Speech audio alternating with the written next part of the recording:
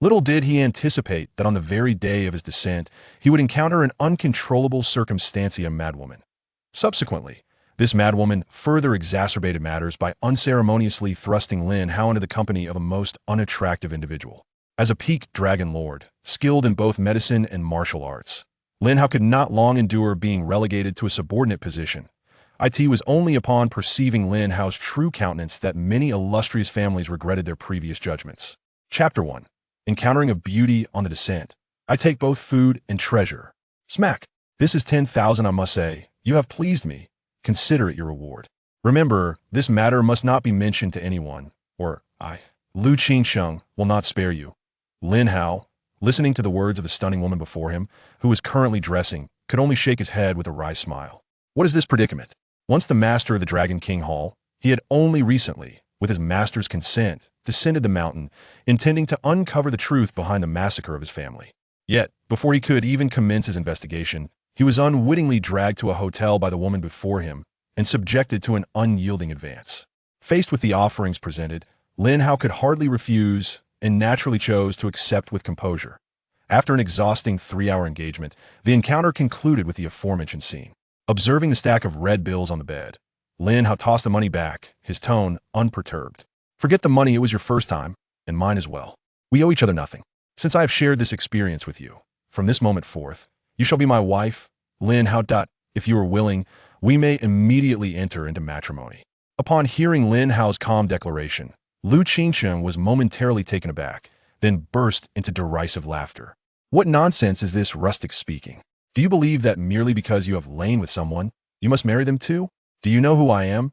I am Lu Qingsheng, the eldest daughter of the Lu family in the capital, with influence beyond measure. Were it not for the threat I face to marry Zhao Lei, the scion of the Zhao family who wields even greater power than mine, then, with your rustic background, not only would you fail to bed me, but encountering me would be a challenge.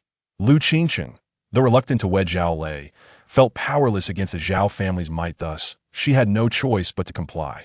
In a bid to spite Zhao Lei, she had come to this coastal city, intending to casually surrender her first experience to another to be wide chance. She encountered Lin Hao, freshly descended from the mountain, and found his delicate features quite appealing, prompting her to bring him to the hotel for the night. Beyond that, she harbored no further feelings for Lin Hao. As Lu Qingsheng mocked him, Lin Hao raised an eyebrow and inquired once more. Are you truly unwilling to marry me? Should you miss this opportunity, I assure you, you shall never have another chance to seek my hand. The esteemed master of the Dragon King Hall, whose influence spanned all of China, whomever Lin Hao chose to marry would be the most powerful woman in the land. However, should Lu Qingsheng decline, he would not insist, for a coerced union bears no sweetness. Hearing Lin Hao's confident words, Lu Qingsheng could not help but snicker.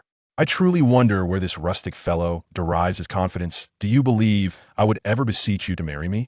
I would have to be blind. Having spoken, she retrieved a marriage contract from her bag and tossed it towards Lin Hao, her expression dripping with sarcasm. You are so eager to wed, are you perhaps here for a matchmaking session? In that case, I have a candidate for you. Su Yuru, the second daughter of the Su family, who survived the Lin family massacre 5 years ago. Though she survived, her face was marred by a blade, rendering her a veritable monster. Now, due to her disability, the Lin family is desperate to marry her off, and it conveniently falls to me to arrange it. Why not pass her on to you? Though disfigured, her figure is exquisite after all. For men, it matters little once the lights are out. You needn't feel you're losing out. Initially, Lin Hao was indifferent, however, upon hearing Lu Qingsheng mention that Su Yuru was a survivor of the Lin family massacre, his pupils constricted sharply. He was the eldest son of the Lin family and one of the few survivors of that tragic event.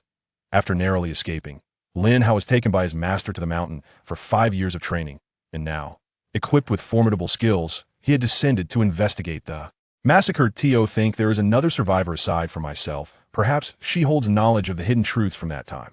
With this thought, Lin Hao swiftly grasped the marriage contract. Lu Qingsheng, upon noticing, flashed a look of derision.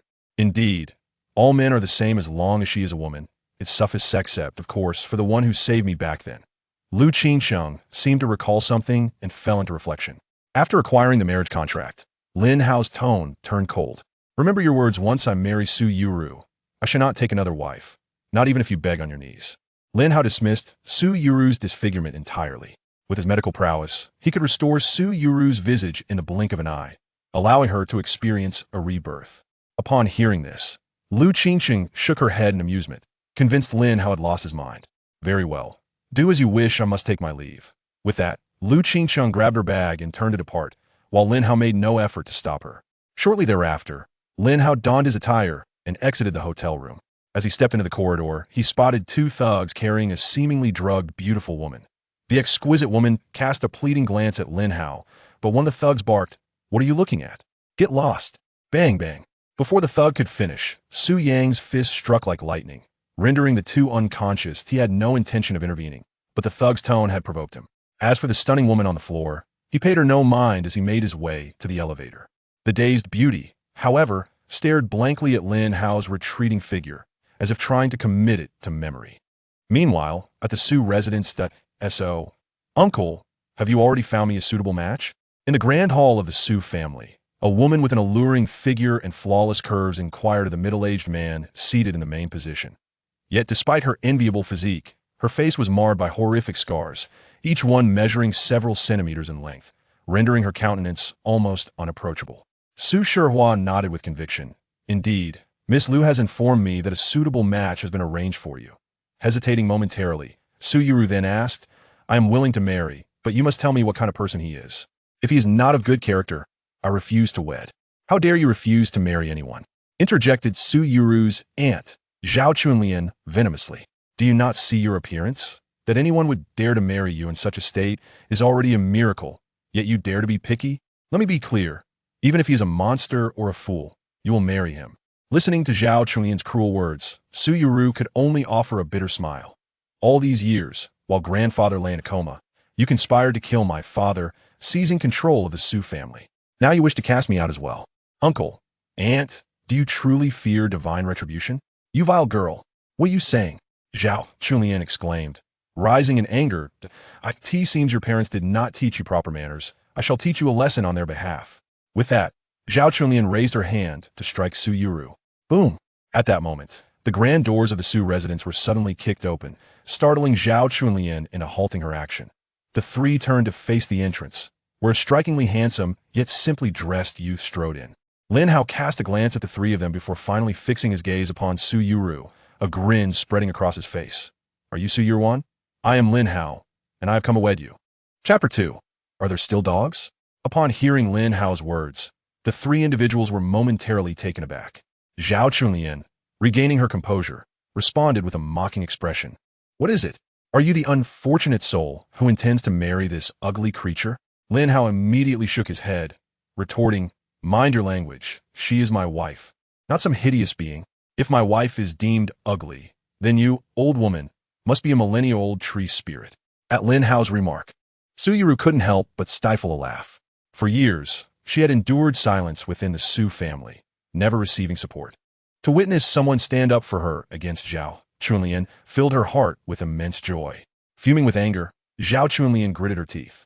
Seeing Su Yuru suppressing her laughter only fueled her rage, and she raised her hand as if to strike. "You wretched girl, what are you laughing at?" Just as Zhao Chunlian's hand was lifted, Lin Hao swiftly appeared in front of Su Yuru, seizing Zhao Chunlian's wrist. "No one shall lay a finger on my wife. If you were not related to her, you would already be on the ground." Lin Hao's voice sent a chill down Zhao Chunlian's spine, while Su Yuru felt an overwhelming sense of security looking at the man standing before her. Throughout the years, apart from her father and grandfather, no one had ever protected her in such a manner. Lin Hao was the first. As Zhao Chunlian attempted to withdraw her hand, Lin Hao held on firmly, prompting her to shout in exasperation, "Call someone. Have this man beaten into a cripple so he understands the consequences of offending me." In an instant, numerous bodyguards from the Su family emerged, ready to confront Lin Hao. Enough! At that critical moment, Su Shihua rose, standing with his hands clasped behind him, directing his gaze at Lin Hao. "What about your marriage contract?" Upon hearing this, Lin Hao released Zhao Chunlian, retrieving the marriage contract from his pocket and tossing it to Su Shihua. Su Shihua caught the contract, opened it to verify its authenticity, and then tossed it back to Lin Hao. "Very well, this ugly woman is yours. But let me clarify, you marry Su Yuru, not the other way around. After marrying her, she will have no ties to the Su family." Do not harbor any illusions of leveraging our family's resources to ascend. Everything regarding you and Su Yuru will be severed from the Su family. Do you understand? Listening to Su Shihao's stipulations, Su Yuru's heart sank, her gaze cast downward. Over the years, numerous suitors had sought her hand, enticed by the Su family's resources. However, upon realizing that marrying Su Yuru offered no benefits, they all fled. After all, their interest in marrying an unattractive woman was solely based on the allure of her family's wealth. If there were no resources to gain, why would they consider such a union? For a moment, Su Yuru feared that Lin Hao would be like the other men. Yet, when Lin Hao grasped the marriage contract, he pulled Su Yuru close to him with fervor. Feeling the warmth of his embrace and the strength of his chest, Su Yuru was momentarily speechless. Of course, that is not an issue. I truly disdain the trifles of your Su family. After I marry Su Yuru, she shall have no connection to you. In the future, do not attempt to leverage her uncle's name for your gain. Upon hearing this, Zhao Chunlian let out a disdainful sneer and remarked, "Associate with a pauper like you? You must truly be out of your mind." But then again, a fool accompanying an unattractive woman seems quite fitting. With that, Zhao Chunlian laughed mockingly, while Lin Hao, having caught a whiff of her scent, adopted a teasing gaze. "You ruined soft. I never imagined that your aunt could be so playful, possessing the essence of so many men. I could detect fragrances from Asia, Indonesia, Turkey, and even South Africa. Who would have thought there would be a Rottweiler among them?" Hearing Lin Hao's words, Su Yu ruined soft, filled with curiosity, inquired, "Which country is Rottweiler from?" "Rottweiler is not a country. It is a breed of dog," Lin Hao replied gently. Initially taken aback, Su Yu ruined soft soon burst into laughter. Not only she, but even the bodyguards present appeared quite embarrassed. What a character!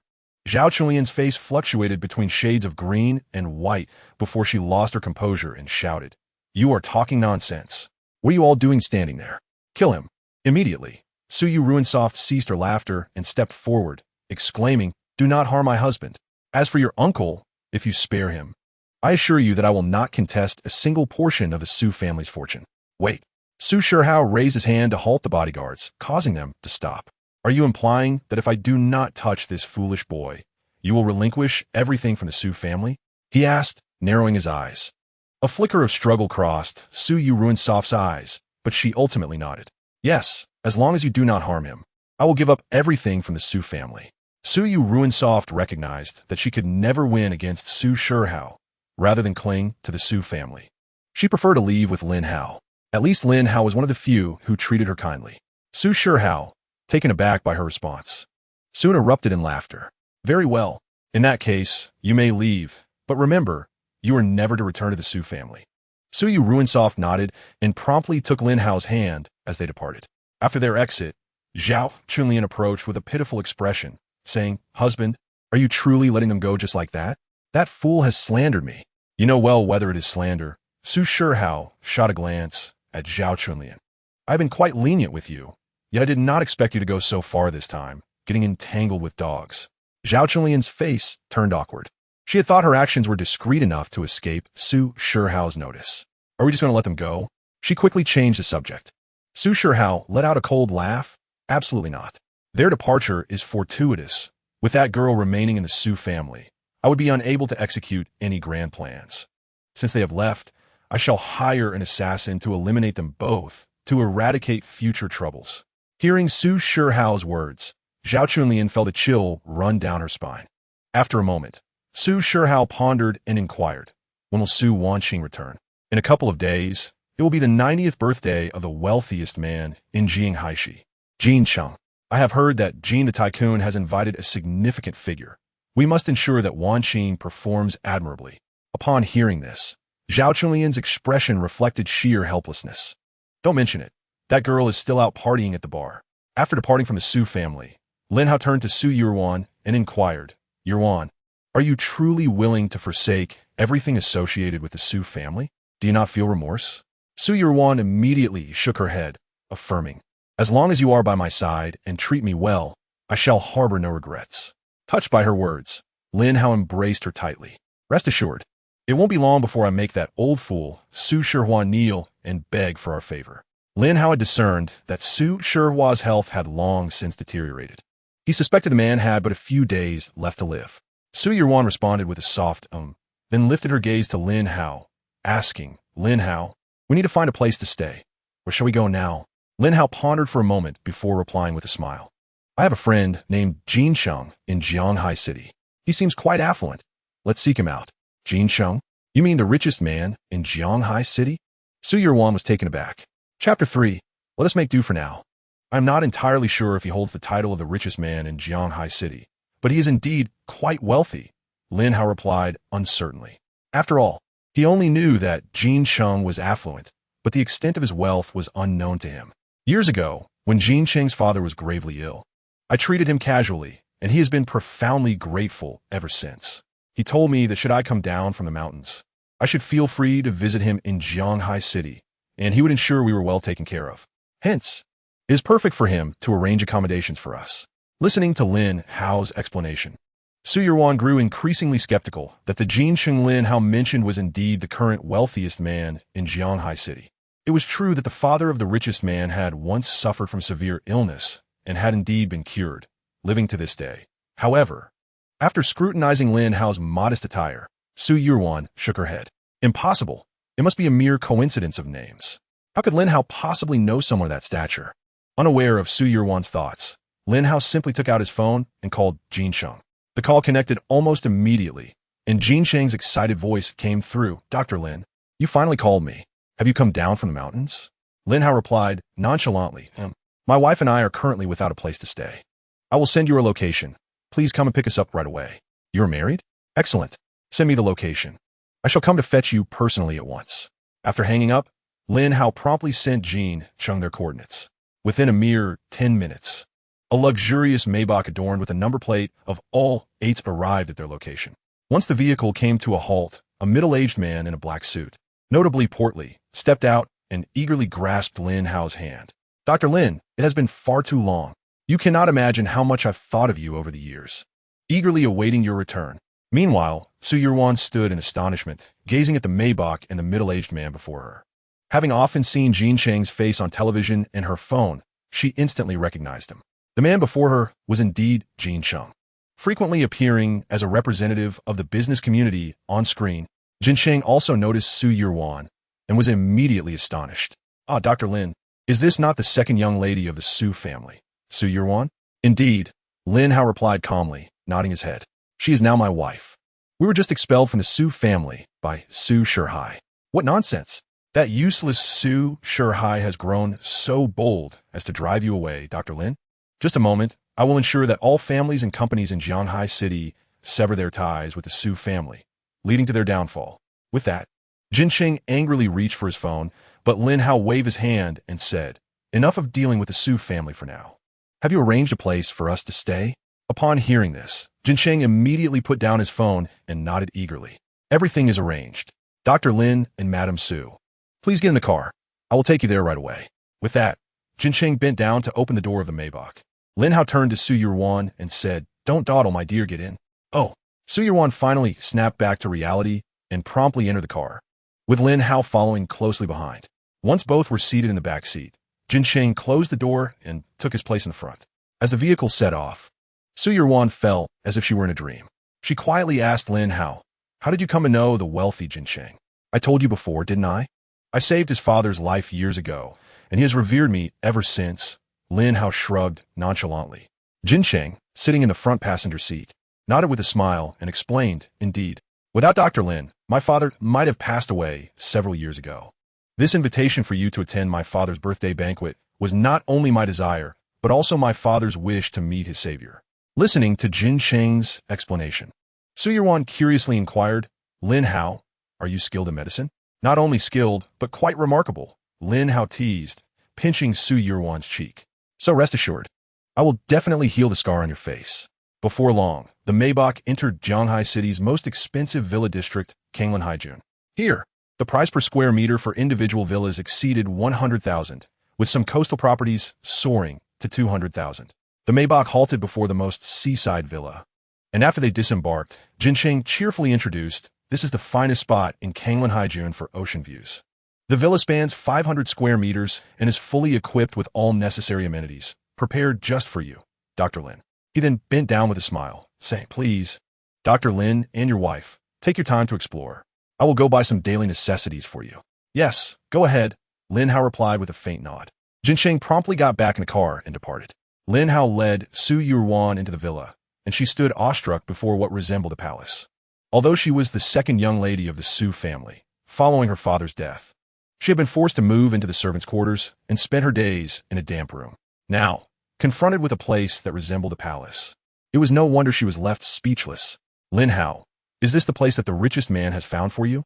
It is not merely my residence, but rather a dwelling for both of us. Lin Hao responded with a cheerful smile, suggesting that they should make do for now, as this was the highest standard available in Jianghai City. Afterward, should you tire of it, we can relocate to the bustling metropolis or the capital, and you may choose whichever you prefer. Upon hearing this, Su Yuan immediately shook her head, asserting that this place was quite satisfactory. After all, it encompasses a generous 500 square meters. There is no way one could tire of such space. Lin Hao chuckled in response, then playfully pinched Su Yuan's cheek, stating, now that we have resolved the matter of our residence, we must address the scar on your face. Do you truly have a way to remedy the scar on my face? Su Yuan's heart raced with hope, for over the years, she had endured countless prejudices due to her perceived ugliness. Certainly, the scar on your face is fundamentally just a mark. Since it is a scar, it can be diminished. I'm confident that I can reduce it to the point where it is no longer visible. At this moment, Lin Hao recalled something and inquired to eliminate these scars. We will require specific medicinal materials for topical application. Does Jianghai City have a meteorite chamber of commerce or a meteorite auction house? Listening to Lin Hao's question, Su Yuan nodded. There is a branch of the meteorite chamber of commerce and an auction house as well. That is splendid. With that, Lin Hao produced a gold-edged black card from his pocket and handed it to Su Yuan. This was given to me by the president of their chamber. He said that with this black card, I can make purchases in any territory belonging to the meteorite chamber without any charge. Simply take what I need. As Su Yuan gazed at the black card in Lin Hao's hand, her expression changed dramatically. This is one of fewer than 10 meteorite black cards issued globally. How do you possess one? Chapter 4. No card, only cash. I assisted the president of the meteorite chamber with a task, and this was his gratitude. Lin Hao replied nonchalantly. Su Yuan was increasingly astonished, feeling that Lin Hao's background was exceedingly remarkable. First, he was acquainted with Jianghai City's wealthiest man, Jin Sheng, and now he possessed a black card from the meteorite chamber. At that moment, Su Yuan was consumed by a singular thought. What kind of man have I married? But soon, a shadow crossed her eyes, and she returned the black card to Lin Hao. Darling, perhaps you should make the selections. I do not wish to go out. Seeing Su Yuan's downcast demeanor, Lin Hao recalled that she was in a disfigured state and would undoubtedly face ridicule outside, which likely contributed to her reluctance to venture out. Contemplating this, a tenderness flickered in Lin Hao's eyes, and he embraced Su Yuan, assuring her, do not worry, my love. I will ensure that the scars on your face are healed. Just wait for me. With that, Lin Hao gently kissed Su Yuan on the lips and departed the villa with the black card in hand. Meanwhile, Su Yuan sat frozen on the sofa. Feeling the warmth of their earlier moment, her cheeks flushed and her heart racing with disbelief. Did he just kiss me? Su Yuan remained momentarily stunned, unable to fathom that someone would willingly kiss her. After a while, she approached the mirror, delicately tracing the jagged scars on her face. This was the first time in many years that she had dared to confront her reflection.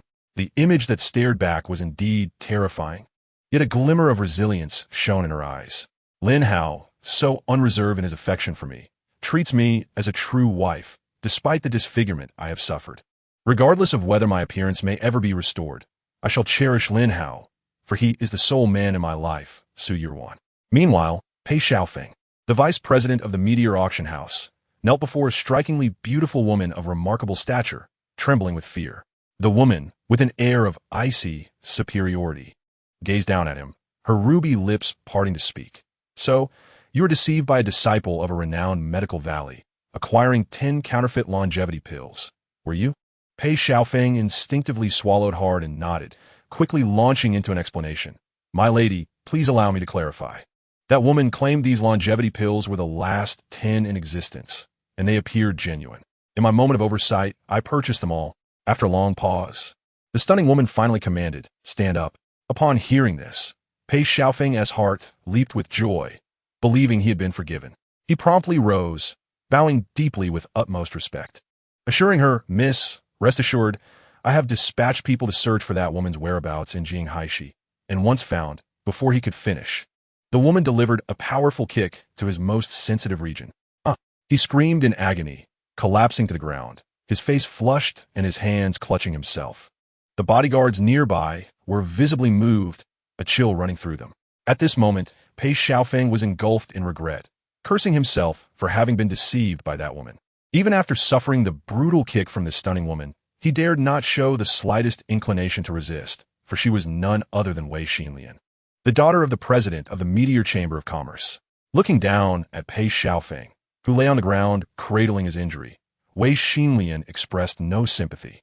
Rising to her full height and speaking with a frigid tone, disciples of the renowned medical valley do not venture out. When they do, it is only to procure medicinal herbs and essential supplies. That impersonator produced 10 longevity pills in a single instance, clearly a scam, and you fell for it? Pei Xiaofeng's face turned crimson, and he pleaded in a meek voice, "Miss, I merely thought such opportunities are rare.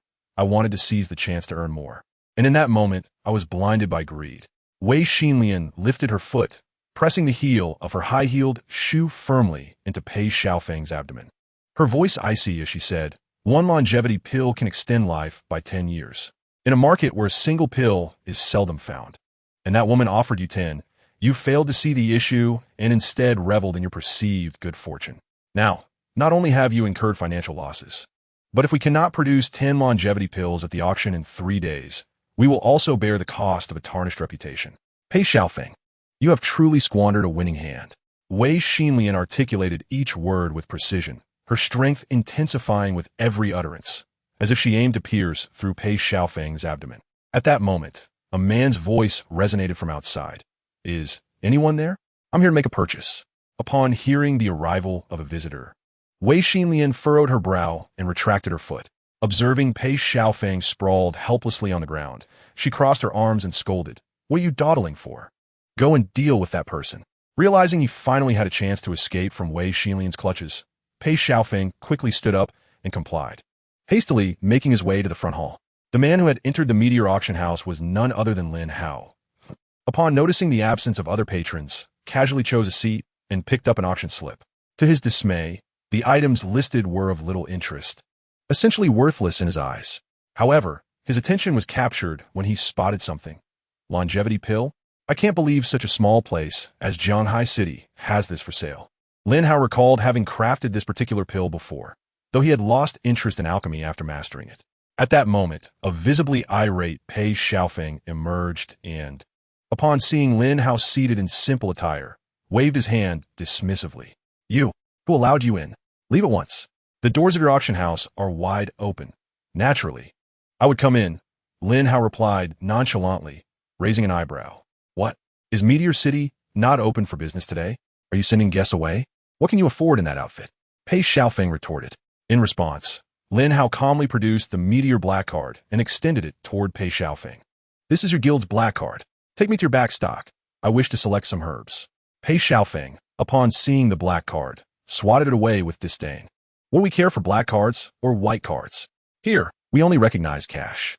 Chapter 5, 2 million for a longevity pill. Seeing Pei Xiaofeng audaciously dismiss his black card, Lin Hao's expression darkened. "Retrieve my black card. You still have the opportunity to speak with me standing."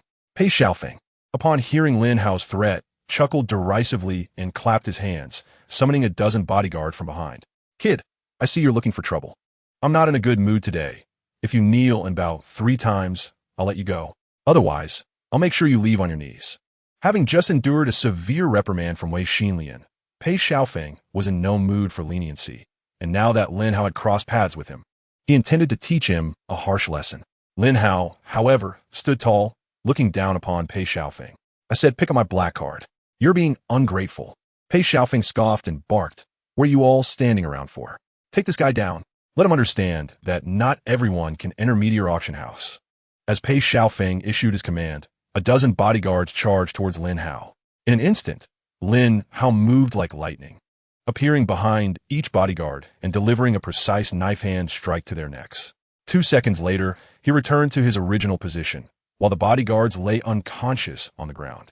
Pei Xiaofeng, with a cold smile still lingering on his lips, had yet to fully comprehend the situation. Upon witnessing his bodyguards sprawled on the ground, his expression froze. Terror filled Pei Xiaofeng's eyes as he hastily drew a gun from his pocket, aiming it at Lin Hao. Bang! With the sound of a gunshot, a bullet was fired at Lin Hao, yet he effortlessly evaded it and retaliated with a punch that sent Pei Xiaofeng sprawling to the ground. At that moment, Wei Xinlian stepped forward. Observing the bodyguards lying in disarray, she regarded Lin Hao with a hint of gravity in her gaze. Interesting. Do you dare to cause trouble in my meteorite chamber of commerce? Looking at Wei Xinlian before him, Lin Hao raised his hands in a gesture of helplessness. I came to make a purchase, but they were unwilling to engage in conversation. Enough with the pleasantries. Take my punch first. With that, Wei Xinlian shouted fiercely, launching a powerful fist towards Lin Hao. Without hesitation, Lin Hao caught her fist, causing her body to lurch forward due to inertia. Just as she was about to fall, Lin Hao caught her waist, holding her in his embrace. Why won't any of you speak to me properly? Wei Xinlian was momentarily stunned, the warmth of Lin Hao's breath quickening her heartbeat. In the blink of an eye, her face flushed crimson. However, the blush quickly faded, and she regained her icy composure. If you do not release me, I will not let you off lightly. Lin Hao promptly loosened his grip, and Wei Xinlian, losing her balance, barely managed to steady herself. She glared at Lin Hao, pointing an accusing finger at him. You were the one who told me to let go. I merely complied with your request, Lin Hao said, raising his hands innocently. Though Wei Xinlian was furious, she could not be bothered to argue further and directly asked, Who are you? What brings you to our meteorite auction house? I am a descendant of the Dragon King Hall, and I am here for medicinal materials. Unfortunately, your people not only confiscated my black card, but also attempted to attack me. I had no choice but to act in self-defense. At that moment, Pei Xiaofeng struggled to his feet, crawling behind Wei Xinlian and maliciously interjecting, Miss, do not believe him. We were just deceived by a successor of the Divine Physician Valley. And now another descendant of the Dragon King Hall has appeared. This guy must be a fraud. The truth is for me to determine. Go retrieve that black card for me, Wei Xinlian replied in a calm tone. Although Pei Xiaofeng felt some resentment, he complied, retrieving his fallen black card and handing it to Wei Xinlian. After examining the black card closely, Wei Xinlian nodded in approval. Indeed, this is the black card given to me by my father. What is your relationship with him? Several years ago, it was I who saved your father from peril when he was beyond remedy. This black card is a token he bestowed upon me at that time. Indeed, my father was once in grave danger and was saved by another. Wei Xinlian, piecing together the deeds recounted by Lin Hao and the extraordinary prowess he exhibited, ultimately concluded that Lin Hao is undoubtedly the heir of the Dragon King Hall. I apologize. We were indeed blind and have offended you. Upon confirming Lin Hao's identity, Wei Xinlian's demeanor shifted to one of respect as she bowed and reverently returned the black card to him. Lin Hao casually accepted the card and then inquired, It is but a trifling matter, for I have not been harmed. However, I am somewhat curious. Does your meteor auction house treat all ordinary guests in such a manner? No wonder your business is suffering. You misunderstand, esteemed one. Our poor attitude today is primarily due to an incident that transpired a few days ago. At this point, Wei Xinlian cast a sidelong glance at Pei Xiaofeng, who immediately grasped the cue and began to explain. It is as follows, my lord. A few days prior, I witnessed a tragic car accident where the victim was gravely injured and on the brink of death. In that moment, a modestly dressed woman, much like yourself, emerged and, with merely 2 injections, restored the victim's breath of life. Recognizing her exceptional skills, I engaged her in conversation and learned that she was a disciple of the Divine Healer Valley, here to settle an old score. Our conversation flowed easily, and she subsequently produced 10 longevity pills, offering them to me at 2 million each. After witnessing her medical prowess and hearing her tale, I harbored no doubts and promptly purchased all the pills. To my dismay, I later discovered that all 10 were counterfeit, resulting in a total loss of 20 million for our meteor auction house. Upon hearing this, Lin Hao's expression turned blank, not due to the woman herself, but because of the exorbitant price of the longevity pills. Back when he was refining medicine on the mountain, the old man had only charged him 20 for a batch. He had no inkling that they could fetch such a high price in the city below. Had he known the pills were so valuable, he would have produced more before descending. With a resigned shake of his head, he asked, What is the current situation? Has that woman been apprehended? Pei Xiaofeng shook his head. I have dispatched people to search, but they have yet to find her. She may have already left Jianghai City. Chapter 6. I wish to meet that woman. Lin Hao pondered for a moment. The woman's reason for leaving the valley mirrored his own. Both were seeking revenge. Regardless of the authenticity of the pills she sold, the fact that she could save a life from a fatal accident indicated her medical skills were commendable. This piqued Lin Hao's interest in her. After a while, he spoke. Once you capture this woman, please inform me. I too wish to meet her. Pei Xiaofeng did not respond immediately, but glanced at Wei Xinlian. Upon seeing her nod, he promptly agreed. Very well, it shall be done. Indeed, please reserve 2 additional seats for the meteor auction 3 days hence. My wife and I shall be attending. Certainly, we eagerly await your esteemed presence. Merely adding 2 seats requires no consent from Wei Xinlian. Pei Xiaofeng has the authority to make that decision independently. Upon hearing that Lin Hao had already entered matrimony, Wei Xinlian instinctively furrowed her brow, a wave of inexplicable disappointment washing over her. She had assumed that a young man like Lin Hao would still be unmarried. However, considering his status as the heir of the Dragon King Hall, endowed with formidable strength, it was only natural that many women would aspire to wed him, making early marriage quite ordinary. Yet, for reasons unbeknownst to her, the thought of Lin Hao embracing her moments ago, followed by the realization of his marital status, filled her heart with peculiar emotions. Regaining her composure, Wei Xinlian shook her head, clearing the tumult from her mind, and smiled at Lin Hao, inquiring, Do you have any further requests? None at all. Please escort me to your stockroom. I wish to procure some medicinal herbs. Wei Xinlian nodded respectfully and promptly led Lin Hao to the stockroom, where he selected the herbs he required. Before long, Lin Hao had gathered all the necessary items. With the bag handed to him by Wei Xinlian in hand, he confidently exited the meteor auction house. Possessing the black card of the Meteor Merchants Association, payment was, of course, unnecessary. As Wei Xinlian observed Lin Hao's departing figure, an odd feeling surged within her once more. Beside her, Pei Xiaofeng also gazed after Lin Hao, and he couldn't help but exclaim, Miss, what sort of woman do you suppose Mr. Lin's wife must be? Given his remarkable qualities? Surely, she must be an exquisite beauty, akin to yourself. To his surprise, rather than feeling delighted by his words, Wei Xinlian reacted by delivering a swift kick to Pei Xiaofeng's groin.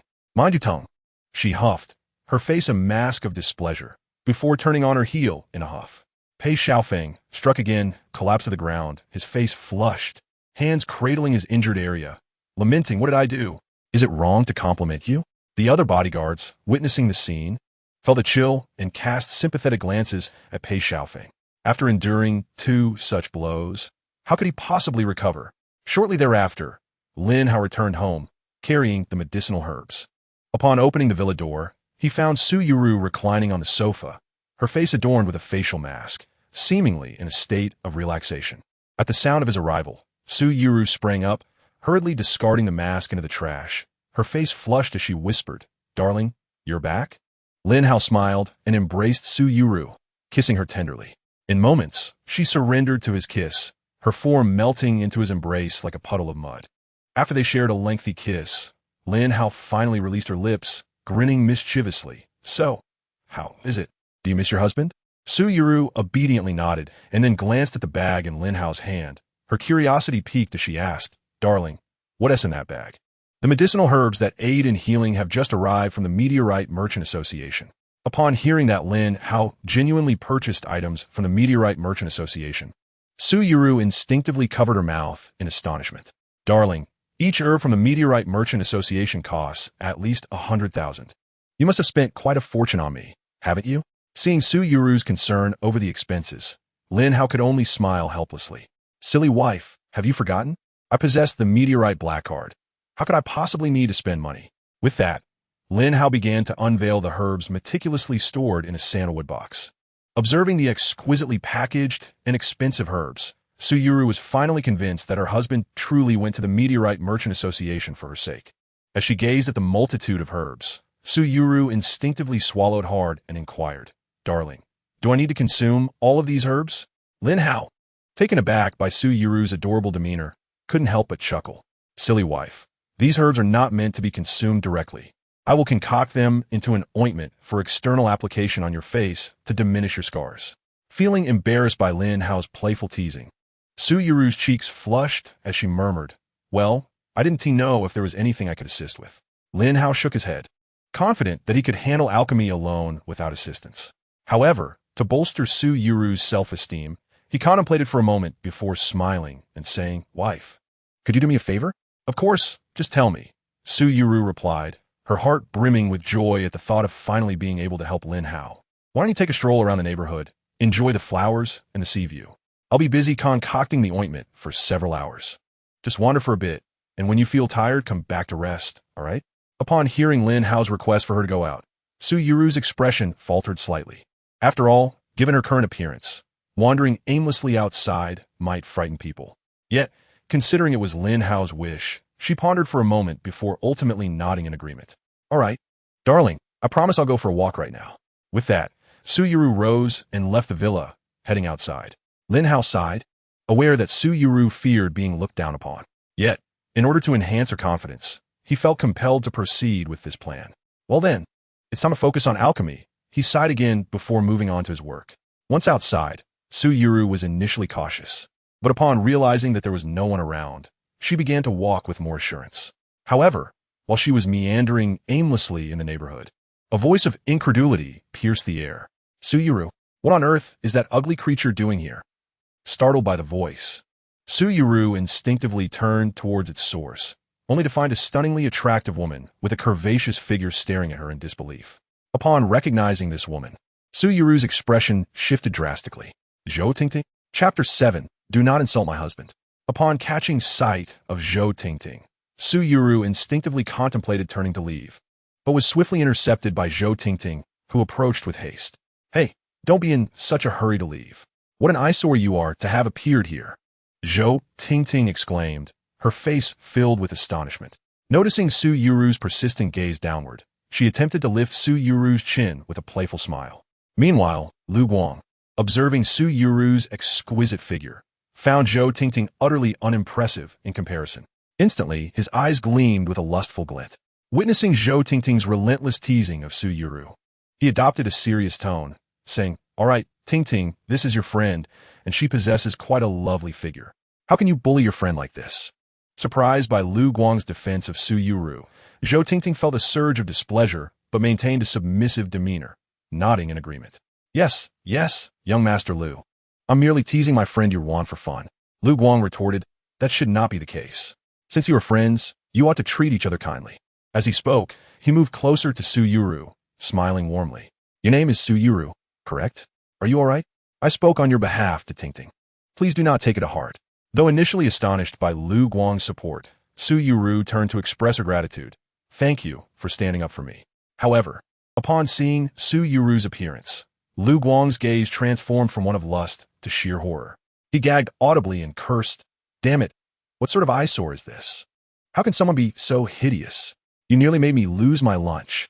Su Yuru's eyes flickered with disappointment as she witnessed Lu Guang's sudden change of demeanor. Indeed, in this world, only Lin Hao would not disdain her appearance. Just moments ago, Lu Guang had defended her, yet now his betrayal was swifter than the turning of a page. Zhou Tingting, observing Lu Guang's repulsed reaction, felt a wave of triumph swell within her. So what if Su Yuru had a better figure? With such a ghastly visage, who would ever be fond of her? This world values not only physique, but also beauty. Young Master Lu, this is the infamous eyesore of Jianghai City, Su Yuru. Quite the sight, isn't she? Zhou Tingting remarked. Lu Guang, seemingly in awe, replied, "So, this is her. I've heard you all speak of her ugliness, and I was ever curious about what sort of person could warrant such remarks. Now I see. No doubt about it. She is indeed unattractive." He raised his thumb in exaggerated admiration, while Zhou Tingting couldn't suppress a giggle. At that moment, Su Yuru felt little more than a slight embarrassment. After her disfigurement, she had heard such remarks far too often and had long since built an immunity to them. "If you have nothing further, I shall take my leave. Farewell." With that, she attempted to turn away, only to be immediately stopped by Zhou Tingting. Hey, don't rush off. Tell me, how did you gain access to the Kanglin Haijun? This is a wealthy area. How could someone like you be permitted entry?" Zhou Tingting pressed, her demeanor aggressive. With a faltering conviction, Su Yuru replied, "My husband owns a property here. He brought me in." Zhou Tingting scoffed, "Your husband owns a property here? Don't be ridiculous. Zhou Tingting wore a scornful expression, questioning whether they were worthy of residing in such a place. Do you have any idea what the property prices are here? If sold, you wouldn't be able to afford even a fraction. Lu Guang chuckled softly, shaking his head. What? With your appearance, is there truly someone who would find you appealing? That person must be blind. Su Yuan chose to disregard Lu Guang, attempting to walk away.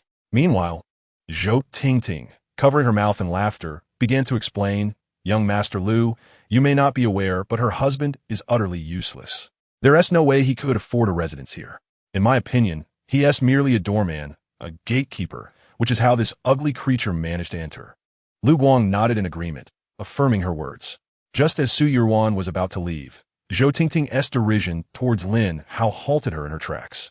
She turned around, her demeanor shifting to one of icy resolve, her expression stern. Apologize to my husband. I will not allow anyone to insult him. Zhou Tingting momentarily froze at the frigid gaze of Su Yuan, reminiscent of the woman she once knew. However, she quickly regained her composure, gritting her teeth and retorting. What gives you the right to look at me like that? You think you're still the old Su Yuan? You're nothing but an ugly creature now. Ignoring Zhou Tingting's insults, Su Yuan approached her, her tone chilling as she reiterated, I said, apologize to my husband. Zhou Tingting felt the venomous aura emanating from Su Yuan. Swallowing nervously, yet she resolutely declared, damn it, apologize to that deadbeat? Are you out of your mind? Not only will I not apologize, but I also stand by my words. Your husband is a destitute failure. Before Zhou Tingting could finish, Su Yuan swiftly struck her across the face. Stunned by the force of the blow, Zhou Tingting slowly raised her eyes, incredulous. You, this ugly creature, dare to hit me? With an expression of disbelief, Zhou Tingting received another slap from Su Yuan, unable to evade it, and she fell to the ground. Su Yuan looked down upon her. The once confident Zhou Tingting now crumpled and in shock, her voice icy. Your insults do not faze me, but I will not tolerate anyone disparaging my husband. No one. At that moment, Su Yuan appeared transformed, her presence imposing enough to instill fear in Zhou Tingting's eyes. After a long pause, Zhou Tingting regained her composure. Scrambling to her feet and retreating behind Lu Guang, her eyes brimming with tears. Young Master Lu, did you see? This ugly creature struck me first. You must seek justice on my behalf. Rest assured, Tingting, I will certainly stand by you, Lu Guang replied, wrapping his arms around her before shouting. Where the hell are the security guards? Are you all just sitting idly by? Under Lu Guang's thunderous shout, a dozen security guards rushed over. The head of the security team looked at Lu Guang with utmost respect and inquired, Young Master Lu, what are your orders? Orders? What orders could there possibly be? Can't you see my woman has been assaulted? Lu Guang scolded angrily, then pointed at Su Yuan and commanded, this ugly creature dared to strike my woman. Break every bone in her body and throw her out. Chapter 8. Why are you still standing there? The security captain immediately responded, but was halted by Zhou Tingting.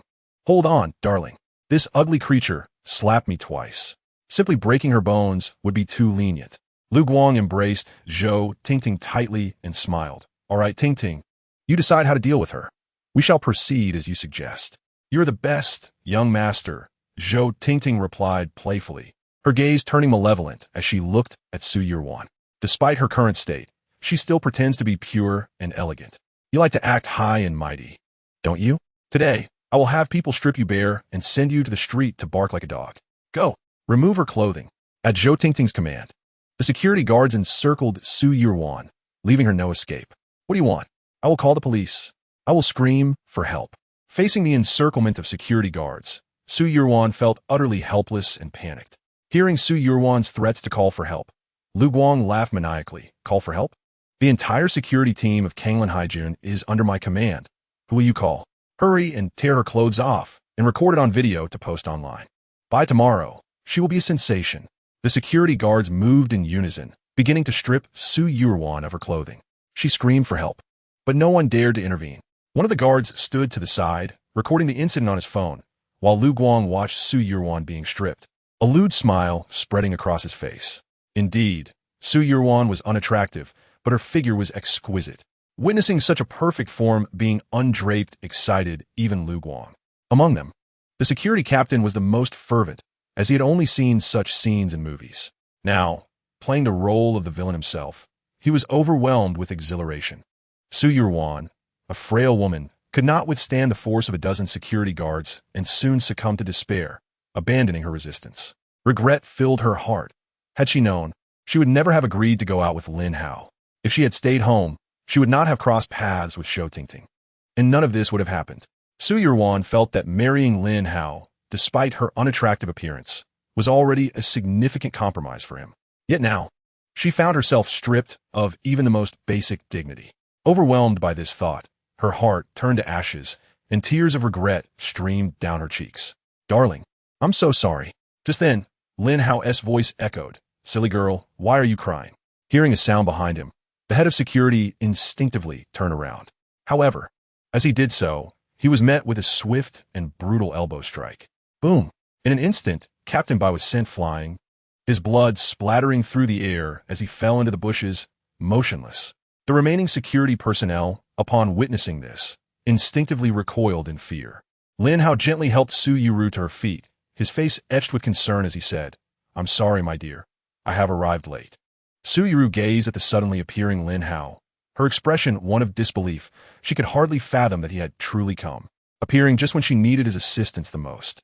"Young Master Lu, this is that ugly creature's husband, Lin Hao," Shou Tingting hastily remarked. Lu Guang, unfazed, observed Lin Hao's skills, and a serious expression crossed his face. He then spoke, "Not bad, mate. You managed to send someone flying with just one elbow. However, since it was your girlfriend who struck my woman first, and seeing that you don't appear to be an ordinary person, I'll let it slide if your girlfriend apologizes to mine." "Apologize to your wife?" Lin Hao chuckled, as if he had heard the most amusing joke. "Right and wrong are of no concern to me. All I know is that you have harmed my wife, and you shall pay dearly for it." Lu Guang narrowed his eyes. "Do you even have the qualifications to negotiate with me?" "TSK, you're asking for trouble." Lu Guang, irritated, scoffed, and then shouted to the dozen or so security guards, "What are you waiting for? Quickly take care of this guy." The guards, stealing their courage, roared as they charged at Lin Hao. Lu Guang's expression was smug.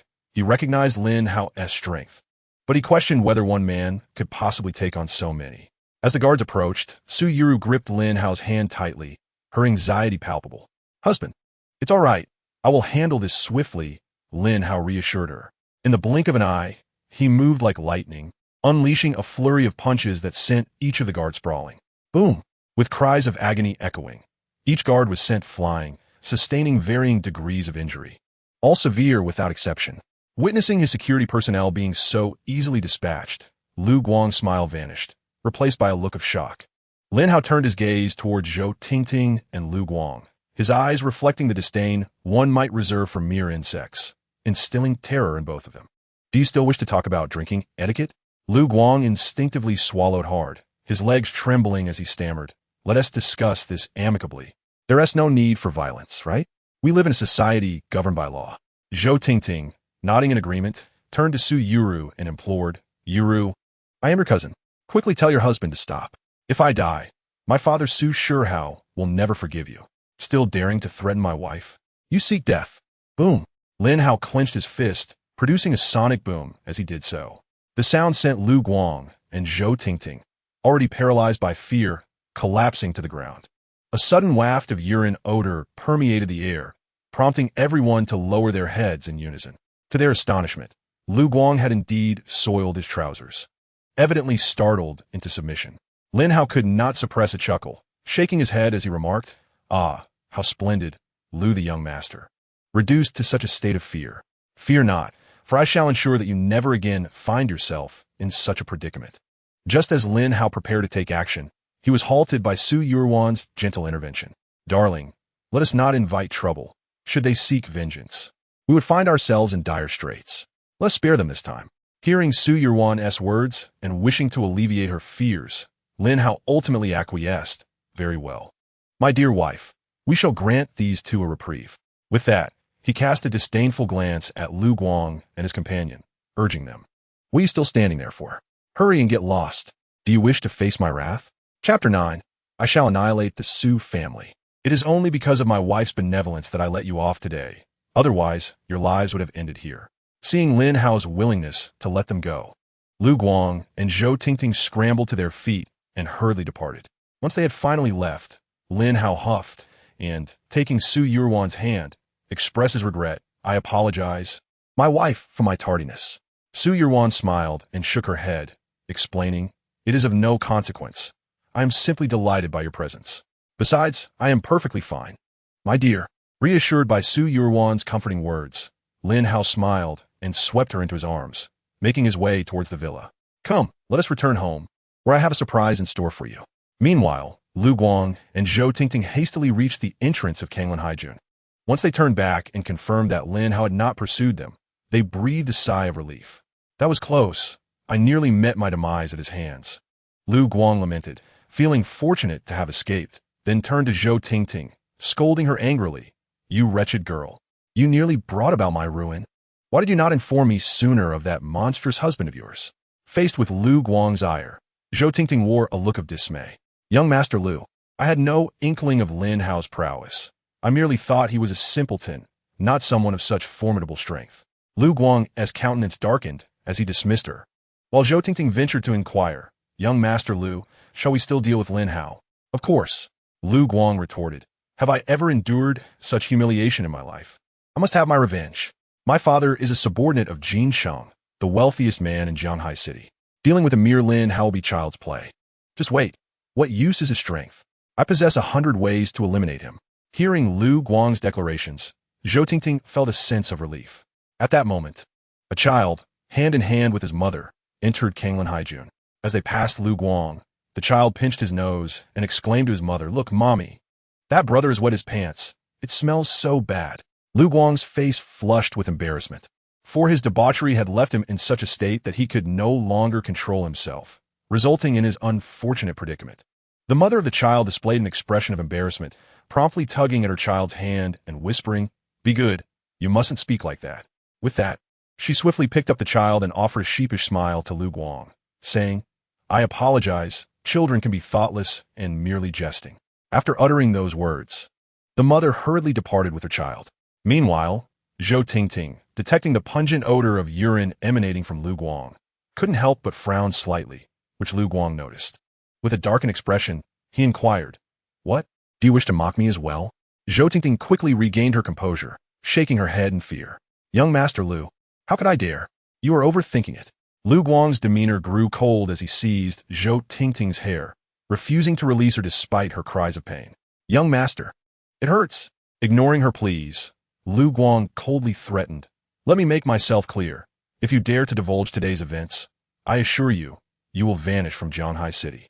Do you understand? At that moment, Zhou Tingting dared not defy him and quickly nodded.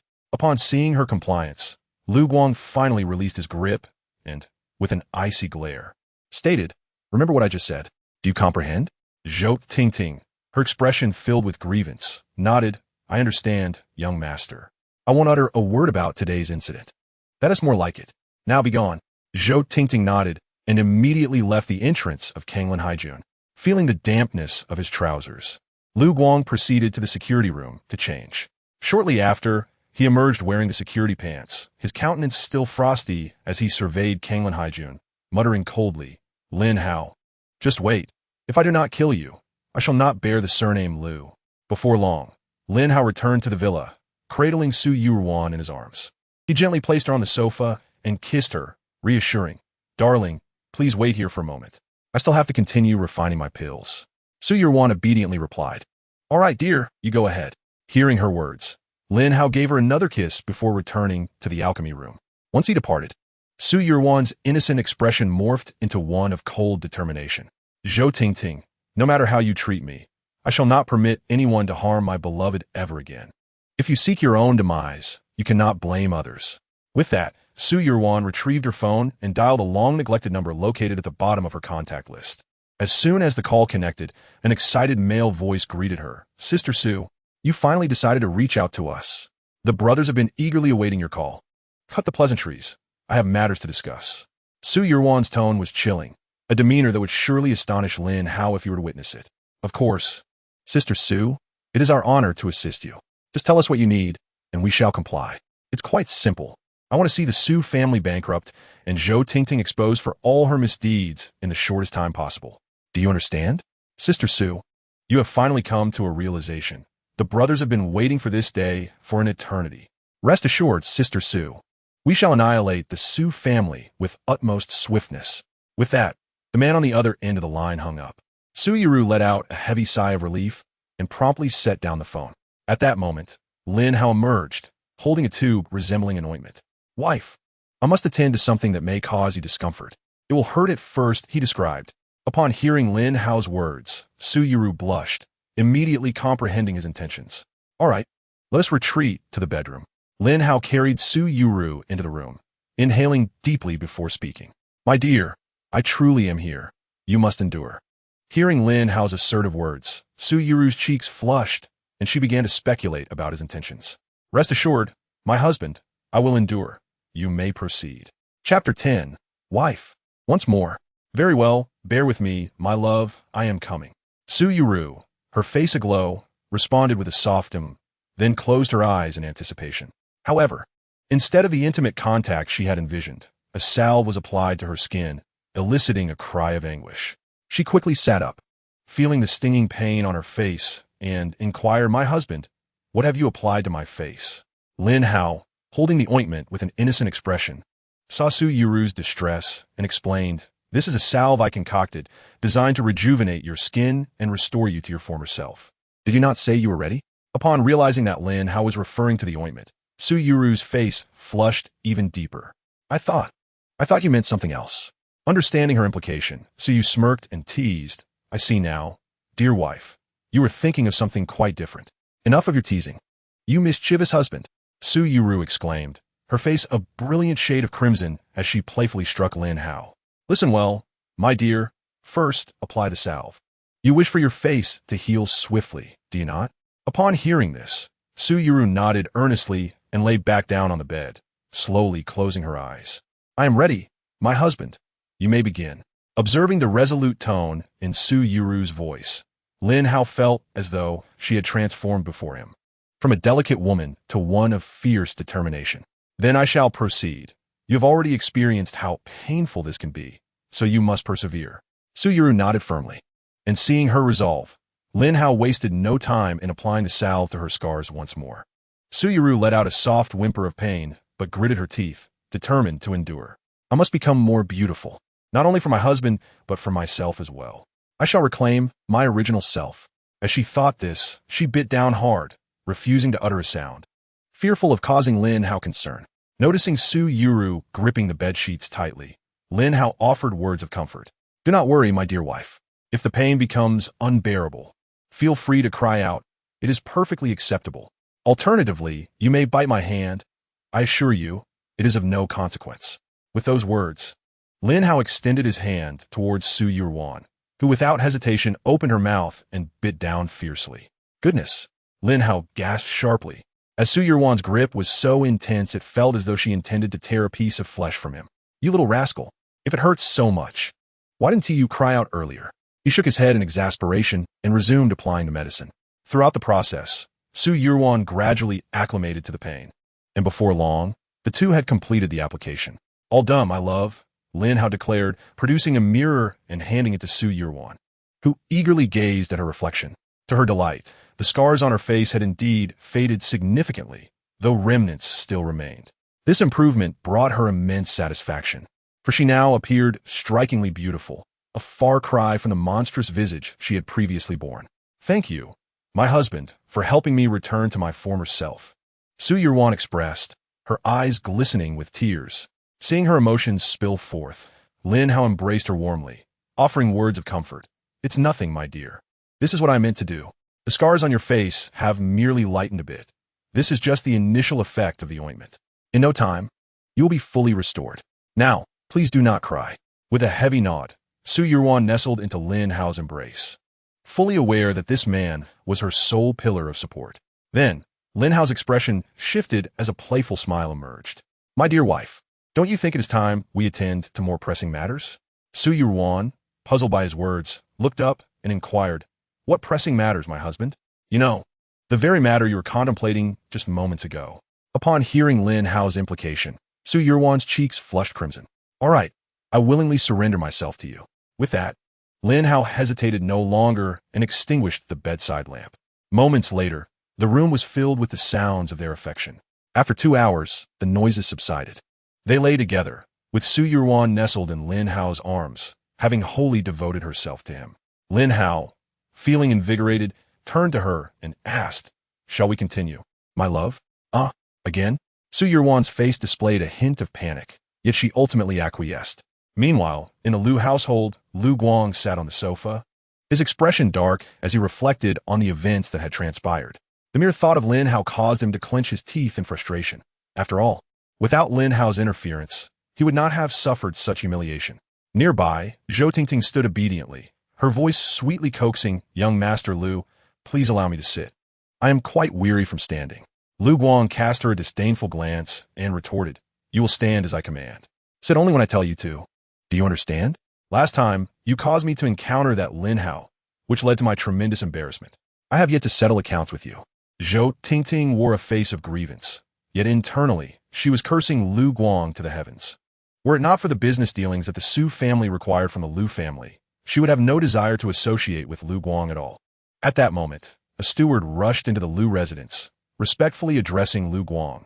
"Young master, the factory vicinity has been poisoned by that woman. Within 3 days, I guarantee that all the employees in the factory will be incapacitated." Lu Guang nodded in satisfaction upon hearing this. Not bad, not bad. This woman has some skills. Those worthless employees had merely been owed a few months' wages, yet they had the audacity to stage a collective strike, insisting that if their back pay was not settled, they would not leave. Damn it. For these peasants, it's a privilege to work for the Lu family, yet they dare to cling on and demand wages. Lu Guang spat with malice, his eyes filled with murderous intent. Zhou Tingting, who had been standing silently, instinctively swallowed hard. Lu Guang's sinister demeanor was truly terrifying. Zhou Tingting, who typically just muddled through life, would never consider murder, but Lu Guang could kill without batting an eye. Two entirely different beings. Chapter 11. Su Yu's face regained its composure. The moment she realized that the man before her was a heartless demon, fear surged in Zhou Tingting's eyes. Lu Guang, however, remained oblivious. Or perhaps he simply did not care. Just then, the steward seemed to recall something and inquired, "Young master, that woman claims she has completed the task. When shall we settle the final payment?" "Final payment? When have I, Lu Guang, ever paid for someone else's work? Expecting a final payment? What a joke." Upon hearing that Lu Guang was unwilling to disburse payment, the steward nervously swallowed hard and then urged, "Young master, we should indeed settle the final payment. This woman's methods are too peculiar. She can kill without a trace. If we do not pay her, who knows when she might turn her hand against us." Listening to the steward's slightly fearful tone, Lu Guang pondered for a moment before eventually nodding. The woman's methods were indeed strange, and even he felt a twinge of fear. However, compelling him to pay the final sum would not be so simple. "I can pay the final amount, but the money is not easily given. Have that woman assist me with another task. If she succeeds, I shall pay her." Upon hearing Lu Guang's words, the steward inquired, "What is it, young master? It is not a difficult task. A pair of scoundrels have offended me. Have her eliminate them. If they are killed, I will pay." The simplicity of Lu Guang's request left the steward somewhat perplexed. "Young master, is it merely about killing 2 individuals? Why complicate matters? With a single word from you, I could immediately hire assassins from the black market to take care of those 2. For the steward, eliminating 2 people posed no challenge. It was merely a matter of spending some money. As for the workers within the factory, it was merely due to the excessive number of laborers that led to a precarious situation. Were they all to be eliminated, it would likely result in grave consequences. Hence the decision to resort to poisoning. Lu Guang, noticing the old steward's confusion, snorted coldly. "What do you understand?" "My father mentioned that a significant figure has recently arrived in Jianghai City, someone so formidable that even the wealthiest, Jin Cheng, would not dare to provoke. Chairman Jin has decreed that no disturbances are to be tolerated during this period. Should anyone act rashly and resort to murder, it could incite unforeseen turmoil.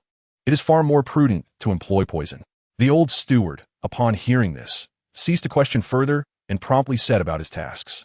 At that moment, Zhou Tingting gazed at Lu Guang with evident trepidation, for she knew that if Lu Guang so desired, he could extinguish a life at any moment.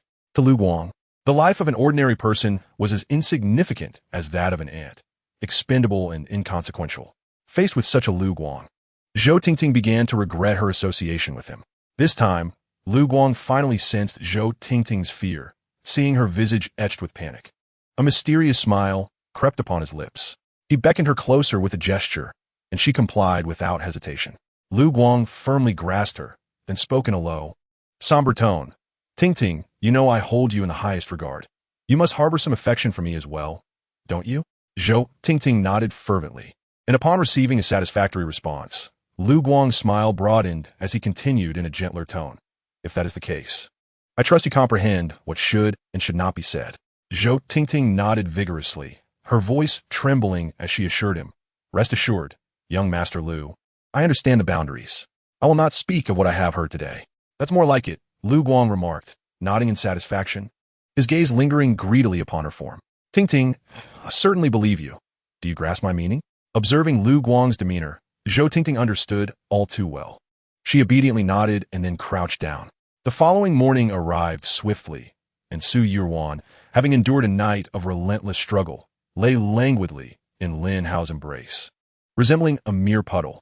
In contrast to her frail state, Lin Hao remained vibrant and spirited, cradling Su Yuan as he cheerfully suggested, "My dear wife, shall we indulge once more?" Upon witnessing Lin Hao's unwavering vitality, Su Yuan immediately pleaded, "Husband, I was mistaken. I should not have been so obstinate. Please spare me. Let us continue this evening, shall we?" Seeing her beg for mercy, Lin Hao merely shrugged in resignation. "Very well. I suppose I must grant you a reprieve."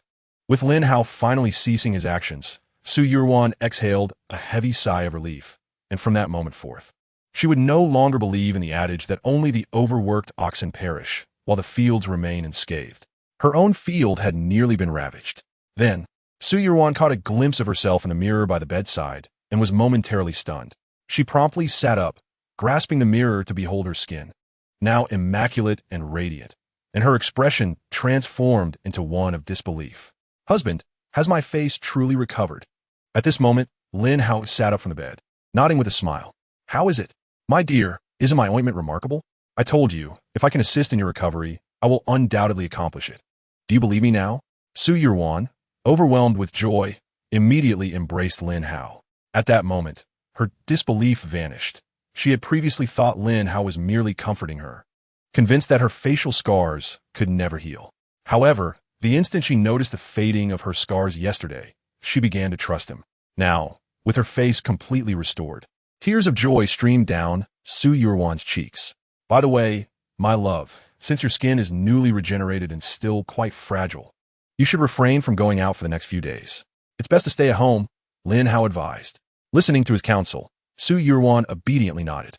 She understood that Lin Hao's actions were all for her benefit, and all she needed to do was to be compliant. At that moment, Su Yuan's phone rang, and as she answered it, a look of confusion crossed her face. Who could be calling me? However, upon seeing the caller's identity, her expression shifted dramatically. Lin Hao glanced over and saw that it was Su Shihua, Su Yuan's uncle. "Haven't you already distanced yourself from the Su family? Why is this old man calling you?" Su Yuan shook her head in bewilderment, and the two, driven by curiosity, answered the call. "Su Yuan, why are you still calling me?"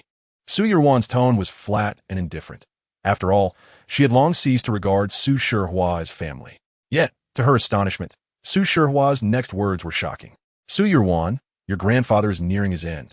If you, as a granddaughter, have any heart, you should return to see him." Chapter 12. The Assassin Strikes. Upon hearing that her grandfather was in distress, Su Yuan's previously indifferent demeanor abruptly shifted, her shock evident. How could this be? My grandfather was in good health. How could anything happen to him? Then, a chilling thought crossed her mind, and her gaze turned icy. "Su Shihua, tell me, did you harm grandfather? If so, I swear I will not let you get away with it." To her surprise, Su Shihua scoffed dismissively on the other end of the line. "Su Yuan, instead of wasting time doubting me, perhaps you should reflect on your own actions. Your grandfather, upon learning that you married that useless Lin Hao, was overwhelmed with rage and fainted, exacerbating his condition. If you suspect I harmed him, let me clarify, the true culprit is you. If you still possess a shred of conscience and value your grandfather's words, come to the hospital now." With that, Su Shihua hung up, leaving Su Yuan in a state of shock. "I have harmed my grandfather." Lin Hao instantly embraced Su Yuan, offering comfort. "It's all right, my love. It's merely a worsening condition, nothing we can't handle. I can heal him." Hearing that Lin Hao could treat him, Su Yurwan felt a sense of reassurance and clung to him tightly. Darling, my grandfather is one of the few relatives who genuinely cares for me in this world. I implore you, please save him. Rest assured, I shall undoubtedly rescue grandfather. Please, dress yourself properly, and let us hasten to the hospital. Su Yurwan obediently nodded, promptly donning her attire. Due to her skin's recent recovery, she could not tolerate dust or similar irritants. Thus she wrapped herself up securely. Once she was adequately prepared, the two set off for the hospital without delay. Meanwhile, within the hospital, Su Shihai hung up the phone and gazed at his father lying on the hospital bed, a smirk gracing his lips. I must express my gratitude to the old man for this grave illness. Otherwise, I would have struggled to concoct a reason to lure Su Yuran out and eliminate her. He had arranged for an assassin to lie in wait near the hospital, ready to orchestrate a fatal accident the moment the couple appeared, ensuring their demise. Beside him, Zhao Chunlian nodded with pride and venomously declared, "Indeed, they must be violently struck down. That Lin Hao dared to slander me last time." Upon hearing this, Zhou Tingting recalled the incident in the neighborhood when Lin Hao single-handedly took down a dozen security guards. Could such a formidable figure truly fall victim to a mere accident? The memory of Lin Hao, akin to a deity of death, flooded her with dread. Suddenly, Zhou Shihai's brow furrowed as he turned to Zhou Tingting, inquiring, "Tingting, what is the situation? Is Lu Guang willing to collaborate with our Su family?" Zhou Tingting, her face marred by grievance, replied, "Father, I have genuinely made considerable efforts to ingratiate myself with Lu Guang lately, yet he continues to take advantage of me and remains tight-lipped regarding any collaboration." At her words, Su Shihai's expression darkened. "Curse that Lu Guang. He grants us no favors whatsoever. Tingting, if he remains obstinate, pry open his mouth. I refuse to believe that your skills cannot compel him to relent." Su Shihai was well aware of his daughter's talents, yet unbeknownst to him, Lu Guang was far more adept than Zhou Tingting. Feeling unjustly accused, Zhou Tingting protested. Just yesterday, she had diligently attended to Lu Guang for hours on end, nearly dislocating her jaw, yet he feigned ignorance and spoke not a word about collaboration. In her frustration, she swiftly changed the subject. "Father, has grandfather's condition suddenly worsened due to your interference?" Upon hearing this, Su Shihai scoffed in displeasure. "That old fool has yet to yield the entire corporation to me. Why would I be foolish enough to take his life now? I am uncertain why his condition has deteriorated so suddenly, but he cannot die just yet. I have summoned physician pay from the mountains to tend to him. It has cost me a pretty penny." Noticing Su Shihai's distress over the expenditure, Zhao Chunlian interjected soothingly. "There is no alternative, dear husband. Only physician pay skills can save the old man in all of Jianghai City. However, this expense is trivial. Once grandfather completely bequeaths the corporation to you, what will these costs matter? Such a trivial matter." Under Zhao Chunlian's comforting words, Su Shihai's emotions indeed began to ease considerably. He nodded in agreement and remarked, "Indeed, once the old man hands the company over to me, this sum is utterly insignificant." Meanwhile, Lin Hao had brought Su Yurwan to the hospital. As they walked along the pedestrian path, a van suddenly appeared to be out of control, barreling straight towards them. Su Yurwan, upon witnessing this, became exceedingly anxious. Lin Hao, regaining his senses, swiftly picked up Su Yurwan and dodged aside. Bang! The van collided violently with a lamppost. Lin Hao furrowed his brow slightly before setting Su Yurwan down. "My dear, are you all right?" Su Yurwan, still shaken, took a moment to catch her breath before shaking her head. "Don't worry, husband, I'm fine. But what on earth happened with that van? Did it really lose control and come straight at us?" Just as Su Yurwan finished her sentence, two men emerged from the van. Their demeanor was aggressive, clearly indicating they were not to be trifled with. In unison, they brandished daggers, threatening Lin Hao and Su Yurwan. "This is bad. Assassins." Lin Hao's pupils constricted as he instinctively shielded Su Yurwan behind him and stepped forward to confront the two assailants. The crowd of onlookers, witnessing the unfolding chaos, recoiled in fear, desperate to avoid being caught in the crossfire. One of the assassins lunged for Lin Hao's neck, but Lin Hao seized his arm. With a sickening crack, the assassin's arm was instantly broken. The second assassin, seizing the moment, charged at Lin Hao. Lin Hao evaded the attack and swiftly subdued him, disarming him of his dagger. In an assertive manner, he pressed both men forcefully to the ground, his voice laced with menace as he demanded, "I will grant you 3 seconds to reveal who sent you." Yet, the assassins remained silent, struggling to break free. Lin Hao, undeterred, twisted the arm of one assassin again, eliciting a pained scream. I am giving you another 3 seconds. Should you refuse to answer, I will break your legs. Chapter 13. Death by Poison. The two assassins exchanged glances, a flicker of resolve evident in their eyes. They seemingly swallowed something and fell silent. Lin Hao, realizing the gravity of the situation, pried open their mouths to investigate, his expression turning icy. They had concealed poison within, clearly prepared to prevent any information from escaping should they fail their mission. Such meticulous preparation indicated they were no ordinary assassins. At that moment, Su Yuruan approached with concern etched on her face. Husband, are you all right? Lin Hao, snapping back to reality, stood up, shook his head, and smiled reassuringly. Do not worry, my dear, I am fine. These assassins are of unusual origin, but they left no evidence behind, making it difficult to trace them. Upon hearing Lin Hao's words, Su Yuruan managed a faint smile, attempting to provide comfort. No worries. Regardless of whether we uncover the origins behind those individuals, what truly matters is that we remain unharmed. Lin Hao nodded slightly, yet this matter lingered in his mind. After all, there's a saying that one can pursue a thief for 1,000 days, but cannot guard against them for 1,000 days. Aware that someone had taken an interest in him, Lin Hao was determined to unearth the mastermind and eliminate the threat entirely. While he was not particularly afraid of these assassins, he had to ensure the safety of Su Yuruo, thus all dangers must be eradicated. At that moment, Lin Hao seemed to have made a discovery, his gaze fixating on a woman in the distant crowd. The woman emanated the scent of medicinal herbs, marking her as no ordinary person. Found you. Lin Hao immediately surged toward her, but the moment she caught sight of him, her pupils dilated, and she began to flee.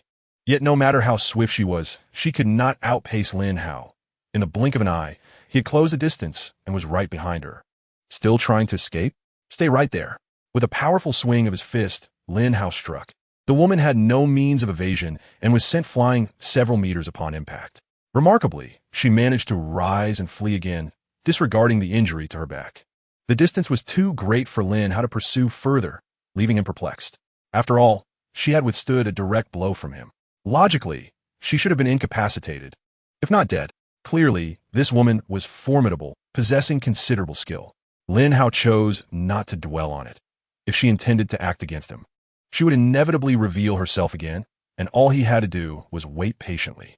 Meanwhile, Su Yuruo had approached, her expression filled with concern as she grasped Lin Hao's hand. Darling, are you all right? Who was that woman? Why did you strike at her?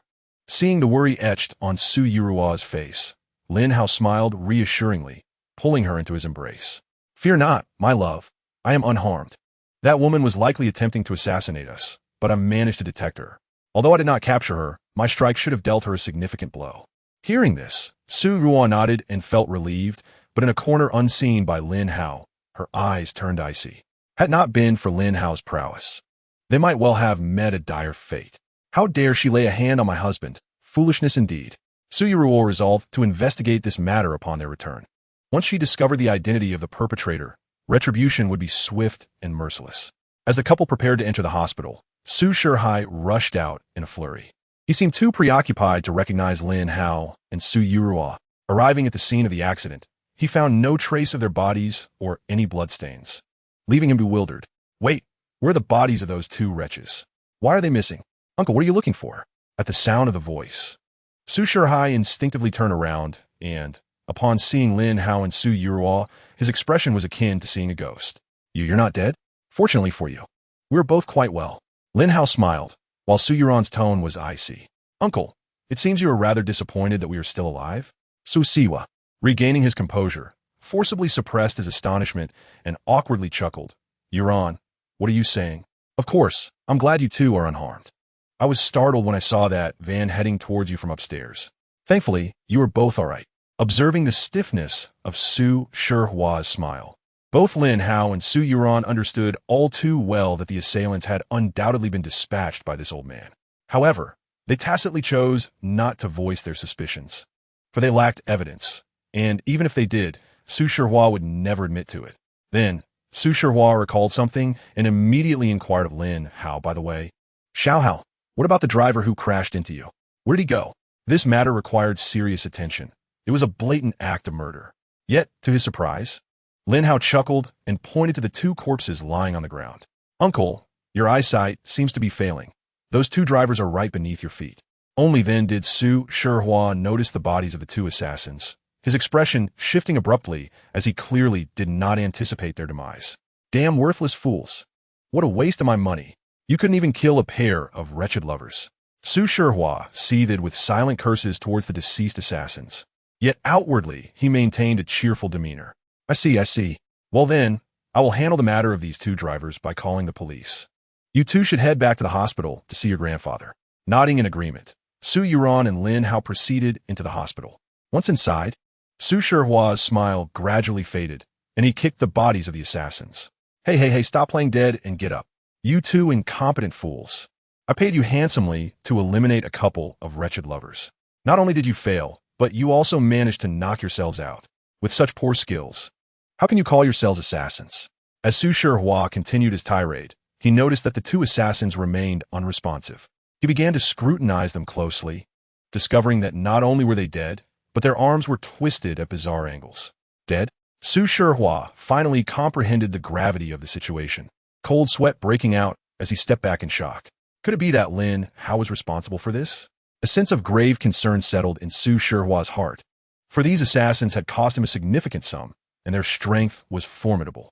Nevertheless, even with such prowess, they were no match for Lin Hao, which compelled Su Shihua to reassess his perception of the young man. It seemed Lin Hao possessed remarkable skills. He could not be underestimated. With a heightened sense of vigilance, Su Shihua made his way toward the hospital. Meanwhile, Lin Hao escorted Su Yuran into the hospital room, where Zhao Chunlian and Zhou Tingting were taken aback to see the two still alive. You both are not dead, Zhao Chunlian remarked, her expression one of confusion. As she recalled, Su Shihua had indeed hired assassins. Logically, they should not have survived. In contrast to Zhao Chunlian's bewilderment, Zhou Tingting quickly regained her composure and found nothing surprising about the situation. After all, she had witnessed Lin Hao's formidable strength. A dozen security guards were no match for him, and two mere assassins attempting to eliminate Lin Hao was akin to a fool's errand. With a calm gaze, Su Yuran looked at Zhao Chunlian and pointedly asked, Annie, are you disappointed that I'm not dead? Zhao Chunlian, momentarily flustered, struggled to find her words. And it was Zhou Tingting who came to her aid. Hey, Su Yuran, my mom is concerned about you. Don't misconstrue her kindness. Upon hearing this, Zhao Chunlian nodded vigorously in agreement. Exactly, you wretched child. I show concern for you, and you're ungrateful. Zhao Chunlian, mind your language, Lin Hao interjected, his expression darkening at her insult towards Su Yuran. Startled, Zhao Chunlian hesitated, but then reminded herself of her status as a noble woman and dismissed any fear of a mere impoverished youth like Lin Hao. However, just as she prepared to retort, Zhou Tingting pulled her back. Mom, don't provoke Lin Hao. With Zhou Tingting's warning, Zhao Chunlian relented. I can't be bothered to argue with a country bumpkin. I want to see my grandfather. Su Yuran turned her attention to the bed where Su Zhaoyi lay, eager to approach him, but Zhou Tingting blocked her path. Hey, what do you think you're doing? Step aside. I want to see my grandfather. Su Yuran insisted, attempting to inch closer to the bed, yet Zhou Tingting firmly obstructed her. With a push, she scolded, You ugly creature, don't even think about getting close to Grandpa. Be careful. If he wakes up and sees your face, he might faint again. Though Zhou Tingting feared Lin Hao, she held a significant sense of superiority over Su Yuran at that moment. Su Yuran stumbled from the push, and Lin Hao quickly steadied her, his gaze toward Zhou Tingting turning icy. Zhou Tingting, dare to lay a finger on my wife, and you shall see. At Lin Hao's threat, Zhou Tingting's demeanor shifted, and she promptly fell silent. Zhao Chunlian, witnessing this, seized the opportunity to mock. Well, Lin Hao, this is our Su family, not some backwater place of yours. How dare you threaten my daughter? Turning to Su Yuran, she continued, You truly are something. Not only did you upset grandfather, but now you've come here with an outsider. What is it? Do you wish to continue provoking him? Do you want to drive him to his grave to satisfy your own desires? As Zhao Chunlian's accusations echoed in the room, a flicker of guilt appeared on Su Yuran's face. I didn't know grandfather would be like this. I never intended to upset him. Observing this, Zhou Tingting seized the moment to deliver a cutting remark. It is not intentional. I hope you are merely trying to provoke my grandfather. Are you satisfied now that you have angered him to this extent? Su Yuran's expression was filled with immense grievance as Lin Hao embraced her tightly, with unwavering determination. He declared, "This matter has nothing to do with year one. It is an issue concerning the old gentleman's health. Why should the blame fall upon my wife? At worst, I shall heal the old gentleman myself." At that moment, a voice dripping with disdain echoed from outside the ward. "Heal him? What an audacious claim." The door to the ward swung open, revealing an elderly man who entered with a demeanor of utmost reverence, guided by Su Shihao. The old man scrutinized Lin Hao from head to toe before letting out a derisive laugh. The individual may be insignificant, but his bravado is remarkable. Even I would not dare claim 100% certainty in reviving old Master Su. How dare you, a mere boy, presume to be worthy? Su Shihao nodded in agreement, adding, "Indeed, Physician Pei, to be candid, this young man is my niece's husband, just a country bumpkin with no understanding of medicine. I wager he knows only a smattering of rural remedies, yet considers himself invincible. It is truly laughable." Listening to Su Shihao's scorn, Lin Hao turned his gaze toward the so-called Physician Pei. He, too, appraised Physician Pei before disdainfully retorting, "I do not dare to call myself a divine healer. Yet you presume to bear such a title? What qualifications do you possess?" Impudence. Physician Pei's eyes widened in fury at the challenge. "I have practiced medicine for 50 years, having begun my studies in childhood, and I have treated thousands of patients throughout my life. Do you mean to say that my skills do not warrant the title of divine healer?" Without hesitation, Lin Hao shook his head.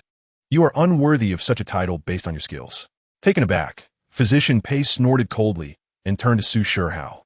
"Master Su, if this young imp questions my expertise, I see no reason to continue offering my services. Perhaps you should seek a more competent healer for old Master Su's ailment." As Physician Pei attempted to leave, he was swiftly blocked by Su Shihao.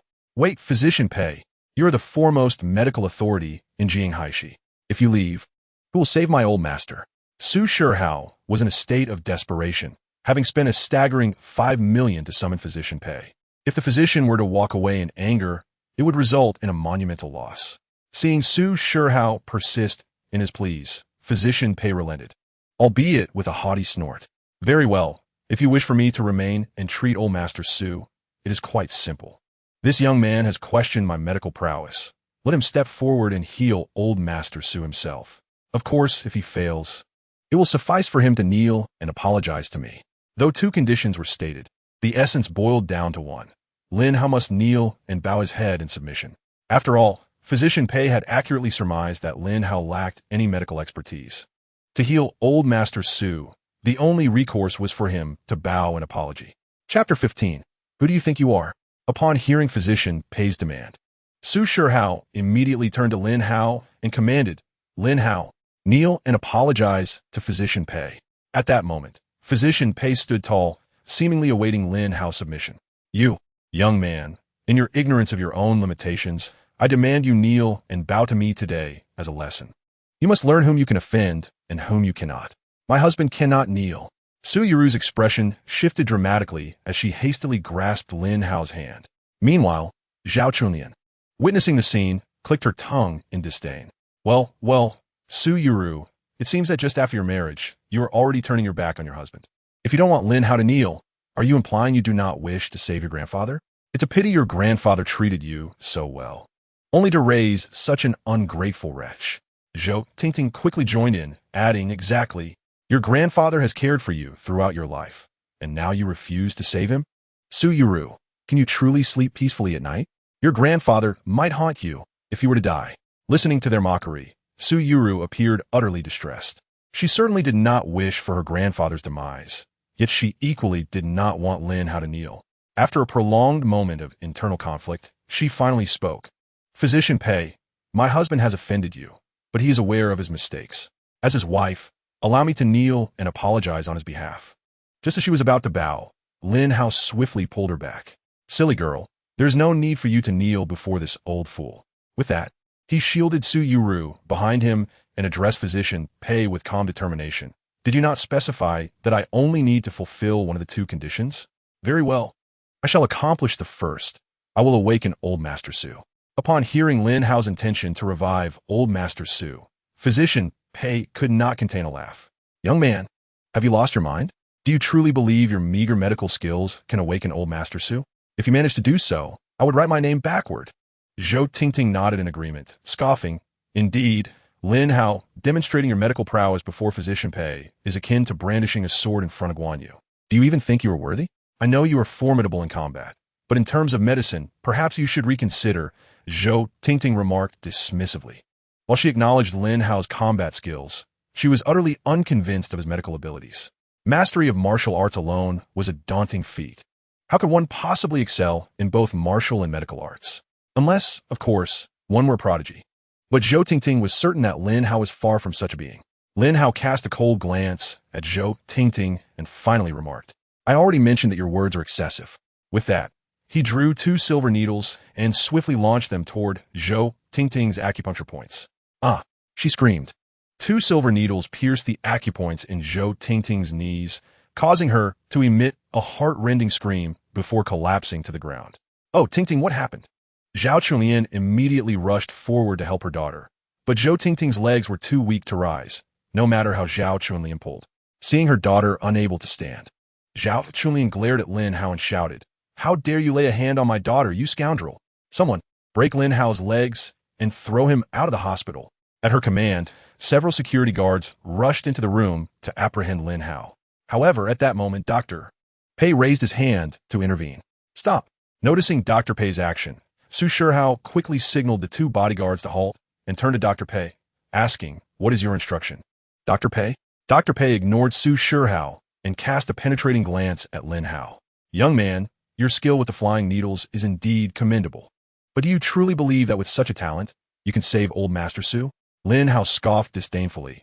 What you see is merely the tip of my iceberg. Arrogant, Dr. Pei retorted with a cold snort. Your flying needles have piqued my interest. If you kneel and bow to me today, I will accept you as my disciple. We shall wipe the slate clean, and from this day forth, you shall be my apprentice, Pei Xiaofeng. Dr. Pei, this is inappropriate, Su Shihao interjected, his expression shifting dramatically upon hearing Dr. Pei's intention to take Lin Hao as a disciple. If Dr. Pei truly accepted Lin Hao, it would undermine his ability to deal with him in the future. Yet, Dr. Pei merely cast a dispassionate glance at Su Shihao and asked flatly, What is the matter? Do you have an objection? Su Shihao quickly shook his head. No, I defer to your judgment, Dr. Pei. Pei Xiaofeng had treated countless prominent figures over the years, with connections that far surpassed Su Shihao's. If Su Shihao were to offend Dr. Pei, the Su family would undoubtedly face dire consequences. Regret filled Su Shihao's heart. Had he known it would come to this, he would not have summoned Lin Hao today. Now that Lin Hao was to be taken as Dr. Pei's disciple, any future attempts against him would be futile. However, just as everyone assumed Lin Hao would accept the apprenticeship, he shocked them all by declaring, You wish for me to become your disciple? Who do you think you are? Instantly, Dr. Pei's previously amiable demeanor morphed into disbelief and fury. Impudent! How dare you show such disrespect to me? Do you have any idea how many aspire to be my disciple? To squander such an honor and question my worth is outrageous. Lin Hao's expression remained dismissive as he replied, I do not know how many wish to be your disciple. All I know is that with your mediocre skills, you are unworthy to be mine. The thought of me becoming your disciple is indeed fanciful. Dr. Pei was momentarily taken aback by laughter tinged with anger, and he gritted his teeth, saying, very well in all my years. I have never encountered someone as presumptuous as you. Do you truly believe your medical skills are superior? Very well. Then you shall be the one to heal old Master Su. Should you fail in your endeavor, you must kneel before me and bow your head until I'm satisfied. No problem. Lin Hao agreed, then retorted, What if I indeed succeed in curing old Master Su? What then? Just based on your word? Physician Pei scoffed.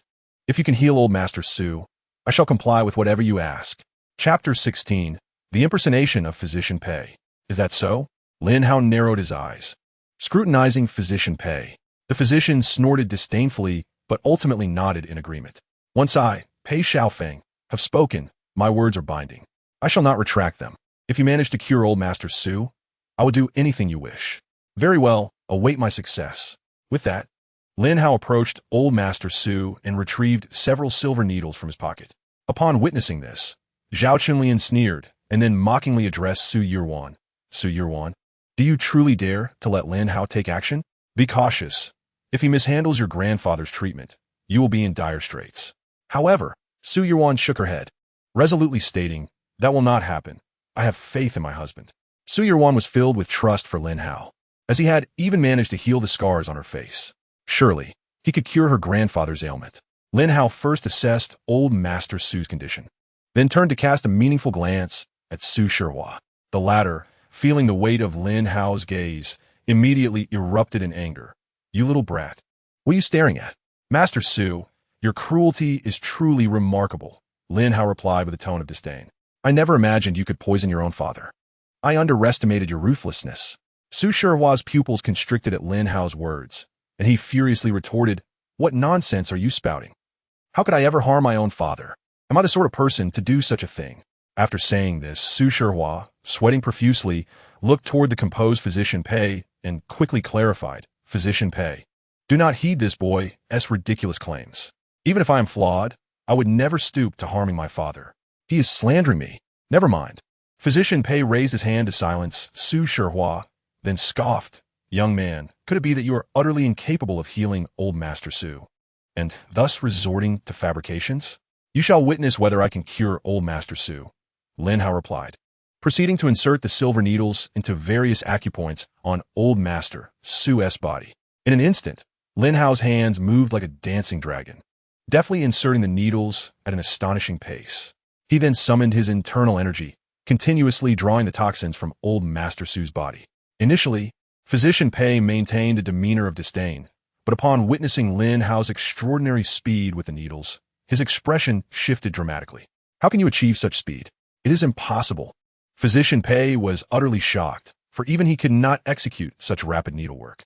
Lin Hao's speed in acupuncture was not only precise in inserting the silver needles into the elderly Su's body, but also surpassed that of others several times over. Naturally, Su Shihua and the others could not comprehend Lin Hao's skill, but upon witnessing the astonishment on the face of the esteemed Physician Pei, they secretly felt a sense of foreboding. Could it be that Lin Hao truly possessed remarkable abilities? Soon, Lin Hao completed his acupuncture, withdrawing the silver needles, only to reveal that each needle's tip had turned an inky black. The sight of the needles having indeed darkened caused a change in expression among Su Shihua and the others. Was there truly poison involved? Zhao Chunlian was utterly astonished. How could a mere country bumpkin like Lin Hao possibly understand medicine? Su Shihua's expression darkened as well. He had not anticipated that Lin Hao was genuinely skilled. Soon, the elderly Su would awaken.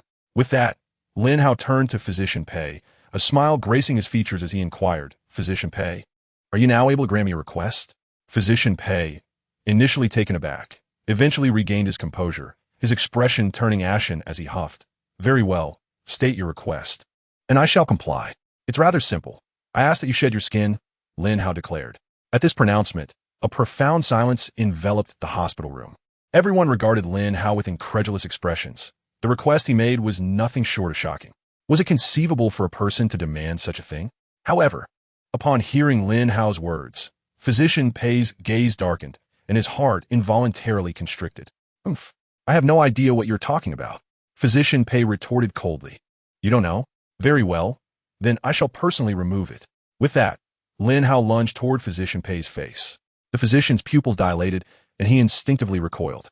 Yet, ultimately, he could not evade Lin Hao's grasp, and his face was forcefully removed. A ghost! Zhao Chunlian fainted at the sight, while beneath the peeled visage of Physician Pei emerged a stunningly beautiful young woman. Everyone stared in disbelief as the previously decrepit physician transformed into the enchanting figure before them. Su Shihua was the first to react, exclaiming, "You were in disguise? And you had the audacity to take 5 million from me." The exquisite maiden let out a disdainful huff, retorting, "You transferred it to me willingly. Was I coercing you?" As Lin Hao beheld the young woman, a sense of familiarity washed over him. After a moment of contemplation, he spoke. "I remember now. You are the woman I struck at the hospital entrance." "Correct. Now die." In an instant, the young woman drew a dagger and lunged at Lin Hao. Witnessing this, Su Shihua was paralyzed with fear, abandoning thoughts of the 5 million. He hastily took cover. As the dagger approached, Lin Hao merely scoffed and delivered a swift kick toward the young woman. Boom! She was propelled out of the hospital room, landing awkwardly on the ground as she clutched her abdomen before scrambling to escape. Still thinking of fleeing, Lin Hao scoffed and immediately pursued the girl. After the two left, Su Shihua dared to stand up, slapping his thigh and cursing, "Damn it, that wretched woman tricked me out of 5 million. That's 5 million. How long will it take our family to earn that back? At this moment, Zhao Chunlian finally regained consciousness, and upon learning the truth, she too was filled with regret. Goodness, 5 million. That's enough for me to hire countless male models. Observing the two in their state of despair, Su Yuan could only shake her head helplessly before rushing to check on her grandfather. She noticed that at this moment, Su Leazizi's complexion was gradually becoming more vibrant. His breath no longer so lifeless. Even his breathing had steadied. Has my husband truly cured Grandpa? Su Yuan was instantly filled with delight and planned to call for a nurse. Chapter 17, The Joy of Union. Meanwhile, Lin Hao chased the girl into a narrow alley. Realizing she was cornered, the girl turned around, brandishing a dagger menacingly at Lin Hao. Don't come any closer. If you do, I'll stab you. Just as she finished her warning, she suddenly threw 3 silver needles directly at Lin Hao's vital points. Quick as lightning, Lin Hao caught the 3 needles and smiled lightly. Good technique, but unfortunately, you've encountered me. You. How could you catch my silver needles? Are you even human? The girl was taken aback. After all, her needles flew faster than bullets, and logically, Lin Hao should not have been able to catch them. Unbeknownst to her, Lin Hao could easily catch needles, traveling 10 times faster if he wished. Are you a disciple of the Divine Physician Valley? Lin Hao felt a sense of familiarity with her needle technique, as if it could only belong to a disciple of that esteemed institution. The girl's expression shifted upon hearing this, and she quickly retorted, How do you know about the Divine Physician Valley? Could it be that you are also one of us? Not quite, Lin Hao shook his head, but I do have some connections with your Divine Physician Valley. Well then, since I know your identity, you might as well tell me your name. The girl huffed and introduced herself. I am Wei Lingxin, a disciple of the Divine Physician Valley. Who are you? A disciple of the Divine Physician Valley? Lin Hao furrowed his brow slightly. He wasn't very well versed in the affairs of the Divine Physician Valley, having only had occasional interactions. Thus, he was uncertain whether this girl was truly a disciple of that esteemed institution. Once he collected his thoughts, Lin Hao introduced himself. I am Lin Hao, the heir of the Dragon King Hall, the Hall Master. Wei Lingxin scoffed derisively at his words. You? The Hall Master of the Dragon King Hall? Someone like you could never be the Hall Master. Don't make me laugh. Believe it or not, that's your choice. Lin Hao shrugged nonchalantly. What others believed mattered little to him, as long as he remained true to himself. Wei Lingxin's laughter came to an abrupt halt as her eyes darted around, and she forced a sheepish smile, inquiring, Lin Hao, you are the master of the Dragon King's Hall, and I am the heir of the Divine Physician Valley. By rights, we should be akin to family. How about this? Let us consider today as incident a misunderstanding, and you grant me mercy. Upon hearing her words, Lin Hao couldn't help but chuckle lightly. What do you think? Just a moment ago, you sought to take my life. Now that you find yourself at a disadvantage, you plead for mercy. Do you think that is appropriate? Wei Lingxin, upon hearing this, immediately began to beg. I implore you, just let me go.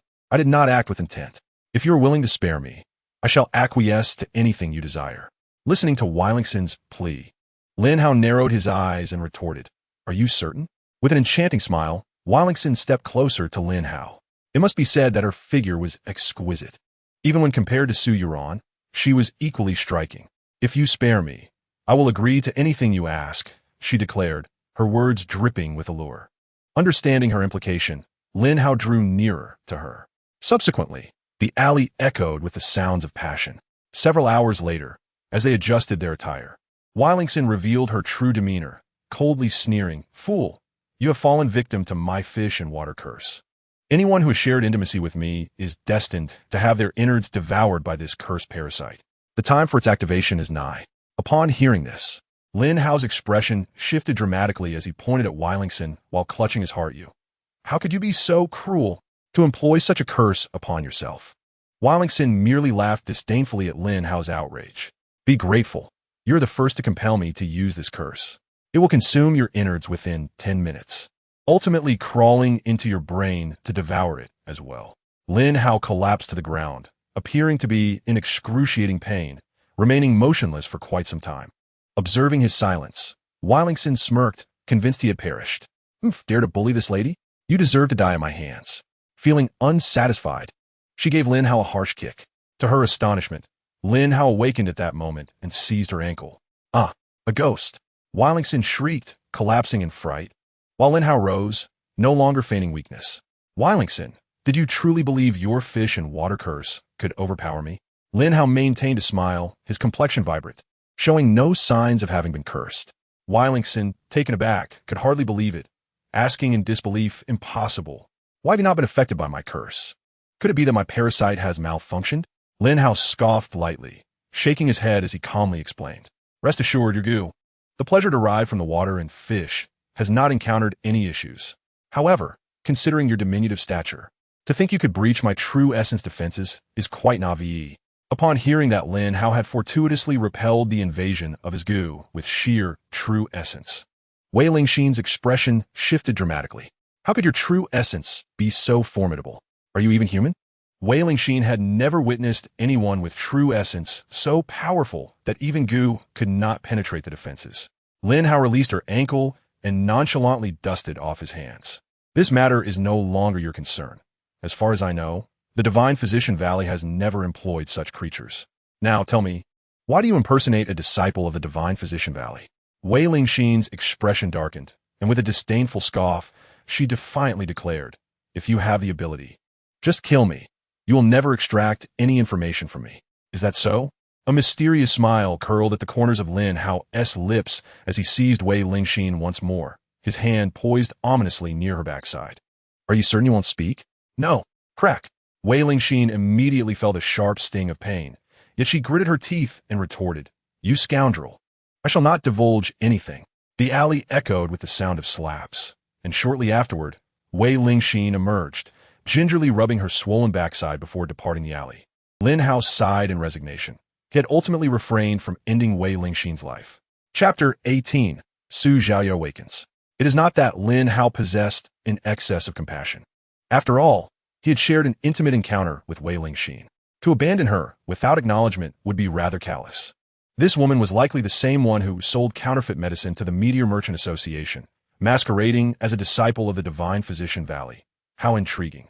Furthermore, this impersonation led to her deceiving Su Shihao out of 5 million. It seemed her motives were purely financial. After some contemplation, Lin Hao concluded that Wei Lingxin sought wealth without intent to harm. She was merely driven to desperation, which prompted her to consider his demise. Nevertheless, he reassured himself there would be opportunities to meet her again and inquire about her intentions behind accumulating such a fortune. Shaking his head, he felt certain their paths would cross once more, and releasing her now seemed justifiable. Subsequently, Lin Hao returned to the hospital room, where Su Yurwan eagerly approached him. Darling, are you unharmed? That woman did not do anything to you, did she? Su Yurwan's expression was fraught with concern, fearing for Lin Hao's safety. Lin Hao smiled gently and embraced Su Yurwan. Fear not. You are well aware of your husband's capabilities. Could that woman possibly contend with me? Hearing Lin Hao's words, Su Yurwan finally exhaled in relief. Yet, she then took a moment to inhale deeply, her face suddenly flushing. Darling, why do you carry that scent? Lin Hao's expression turned sheepish. Having just concluded his encounter with Wei Lingxin, he had neglected to cleanse himself, inadvertently revealing a clue to Su Yurwan. We did not bathe before heading out today. It must be the remnants of last night as fragrance. Upon hearing Lin Hao's explanation, Su Yurwan nodded, dismissing further thoughts. However, Su Shihua, unable to contain his impatience, turned to Lin Hao and inquired, Lin Hao, where is that woman? Did you bring her back? Of course not. Do you not see that my hands are empty? Lin Hao shrugged nonchalantly. Upon hearing that Lin Hao had failed to capture the woman, Su Shihua was overcome with anguish. You useless fool. Why couldn't you bring her back? My 5 million. Zhao Chunlian glared at Lin Hao with contempt, immediately pointing a finger at him and scolding, You imbecile. I thought you had some skills, yet you couldn't even catch one person. Our Su family has incurred a loss of 5 million. Will you compensate for it? Lin Hao's expression turned frosty as he seized Zhao Chunlian's finger, twisting it with force. With a sickening crack, her finger instantly fractured, and a wave of excruciating pain surged through her mind, eliciting a pained cry. Lin Hao looked coldly at the howling Zhao Chunlian and remarked, I detest it when others point fingers at me. If you do so again, it won't just be your finger that suffers. Fear filled Zhao Chunlian's eyes as she turned to Su Shihua, exclaiming, Su Shihua, are you still a man? This brat has just broken my finger, and you stand idly by? Do something. Su Shihua hesitated, torn. He wanted to retaliate against Lin Hao, yet it was evident that Lin Hao was formidable. Given his current state, Weakened by indulgence, he stood no chance against him. Enough. At that moment, Su Zayoi, awakening slowly from his hospital bed, surveyed the chaotic scene before him and bellowed. The others froze at the sight of Su Zayoi's awakening. Grandfather! Su Yurwan was the first to react, rushing towards him. Oh, my dear granddaughter, Su Zayoi said affectionately, stroking Su Yurwan's head. He then glanced around the room, his expression puzzled as he asked, "Who saved me?" Upon hearing this, Su Yurwan looked up and, with a grin, pointed at Lin Hao, saying, "Grandfather, it was my husband Lin Hao who saved you. He is truly remarkable. He realized at a glance that you had been poisoned and helped to cure you." "Father, do not listen to Su Yurwan's nonsense. Lin Hao is merely lucky. It's not as if." Silence. Su Zayoi shot a displeased glance at Su Shihua, who promptly fell silent. "If luck is all it takes, how come you weren't lucky enough to save me? Or do you wish for me never to awaken?" Su Shihua quickly sealed his lips, daring not to utter another word. Su Zayoi turned to Lin Hao with a kindly smile, saying, "Young man, you're the one who saved me?" Lin Hao nodded. "Yes, sir. It was I. You were poisoned, which is why your condition was so dire. You must be wary of those around you." As he said this, Lin Hao cast a sidelong glance at Su Shihua. The implication was unmistakable. Su Shihua understood that Lin Hao was subtly pointing at him, and he couldn't help but grit his teeth in silent resentment. Su Zhaya slightly nodded, discerning the implications of Lin Hao's words. However, he chose to disregard any further complexities and curiously inquired, "Lin Hao, are you truly willing to marry my granddaughter? Do not forget her appearance. Are you able to accept that?" Lin Hao, upon hearing this, smiled calmly and replied without hesitation, "Yurwan is my wife, and I wholeheartedly embrace all aspects of her, be it her appearance or otherwise.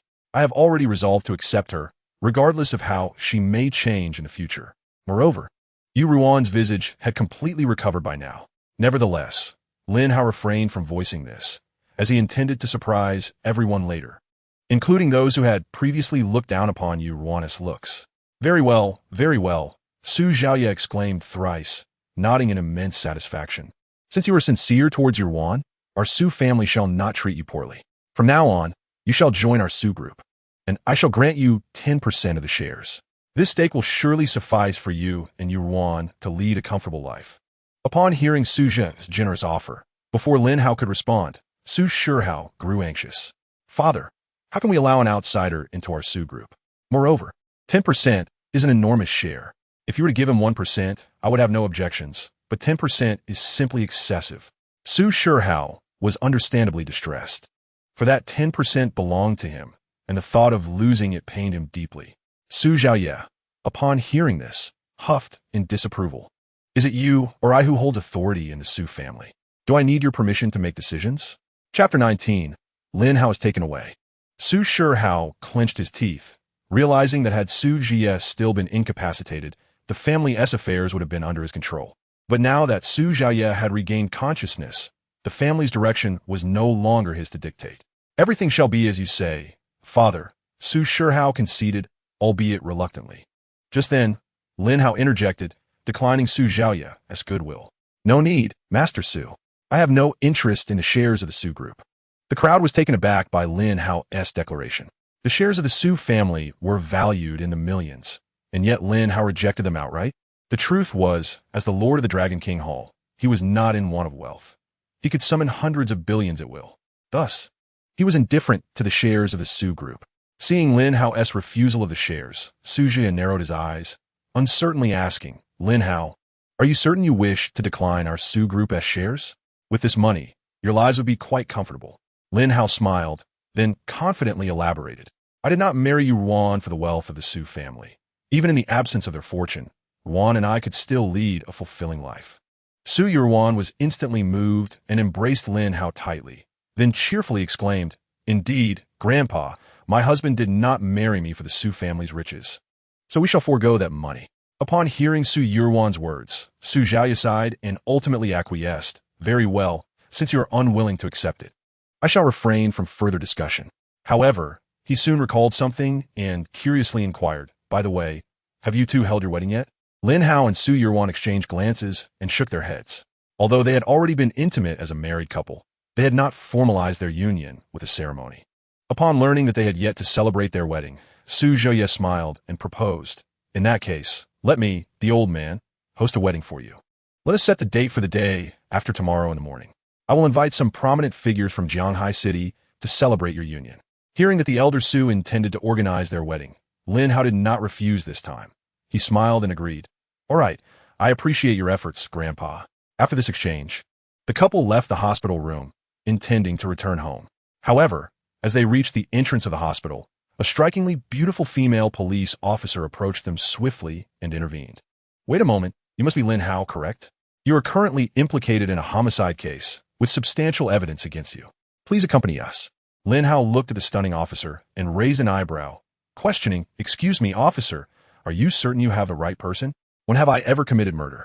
The officer, Mo Yao, scoffed and pointed towards the accident scene behind her.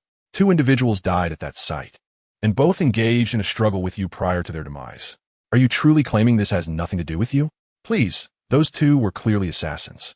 They attempted to run over my wife and me. When they failed, they got out of the car and tried to kill us. I was merely acting in justified self-defense. Is that a crime? Mo Yao tucked her badge away and replied in a calm tone, Whether they were assassins will be investigated. But the fact remains that they died after fighting with you. I advise you not to resist and to accompany us willingly. Upon hearing this, Lin Hao's expression turned cold. The officer regarded him as a criminal, showing no regard for reason. Is this truly a legitimate police officer, or merely someone appointed through connections to embellish their status? Just then, Su Yurwan stepped forward and stood protectively in front of Lin Hao. On what grounds do you arrest my husband? What evidence do you possess? Su Yurwan asked angrily, while Mo Yao scrutinized her and retorted, What business is it of yours? You're masked and sneaking around. Who are you? I am Su Yurwan. What of it? Su Yurwan? Upon hearing that name, Mo Yao fell into deep contemplation, followed by a sudden expression of enlightenment. I remember now. You are indeed the infamous eyesore of the Su family, aren't you? And this is your husband? I never thought you had such discerning taste, opting for a pretty boy. Officer, I would appreciate your words to be more respectful. Lin Hao's countenance abruptly soured. Our marriage is not for an outsider like you to judge. Please show my wife the respect she deserves. Respect? Do you two truly believe you are worthy of my respect? Mo Yao's expression dripped with disdain as she threatened. Lin Hao, is it? Do you intend to come with me willingly, or shall I take you by force? I advise you to comply. Otherwise, I shall arrest Su Yuru as well. From what I see, she does not appear to be a paragon of virtue either, so why not detain her for questioning? Mo Yao's blatant threats made Su Yuru's pupils contract in shock. Are you even a law enforcement officer? How dare you act so brazenly? I am indeed brazen. What of it? Do you know who I am? Mo Yao's face gleamed with arrogance. I hail from the Mo family of Beicheng. Should you provoke me, apprehending both of you would be a trivial matter. You. Su Yuru instinctively opened her mouth to retort, but was silenced by Lin Hao's intervention. Very well. I shall accompany you. Now we are getting somewhere. Mo Yao huffed with satisfaction, then turned to the officer behind her, scolding, What are you dawdling for? Go and handcuff him. Yes, yes. The officer finally reacted, swiftly moving to secure Lin Hao with cuffs. Husband. Su Yuru was in a state of frantic distress. Although Lin Hao was now wearing silver handcuffs, he still smiled reassuringly. Do not worry, my dear. Just go home and wait for me. I will return to you once I am out. Out? I doubt you will have that opportunity. Mo Yao mocked with a tone of triumph. Take him away. Dismissed. Yes. The officer acknowledged, and together they led the handcuffed Lin Hao away from the hospital. Just then, Zhou Tingting emerged, and upon seeing Lin Hao being taken away, she gleefully remarked, Oh, who do we have here? It's Lin Hao being arrested. A charge of intentional homicide is quite serious. I wonder if he will ever be released. What a pity for you, dear cousin, to become a widow right after your marriage. Chapter 20. Coercive Interrogation Slap. Without hesitation, Su Yuru delivered a sharp slap to Zhou Tingting, her gaze icy as she declared, If you dare speak again, I will kill you. Stunned by the slap, Zhou Tingting momentarily lost her composure. She was about to retaliate, but faltered under Su Yuru's terrifying glare, which seemed to pierce through her very soul, rendering her utterly intimidated. Faced with such a menacing aura, Zhou Tingting found herself devoid of the courage to retaliate, and after a prolonged silence, she finally managed to grit her teeth and sneer. Enjoy your fleeting pride while you can. Having spoken, Zhou Tingting swiftly turned and departed from the scene. Once she was gone, Su Yurwan promptly retrieved her phone and dialed the number. The call connected instantly, and a male voice on the other end inquired, What is it, sister? What do you need? Please investigate a female officer by the name of Mo Yao. I require her complete dossier. Su Yurwan replied, her tone chillingly cold. Mo Yao? The man on the line expressed a hint of confusion before continuing. I have indeed heard of her. She is quite renowned. I understand she was recently transferred to Jianghai City, boasting an exceptionally high case resolution rate, often concluding investigations within a single day. She has been lauded as the most formidable female officer. However, I've also been told that her methods rely heavily on coercive interrogation. Very well, sister. I shall look into it immediately, he concluded before abruptly hanging up. Upon hearing of Mo Yao's reliance on coercive tactics, Su Yurwan's gaze turned utterly frigid. Ah, coercive interrogation. Mo Yao, should I discover that you have laid a hand on my husband, I shall ensure that your entire family pays dearly for it. At that moment, Su Yurwan exuded an aura of chilling menace, starkly contrasting with the demeanor she exhibited while accompanying Lin Hao. After Lin Hao was escorted out of the hospital, a crowd quickly gathered around, whispering and pointing. Isn't that the young man who fought 2 against 1 just now? How'd he end up in custody? One person remarked. That female officer appears to be Mo Yao. It's over for him. Why do you say that? Is Mo Yao really that formidable? Another inquired. Are you not aware? She is the newest female officer in Jianghai City, boasting a 100% case resolution rate, and she apprehends suspects within 24 hours. She is on the verge of becoming the foremost female officer in the country. Come on, Jianghai's top female officer is merely a FAAD for those who are uninformed. She was sent here from Beicheng just to enhance her credentials. Do people genuinely regard her as some kind of savior? Exactly. I've heard that after capturing suspects. She resorts to harsh interrogation regardless of their guilt or innocence. Once you're in the police station, there's no escape. Be careful with your words. That officer might just arrest you next. Upon overhearing the crowd chatter, Lin Hao couldn't help but smirk. From their remarks, it appeared that Mo Yao was not a genuine officer of the law, but merely seeking to bolster her reputation. Moreover, her purported 100% resolution rate seemed dubious. Her manner of speech indicated that she was undoubtedly a pampered child of a prominent family. Mo Yao, upon hearing the spectators' remarks, scoffed disdainfully. She then escorted Lin Hao to a police vehicle and departed promptly. Before long, Lin Hao found himself at the police station, where he was unceremoniously led into an interrogation room without even the semblance of procedure. Handcuffed, he surveyed the dimly lit chamber, realizing that there were no surveillance cameras, or even a light bulb illuminating the space. Most unsettlingly, the floor bore dark crimson stains of dried blood. The sight of these stains sent a chill through Lin Hao's core. The walls of the interrogation room were adorned with an array of instruments of torture, pliers, knives, and even a whip stained with blood. Although Lin Hao had never set foot in a police station, he was astute enough to discern that such a scene was utterly implausible within a legitimate precinct. The only conceivable explanation was that he had been taken to a makeshift police station, a mere facade, and was, in fact, in a private chamber of torture. It appeared that the rumors circulating among the crowd regarding Mo Yao's brutal methods were not unfounded. At that moment, a burly man entered the interrogation room, clutching a confession document. With a toothpick lodged in his mouth, he unceremoniously thrust the document and a pen into Lin Hao's hands, his expression devoid of emotion. Sign it yourself. Don't waste my time. Lin Hao gazed at the nonchalant brute before him, furrowing his brow as he inquired, Are you really a police officer? Whether I am or not is of no concern to you. Just sign the paper immediately. I have drinking to attend to later, the man retorted brusquely. Upon examining the confession document, Lin Hao found himself both enraged and amused. You haven't asked me a single question, yet you expect me to confess? Do you think that is appropriate? So, you're refusing to sign? The man's tone shifted menacingly. Without a moment's hesitation, Lin Hao tore the confession document in half and tossed it aside, grinning as he said, I can't read. Why don't you write for me? The burly man, momentarily taken aback, then nodded with a sinister grin. Good, good, good. I like your spirit. Just don't beg me later. With that, the man swung a powerful punch aimed at Lin Hao's face. The sheer force behind the blow was such that an ordinary person would surely be incapacitated. However, Lin Hao was no ordinary individual. Just as the punch was about to connect, he deftly sidestepped and collided forcefully with the man's chest. The impact was tremendous. The man was sent crashing against the wall, causing it to tremble as dust cascaded down upon him, rendering him rather disheveled. Lin Hao, surveying the defeated figure, remarked with a smirk, You're quite large, but your strength leaves much to be desired. I presume you indulge in vices frequently. Haven't you? Your physique is clearly compromised. Lin Hao felt a deep disdain. If he so wished, that single strike could have obliterated the man's internal organs. Yet, to commit murder here would be ill-advised. While ending their lives was a simple task, what Lin Hao desired was to make them wish for death. Unexpectedly, you do possess some skills. I underestimated you, the burly man muttered, nursing his chest as he slowly rose to his feet and bellowed toward the outside. Stop playing cards. We have a martial artist here. Come help me deal with him.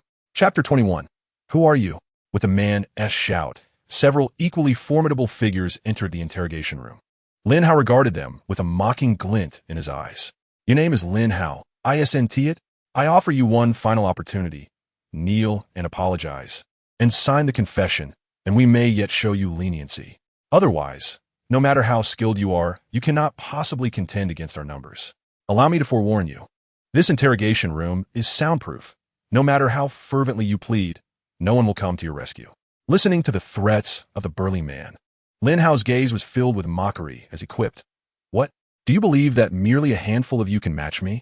Utterly deluded, the burly man snorted disdainfully and, with a furious shout, lunged at Lin Hao. The other strong men followed suit, but Lin Hao nimbly evaded their assaults. His movements reminiscent of an elusive eel, deftly sidestepping their attacks. "Come on, strike me if you dare," Lin Hao taunted with a grin. The burly man, unable to tolerate such provocation, threw a punch. Yet, Lin Hao effortlessly dodged, causing the man behind him to suffer the brunt of the blow, leaving him dazed and cursing. "Are you an idiot? Why did you hit me?" The man who had thrown the punch looked embarrassed, scratching his head as he explained, "I didn't want to, but this brat kept provoking me. I had no choice but to retaliate." The two turned to Lin Hao, who stood there unfazed. Not a single injury nor a bead of sweat upon him. "What use is your towering stature?" Lin Hao remarked with a smile. "You can't even handle me. You're utterly useless. Blast it. Get him." The burly men charged at Lin Hao once more, but he remained unhurried, continuing to evade while occasionally inciting them to throw punches. After several minutes, Lin Hao bore no injuries, while the strongmen grew increasingly battered. Just then, the door to the interrogation room swung open with a bang. And Mo Yao strode in with a stern expression. Upon seeing Lin Hao unscathed, while her subordinates bore bruises resembling those of a beaten pig, she scolded them. "You worthless lot. You can't even handle a scrawny guy. What use are you to me?" Listening to Mo Yao's furious tirade, the most injured of the strongmen rubbed his nose and lamented, "Miss, we truly had no means. Lin Hao is simply too elusive. We can't land a hit. Enough. Useless is useless. No more excuses. Get out. I shall handle him myself." Upon hearing Mo Yao's command, the strongmen exchanged glances, then dejectedly exited the interrogation room. With a resounding thud, the door slammed shut. Lin Hao regarded Mo Yao, clad in a form-fitting police uniform, and remarked with a faint smile, "You are hardly a legitimate officer, are you? I hardly believe a proper policeman would present themselves in such a manner." "You are mistaken," Mo Yao retorted. "I am indeed a legitimate officer, though my interrogation methods differ from the norm." As she spoke, she selected an instrument from the wall. Moments later, she retrieved a whip, a sly smile curling at the corners of her lips. "I have been in Shanghai City for quite some time after rushing from Beijing. During these days, I have interrogated numerous criminals and utilized various interrogation tools. Yet, my utmost favorite remains the whip, as it invariably provides me with a distinctive sensation." Hearing the tantalizing yet perilous tone of Mo Yao, Lin Hao momentarily froze, then cautiously inquired, "Wait, you aren't from the Mo family of Beicheng, are you?" Lin Hao vaguely recalled that his master had arranged a betrothal for him with the eldest daughter of the Mo family, Mo Min. However, he had already formed a bond with Su Yurwan and intended to annul the engagement in due time. Little did he know, he would encounter someone from the Mo family now. Upon hearing Lin Hao's question, Mo Yao scoffed disdainfully. "Indeed, I am from the Mo family of Beicheng. But don't think you can leverage that connection. I've investigated your background. You're merely a penniless pretty boy, unworthy of playing such games with me. I shall give you 3 seconds to contemplate. If you sign the confession now, I shall only whip you 3 times. Should you refuse, it will not merely be 3 lashes." Listening to Mo Yao's menacing tone, Lin Hao gazed at her with a peculiar expression and couldn't help but ask, "Officer Mo, you wouldn't be, would you?" At his words, Mo Yao's pupils constricted sharply, as though a significant secret had been unveiled. Don't say such things. I merely intend to deal with you, this heinous criminal. I am nothing of the sort. Observing Mo Yao's vehement denial, Lin Hao became increasingly convinced that she indeed harbored such inclinations, and she was also a practitioner of violence. It was a small circle, comprising both perpetrators and victims, where both parties mutually benefited from the thrill derived from their violent exchanges. Lin Hao had heard of this circle. It was not classified as a disease, but reforming such tendencies proved exceedingly challenging, often leading patients to extreme opposites after transformation. For instance, a violent individual, once corrected, could easily become extreme in the opposite direction, and vice versa. Lin Hao never anticipated that the esteemed second daughter of the Mo family would possess such peculiar inclinations, engaging in such games. He had previously treated a patient who had nearly perished from a risky endeavor involving hot wax, a memory that now sent chills down his spine. Mo Yao gritted her teeth, staring at Lin Hao before her. She had not expected that the secret she had concealed for so many years would be uncovered by him so easily. From a young age, she exhibited violent tendencies, initially believing she was merely a straightforward sadist. It was only as she matured that she discovered the boundless pleasure she derived from inflicting harm, thus recognizing her proclivity for violence. From that point onward, she spiraled uncontrollably. Initially, she would randomly beat and scold the household servants. But as that ceased to provide her with satisfaction, she had her family arrange for her to assume the title of a police officer, allowing her to exert her cruelty upon criminals. The severe interrogations she conducted appeared to be for the sake of rapid advancement in her career, yet in truth, they were solely to satiate her peculiar desires. As for the question of appreciation and value, it holds no significance for her, the second young lady of the Mo family. Chapter 22. Overcorrection. Mo Yao had believed she could keep this secret hidden indefinitely, but today, Lin Hao discovered it. This secret must not be revealed. If it were to come to light, what would become of my reputation as the second young lady of the Mo family? Today, I must subdue Lin Hao, ensuring he remains silent in the future. With that thought, she cast a cold glance at Lin Hao. Very well, since you have uncovered my secret, I shall no longer pretend. Today, I must overpower you. Let us see if you dare to speak out afterward. With a swift motion, Mo Yao brandished her whip and struck at Lin Hao. Yet, Lin Hao deftly evaded her attack, appearing right before her. You wish to strike me? You will need many more years of practice. With that, Lin Hao pressed against Mo Yao's form, retrieving a key from her waist, and in mere moments, freeing himself from his shackles. Once unbound, he seized the whip from Mo Yao's grasp and promptly pinned her against the wall. Taken aback by her weapon now in Lin Hao's possession, Mo Yao's expression shifted to one of sheer panic. What do you think you're doing? I advise you to remain calm. I am the second young lady of the Mo family. The second young lady of the Mo family? So, you're accustomed to using severe coercion, are you? Crack! Lin Hao lashed out with the whip, striking Mo Yao, who let out a piercing cry of agony, feeling a searing pain across her body. Regaining her composure, she grit her teeth and threatened, "You'd better kill me today. Otherwise, just wait until I return to the Mo family. You will regret this." As the second young lady of the Mo family, she was used to being the one who bullied others, never the victim. Now, being whipped by this impoverished wretch was a tremendous humiliation for her. Seeing Mo Yao still daring to threaten him, a smirk appeared on Lin Hao's face as he countered. "Oh, so you still have the audacity to threaten me? Let us see how many lashes you can endure." With that, Lin Hao continued to wield the whip, determined to be harsher and more ruthless than her, pulling Mo Yao down from her pedestal and forcing her to recognize her true position. The sound of the whip slicing through the air was accompanied by Mo Yao's cries of pain, yet the interrogation room was soundproof, and those outside remained oblivious to the turmoil within. Instead, the cracking of the whip reverberated against the walls, causing them to tremble. Outside, two burly men stood guard, listening to the commotion from within, their eyes widening in astonishment. Goodness, the young lady seems rather irate today, striking with such force.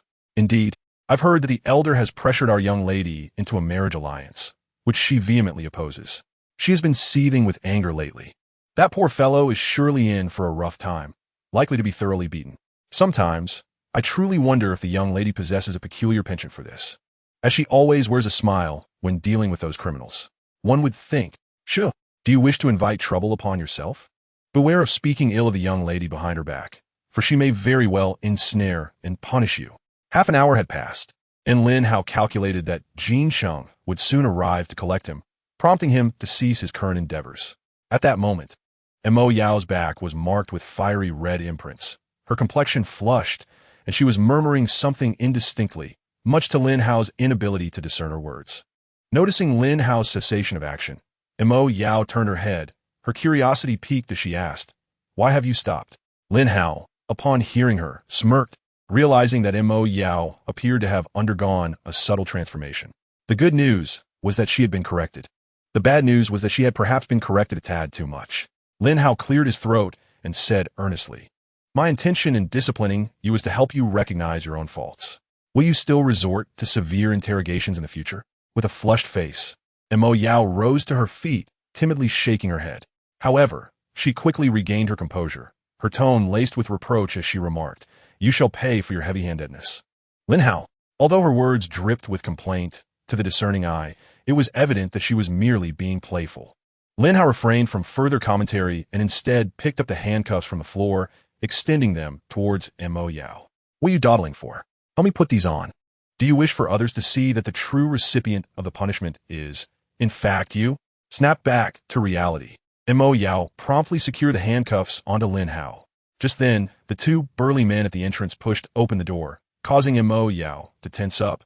And she scolded them. "What are you doing here? Do you not see that I am in the midst of interrogating a criminal? Must I repeat myself to instill some decorum?" The two men glanced at Lin Hao, noticing that he appeared completely unscathed, which left them momentarily speechless. Most individuals could hardly withstand even 10 minutes of Mo Yao's scrutiny. It was likely that they would succumb after 5. Yet here was Lin Hao, having endured a full half hour, and he seemed utterly unharmed, while their lady seemed to be the one flushed. Exchanging puzzled looks, one of the burly men hesitantly inquired, "Miss, are you all right? What could possibly be wrong with me?" "I am merely a bit weary from the exertion," Mo Yao replied, a flicker of anxiety crossing her eyes, desperate to conceal any signs of distress. After a moment, she gritted her teeth and demanded, "What is it that you want? If there is nothing urgent, be gone. I must continue my interrogation of this criminal." Regaining their composure, one of the men explained, "Miss, the director has specifically requested that you release him. He insists that you must set Lin Hao free." "Release him? How could that be possible?" Mo Yao seethed, her teeth clenched in frustration. She had just endured half an hour of punishment at Lin Hao's hands and was ready to reclaim her pride. Now, the higher-ups were instructing her to set him free? What a tremendous loss that would be. "Go tell the director that I will not release this person. It is futile for anyone to attempt to persuade me," Mo Yao declared angrily, while the two burly men exchanged glances, one of them attempting to dissuade her. "Miss, the individual who entrusted the bureau chief appears to be a person of considerable stature, someone even the chief cannot provoke. If it is convenient for you, perhaps you should take a look." Lin Hao's connections seem rather extraordinary. A person of great stature? In the entire Zhanghai city, I, Mo Yao, am a most significant figure. Mo Yao expressed her disdain. She hails from the Mo family of Beicheng and regards all the families in Zhanghai city with contempt, indifferent to whoever arrives. Nonetheless, upon hearing her two subordinates speak thus, she resolved to investigate further. Chapter 23. Kneel and apologize. She then turned to Lin Hao, clenching her teeth as she threatened. "Lin Hao, just wait for me. I shall return to deal with you." "Is that so, Officer Mo?"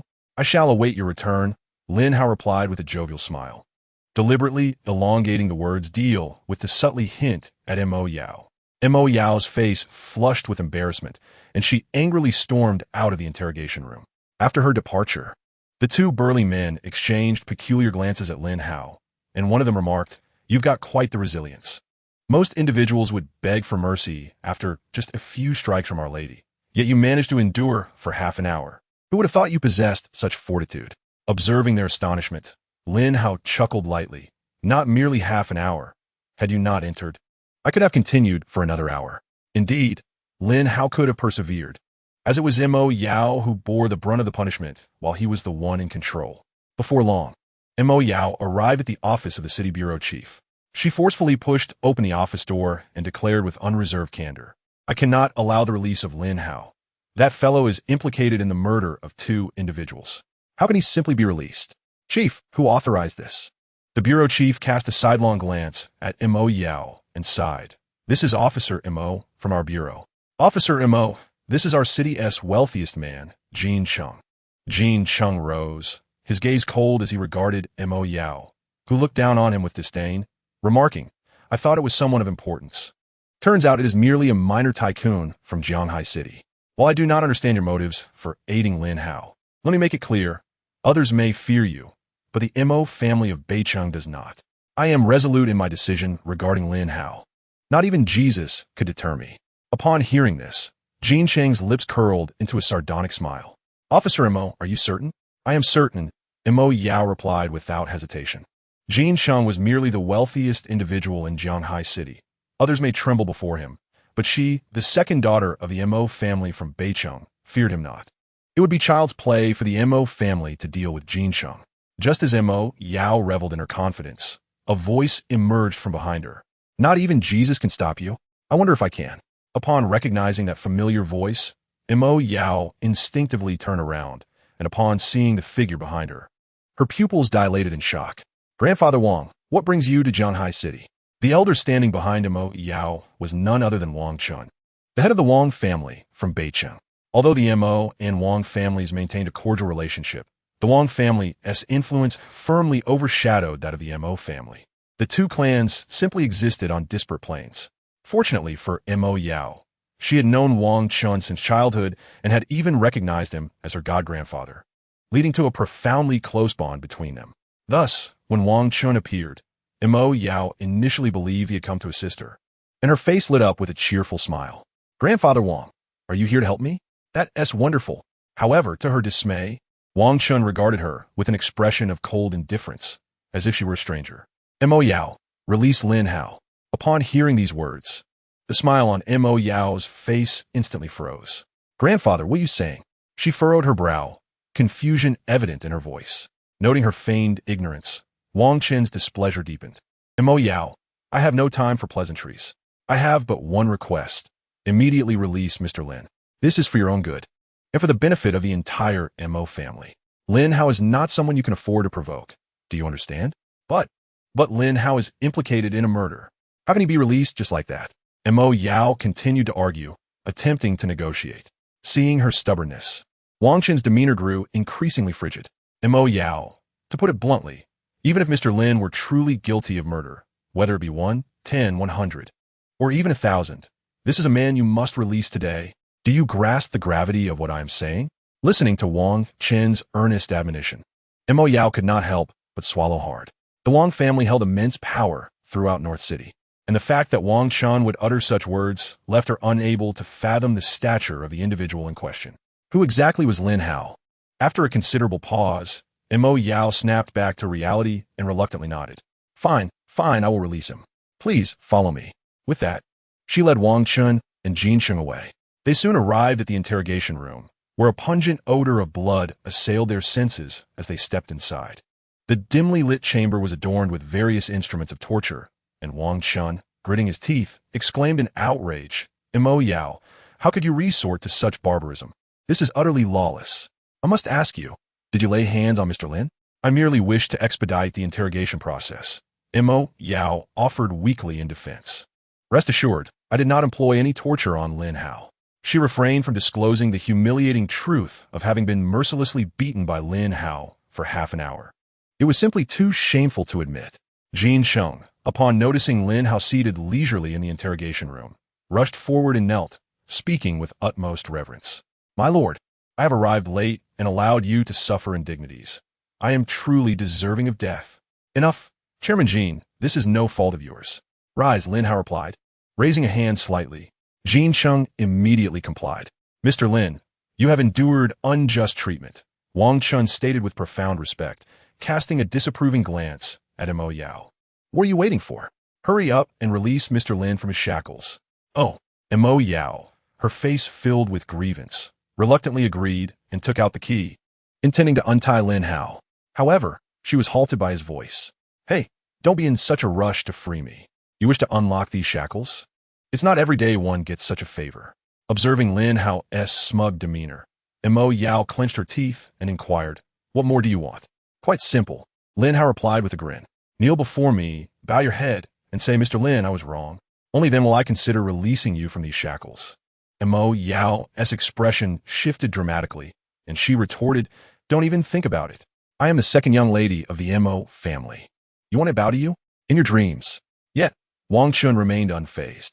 Upon hearing Lin Hao's demands, he immediately interjected, Mo Yao, do as Mr. Lin says and apologize. Mo Yao turned around, disbelief etched across her face. Grandfather, are you jesting with me? Jesting? Wang Chun snorted coldly. Do I appear to be joking? Don't say I, as your grandfather, Haven T, given you a chance. You must return and speak of me positively before your own grandfather. Kneeling to Mr. Lin is your opportunity.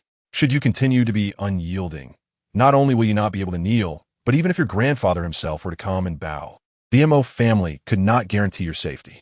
Having said this, even Mo Yao, no matter how obstinate, could no longer afford to be ungrateful.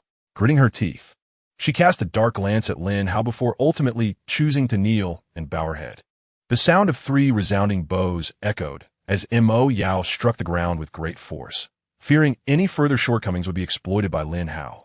After the 3rd bow, blood began to trickle from her forehead, yet she remained stoic and spoke.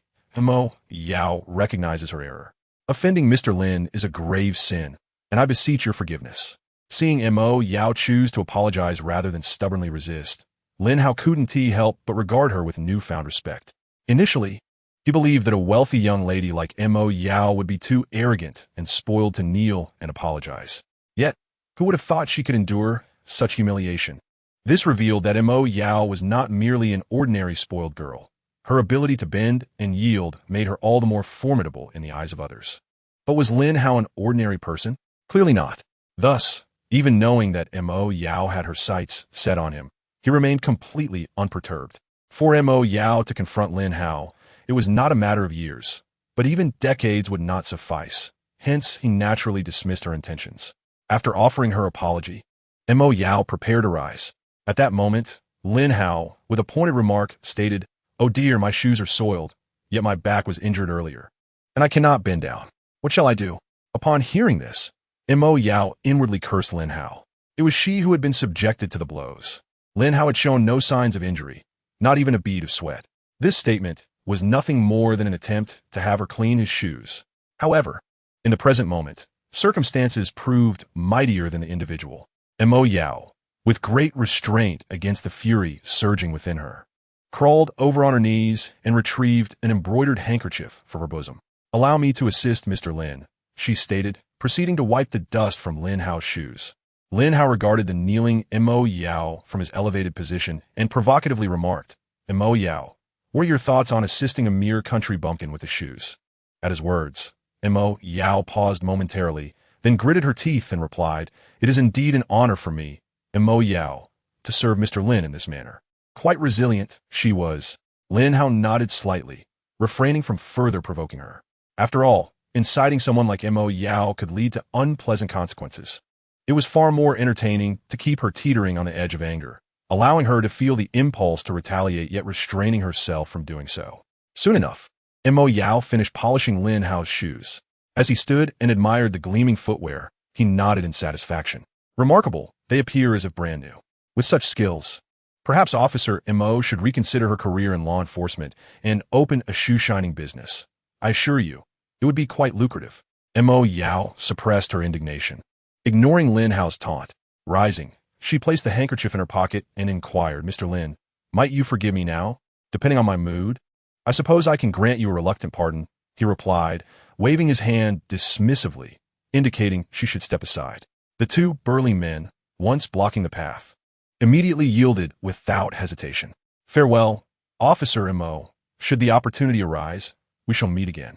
With that, Lin Hao strode away with an air of arrogance, followed closely by Jin Sheng and Wang Chun. Only then did Mo Yao's expression turn somber, causing the 2 men beside her to gulp nervously. When had she ever endured such humiliation? With no one else present, would she unleash her wrath upon them? After leaving the police station, Lin Hao turned to Jin Sheng and Wang Chun, expressing his gratitude with a calm demeanor. Thank you both for rescuing me. Mr. Lin, you flatter us. It is our honor to serve you. Jin Sheng replied respectfully, casting a glance at Wang Chun. In truth, my contribution was minimal. Most of the credit belongs to the Wang family. Lin Hao noted that Jin Cheng was deflecting the praise towards Wang Chun, head of the Wang family. I owe you a favor for your timely assistance. Is there a matter for which you require my help? Lin Hao was not naive enough to believe that others would assist him solely based on his title as the leader of the Dragon King Hall. Since they had rendered him aid, it was only fitting that he reciprocate. Mr. Lin, your discernment is commendable. Indeed, I have an urgent matter that requires your assistance, Wang Chun said, glancing at the striking young woman beside him, who had remained silent until now, before returning his gaze to Lin Hao. To be candid, my granddaughter has been afflicted by a toxin that has accumulated over the years, and we have come seeking your help to alleviate her condition. At Wang Chen's words, Lin Hao finally turned his attention to the young lady beside him, having previously overlooked her due to her quiet demeanor. As the young girl noticed Lin Hao scrutinizing her from head to toe, an unmistakable expression of astonishment welled up in her eyes. Lin Hao, undeterred by her reaction, proceeded to analyze her situation with remarkable clarity. Your granddaughter is not poisoned. Rather, she has been traumatized by witnessing distressing events in her childhood, which has affected her spirit. Seeing Lin Hao deduce the situation with just a cursory glance, Wang Chen's eyes flickered with a hint of shock, ultimately leading him to nod in agreement. Indeed, my son and daughter-in-law were pursued by enemies and tragically perished, while my granddaughter, Xiao Dai, was hidden in a wardrobe, witnessing the entire ordeal. Since that fateful night, Xiao Dai has become increasingly withdrawn, her once bright spirit dimmed. Although she has improved somewhat with age, she still expresses herself with reluctance. Enough, Grandpa, Wang Kaidai interjected. Why share such matters with outsiders? You child, without divulging the specifics to Mr. Lin, how can he possibly assist you? Wang Chen retorted, his tone tinged with displeasure.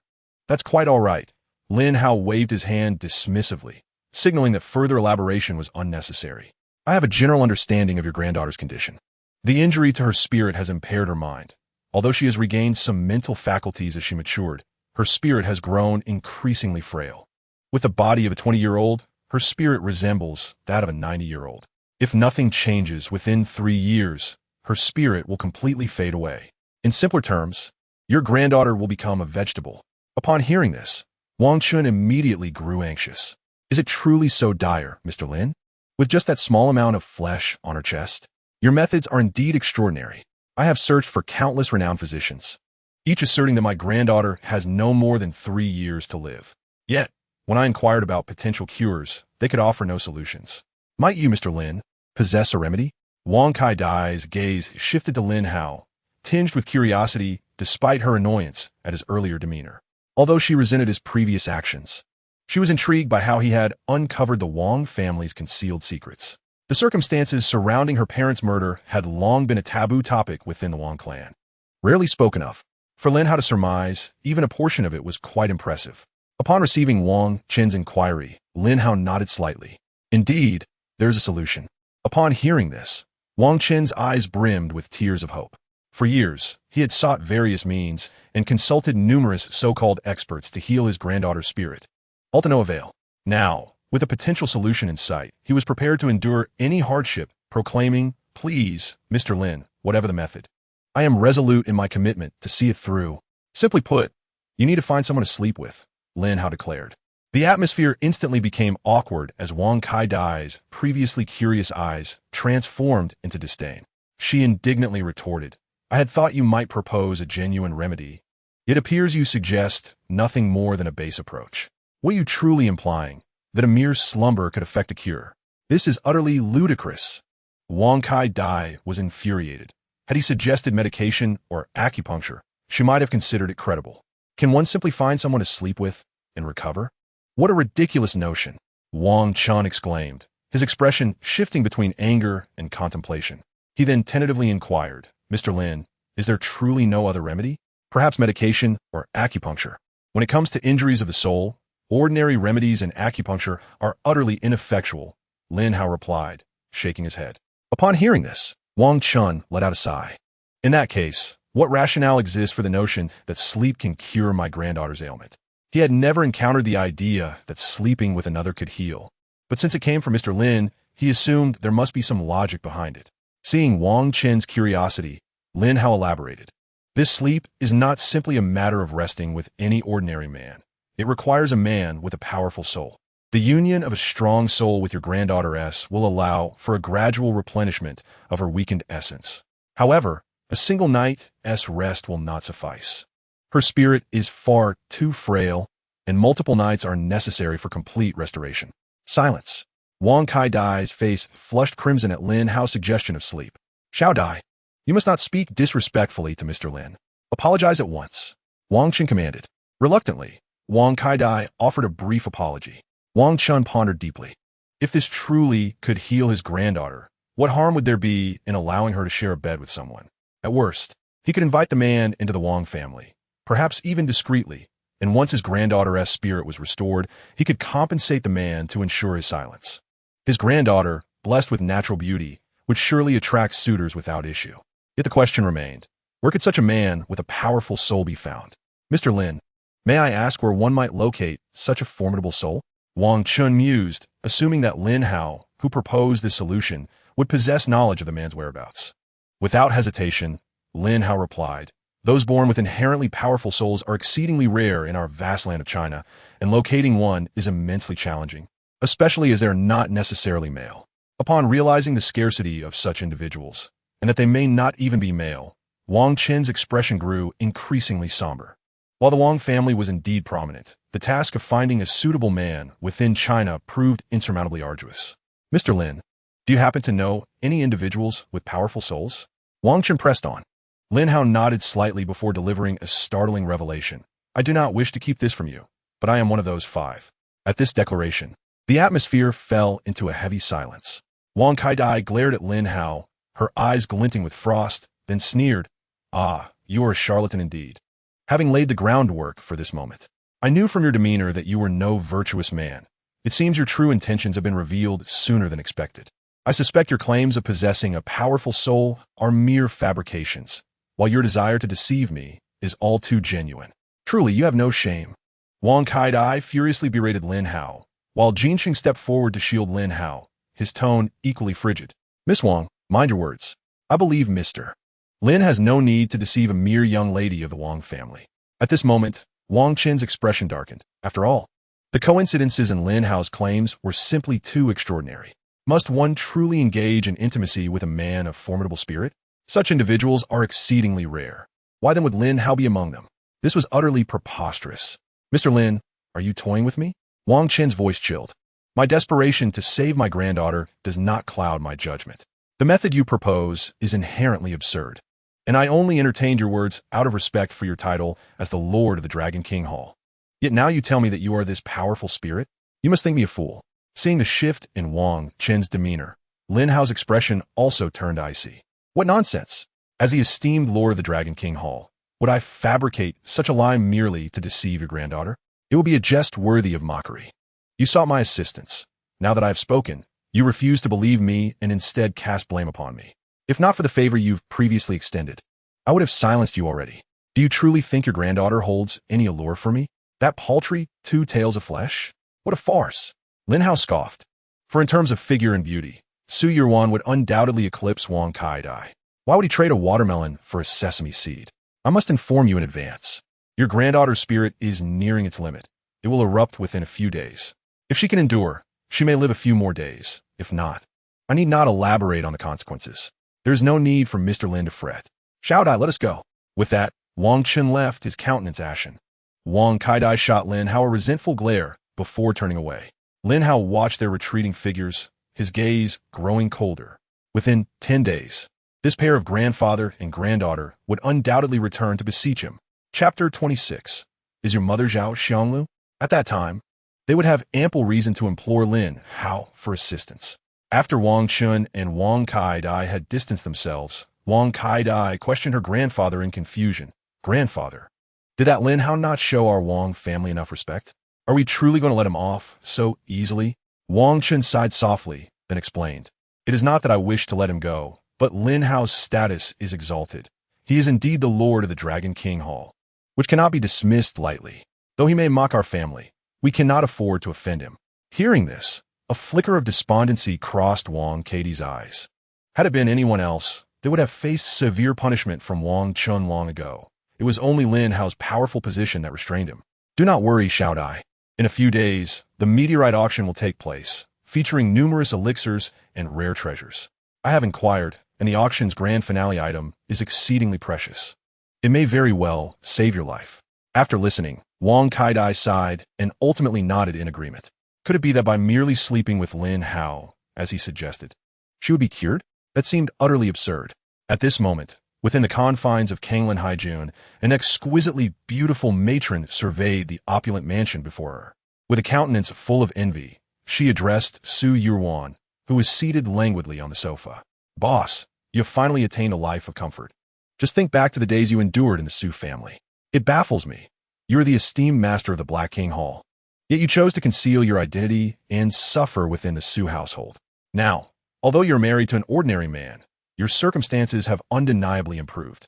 Were there others present, the mere mention of the Black King Hall would surely send shivers down their spines. The Black King Hall stands as the foremost underground force in all of Huaxia, its influence and disciples permeating every corner of the land, wielding power akin to that of an underground emperor. The master of this hall is a figure shrouded in mystery, rarely revealing herself to the outside world. Indeed, even the disciples seldom catch a glimpse of their master. Who would have imagined that the formidable master of the Black King Hall could be a seemingly ordinary woman hidden within the Su family of Zhanghai City? Do not belittle my husband. He is far from an ordinary man, Su Yuan retorted, rolling her eyes in exasperation. Have you completed the task I assigned? How goes the investigation into Mo Yao? The matron nodded slightly, then elaborated. I have gathered all the information you requested. Mo Yao, the second daughter of the Mo family in Beicheng, possesses an arrogant and domineering disposition, often subjugating those beneath her. She exhibits violent tendencies, which led to her being assigned to the police force, where she brazenly indulges her proclivities using prisoners. Upon hearing the matron's explanation, Su Yuan's gaze turned frosty. If what the matron described was true, Lin Hao must be enduring considerable physical torment. The thought of her husband suffering ignited a fury within her directed at Mo Yao. Oh, that Mo Yao. If a single hair falls from my husband, I shall ensure that the Mo family pays with their lives. First, she must mete out punishment to Mo Yao. With this resolution, Su Yuan promptly instructed the matron, I care not what means you employ, within 3 days. I want that harlot to crawl into my husband's bed. Since she has inflicted physical punishment upon him, she must repay him in kind. Hearing Su Yuan's demand, the matron's eyes sparkled with intrigue, and she jested, Boss, you certainly know how to play the game.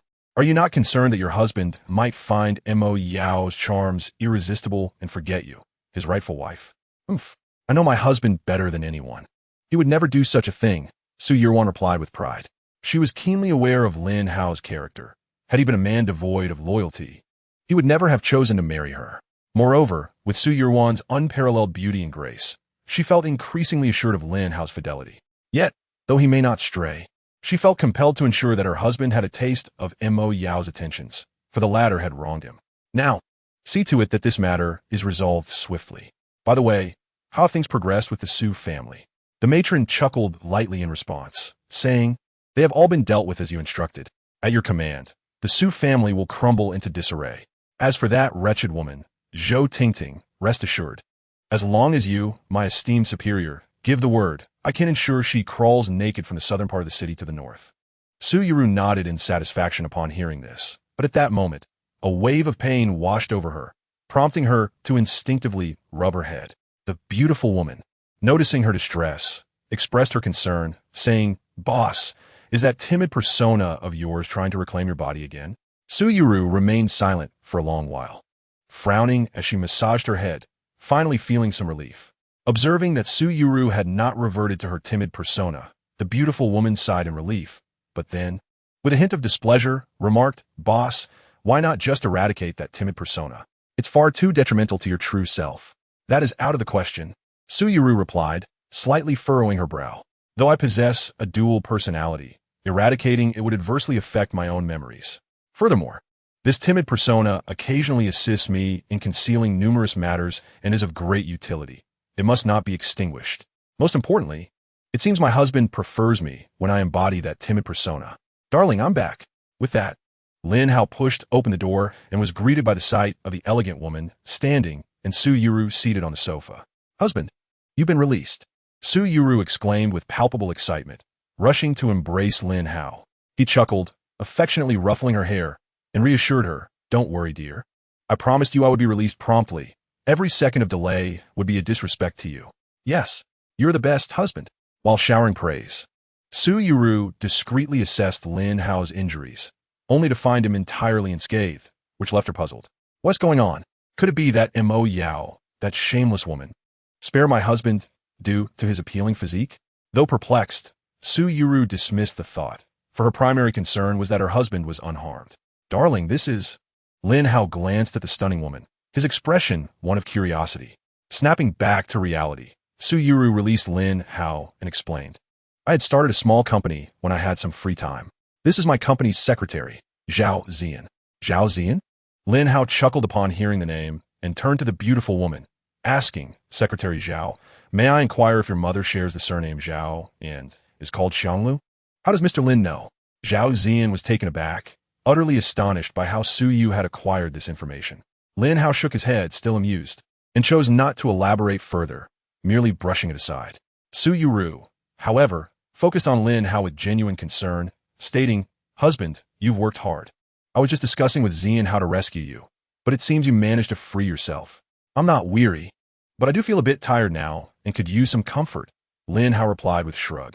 Seeing this, Su Yuru immediately began to knead Lin Hao's shoulders, though it was evident that he desired something else. He pulled her close, their breaths mingling in the air. "Wife, that's not the comfort I seek," Lin Hao said, a playful smile gracing his lips. "And what is it that you desire?" At this moment, Su Yuru's eyes were filled with confusion, her breath as fragrant as orchids. "What do you think?"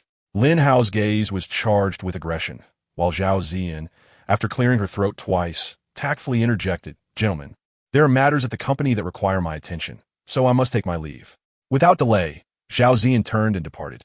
And as Lin Hao and Su Yuru exchanged glances, an unspoken understanding passed between them. An hour later, Su Yuru lay languidly on the sofa, resembling a puddle of soft clay. Lin Hao, sitting nearby, broke the silence. "My dear, what exactly does your company do?" "Oh, just some minor affairs. Keeping busy for the sake of it," Su Yuru replied, her hesitation evident. The dealings of the Black King Hall were far too numerous to recount. Upon hearing this, Lin Hao concluded that Su Yuru's company might merely be a pastime, a venture of little significance. However, wishing to provide her with something to occupy her time and prevent her from languishing at home in boredom, Lin Hao suggested, "How about this? There's a factory in the city slated for demolition, and the Su family has a stake in it. We might as well take it on ourselves." For Lin Hao, proposing this demolition project to Su Yuru was as simple as uttering a sentence, and the factory's location was near the site of the Lin family's tragic past, prompting Lin Hao to seek out clues. Su Yuru, upon hearing his suggestion, could only smile wryly. Taking on such a large project was not as easy as merely deciding to do so. Even Zhou Tingting would be dispatched by Su Shihai to accompany Lu Guang in hopes of securing share. Yet, despite this, Zhou Tingting had always benefited without contributing, leaving the Su family without even the opportunity for a taste. Nevertheless, since Lin Hao had spoken, Su Yuru readily agreed without a second thought. "All right, dear husband, I will inquire about it tomorrow morning." The next day arrived swiftly. After a night of toil, Lin Hao found himself somewhat fatigued and succumbed to a few hours of sleep. Upon waking, he discovered that Su Yuru, who should have been by his side, was nowhere to be found. He searched within the villa, but found no trace of her. "Has my wife gone out?" Lin Hao wondered, perplexed. Just then his phone rang. Upon glancing at the screen, he noticed an unfamiliar number and, still curious, answered the call. However, what greeted him was a cacophony of raucous sounds, prompting an immediate frown from Lin Hao. "If you don't identify yourself, I shall hang up." The voice on the other end ceased the raucousness, and a familiar tone emerged. "Brother-in-law, my dear brother-in-law, do you not recognize your little sister-in-law? It's Zhou Tingting." Lin Hao's confusion deepened. This little minx was someone he had never seen eye to eye with. Even an expression of disdain was customary when they crossed paths, and a few jibes were inevitable. Why would such a person call him in such a manner? It was as if the sun had risen in the west. "What do you want by calling me in such a manner? Are you trying to provoke me?" Lin Hao asked, his tone tinged with displeasure. Zhou Tingting, undeterred by his demeanor, continued to tease with her sultry voice, "Brother-in-law, dear brother-in-law, I'm feeling quite unwell at the moment. Could you come to help me? I beg you. Take care of yourself and leave, Lin Hao retorted. Upon concluding his words, Lin Hao was about to terminate the call. It is worth noting that even without Su Yuan by his side, he would never entertain thoughts of someone like Zhou Tingting, who epitomized frivolity. It would be absurd. Given Zhou Tingting's level of experience, she had likely descended into the realm of the infamous. Lin Hao had no desire to engage with such darkness. Just as he was poised to end the conversation, Zhou Tingting hastily attempted to entice him. Oh, come on, brother-in-law, if you're not interested in me. Surely you have an interest in my sister? Here's the deal. If you come to see me, I will reveal a secret about her, one that nobody else knows. What do you say? The mention of a secret regarding Su Yuan caused Lin Hao to pause his action of hanging up. After a moment's contemplation, he finally responded, location. Seeing that Lin Hao was willing to visit, Zhou Tingting secretly sighed in relief and continued in a teasing tone, Hilton Hotel, Presidential Suite. I'll be waiting for you. With that, she ended the call.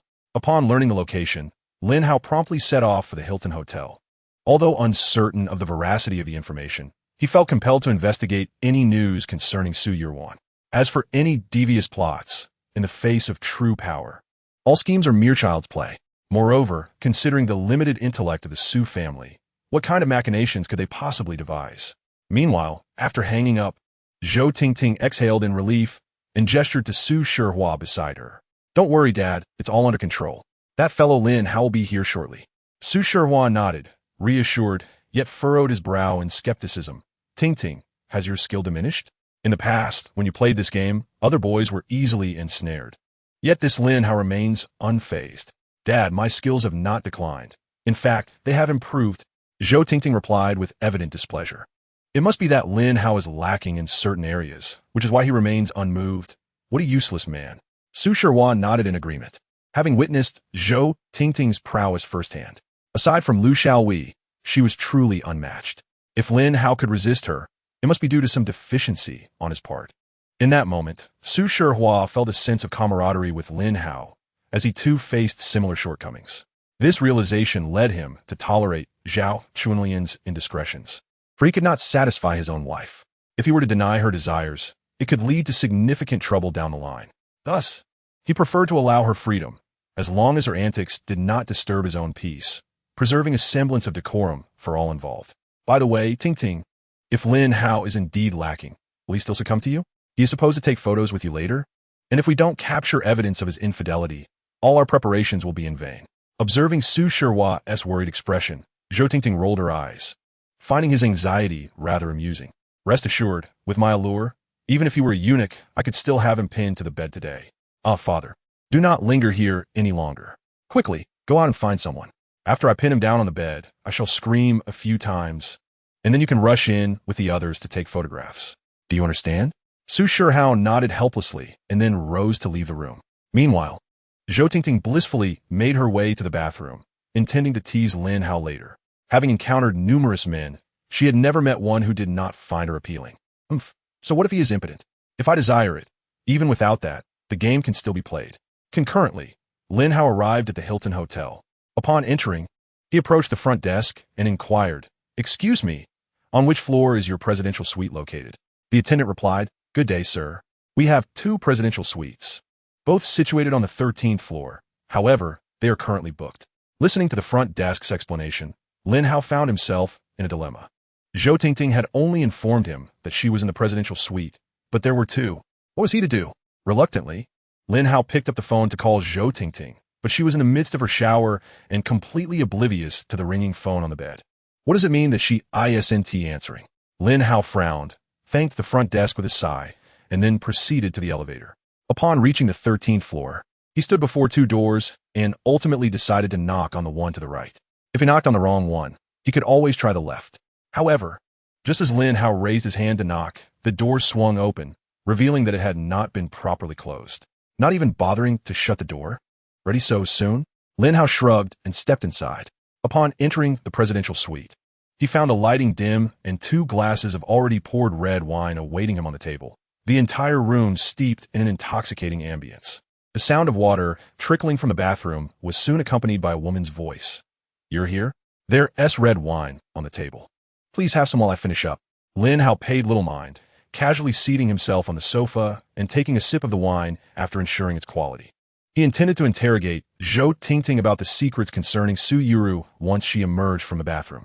Before long, the woman emerged from the bathroom.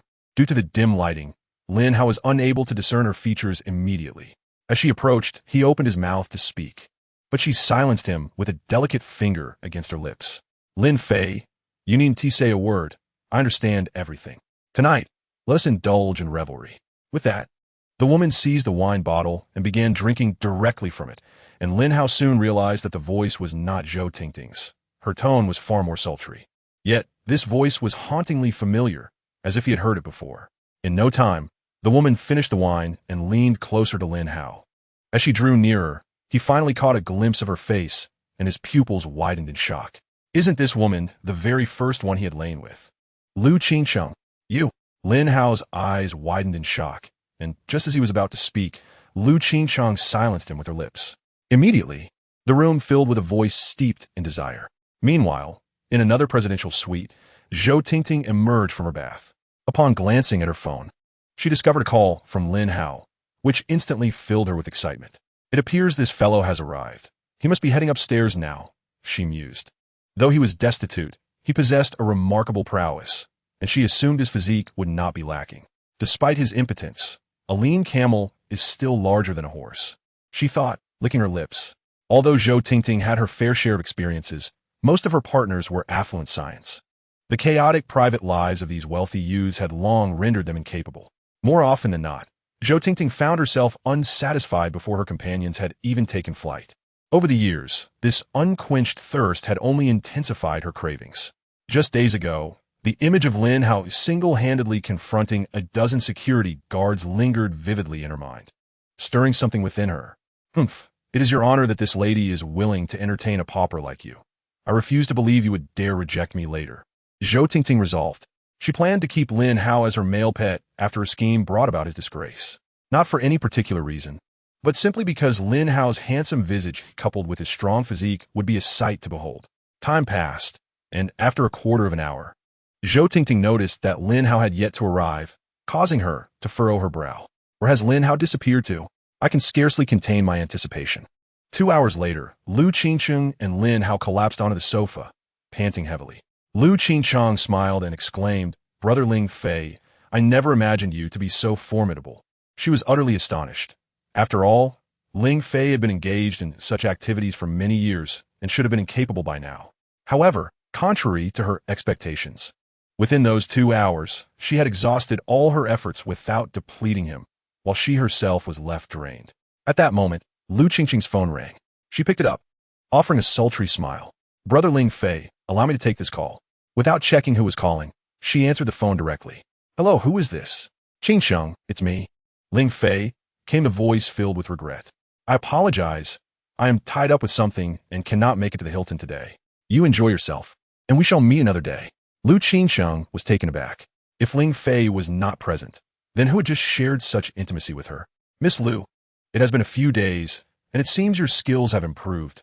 I have never seen you so proactive before, came a familiar teasing voice.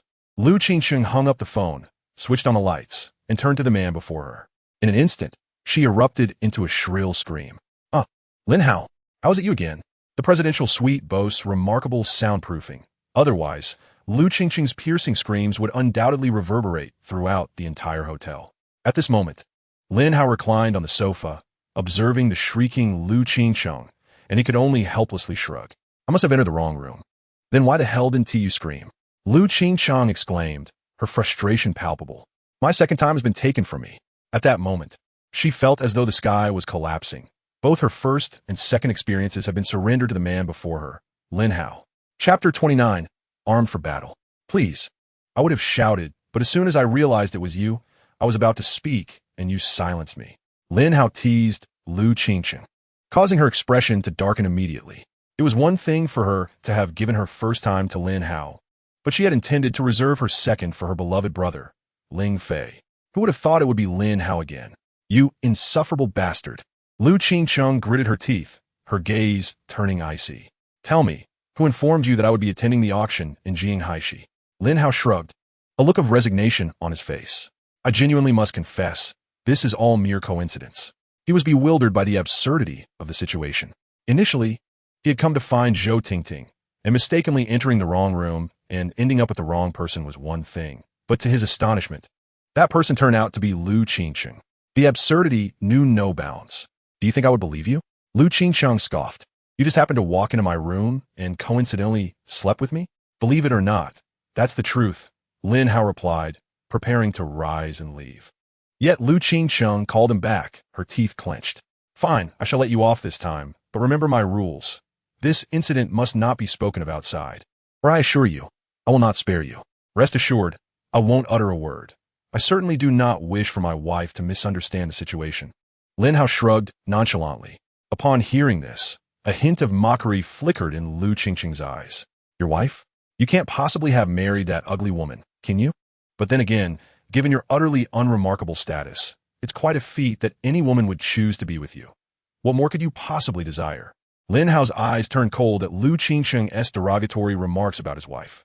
I warn you, I do not wish to hear any insults directed at my wife from your lips.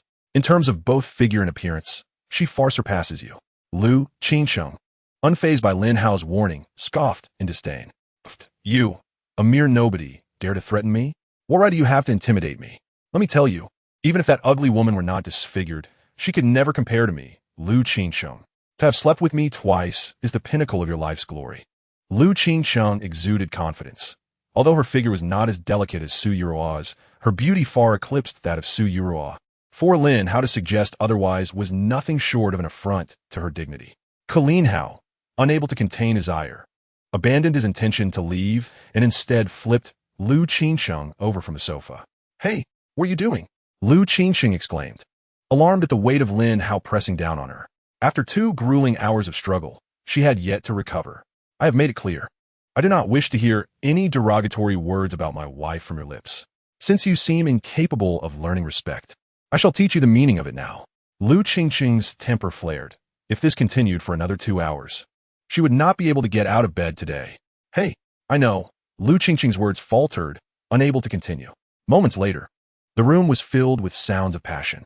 Meanwhile, in the presidential suite, Zhou Tingting, watching the 2 hours slip by, felt her face turn green with rage. Damn Lin Hao, did you fall into the elevator shaft? Why haven't you arrived yet? Gritting her teeth, she called Lin Hao, but he did not answer.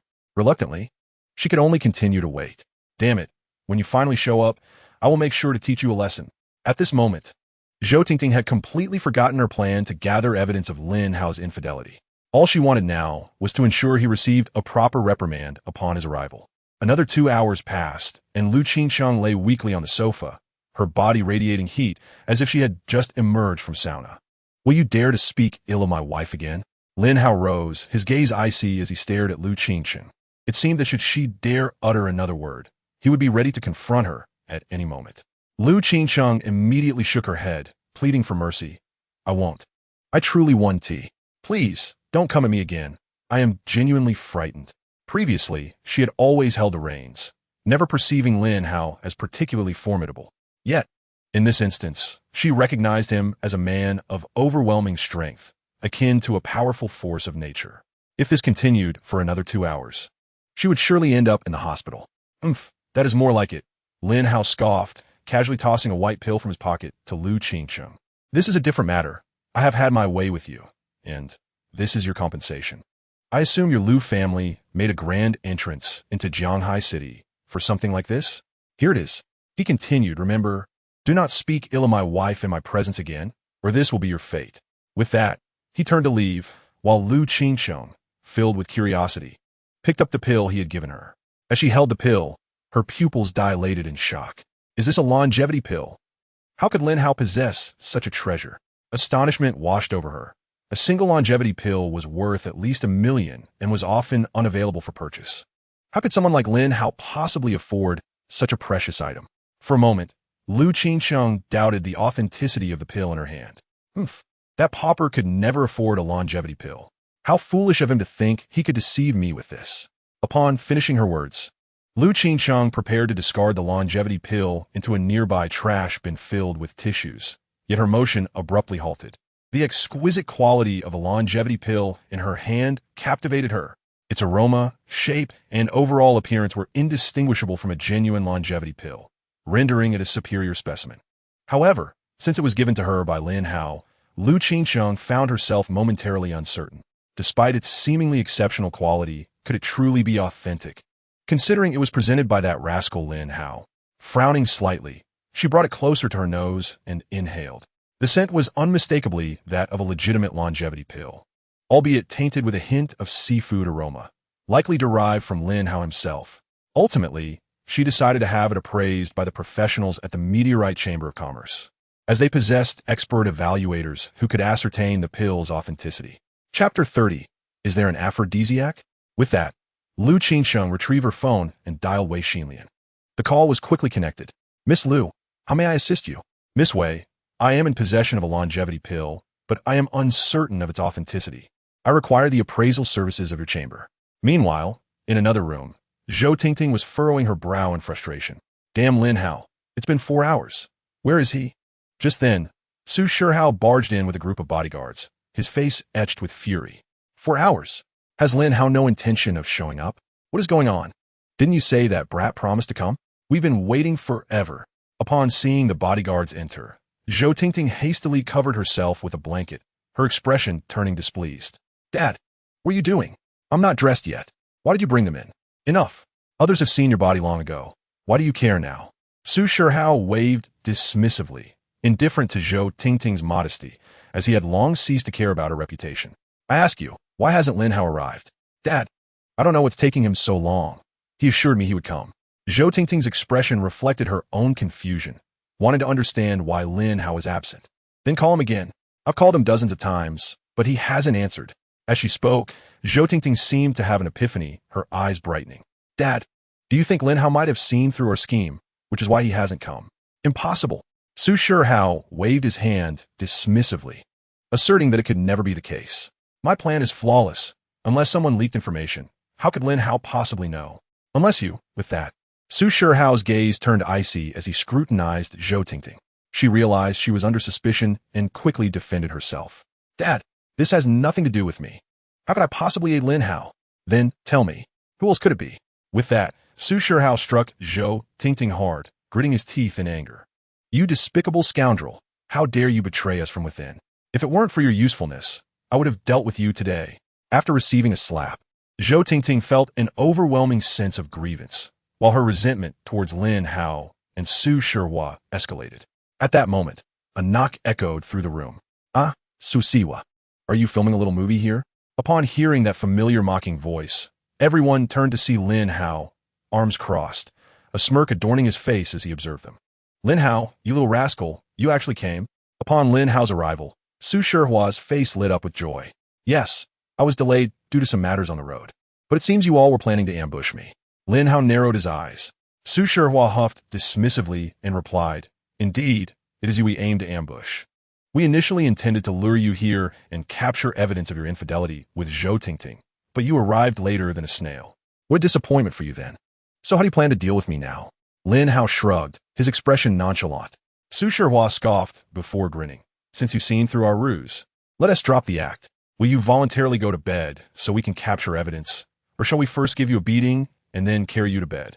Zhou Tingting eyed Lin Hao's robust physique, a hint of greed shimmering in her gaze. She hoped Lin Hao would take the initiative, for who knows how his abilities might fare if he were injured.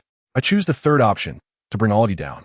Hearing Lin Hao's confident tone, Su Shihua let out a derisive laugh. It seems you have selected the second choice. With that, he turned to the bodyguards beside him and frowned. What are you waiting for? Go. The bodyguards glanced at Lin Hao, one of them crossing his arms and frowning as he urged, Kid, being with Our Lady is a privilege. I suggest you recognize your good fortune. At that moment, the bodyguards internally cursed Lin Hao for his lack of appreciation. Despite Zhou Tingting's flaws, her physique and beauty were undeniable. They wished for a chance, yet Lin Hao dared to refuse. If you want to go ahead, then do so. After all, I will not touch such a worthless person. The bodyguards could no longer contain their fury. One of them placed a hand on Lin Hao's shoulder and insisted forcefully, You're being given a chance. When I say go, you go. Boom. As his words fell, Lin Hao unleashed a punch that sent the man flying several meters away. The bodyguard crashed into a table, landing in a heap every bone in his body shattered. I do not appreciate others placing their hands on my shoulders. This is the consequence. With that, Lin Hao brushed off the dust from his shoulder. Zhou Tingting watched the violent scene unfold, feeling not only fear, but also a rush of adrenaline. Meanwhile, Su Shihua stood dumbfounded, unable to fathom how formidable Lin Hao truly was. What are you waiting for? Go and take him down. The remaining bodyguards snapped back to reality and charged at Lin Hao. Yet he remained steadfast, unmoving like a towering mountain. Boom, boom, boom. He unleashed 3 punches in quick succession, sending a dozen bodyguards flying in all directions within the room. The impact they made against the floor was thunderous, causing numerous pieces of furniture to collapse with a resounding crash. Within a mere second, the bodyguards were all incapacitated. Lin Hao remained stationary, as if he were butchering livestock, effortlessly dispatching everyone without shifting his stance. Su Shihua, your bodyguards are rather lacking, Lin Hao remarked nonchalantly after the altercation. At that moment, Zhou Tingting was filled with an overwhelming urge to throw herself at Lin Hao, while Su Shihua trembled in fear, his legs quaking. He was aware of Lin Hao's formidable prowess, but to resolve a dozen bodyguards in just a second was simply astounding. Quickly, Su Shihua picked up a steel rod that had fallen to the ground, aiming it at Lin Hao, his voice quivering as he threatened, "Don't come any closer." Lin Hao chuckled softly, shaking his head before explaining, "Rest assured, I have no intention of dealing with you right now. After all, you both are expected to attend my wedding with Yuan in a few days." Upon hearing this, Su Shihua let out a sigh of relief and immediately donned a sycophantic smile. "Good nephew, I knew you wouldn't lay a hand on us. We are all family." After all, though his words were cordial, Su Shihua's mind was rife with curses directed at Lin Hao, plotting how he might retaliate later. However, while I may not confront you, your performance today has disappointed me greatly. I believe we should engage in a little game, Lin Hao declared, turning his gaze towards Zhou Tingting. "Do you have any aphrodisiacs? Bring them all out for me." "Huh?" Zhou Tingting appeared bewildered. "What are you standing there for? You must have prepared some. So hurry." Lin Hao's tone grew slightly irritable. Although uncertain of Lin Hao's intentions, Zhou Tingting complied without hesitation, retrieving the aphrodisiacs from a nearby drawer. Upon receiving the items, Lin Hao's lips curled in a smirk. "Goodness, animal-grade aphrodisiacs? You certainly are bold." Zhou Tingting and Su Shihua exchanged awkward smiles. It was Zhou Tingting's idea to use animal-grade aphrodisiacs, motivated by her curiosity to witness Lin Hao at full throttle. Unfortunately, that spectacle would have to wait. After acquiring the aphrodisiacs, Lin Hao's smile widened, and he proceeded to administer the substances to the injured bodyguards. Once ingested, the bodyguards flushed with heat, their bodies radiating warmth as the effects of the drugs took hold. "Now, one of you must remain in this room while these bodyguards vent their frustrations. Once that is done, this incident will be forgotten," Lin Hao stated before turning to leave the room. As Su Shihua and Zhou Tingting observed the bodyguards, now in a state of unrestrained fervor, their expressions turned to panic. Su Shihua reassured Zhou Tingting, "Don't worry, my daughter. I believe in your abilities. You can handle them." Zhou Tingting's expression shifted, no matter how skilled she was. It was implausible for her to manage a dozen drug-affected bodyguards alone. This many would surely spell disaster. "Father, I shall perish within this place. Hold on, and once this ordeal concludes, I will procure the finest physician for you." With those words, Su Shihua rose to depart the room, yet Zhou Tingting swiftly preceded him, closing the door behind her. After securing the door, Zhou Tingting explained from the other side, "Father, once the effects of the drug take hold, these bodyguards become indiscriminate. Any individual will suffice. As my father, you ought to take on some responsibility. You should handle these bodyguards yourself. Once this is over, I shall find you the best proctologist." Upon hearing this, Su Shihua's expression shifted dramatically. Alone, he was to confront a dozen burly men? It was a death sentence. The bodyguards he had hired were all veterans, robust and formidable, and with the enhancement from the drug, their combat prowess was unparalleled. If they were to engage him, he feared he would be left in a state of utter disgrace. Turning back, he saw the bloodshot-eyed bodyguards advancing towards him, and in a state of panic, he shouted, "Get away! Do not approach me. I am your employer. Dare to touch a single hair on my body, and you shall face the consequences." Yet the bodyguards, undeterred by his protest, moved in closer, tearing at his clothing. Before long, the room was filled with their lewd laughter and Su Shihua's anguished cries. Zhou Tingting, listening to the cacophony, felt a sense of dark delight. Previously, Su Shihao had used her as a mere pawn for transactions, but now, she relished the opportunity to allow him to experience a taste of his own medicine. You two truly know how to play. Lin Hao's voice emerged from behind her. Turning her head, she noticed Lin Hao lingering at the back, a smile gracing her lips. Lin Hao, since you have nothing better to do, why not join me in some amusement? I still have some animal-grade aphrodisiac left. However, upon hearing her suggestion, Lin Hao shook his head without hesitation. No, thank you. Playing with someone of your caliber would likely cost me 3 years of my life. Zhou Tingting's face darkened at Lin Hao's unfiltered insult. Gritting her teeth, she retorted, indeed, I am worthless, but Su Yirwan is so lofty. With her unattractive face, who would even want to engage with her? At her words, Lin Hao's gaze turned icy. Should you utter another word against my wife, I will send you into that room as well, so you can experience the same torment as your father. Zhou Tingting, realizing the gravity of her situation, fell silent. After all, Su Shihao's cries of agony still echoed within the room, and if she were to be sent in, her fate would likely be no better than his. Nevertheless, she could not suppress her indignation, exclaiming, what of it if I am worthless? The Su Corporation has reached its current stature solely through my efforts, step by step. Are you aware of the area around the East City factory? It is slated for demolition, and the profits I secured there were through my entanglements with Lu Guangcai. Does Su Yirwan possess such capability? As she spoke, a hint of pride emerged in Zhou Tingting's demeanor. Anyone can indulge, but not everyone can extract value from it. I, however, have indeed derived value from my escapades, and that is something I take pride in. I'm sorry, but my wife would never resort to such means.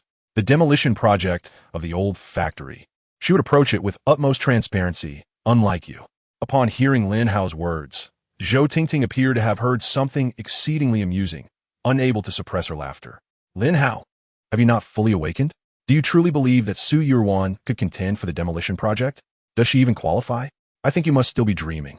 This demolition project is under the auspices of Lu's Enterprise, affiliated with Chairman Jin Sheng. The Su family can merely hope for a meager share. Su Yirwan doesn't even have the right to sip from a broth. Zhou Tingting couldn't help but laugh heartily. Lin Hao remained unfazed, retorting coldly, just wait and see if he can seize this demolition project. With that, he turned and departed. After all, it was merely a demolition project, and, given its connection to Jin Sheng, he could claim it at any moment. As for the Su family, they could continue their arrogance for a while longer. If not for the impending wedding banquet they needed to attend, he would have resolved the matter with them entirely. Upon leaving the hotel, just as Lin Hao intended to depart, a luxurious Porsche came to a halt before him. Handsome, would you like a ride? I can take you for a journey. The window gradually lowered, revealing a stunningly beautiful woman, her voice dripping with seduction.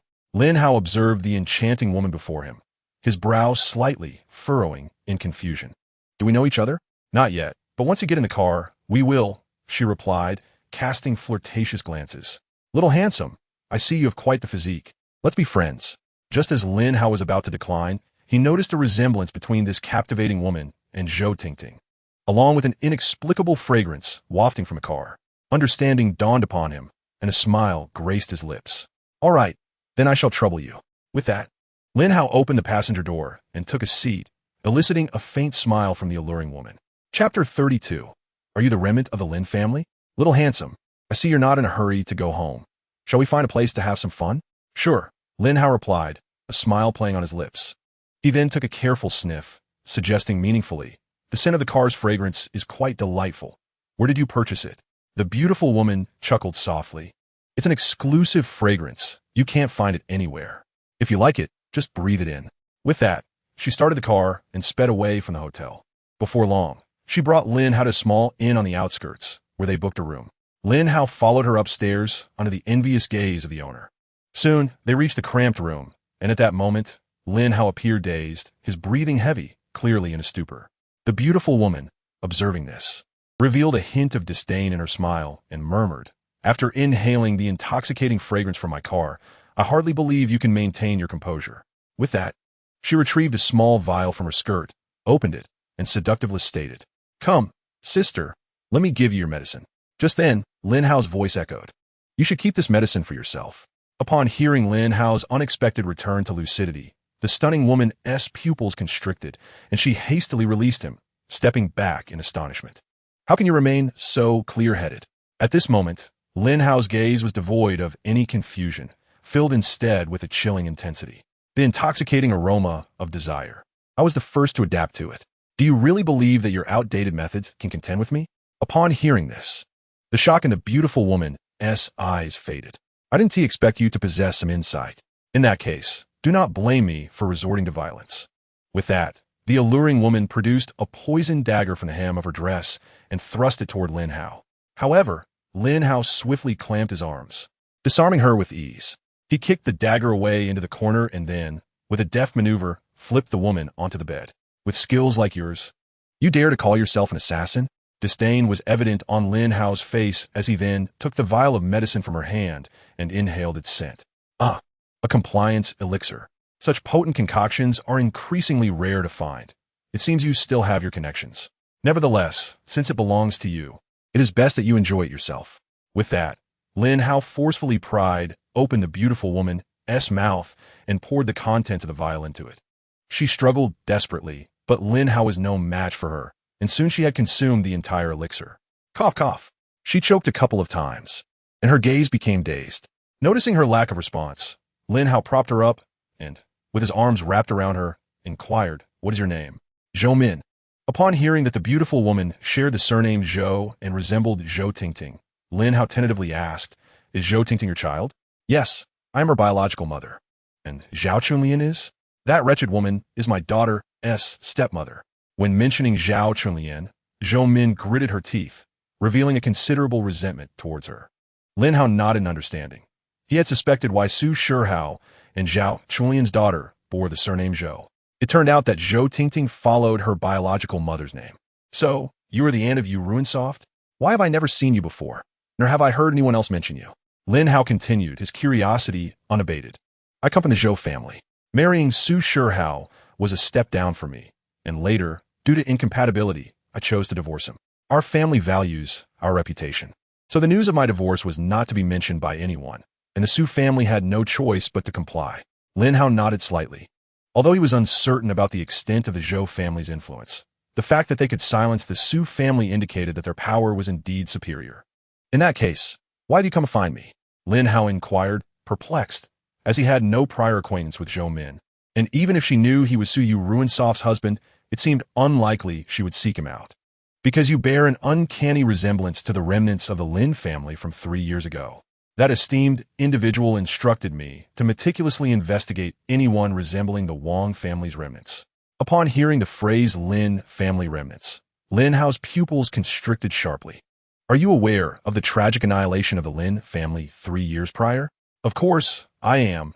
The assassins who eradicated the Lin family were, in fact, arranged by me." At the utterance of Zhou Min's words, the air in the room seemed to cease its circulation. The hatred in Lin Hao's eyes crystallized into something palpable as he fixed Zhou Min with a murderous glare, gritting his teeth as he reiterated, "Did you truly orchestrate the Lin family's massacre 3 years ago?" Zhou Min smiled enigmatically, her gaze distant as she replied, "I was merely a knife. Indeed, it was our Zhou family that extinguished the Lin family, but we were not the masterminds, just a tool for assassination. Regrettably, 2 remnants of the Lin family managed to escape, 1 male and 1 female." Upon hearing that another individual had fled alongside him, Lin Hao instinctively furrowed his brow. He could not recall any other surviving member of the Lin family apart from himself. If this person was alive, who could it possibly be? Lin Hao pondered, murmuring to himself, "Could that woman be my father's illegitimate daughter? Unlikely. My father does not seem to possess such a character. Furthermore, if she were truly an illegitimate child, he should have confided in me. Why has it never been mentioned?" Upon overhearing Lin Hao's musings, a flicker of recognition returned to Zhou Min's eyes, and she exclaimed in astonishment, "Could it be that you are indeed one of the Lin family's remnants? You are truly alive." Slap! Without hesitation, Lin Hao delivered a resounding blow, sending her sprawling to the ground. Zhou Min fell painfully, feeling as though her bones might shatter. "How dare you say that? If it were not for your Zhou family, my Lin family would not have fallen to such depths." Lin Hao spoke with palpable resentment.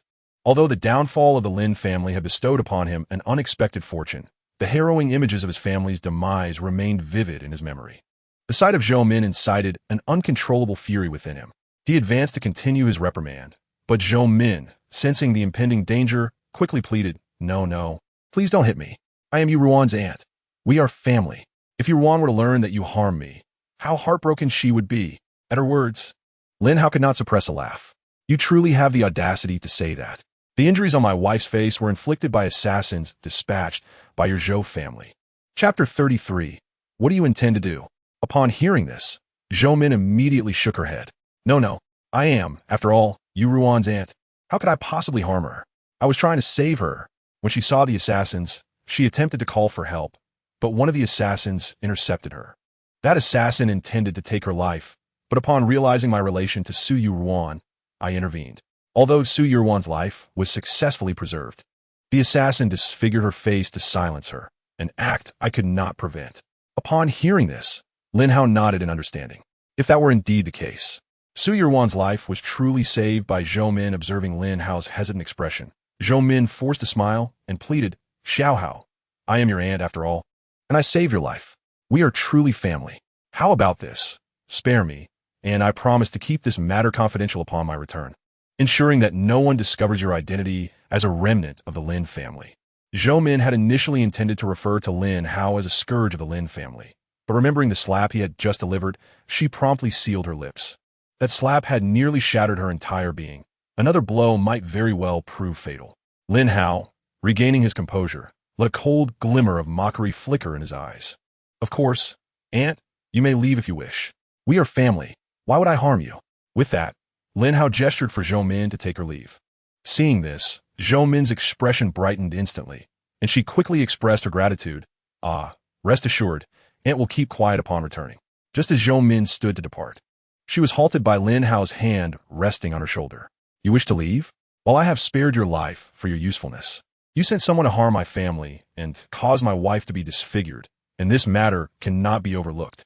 With that, Lin Hao exerted force, pulling Zhou Min onto the bed. Instantly, the pain in her already aching bones intensified, causing her to grimace in agony. She let out a scream, prompting the innkeeper downstairs to shake his head in resignation. Zhou Min, observing the smile playing on Lin Hao's lips, asked anxiously, "Lin Hao, you promised not to kill me. What do you intend to do?" "I certainly do not intend to kill you, but the death of my family members is directly tied to you.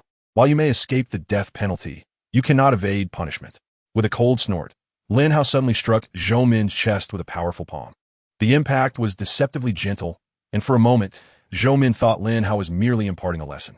However, she soon felt a sensation akin to countless ants crawling across her skin, penetrating her heart, which made her feel as though a swarm of insects was infesting her entire being. "What have you done to me?" Zhou Min clawed at her skin, but the sensation was deeply ingrained, leaving her dizzy and gasping, as if her chest were alive with the movement of countless ants. "What have I done?" Lin Hao replied with a chilling smile. "This is my unique palm technique, heart-devouring palm. In the initial stages, you will feel as though thousands of ants are crawling on your chest, and gradually, this sensation will spread throughout your entire body. At first, you might perceive this as inconsequential, but with a mere thought, I can intensify the force of my grip within you until you truly experience the sensation of being devoured by ants." As foretold by Lin Hao, this feeling coursed through every bone in Zhou Min's body, amplifying her agony. Observing Zhou Min's distress, Lin Hao escalated the potency of his heart-eating palm. With a sudden surge of power, Zhou Min's pupils constricted, as if countless ants were relentlessly gnawing at her entire being, prompting her to cry out in torment. Her anguished cries reverberated throughout the automobile inn, causing the proprietor below to smirk slightly.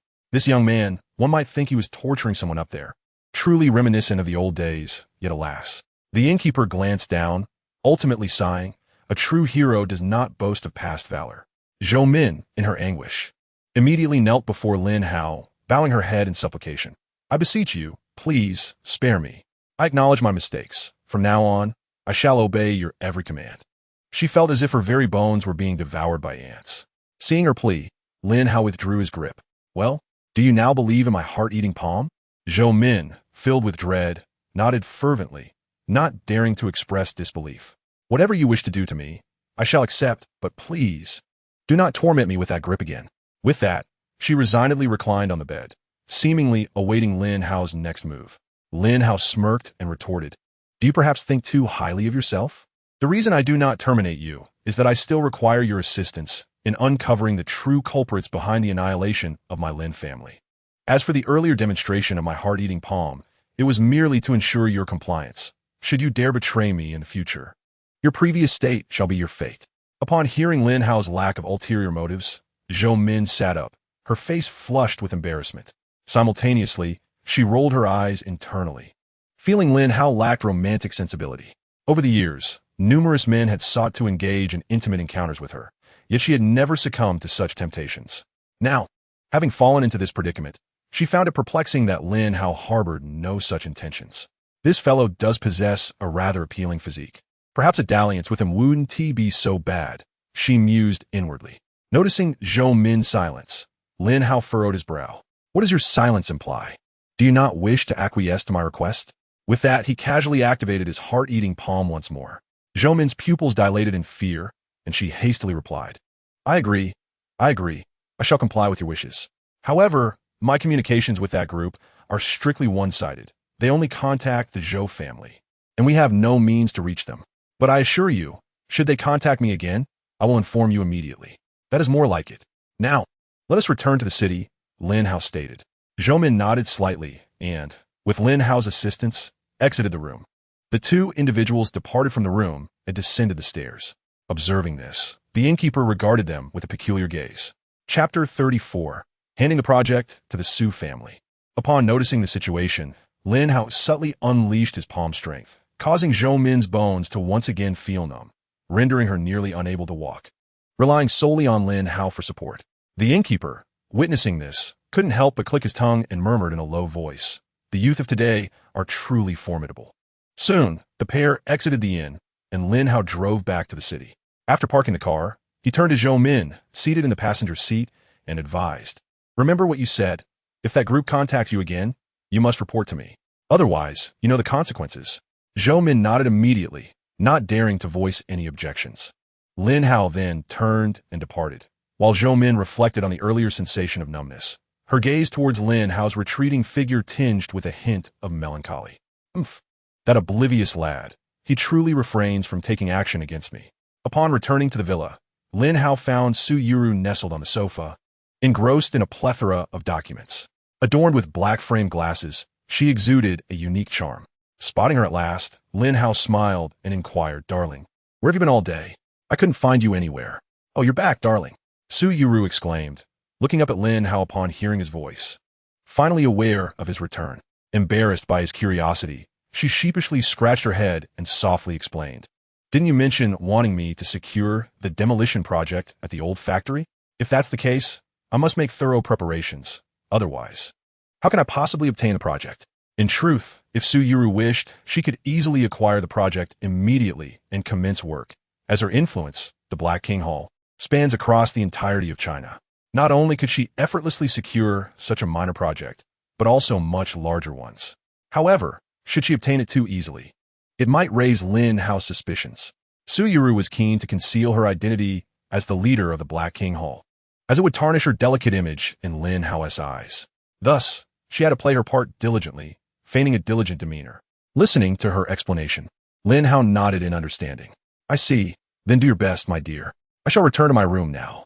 "Yes, go rest, darling," Su Yuru replied, her head nodding vigorously, relieved at the prospect of Lin Hao returning to his slumber, allowing her to drop the act. Once back in his room, Lin Hao closed the door and promptly took out his phone to call Jin Cheng. Within mere seconds, the call was answered, and Jin Cheng's exceedingly respectful voice came through. "What is it, Mr. Lin? How may I assist you? Is the demolition project at the old factory in the eastern city being managed by your Jin family as business?" Lin Hao inquired. After a moment of contemplation, Jin Cheng responded affirmatively. "Indeed, it is a project under the auspices of our esteemed Jin Family Chamber of Commerce." "What is it, Mr. Lin? Are you interested in this project?" "Indeed, I find it quite intriguing. Perhaps my wife could take on this endeavor." Jin Cheng readily agreed, as it was merely a project of moderate significance to him. Since Mr. Lin had expressed interest, it was only natural to accommodate his request. Mr. Lin, should you require financial assistance, feel free to communicate directly with me. The profit from this demolition project is but a trifling sum. Upon realizing that Jin Chung misunderstood his intentions as a lack of funds, Lin Hao shook his head with a chuckle. You have misjudged my situation. I am not in need of money, but rather I wish to provide my wife with some engagement, as it is rather dull for her to remain cooped up all day. Very well, it is settled. This project will be entrusted to you, Runin. No problem, Mr. Lin. Simply wait my news. Lin Hao acknowledged with a sound and promptly ended the call. After hanging up, Jin Chung quickly dialed another number. Hello, President Jin. What can I do for you? Lu Shoucai answered promptly, his tone cordial, though the sounds of singing in the background hinted that he was in a lively atmosphere. You are in charge of the demolition project at the old factory in the Eastern District, correct? Assign this project to the eldest daughter of the Su family, transferring all profits to them. I shall cover any losses, understood? Despite not knowing the rationale behind Jin Cheng's urgency, Lu Shoucai readily acquiesced. Certainly, President Jin. I will arrange this matter immediately. Jin Cheng acknowledged with a sound and then hung up the phone. Just as Lu Shoucai was about to call his son Lu Guang, the restroom door swung open, revealing a dancer holding a wine glass. Oh, Mr. Lu, why are you hiding in here? Are you trying to escape the drinks? That simply won't do. You lost the dice game earlier, so you cannot evade this glass. Without further ado, the dancer poured the wine down Lu Shoucai's throat, who resigned, had no choice but to drink. After finishing the glass, he patted the dancer on the backside and instructed, please go outside and prepare the drinks. I shall join you shortly to ensure you all indulge thoroughly. Certainly, Mr. Lu, I shall await your arrival. The dancer cast a flirtatious glance at Lu Shoucai before turning to leave the restroom. Lu Shoucai, seizing the moment, took out his phone and called Lu Guang. And the call connected swiftly. Hello, Dad, what is the matter? Little Guang promptly assigned the demolition project of the old factory to the Su family. At this point, Lu Shoucai hesitated, considering that the Su family had two daughters, Su Yu Runin and Zhou Tingting. It seemed implausible that the insufferable Su Yu Runin could be associated with President Jin, so it must be Zhou Tingting. Lu Shoucai pondered internally before decisively instructing. Immediately assign this project to Zhou Tingting of the Su family, and inform them that we are willing to collaborate, offering them the entirety of the profits from this project. Speed is of the essence. Dad, are you joking with me? Lu Guang was momentarily taken aback. If all the profits from our current project were to be handed over to the Su family, it would not only mean no earnings for us, but also a substantial loss. Rest assured, this is Chairman Jin's directive. Chairman Jin has assured us that any losses incurred will be compensated. Do you understand? Upon hearing it was Jin Cheng's command, Lu Guang couldn't help but be astonished. Good heavens, Zhou Tingting was so audacious that she managed to end up in Chairman Jin's bed. Be cautious. I can tolerate hearing that. But should Chairman Jin catch wind of it, I guarantee you will vanish from Jianghai City by the next day. Chapter 35. Wei Lingxin pays another visit. Lu Guang, upon hearing this, immediately clapped a hand over his mouth, signaling himself to refrain from speaking so freely. If Chairman Jin were to hear of this, the threat of disappearance was no trifling matter. Now, you must deal with this matter promptly. Resolve the issue with those workers who have been reluctant to relocate, ensuring the Su family is not involved. The Su family today is no longer what it once was. Even our Lu family must show them due respect. Understood, Dad. Lu Guang replied, a hint of dissatisfaction evident as he pouted. After all, Zhou Tingting had once sought to curry favor with him, and now she had ascended to the heights of power by climbing into Jin Cheng's bed, transforming from a mere chicken to a phoenix. Yet, Lu Guang dared not voice his grievances. After ending the call, he promptly dialed Wei Lingxin. The call connected swiftly, and Wei Lingxin's displeased tone resonated. What do you want? Haven't we concluded our transaction? Why are you contacting me? There's been a change in plans.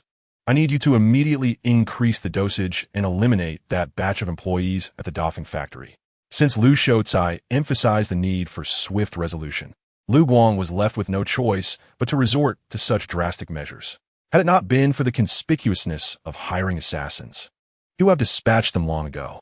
Wei Lingxin, upon hearing this, rolled her eyes and responded, no problem. You want to increase dosage? That will cost you an additional 10 million.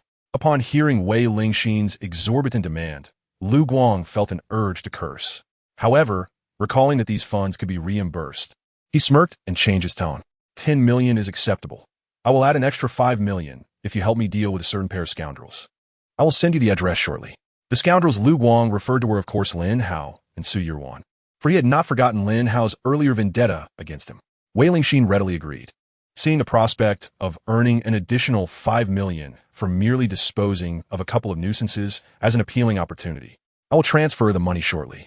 Be prompt in your actions. After hanging up, Lin Hao could not suppress a smile. Lin Hao, I refuse to believe I cannot eliminate you this time. Meanwhile, Lin Hao, who had been in his bedroom, finally received a call from Jin Cheng. Upon seeing Jin Cheng's name on the screen, he swiftly answered. Hello, old Jin. How is the matter progressing? Rest assured, Mr. Lin, it won't be long before this project is transferred to Miss Su. Lin Hao nodded in satisfaction upon hearing this. Well done. It is my honor to serve Mr. Lin. Lin Hao responded lightly before promptly ending the call. He couldn't help but wonder how surprised Yuan would be when she learned of the news in a few days. The mere thought of the expressions on Zhou Tingting and Su Shihao's faces made him smile. He decided to withhold this information from Yuan, wishing to surprise her instead. With that, Lin Hao left the room and made his way to the living area. There, he found Su Yuan sprawled over a pile of documents, yawning and appearing quite fatigued. Amused, Lin Hao shook his head at the sight. It was rather unfair to expect her to manage so much information alone. However, it mattered little, as he had already paved the way for her. All she needed to do was continue moving forward. Approaching the sofa, Lin Hao's presence startled Su Yuan, who quickly sat up and frantically attempted to cover the drool on her papers. Darling, what brings you here? Didn't you say you were going to rest in your room? Seeing her adorable demeanor, Lin Hao couldn't help but smile. Are you not accustomed to sleeping alone? I thought to invite you to join me. Oh, darling, just go ahead and sleep. I still have documents to review. Yet, Lin Hao disregarded her protests and lifted Su Yuan, playfully declaring, documents can wait. If you don't sleep now, you may miss the chance entirely. With that, he carried her upstairs. Blushing, Su Yuan had no choice but to acquiesce. After all, the relocation project was merely a facade for her. Since Lin Hao wished to rest, she would indulge his desire. Soon, they arrived in the dimly lit bedroom, both appearing somewhat disoriented by the atmosphere. Lin Hao gently placed Su Yuan on the bed, and as she felt his robust breath, her cheeks flushed as she murmured, Darling, shouldn't we take a shower first? Why bother with a shower? We can wash up afterward, Lin Hao replied, preparing to remove his clothing. Just then, he sensed a silver needle flying toward him. His pupils contracted as he instinctively grasped the needle and turned to locate its source.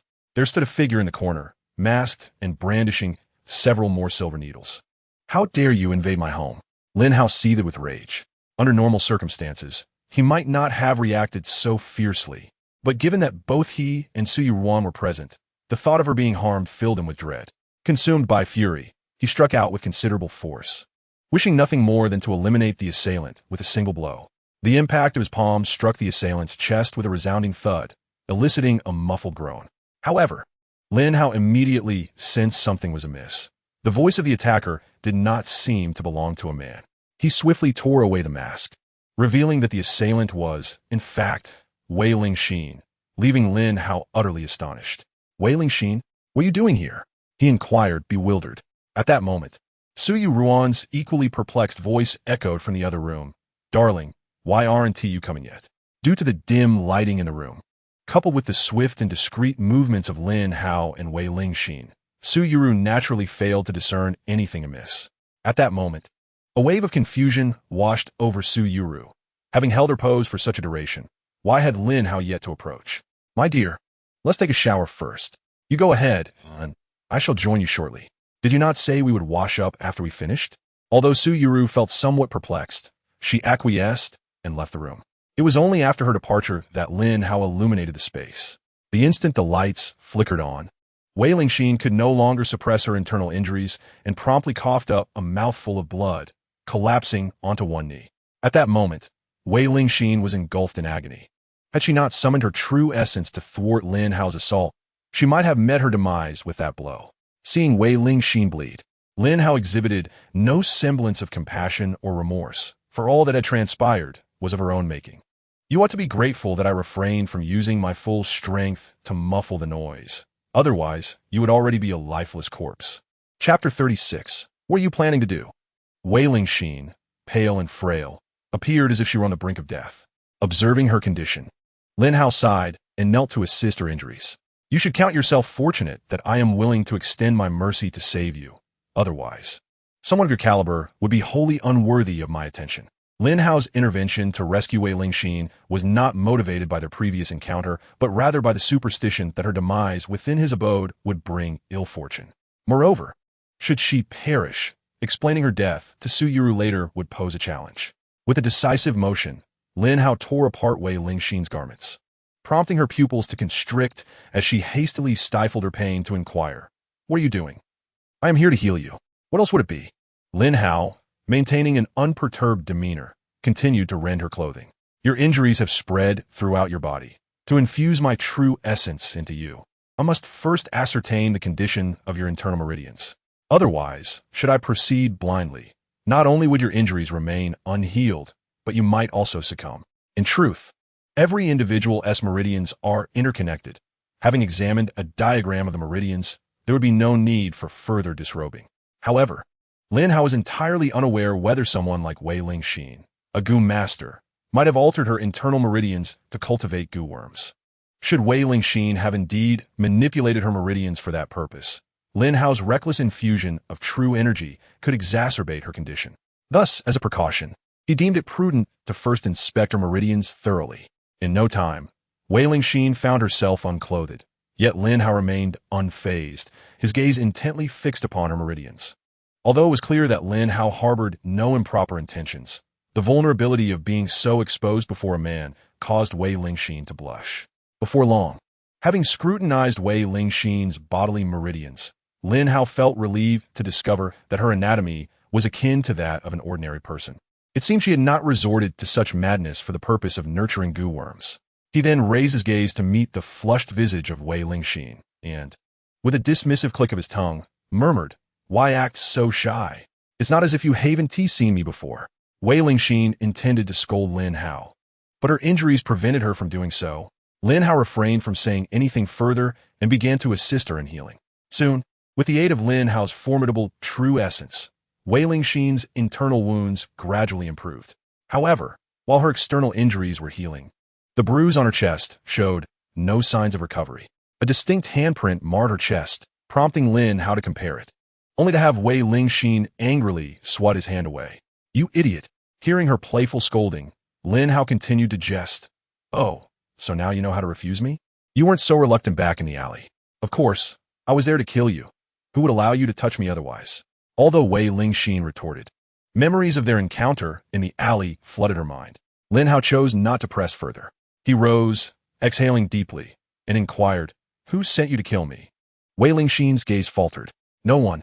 You're rather loyal to your employer, aren't you? Speak up." Biting her lip, Wei Lingxin finally huffed, "I want to say.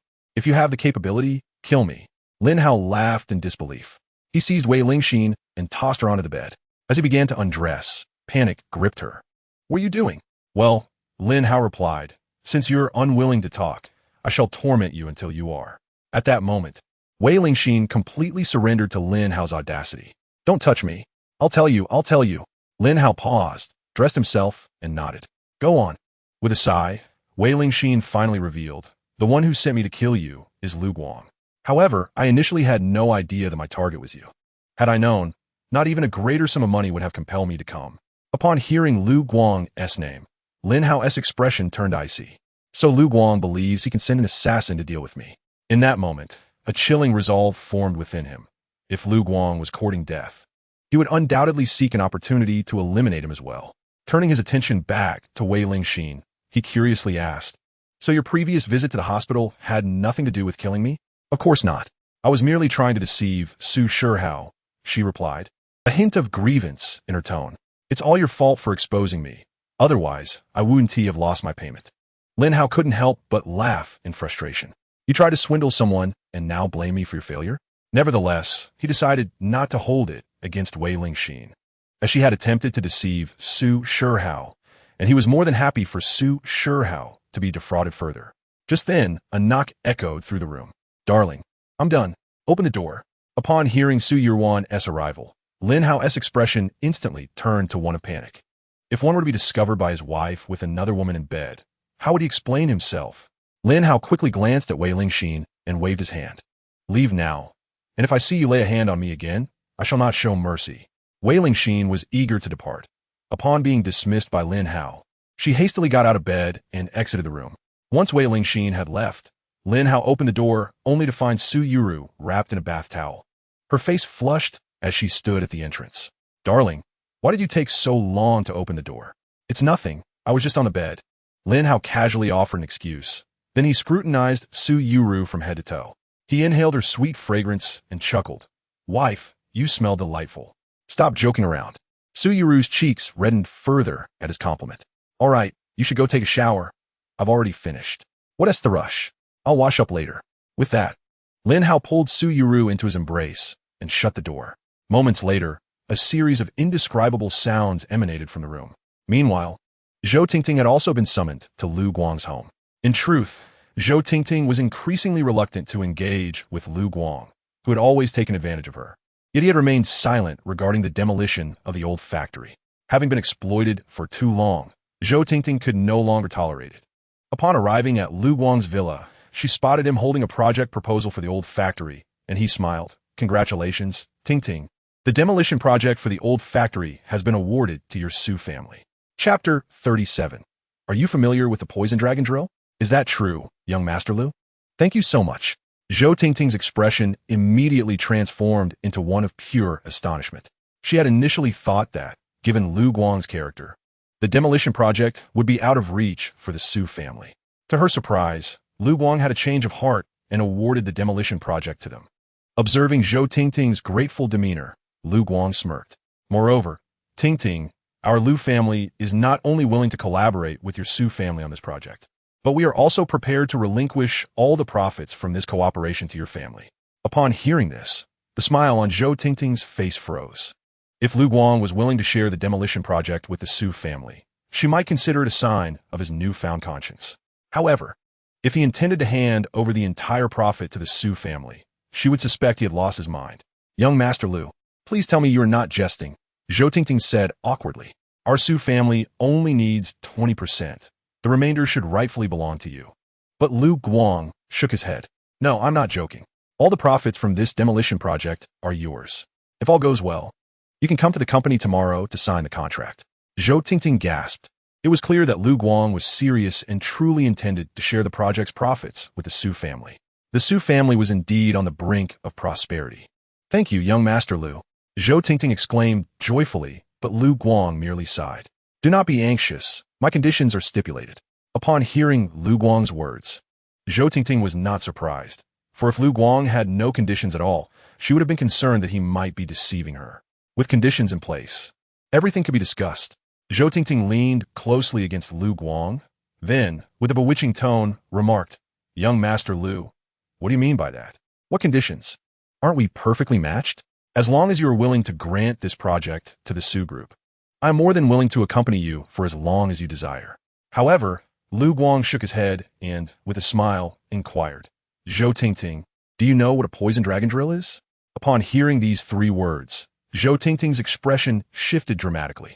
The following day, within the Kanglin Haijun, Su Yurwan had donned a new outfit, albeit still masked, concealing her face. After all, it was the height of summer, and the sun was scorching. Su Yurwan's skin had only just recovered and could not withstand excessive exposure. At that moment, Lin Hao emerged, having changed his attire as well. Upon seeing the white shirt accentuating Su Yurwan's figure, his eyes gleamed with admiration. "Wife, you look truly stunning." As he spoke, he approached and enveloped her in an embrace. Su Yurwan playfully responded, "Oh, dear husband, we still need to visit Lu's group. Let us discuss this later, shall we?" Aware of the urgency of their business, Lin Hao could only shrug in resignation and acquiesce. All right. Although Lin Hao was already aware that the demolition project had been predetermined, he refrained from disclosing this information immediately, wishing to surprise Su Yurwan. After all, it would be far more delightful for her to learn of it through others rather than from him, as that would diminish the surprise. Soon, the couple arrived at the entrance of Lu's group, where they encountered another familiar face. There stood Zhou Tingting, similarly attired, seemingly just having arrived at Lu's group. While Zhou Tingting's outfit bore a resemblance to Su Yurwan's, the latter's figure was undeniably superior, radiating an allure that eclipsed Zhou's. The sight left Zhou Tingting's countenance darkened. "What are you two doing here at Lu's group? Here to embarrass yourselves?" Zhou Tingting remarked with palpable irritation. Simultaneously, She wished to strip Su Yuan of her outfit. For nothing was more awkward than encountering someone in the same attire, especially when the other possessed a more enviable physique or appearance. Without a doubt, Zhou Tingting felt overshadowed. In response to Zhou Tingting's inquiry, Su Yuan snorted dismissively and retorted, "We are here to contend for the rights to the old factory demolition project. Besides, what business is it of yours?" Zhou Tingting let out a derisive laugh. "You two think you can compete? Do you even have 10,000 yuan between you? Especially you, Su Yuan, the useless one. You know you should wear a mask when you go out. Do you realize how frightening your face is? You shouldn't be competing. You ought to consider cosmetic surgery first." Honestly, in broad daylight, I thought I had seen a ghost. Upon hearing those words, Su Yuan's eyes were instantly filled with coldness. Were it not for Lin Hao's presence, she would have long since approached Zhou Tingting and delivered several slaps to her face in order to maintain her composure. However, before Su Yuan could even speak, Lin had already stepped in on her behalf. "Instead of taking the time to insult my wife, perhaps you should find time to brush your teeth," Lin Hao remarked, pinching his nose in distaste. "Just take a moment to consider the odor emanating from your mouth. It is akin to that of excrement. Did you consume feces last night?" Zhou Tingting's expression shifted abruptly upon hearing this, as she recollected that she had spent the entire night attending to Lu Guang and had rushed out the door in the morning without brushing her teeth. In truth, it was quite plausible that her breath carried a foul stench. Although Zhou Tingting herself could not detect it, Lin Hao's words left her feeling enraged. "You filthy scoundrel! How dare you insult me? You are the one who has eaten excrement." Just then, Lu Guang finally made his entrance, his steps unsteady, as though he had endured a fierce battle the previous night. Upon seeing Lu Guang, Zhou Tingting's face brightened. "Young Master Lu, you have arrived." She immediately nestled into Lu Guang's embrace and pointed an accusatory finger at Lin Hao and his companion, exclaiming, "Young Master Lu, you must take care of these two trash. They dare to confront me in front of your company." Lu Guang, holding Zhou Tingting, expressed surprise at the sight of Lin Hao and his companion still alive. "You two shameless creatures are still breathing? This cannot be." Lu Guang appeared perplexed, having previously arranged for assassins to deal with Lin Hao and his companion. Lin Hao let out a cold laugh, mocking, "It seems the assassins you hired are rather incompetent. Not only did they fail to eliminate me, but they also revealed your name. Rest assured, I shall return this favor." "You actually dealt with that person?" Lin Hao exclaimed in disbelief. "Impossible. That individual was immensely powerful. How could you possibly have overcome her? Whether you believe it or not is of no consequence, but I have noted this grudge. Prepare to meet your end." Lu Guang had already threatened Su Yuan's safety, and Lin Hao could not allow him to live. Chapter 38. The Arrival of Lu Shoucai. Lu Guang, gritting his teeth, replied venomously, "How dare you threaten me? Do not forget whose territory this is." With that, Lu Guang clapped his hands and called out loudly, "What are you all still doing? I am being assaulted. Come forth." At Lin Hao's command, a dozen burly bodyguards appeared, surrounding Lin Hao and his companion. Lu Guang stood outside the circle, sneering, "Lin Hao, you are indeed formidable, but all the bodyguards in my Lu group are retired elite soldiers, the strongest among the strong during their time in the military. I shall see if you can still handle this. Attack." With Lu Guang's order, the bodyguards charged forward to confront Lin Hao. Observing this, Zhou Tingting confidently assumed Lin Hao and his companion were doomed, and she smirked mockingly, then suggested, "Young Master Lu, why don't we do this? Spare that ugly woman's life, and later we can strip her of her clothes and parade her through the streets." Lu Guang's eyes lit up at her words. Although Su Yuan was not conventionally beautiful, he couldn't deny that her figure was exceptionally striking. To behold such an exquisite figure, Lu Guang could not help but acquiesce. He promptly issued orders to his bodyguards. "Kill the man, leave the woman alive. I intend to parade her through the streets." Meanwhile, Su Yuan, displaying a hint of panic, clutched Lin Hao's arm and whispered timidly, "What should we do, dear?" "Fear not. I am here," Lin Hao reassured her softly, before turning his gaze towards the bodyguards, a chilling resolve spreading in his eyes. As one of the bodyguards swung a punch at him, Lin Hao seized it and with a sharp tug, dislocated the man's arm with a resounding crack. He then delivered a powerful kick to the guard's head, rendering him unconscious with such force that the cobblestones beneath shattered. Witnessing Lin Hao's earth-shattering blow, Lu Guang trembled in fear. The remaining bodyguards, recognizing the sheer ferocity of Lin Hao, hesitated to advance. With a smirk playing on his lips, Lin Hao took advantage of their hesitation. While they faltered, he did not. With fists and legs striking like lightning, he felled over a dozen elite bodyguards to the ground in mere seconds. The expressions of Lu Guang and Zhou Tingting froze in disbelief. They were aware of Lin Hao's prowess, but this was beyond comprehension. How could he dispatch so many elite guards with such ease? Having dealt with the bodyguards, Lin Hao turned his attention to Lu Guang. Young Master Lu, do you possess any more tricks up your sleeve? If not, it is my turn. Lu Guang, upon hearing this, trembled uncontrollably, losing his footing and collapsing to the ground. If you don't come any closer, this is my father's company. If you kill me, he will surely seek revenge. Lin Hao regarded him with disdain. Not only would he have no qualms about taking a life at the Lu Corporation's doorstep, but he would also do so at the precinct without concern. Just as he prepared to act, a Land Rover sped into view. It swiftly halted at the company entrance, and Lu Shoutsai, along with his bodyguards, emerged. Upon observing the scene, Lin Hao standing tall amidst his incapacitated guards, Lu Shoutsai's pupils constricted in shock. This young man was extraordinarily formidable. Internally berating himself, Lu Shoutsai pointed at Lin Hao and bellowed, "What do you want? Are you planning to harm my son?" Seeing his father arrive, Lu Guang's face brightened with relief as he dashed towards Lu Shoutsai, seeking refuge behind him. "Dad, it's Lin Hao. He just tried to kill me. You must shoot him." Lu Shoutsai's expression darkened immediately, delivering a sharp slap to Lu Guang. "Have you lost your mind? Where do you think I keep a gun?"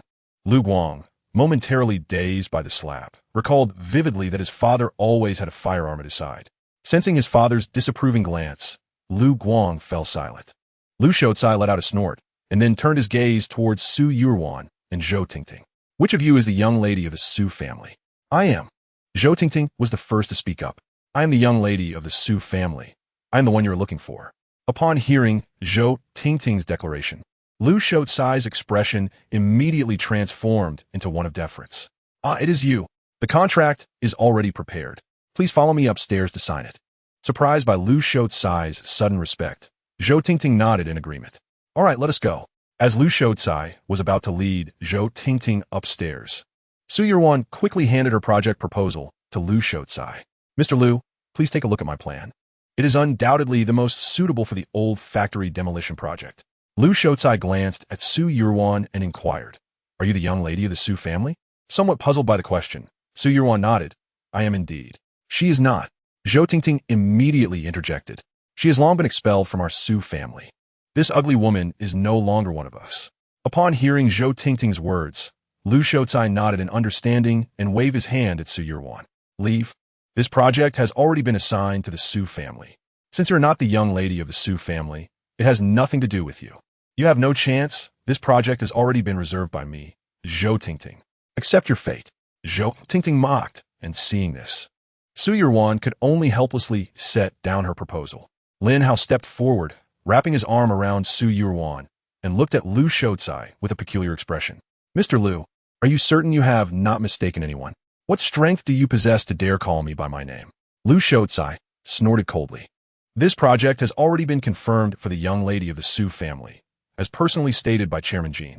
As for you insignificant individuals, kindly step aside." With that, Lu Shoutsai coldly scoffed and entered the company with Zhou Tingting and Lu Guang. Watching their retreating figures, Su Yuan sighed, her tone filled with despondency as she spoke to Lin Hao. "Dear, the project has already been predetermined. Let us leave." Lin Hao's expression was exceptionally grim. He smiled slightly and replied, "It's all right, dear. Give me 10 minutes, and I will provide you with an explanation." Once inside the company, Lu Guang curiously asked his father, "Dad, don't you have a gun? Why pretend you don't? Wouldn't it be better to take it out and deal with them?" Lu Shoutsai snorted in response. "Humph. Now that our past has been unearthed, we must keep a low profile for a while. We cannot afford to kill recklessly. As for those two at the entrance, once the storm passes, I will personally deal with them." Relieved at his father's words, Lu Guang then embraced Zhou Tingting affectionately, saying, "Did you hear that, Tingting? Soon, we will be able to take care of those two despicable individuals." But Lu Shoutsai, witnessing this scene, immediately kicked Lu Guang away and scolded him furiously. "You disgraceful wretch. Who gave you permission to embrace Miss Zhou? Do you think you're worthy?" The sudden turn of events left both Lu Guang and Zhou Tingting in a state of bewilderment. Until now, Zhou Tingting had always occupied a position of power, but the roles had shifted dramatically. Lu Shoutsai hurried to assist his son, then scolded him in a hushed tone. You reckless fool. Are you not aware that Zhou Tingting is under the protection of President Jin Sheng? You may have toyed with her in the past without consequence, but she is now President Jin's woman, and that is beyond our reach. Do you understand? Lu Guang, realizing the gravity of the situation, sheepishly nodded. Despite his usual arrogance, he recognized the formidable influence of Jin Sheng. He felt a twinge of regret for having asked Zhou Tingting for her assistance the previous night. It dawned on him that a few careless words from her could jeopardize his very existence. With this thought, he cast a fearful glance at Zhou Tingting and began to apologize in a subdued tone. I'm truly sorry, Miss Zhou. I promise I won't behave like this again. I sincerely apologize. Meanwhile, Lu Shoutsai wore a sycophantic smile as he addressed Zhou Tingting. I apologize, Miss Zhou. My son lacks discernment. I hope you can be understanding. Zhou Tingting, witnessing this scene, could hardly believe her eyes. The chairman of the Lu Group and the young master Lu Guang were actually apologizing to her. Am I dreaming? She wondered, but soon came to realize that it was all too real. Regaining her composure, Zhou Tingting haughtily huffed. I'll let you off this time. But don't expect it to be so simple next time. Lu Guang forced a smile, his heart seething with resentment towards Zhou Tingting. Once, she had been merely a plaything for him, easily discarded. Now, having climbed into Jin Sheng's bed, she had taken on an air of superiority. The trio then ascended in the elevator to Lu Shoutsai's office. Boy, brew some tea and prepare some snacks for Miss Zhou. Don't just stand there. Zhou Tingting settled herself confidently into Lu Shoutsai's chair, knowing he would not dare to protest. I want Longjing tea and macarons as snacks, she commanded. Lu Guang immediately acquiesced, his disdain evident as he exited the office. At that moment, Lu Shoutsai presented a contract to Zhou Tingting with the utmost respect. Miss Zhou, please review the contract. All profits from this demolition will belong to the Su Company, while our Lu Group will cover the expenses. If there are no objections, let's proceed to sign. As Zhou Tingting held the contract, tears of joy welled in her eyes. After years of struggle, she had finally risen to prominence. Meanwhile, downstairs at the Lu Group, Su Yuan tugged at Lin Hao's sleeve, whispering, Darling, we seem to have no fate with this project. Let us leave. Lin Hao's expression darkened. He offered her a reassuring smile. Wife, give me 5 minutes, and I'll make the Lu father and son kneel to apologize. With that, he pulled out his phone and, his face grim, dialed Jin Sheng's number. The call connected almost immediately, and Jin Sheng's cheerful voice came through. Mr. Lin, have you signed a contract with the Lu Group? Jin Sheng, I shall grant you 2 minutes to reach the entrance of the Lu Group. Should you fail to handle this matter to my satisfaction today, we shall have no further need to communicate. Upon hearing Lin Hao's words, Jin Sheng's breath seemed to halt for a moment. Subsequently, he hung up the phone, and Lin Hao calmly tucked his device away. A minute and a half later, the sound of an engine roaring echoed from the street corner as a Land Rover sped towards them. With a crash, the vehicle barreled through the gates of the Lu Group, leaving the security guards momentarily dumbfounded upon seeing the license plate. This particular plate, bearing 5 nines, was owned by only one person in Jianghai City, Jin Sheng. Jin Sheng exited the vehicle and rushed to Lin Hao, bending down in a desperate inquiry. Mr. Lin, what on earth has transpired? Lin Hao coldly replied, I am disinclined to explain. Lu Shoutsai and his associates are upstairs. Resolve it yourself. Jin Sheng nodded in understanding and hurriedly ascended the elevator. Meanwhile, Su Yuan, witnessing this scene, stood in shock. From the moment Lin Hao ended the call to Jin Sheng's arrival, no more than 2 minutes had elapsed. The extent of Lin Hao's influence was truly astounding. Before long, Jin Sheng arrived at Lu Shoutsai's office, whereupon Lu Shoutsai greeted him with an obsequious smile. Chairman Jin, you have arrived. Miss Su is nearly ready to sign the contract. Slap. Jin Sheng delivered a fierce slap to Lu Shoutsai, sending him reeling, dazed and sprawled on the floor. Zhou Tingting, witnessing this unfold, paused her hand just as she was about to sign the contract. Are your ears misplaced? I was referring to the eldest daughter of the Su family, Su Yuan. Who mentioned this despicable woman? How dare this lowly creature be considered for the contract? Have you no sense at all? As Jin Sheng's furious tirade echoed, Lu Shoutsai, who had been momentarily blank, finally grasped the gravity of his error. Panic surged through him, and he scrambled to his feet, snatching the contract from Zhou Tingting's hands. Stunned, she asked, Mr. Lu, are we not to sign the contract? To hell with you. Slap. Lu Shoutsai struck Zhou Tingting hard, sending her tumbling from her seat. At that moment, Lu Guang entered, balancing a tray of desserts in one hand and a tea tray in the other. Upon witnessing the chaos, he was utterly bewildered. Lu Shoucai, seeing his son, seized both trays and hurled their contents at Zhou Tingting. Still wish to sip Longjing tea? Still desire macarons? You should consider your own wretchedness. Enjoy your meal. Lu Guang, observing his father's outrageous behavior, could only ask, what on earth is happening? Aren't we supposed to sign with Zhou Tingting? You can join her in despair. Chapter 40, Retribution. Lu Shoucai snatched the tea tray from Lu Guang's grasp and struck him fiercely. I instructed you to find Miss Su to sign a contract, yet you brought this disreputable woman instead. Have you even used your brain to think? Someone of such dubious character could never be the esteemed daughter of the Su family. Lu Guang was dumbfounded. It was his father who had insisted on seeking Miss Su for the agreement. He had not specified which Miss Su. Now that trouble had arisen. It somehow fell upon him. Just as Lu Guang was about to retort, he was silenced by Lu Shoucai's piercing glare. In that moment, Lu Guang dared not utter a word, fully aware that once the dust settled, he would still be the one facing the consequences. Rather than protest, it would be wiser to shoulder this blame. Perhaps, in the end, his father might even reward him. My apologies, father. I was mistaken about this matter. I beg you. Chairman Jean, please forgive me. If you weren't my son, I would have ruined you for this blunder today. Lu Shoucai snorted coldly, then turned to Jean Sheng with a sincere gaze, pleading, Chairman Jean, my son may be foolish, yet he acknowledges his error. Could you possibly consider his recognition of his mistake and spare him this time? I assure you, should he err again, I will not hesitate to discipline him. Upon hearing this, Jean Sheng scoffed disdainfully. What is your satisfaction matter? Is Mr. Lin satisfied? Is Miss Su satisfied? You are to go downstairs immediately and bow an apology to Mr. Lin and his companion. If you delay, not even divine intervention can save you. With that, Jean Sheng stormed off, and Lu Shoucai, witnessing this, scolded the still-dazed Lu Guang. What are you dawdling for? Hurry and take this woman downstairs. Apologize to Miss Su and Mr. Lin. Lu Shoucai hastily followed in Jean Sheng's wake. At that moment, Lu Guang stood up, his gaze fixated on the terrified Zhou Tingting, and he struck her across the face. I thought you had transformed into a phoenix, yet here you are, merely a fox in wolf's clothing. Damn it. If it weren't for the recent ban on violence, I would end you right now. Come with me. We're going downstairs to apologize to Mr. Lin and Miss Su. With that, he seized Zhou Tingting by her hair and forcefully dragged her down. Zhou Tingting winced in pain, bewildered by the sudden shift. Just a moment ago, the Lu father and son had treated her with deference, and now they were acting so brutally. Let go of me. Lu Guang, I will not let you off easily. You think you have Mr. Jean backing you? What are you even worth? Lu Guang retorted, slapping Zhou Tingting again, no longer feeling the need to be courteous after discovering the truth.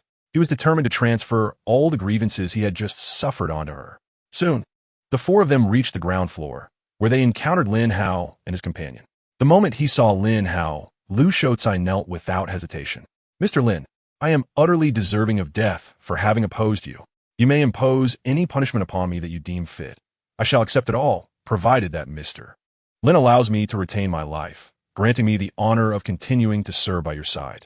Having said this, Lu Shoucai noticed that Lu Guang was still standing idly by and, in a fit of anger, kicked him. You worthless fool!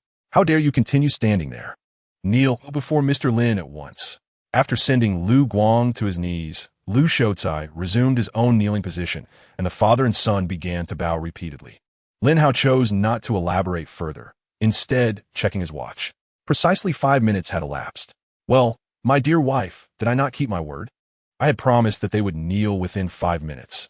Any longer would be on me as a husband. Su Yuan, upon hearing this, snapped back to reality, her face lighting up with a smile. My husband is truly remarkable. Su Yuan had initially planned to deal with the Lu father and son upon her return, but alas. Sui was known for settling scores immediately, never allowing a grudge to linger overnight. This moment served as the perfect testament to that. Jean Sheng, somewhat apprehensive, glanced at Lin Hao and inquired, Mr. Lin, are you satisfied with this outcome? Lin Hao cast a cold glance at the still-standing Zhou Tingting and asked icily, Zhou Tingting, are you not going to kneel? Upon hearing this, Zhou Tingting snapped back to her senses and shouted vehemently, Kneel? Bow down to you, two hideous creatures? On what grounds? I refuse to kneel. This must all be a lie. I cannot believe it. Zhou Tingting remained lost in the fantasy of signing a contract, seemingly yet to awaken from her delusion. Jin Chung, witnessing this, was instantly enraged. How dare you speak so insolently to Mr. Lin? Slap her. With that, Jin Chung swiftly delivered a resounding slap to Zhou Tingting. The force of the blow left her momentarily dazed, and Lu Shoucai, still unsatisfied, stood up to deliver a kick. This kick sent Zhou Tingting sprawling, and Lu Shoucai, his tone laced with irritation, rebuked her. You wretched harlot. Mr. Lin has granted you the honor of apologizing. How dare you insult him? You must truly wish for your demise. With that, Lu Shoucai pulled a gun from his pocket, aiming it at Zhou Tingting. Only when faced with a menacing barrel did Zhou Tingting awaken from her stupor and, in sheer terror, screamed, "No, please don't shoot. I understand my mistake." Frightened to the core, Zhou Tingting, a pampered heiress, had never encountered a firearm before, let alone be threatened by one. It could be said that had she not lost control of her bladder, it would be a testament to her prior state of cleanliness. Lu Guang, visibly displeased, snorted and suggested to his father, to kill her outright would be too merciful. I propose we strip her naked and toss her into the streets for public humiliation. She intended to do the same to Miss Su, so let it be tit for tat. Hearing his son's suggestion, Lu Shoucai, trembling with fear, glanced at Lin Hao and asked, Mr. Lin, what are your thoughts on this matter? Lin Hao nodded in agreement, expressing that he had no objections. A tit for tat. Let be done. Upon hearing this, Zhou Tingting's face turned ashen with fright. Being a young lady of the Su family, she naturally valued her reputation. If she were to be humiliated, how could she ever show her face again in Jianghaishi? Chapter 41. The Arrival of Zhou Min. No, I refuse.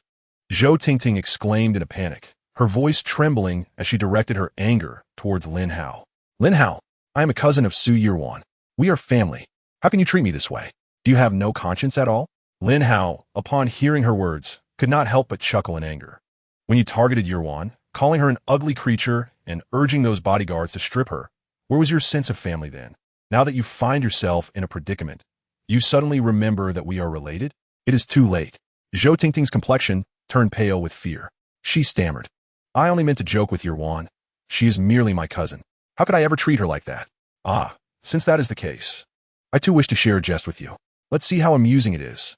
With that, Lin Hao turned to Lu Shoucai, who immediately understood and shouted at the bodyguards standing to the side.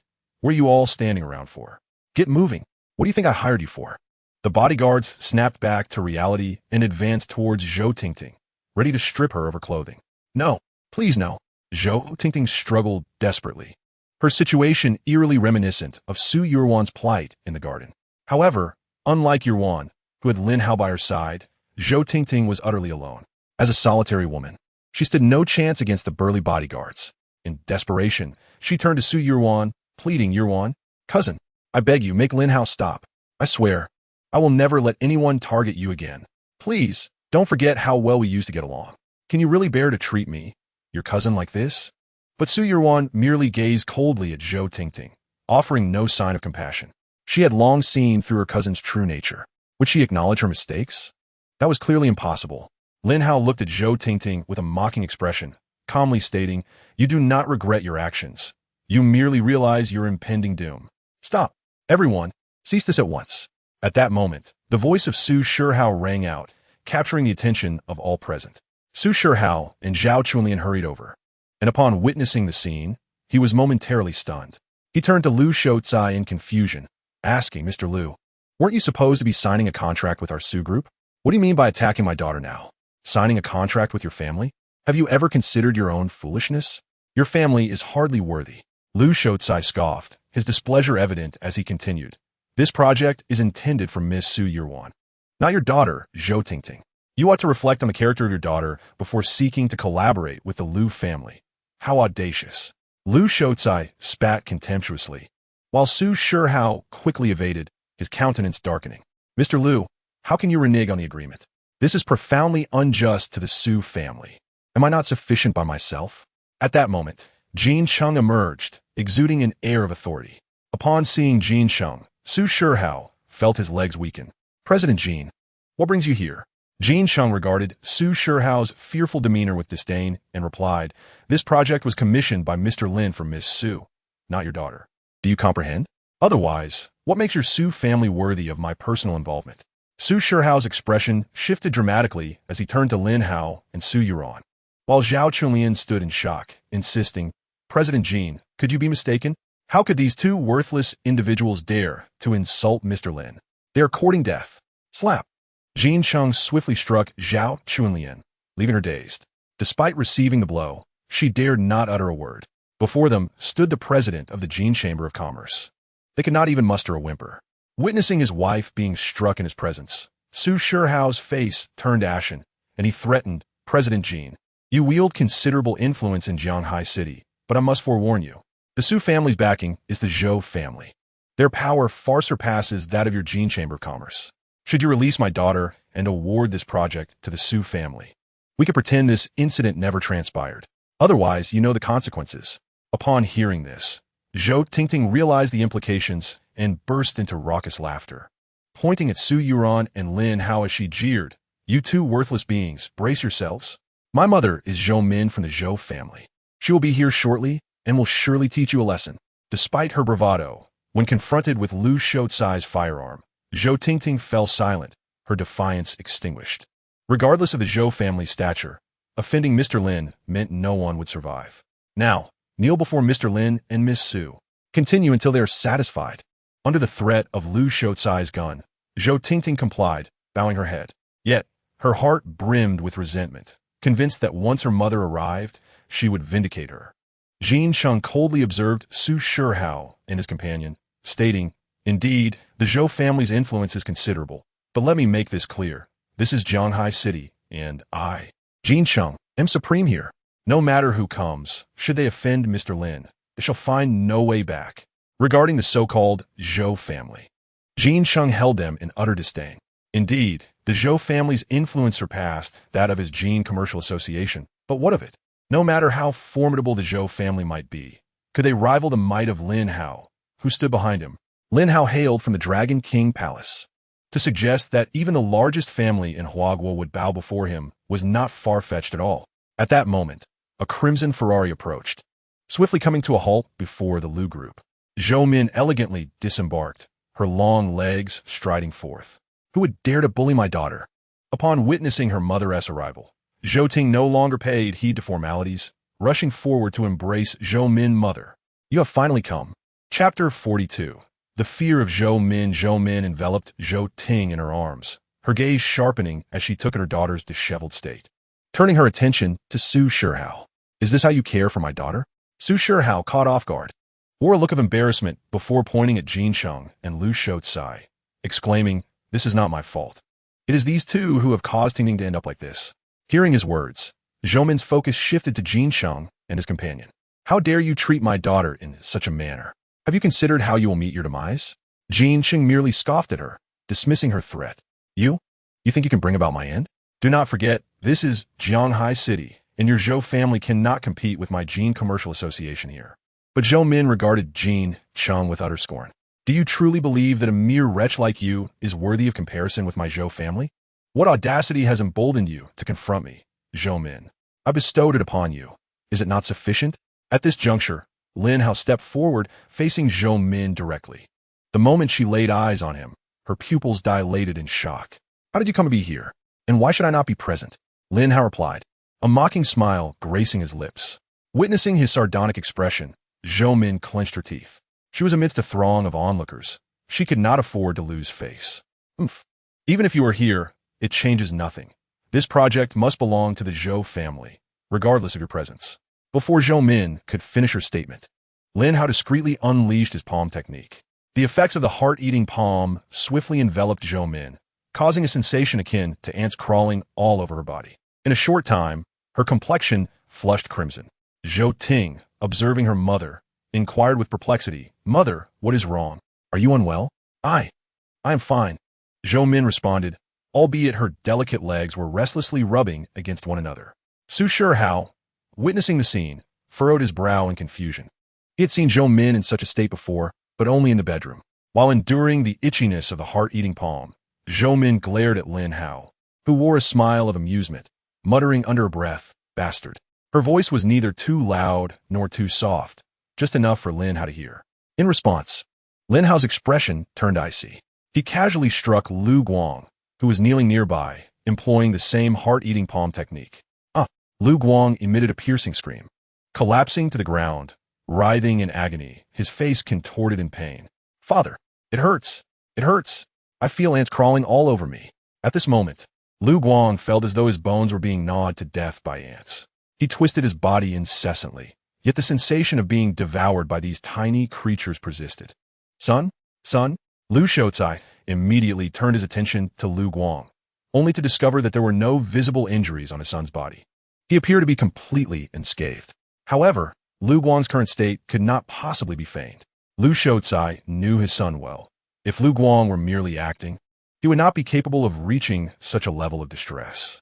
Lu Guang's screams echoed hauntingly, sending chills down the spine.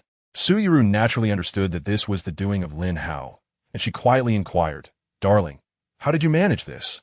Why does Lu Guang, who has no physical wounds, seem to be in such agony?" Lu Guang smiled faintly and began to explain, "This is my heart-eating palm. When cultivated to an advanced level, it allows one to experience the pain of being devoured by countless ants. Since Lu Guang has offended me, I thought it fitting to let him have a taste. If anyone else wishes to experience it, they need only ask." The latter part of Lin Hao's statement was clearly directed at Zhou Min, whose expression also shifted noticeably. She seemed to forget that Lin Hao's heart-eating palm was not a trivial technique. It was indeed capable of taking lives. The mere thought of it caused a cold sweat to bead on Zhou Min's forehead. If Lin Hao so desired, she would find herself rolling on the ground in a state of utter despair, just like Lu Guang. Lin Hao turned his gaze toward Zhou Min, a smile playing at the corners of his mouth as he asked, "Zhou Min, tell me your choice." Upon hearing Lin Hao audaciously address her mother by name, Zhou Tingting immediately erupted in indignation, pointing at Lin Hao and scolding, "Who permitted you to call my mother by her name? Do you think you are worthy of doing so? A person of your lowly status should consider it an honor just to meet my mother. Do you understand?" Meanwhile, Su Shihua, witnessing the scene, quickly stepped forward to echo her sentiments. Indeed, how could a mere waste like you dare to address the young miss of the Zhou family by name? Have you even considered your own standing?" Observing Su Shihua's limping form, Lin Hao couldn't resist a jab. "What is the matter? Is your rear no longer in pain?" At these words, Su Shihua's expression became exceedingly awkward. Previously, in the hotel, Lin Yang had forced all the beastly aphrodisiacs upon a group of bodyguards, subsequently confining Su Shihua among them. Now, the mere recollection of that experience sent shivers down his spine. It had been a hellish ordeal. After the bodyguards had finished, Su Shihua was rushed to the hospital, barely escaping with his life. Yet, although he had survived, the unfortunate reality was that he would henceforth have to deal with severe consequences during his visits to the restroom, lest he suffer from incontinence. The thought of this deepened Su Shihua's loathing for Lin Hao. Although his relationship with Zhou Min had long since deteriorated, and he was unsure why the Zhou family remained fixated on this project, he would seize any opportunity to trample Lin Hao underfoot. Observing their arrogant demeanor, Lin Hao remained unfazed and continued addressing Zhou Min, "Stop dawdling. I am inquiring of you. May I inquire, is this project intended for Zhou Tingting and her team, or is it assigned to me?" Upon hearing Lin Hao's words, Zhou Tingting scoffed disdainfully. Your audacity is remarkable. Comparing yourself to me. What give you the right? Who do you think you are? I am Zhou Tingting, my mother's biological daughter.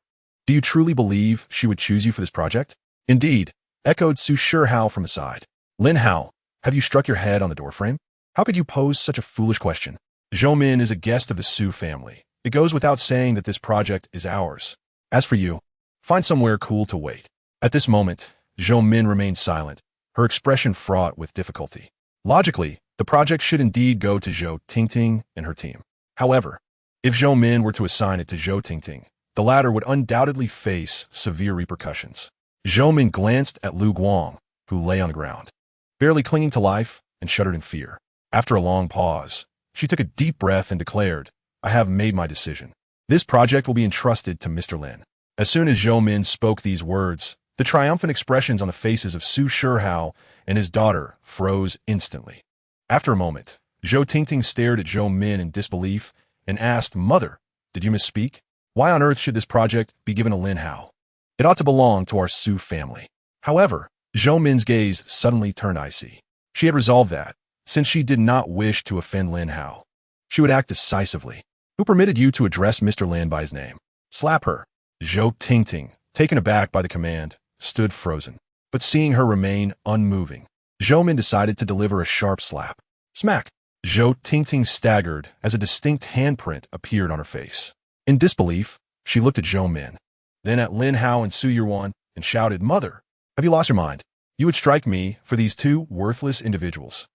Zhou Tingting found it incomprehensible. Though she seldom saw her mother, Zhou Min had always treated her well, generously providing her with pocket money and never raising a hand against her throughout her upbringing. Yet now, for the sake of Lin Hao, this trash, she had publicly slapped her. How could Zhou Tingting accept this? Seeing that Zhou Tingting had not yet grasped the gravity of the situation and knelt down, Zhou Min sighed in resignation, but delivered another slap. Smack! This blow thoroughly stunned Zhou Tingting, and under Zhou Min's intimidating glare, her legs buckled and she knelt. Remember, if you dare to offend Mr. Lin, this is the consequence you may face. Should there be a next time, it will not be so simple. Zhou Tingting's face was filled with displeasure, yet she dared not show any signs of her discontent. Instead, she looked at Lin Hao with a sense of grievance and lowered her head, saying, "I apologize, Mr. Lin. I understand my mistake. I should not have offended you." Then, Zhou Min turned to Su Shihao, who was instantly struck with fear, trembling uncontrollably. Although Su Shihao was once married to Zhou Min, it was evident that Zhou Min had always held a position of dominance. In other words, Su Shihao consistently found himself unable to stand tall in her presence. Now, merely receiving a fierce glare from her sent shivers down his spine. "What do you want?" Su Shihao asked, his tone betraying a hint of weakness. With a cold snort, Zhou Min knelt down, stating, "I do not wish to resort to violence." "Why should I kneel?" Su Shihao instinctively retorted. As anticipated, he was met with Zhou Min's furious slap, which knocked him off balance. "Kneel!" she bellowed. Without further ado, Su Shihao, devoid of any dignity, immediately dropped to his knees and began to kowtow to Lin Hao. "Mr. Lin, I acknowledge my mistakes. Please, show mercy and spare us this time." Su Shihao, already intimidated by Zhou Min, complied without hesitation upon seeing her rage. Seeing this, Zhou Min retracted her lethal gaze and turned to Lin Hao with utmost respect. "Mr. Lin, are you satisfied now?" Lin Hao scrutinized Zhou Min with an indifferent expression. "Miss Zhou, have you perhaps forgotten someone?" Upon hearing this, Zhou Min's expression froze, her countenance darkening. She was acutely aware that Lin Hao was implying she should kneel as well. Zhou Min faced an internal struggle, while she could command others to kneel. As the esteemed daughter of the Zhou family, her elevated status made publicly kneeling before Lin Hao utterly absurd. Noticing her reluctance, a smile crept onto Lin Hao's lips. "What is the matter? Are you unwilling?" Just as Lin Hao concluded his statement, Lu Guang, standing behind him, felt a sudden sharp pain and let out a pained scream.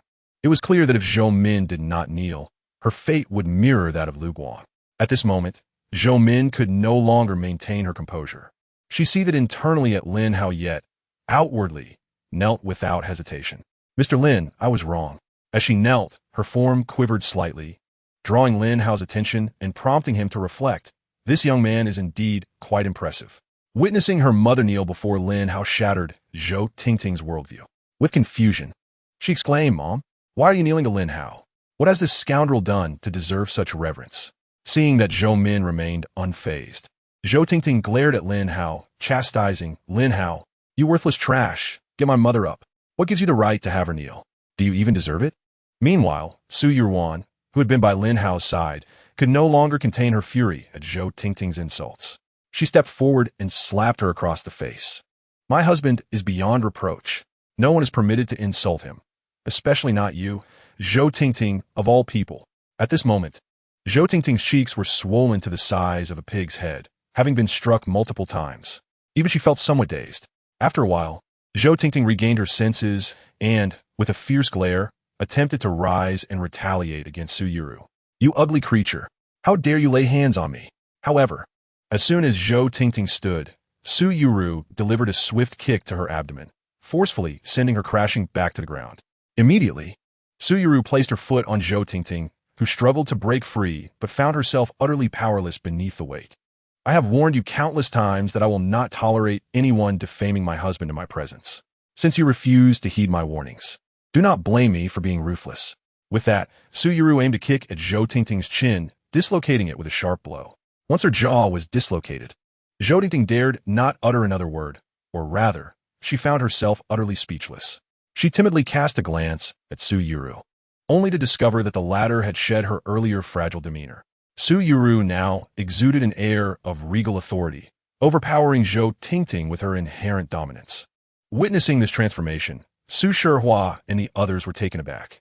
After all, in their minds, Su Yuru was merely a soft and malleable figure. Who could have anticipated that she would display such dominance and a commanding presence? Soon after, Su Yuru collected herself and returned to Lin Hao's side, adopting a pitiful expression. Darling, she has been insulting you, and I could no longer tolerate it, so I acted. Please don't be angry with me. Rest assured, my dear, you did well. How could I possibly blame you? Lin Hao embraced Su Yuru, reassuring her. Although the ferocity she had displayed earlier was uncharacteristic, it mattered little to him. As long as Su Yuru remained by his side, he cared not for any secrets she might be concealing. Zhou Min observed Su Yuru in Lin Hao's embrace, a peculiar feeling stirring within her. However, she swiftly suppressed it and, with a feigned innocence, addressed Lin Hao. Mr. Lin, having struck you and insulted you, may we leave now? I beseech you. Hearing her pitiful plea, Lin Hao released Su Yuru and stepped closer to Zhou Min, leaning down. He smiled and inquired, of course. I can let you go, but I have some personal questions I wish to discuss with you, and now seems rather inconvenient.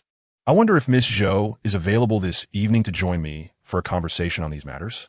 Upon hearing Lin Hao's invitation, Zhou Min's expression froze. She was no child. She understood the implications behind his words. Yet, in front of so many witnesses, agreeing would make her seem rather indiscreet. However, a glimmer of insight sparked in her eyes. This could very well be an opportunity to gain the upper hand over Lin Hao. With that thought in mind, Zhou Min resolved to accept without further hesitation. Very well, since Mr. Lin has spoken, what reason do I have to refuse? In that case, I shall see you at the Cloud Sky Hotel this evening. I await your arrival. With that, Lin Hao averted his gaze and continued to embrace Su Yuru, casting a sidelong glance at Jin Cheng. What are you still dawdling for? Drive my wife and me home. Understood, Jin Cheng replied promptly, swiftly entering the Rolls-Royce and bringing the vehicle around. Soon, Lin Hao and Su Yuru boarded the car and departed from Lu's corporation. Once Lin Hao had left, the oppressive atmosphere that had enveloped everyone present finally dissipated. The weight of Lin Hao's presence had been so formidable that merely seeing him had caused their hearts to race with anxiety. Fortunately, with his departure, they felt considerably more at ease. Zhou Min and the others immediately rose to their feet, while Su Shihua, with a worried expression, turned to Zhou Min and cautioned, Miss Zhou, Lin Hao's invitation to the hotel tonight certainly does not bode well. You must exercise caution. Zhou Min cast a dismissive glance at Su Shihua and retorted, What concern is it of yours? Are you suggesting that I should defy Mr. Lin's intentions? Of course not, Su Shihua hastily denied. I merely believe it is prudent for you to be careful. After all, I am your ex-husband, and it is only natural for me to show concern. Ex-husband? Spare me. I do not recognize you as such, Zhou Min scoffed, for her relationship with Su Shihua had merely been one of a nominal marriage, devoid of genuine intimacy. Furthermore, the notion of acknowledging someone like Su Shihua as her ex-husband was utterly humiliating. Su Shihua's countenance darkened, but he could do little about it. Zhou Tingting glanced timidly at Zhou Min and advised, Mom, Lin Hao must have ulterior motives. You need to be extra cautious. Zhou Min cast a nonchalant glance at Zhou Tingting before agreeing. Truth be told, Zhou Min did not regard Zhou Tingting very highly. If she truly viewed her as a daughter, she would not have allowed her to behave so recklessly.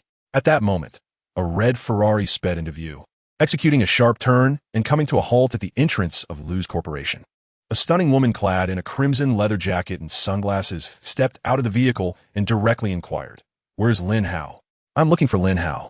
The crowd turned to the enchanting woman, their expressions instantly becoming blank. Before them stood none other than the eldest daughter of the Lu family, Lu Qingqing. Upon seeing Lu Qingqing's arrival, Zhou Min's expression turned playful, and she teased, Isn't this Lu Qingqing, the esteemed daughter of the Lu family? You truly have come to Jianghai City. I heard that your visit is not solely for the meteor auction, but also for our scion, Zhou Lingfei. Be quiet. Lu Qingqing's face flushed with anger as she commanded Zhou Min to silence. Her purpose in coming to Jianghai City aside from attending the auction, was primarily to seek out Zhou Lingfei, for he was the only one she loved. As it turns out, no one anticipated that Zhou Lingfei would not arrive, allowing Lin Hao to inadvertently seize an opportunity. Originally, Lu Qingcheng intended to send someone to eliminate Lin Hao afterward, only to discover that the longevity pill he presented was genuine. Not only was it authentic, but in terms of both quality and efficacy, it was among the finest of longevity pills. While ordinary longevity pills only extend life by 3 years, the one Lin Hao possessed could prolong life by a full 5 years. Upon confirming the authenticity of Lin Hao's longevity pill, she began a frantic search for him. After all, she had acquired the longevity pill with the intention of treating her grandfather's illness, and now that Lin Hao had produced such a high-quality pill, it was possible he might possess a second. However, instead of finding the longevity pill, she was met with derision from Zhou Min. Lu Rian glanced at Zhou Min and retorted with equal sarcasm, "Isn't this the renowned socialite from the Zhou family of Beiqing? Zhou Min, what? Are you here conducting business with your daughter? I wonder which prominent figure you are catering to." "Mind your own business." Zhou Min's expression darkened. Unlike Zhou Tingting, who truly offered herself to those influential figures, Zhou Min had never sacrificed herself in such a manner. At most, she allowed them some physical liberties. "Do not compare me to her. It is beneath me," Zhou Min coldly replied. Upon hearing this, Zhou Tingting's expression turned awkward.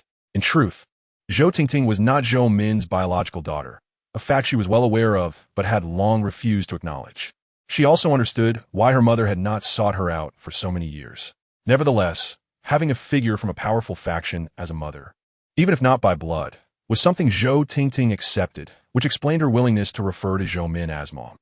Lu Qingcheng scoffed and, with irritation, remarked, "I do not care about your worthiness. I'm not here to discuss that. I ask you, where is Lin Hao? I received news that he was just here." "Oh, you mean Mr. Lin?" Zhou Min sensually licked her lips and replied in a teasing tone, "Mr. Lin has already left. What a pity. However, it appears that Mr. Lin has arranged to meet with me this evening to discuss some private matters. As you well know, he prefers not to address such topics in public. So, Miss Lu, it is indeed unfortunate that you have just missed your opportunity to meet him." Zhou Min recognized that Lu Qingcheng was searching for Lin Hao for a significant reason, which prompted her to subtly insinuate her connection with him, hoping to position herself as someone Lu Qingcheng might need to approach for assistance. Indeed, upon hearing that Lin Hao would be meeting Zhou Min privately that evening, Lu Qingcheng's expression soured. "Damn it, this scoundrel Lin Hao has already taken advantage of me. And now he is not even sparing this socialite Zhou Min. What does she have that surpasses me? Truly selective." Lu Qingcheng silently cursed Lin Hao in her heart before adopting a haughty demeanor and questioning him. "Given the circumstances, do enlighten me as to the location of your meeting with Lin Hao. I have matters to discuss with him." "You expect me to divulge that information simply because you ask? On what grounds? Is it merely due to your imposing presence? You." Lu Qingcheng was once again the target of mockery, her teeth clenched in frustration. "I strongly advise you to reveal Lin Hao's whereabouts. Otherwise, I have the means to expel you from the Zhou family. Do you comprehend? I am a member of the Lu family from the capital, and I possess that power." Yet Zhou Min remained unfazed by her words. "Very well, then do as you wish. I have made my position clear. You may attempt to retaliate against me. But should I find myself displeased, you shall not learn of Lin Hao's location. Do you dare threaten me? Go ahead, test it. Am I not already testing it?" Zhou Min replied nonchalantly. Lu Qingcheng's expression turned ashen. Her grandfather's illness could not be delayed any further, and finding Lin Hao as soon as possible was paramount. After a moment's contemplation, she finally spoke. "Enough of this. Speak plainly of what you desire, and I shall grant it, provided you disclose Lin Hao's location." Upon witnessing Lu Qingcheng's concession, Zhou Min's eyes sparkled with amusement as she finally responded. "Fear not, Miss Lu. I desire nothing of you except for a single plea. Simply ask, and I shall reveal where Lin Hao is." "You." Lu Qingcheng's pupils constricted, and her tone darkened. "I, Lu Qingcheng, have never begged anyone in my life. It seems, Miss Lu, you are left with no choice but to try now," Zhou Min remarked with a faint smile, fully aware of her advantage over Lu Qingcheng. After a prolonged silence, Lu Qingcheng ultimately relented and uttered, "I beg you, Miss Zhou, please tell me when and where Lin Hao will meet with you." Upon hearing Lu Qingcheng's genuine capitulation, Zhou Min erupted into a melodious laughter. "How rare it is to witness such sincerity from you, Miss Lu. In light of that, I shall inform you. This evening, I shall meet Mr. Lin at the Yuntian Hotel. Feel free to join if you wish. Oomph. Just you wait. After acquiring the precise time and location of Lin Hao's appearance, Lu Qingqing promptly reverted to her usual demeanor and took her leave in her Ferrari. Once Lu Qingqiang had departed, Zhou Min's expression returned to its original state. She too let out an annoyed huff before driving off in her Porsche. After Zhou Min's exit, Su Shihao's gaze lingered on the retreating silhouette of her Porsche for an extended period. He envied Lin Hao immensely, not only for having Zhou Min, but also for the fact that Lu Qingqiang would be accompanying him tonight. Both of these women were unparalleled beauties. Having even one would be enough to bring joy to his dreams. Yet Lin Hao was fortunate enough to have two. Although he had once been wed to Zhou Min, their union was devoid of any true marital connection. Most crucially, Zhou Min forbade Su Shihao from approaching her, which only served to heighten his yearning. However, he felt powerless, as Zhou Min was the eldest daughter of the Zhou family, while he was merely a member of the lesser Su family, bound to comply with her wishes. Observing Su Shihao's unwavering gaze, Zhao Chunlian could no longer contain her irritation and exclaimed, "What are you staring at that shameless woman for? Have you not moved on from her? What madness is this?" Su Shihai cast a disdainful glance at Zhao Chunlian, and upon encountering her wrinkled visage, his revulsion intensified. On ordinary days, his gaze towards Zhao Chunlian was colder than that of a fisherman who had spent a decade in a bustling market. Now, with Zhou Min's emergence, his disdain for Zhao Chunlian grew even more pronounced. How could two women, both of the same gender, differ so vastly? Su Shihai muttered, his frustration palpable. Zhao Chunlian, evidently having overheard his murmurs, immediately changed her expression and questioned him. "What do you mean? I have been with you for over a decade. Do you despise my age? Do not forget, just a few days ago, after being overwhelmed by those bodyguards at the hotel, it was I who, before she could finish, Su Shihai struck her sharply, silencing her. Close your mouth. Those bodyguards? I merely tripped down the stairs. If you dare speak out of turn again, do not blame me for reprimanding you in front of everyone." With that, he limped away from the Lu group, his face ashen with fury, wishing he could silence Zhao Chunlian forever. After all, such a humiliating incident should never have been uttered aloud. In truth, everyone present was already aware of the absurdity of the situation. It was far too ludicrous to be believed, even on a global scale, much less throughout history. Soon after, Lin Hao and Su Yiruo returned home. Once inside, Su Yiruo nestled in Lin Hao's embrace and sweetly inquired, "Darling, do you think I was too harsh just now? I didn't seem like myself." Lin Hao chuckled and gently pinched her cheek, reassuring her, "Do not worry, my dear. How could I ever blame you? Regardless of the circumstances, you will always be my wife." Upon hearing his words, Su Yiruo felt a wave of relief wash over her. At that moment, Lin Hao spoke again. "My love, are you not curious as to why I invited Zhou Min to the hotel?" Su Yiruo immediately shook her head. "I am curious, but if you choose not to share, I respect your reasons and shall not pry." Feeling the warmth of Su Yiruo's affection, Lin Hao smiled and began to elucidate. "In truth, my invitation was solely regarding the demolition project at the old factory. Logically speaking, the Zhou family should have little interest in it, yet they seem unusually invested. There must be some ulterior motive at play." Chapter 46. He could even dodge bullets. I wanted to meet with her to uncover the truth. Perhaps it holds secrets connected to the annihilation of my Wang family. After all, the location of that old factory is quite close to where my family once resided. There might be something amiss. While Su Yiruo could choose not to inquire, Lin Hao felt compelled to share, for trust between spouses is built upon honesty. As expected, after hearing his explanation, Su Yiruo nodded in understanding and nestled closer, playfully saying, "I understand, darling. I knew you would never be taken by that woman, Zhou Min. However, should you ever find yourself drawn to her, it would not trouble me." Lin Hao smiled helplessly and reassured his wife, "Rest assured, my dear, I am here solely to discuss serious matters." He then announced, "All right, I am off to take a shower. I have a meeting with Zhou Min at the hotel this evening." With that, Lin Hao made his way to the bathroom to prepare for his bath. Once he departed, Su Yiru's demeanor swiftly transformed back into her previously commanding presence. She promptly retrieved her phone and dialed Zhao Ziyan. The call connected quickly, and Zhao Ziyan, yawning, inquired, "What is it, master?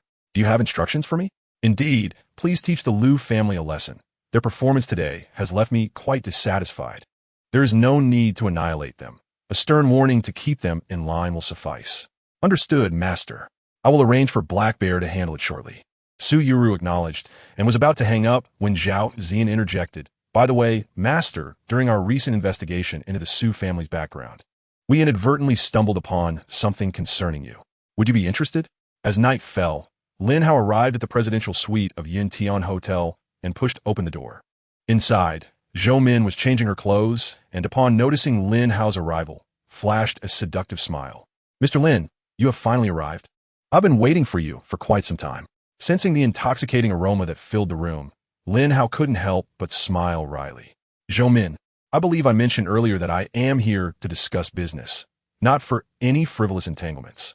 Before he could finish, Zhou Min stepped forward, placing a finger over his lips and teasingly replied, Oh, I know. I certainly understand that we are here for serious matters. However, before we address those, shouldn't we indulge in a bit of foreplay? With that, she pulled Lin Hao toward the sofa, a playful smile gracing her lips as she soothingly said, Don't worry. Yuru will never find out. It will be our little secret. Now, I should go take a shower. Please wait for me on the sofa. With that, Zhou Min sauntered into the bathroom. Lin Hao shook his head in resignation, settling down to wait patiently. Not long after, Zhou Min emerged from the bathroom, wrapped in a bathrobe that accentuated her perfect curves. She approached Lin Hao slowly, loosening her robe as she spoke flirtatiously. Mr. Lin, do you know? Ever since our last encounter, I've been thinking about you day and night. Now, I finally have the chance to indulge with you. Just as she was about to fully remove her bathrobe, she suddenly produced a handgun from within its folds, aiming it at Lin Hao's head. Don't move. Seeing the gun pointed at him, Lin Hao smiled slightly and asked, What? Do you really think a small caliber pistol can intimidate me? Do you believe you can evade a bullet? How naive. Zhou Min huffed. I know you are indeed formidable. Even a dozen strong men are no match for you. Are they? However, in the presence of the pistol, I see you remain rather obedient. After all, a gun is devoid of discretion, should a stray shot occur. I cannot guarantee your survival. Listening to the self-assured tone of Zhou Min, Lin Hao could only shake his head in resignation. Given that I am now completely at your mercy, may I inquire whether I might ask a few more questions before my demise? Absolutely not. I have prepared extensively to end your life. You shall meet your end. Zhou Min did not grant Lin Hao another moment to speak, decisively pulling the trigger. Bang! The bullet shot forth, yet Lin Hao's figure flickered, appearing directly behind Zhou Min. The bullet pierced through the sofa and embedded itself in the ground, leaving Zhou Min in a state of shock. The man before her was capable of evading bullets. Bang! Lin Hao delivered a kick that sent Zhou Min sprawling onto the sofa, swiftly seizing the gun from her grasp and deftly dismantling it into its component parts. I initially intended to have a civil conversation with you, but your lack of decorum leaves me no choice. With that, Lin Hao unleashed his palm technique, and Zhou Min suddenly felt as if her bones were being gnawed upon by ants. That familiar sensation returned, causing her expression to shift as she cried out in torment. Though she had previously endured such pain, it was a visceral agony beyond her capacity to adapt. After returning to the Zhou family, she had sought out a master to dispel the effects of the palm technique, yet none succeeded. Zhou Min had hoped that, by eliminating Lin Hao, she would be free from such torment. Little did she know, even a handgun posed no threat to him. It was utterly bewildering. After subjecting Zhou Min to a tormenting ordeal, her robe was soaked with sweat, and the sofa bore witness to her distress. Lin Hao gradually ceased his actions, and Zhou Min gasped for air, her eyes filled with the dread of having narrowly escaped death. Now, shall we engage in a proper discussion? Lin Hao inquired with a stern expression. Zhou Min nodded obediently, fully aware that even a handgun could not contend with Lin Hao, rendering her entirely compliant. Lin Hao pulled her down to kneel before him, taking a seat on the sofa as he looked down at her. I ask you, why does the Zhou family place such importance on the demolition project of the old factory? The potential profit from this project is hardly significant for your family. What secrets lie within? Zhou Min's pupils constricted as she immediately shook her head, attempting to argue her case. There are no secrets. It is merely that my daughter desires this project, and as her mother, I must support her. Do you take me for a fool? Lin Hao retorted coldly. Zhou Tingting is not your biological daughter. She is merely an abandoned child retrieved by the Su family years ago. If you truly cared for her, you would not allow her to lead such a debauched life while concealing the truth from me. Chapter 47. The Arrival of Lu Qingqing. Upon realizing that Lin Hao possessed such knowledge, Zhou Min's expression shifted dramatically. How could you know so much? This should not be common knowledge. Do not concern yourself with how I possess such knowledge. I simply inquire, why does your family covet the old factory project so fervently? What conspiracy lies beneath? Upon hearing Lin Hao's question, Zhou Min realized that she could no longer conceal the truth. She sighed and began to speak. Well, I suppose I must reveal it. I am not well versed in the specifics of the old factory project, yet my family has instructed me to secure it. They claim there are secrets buried beneath the factory, and I must ensure we acquire this project. Once construction commences, we shall excavate the underground and retrieve what lies within. What is it? What do you intend to uncover?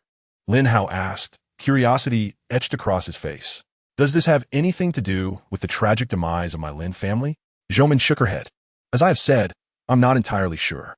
However, the only thing I do know is that this command originated from those who harmed you. If you wish to know more, you should seek the answers yourself. If I could seek the truth on my own, why would I need your assistance? Lin Hao retorted, casting an irritated glance at Zhou Min. After pondering for a moment, he continued, in that case, who in your family might be privy to this information? Zhou Min contemplated briefly before responding without hesitation. There is indeed someone who might know, our family's young master, Zhou Lingfei. As the heir, he has access to far more critical matters than I do as an outsider.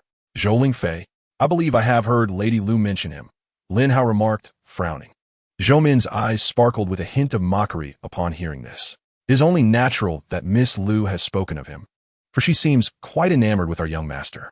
I cannot fathom what qualities Zhou Lingfei possesses that would captivate someone like Lu Qingqing. Zhou Lingfei is merely a fa-ade, appearing virtuous while being a hypocritical lecher. He has a notorious fondness for women, frequenting bars and nightclubs daily. If you wish to deal with him, it would be rather simple. Just slip something into his drink, and he will obediently comply. Lin Hao was taken aback by Zhou Min's suggestion.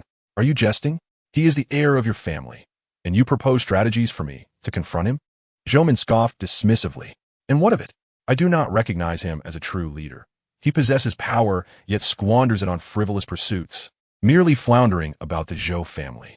Let me inform you, Zhou Lingfei will be in Jianghai City to attend the meteor auction, aiming to procure longevity elixirs to present to the influential figures in the capital.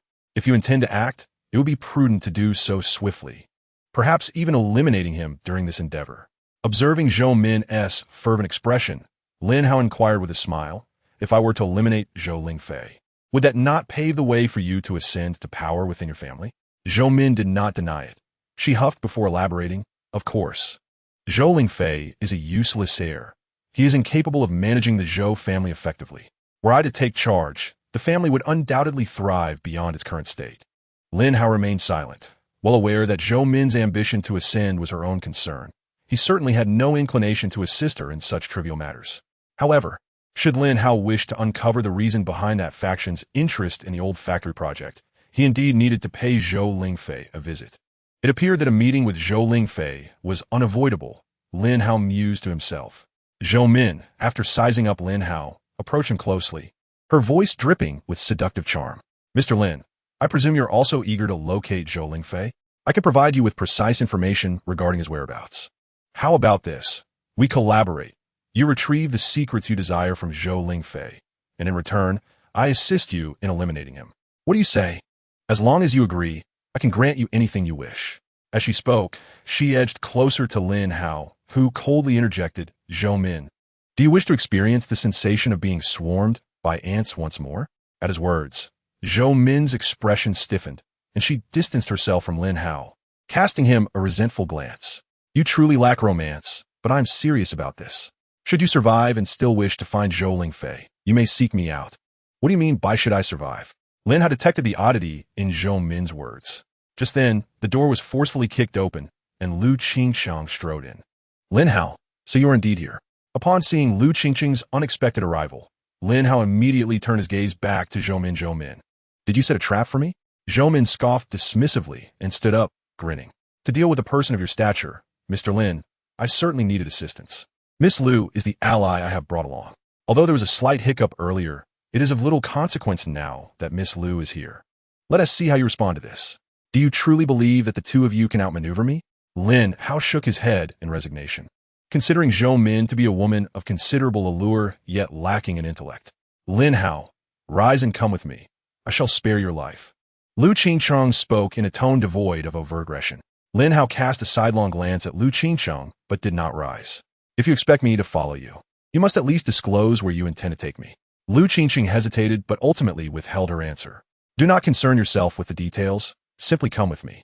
Listening to their exchange, Zhou Min swiftly realized that the situation was amiss.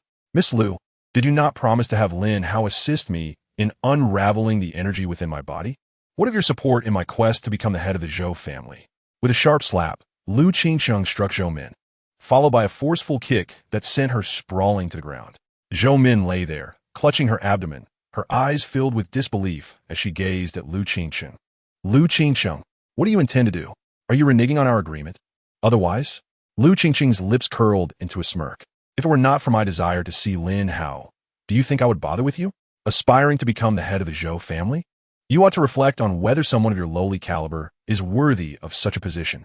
At this, Lin Hao seized the moment to add, Miss Zhou, it seems your scheme has once again backfired. Zhou Min was instantly struck with fear, her complexion paling. If the pressure point was not released, Lin Hao would undoubtedly continue to target her. Chapter 48. An eye for an eye. Enough of the nonsense. If you intend to deal with this woman, wait until we return. For now, come with me, Lu Qingcheng said, exhibiting palpable impatience.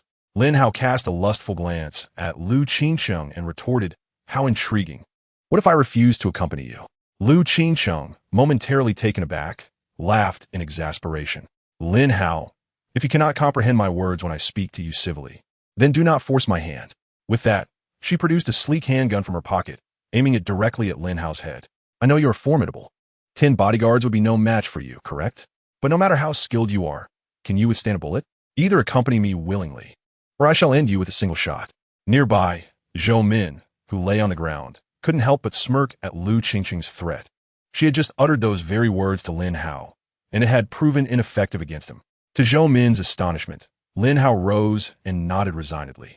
Such danger in a young lady wielding a firearm. Do put it away. I will go with you, but do not point that gun at my head. You will regret it. Now, that is more agreeable, Lu Qingcheng thought, misunderstanding the situation, believing Lin Hao had succumbed to her intimidation. She positioned herself behind Lin Hao, pressing the gun against his back, and thus led him away. As Zhou Min regained her composure, she called out to Lu Qingcheng, Miss Lu, you cannot leave like this. You have yet to fulfill your promise to me. Go die, Lu Qingcheng retorted, delivering a swift kick to Zhou Min as she attempted to rise. Your affairs are of no concern to me. My agreement does not obligate me to act. Your fate is irrelevant to me. With a disdainful snort, Lu Qingcheng departed the hotel room with Lin Hao.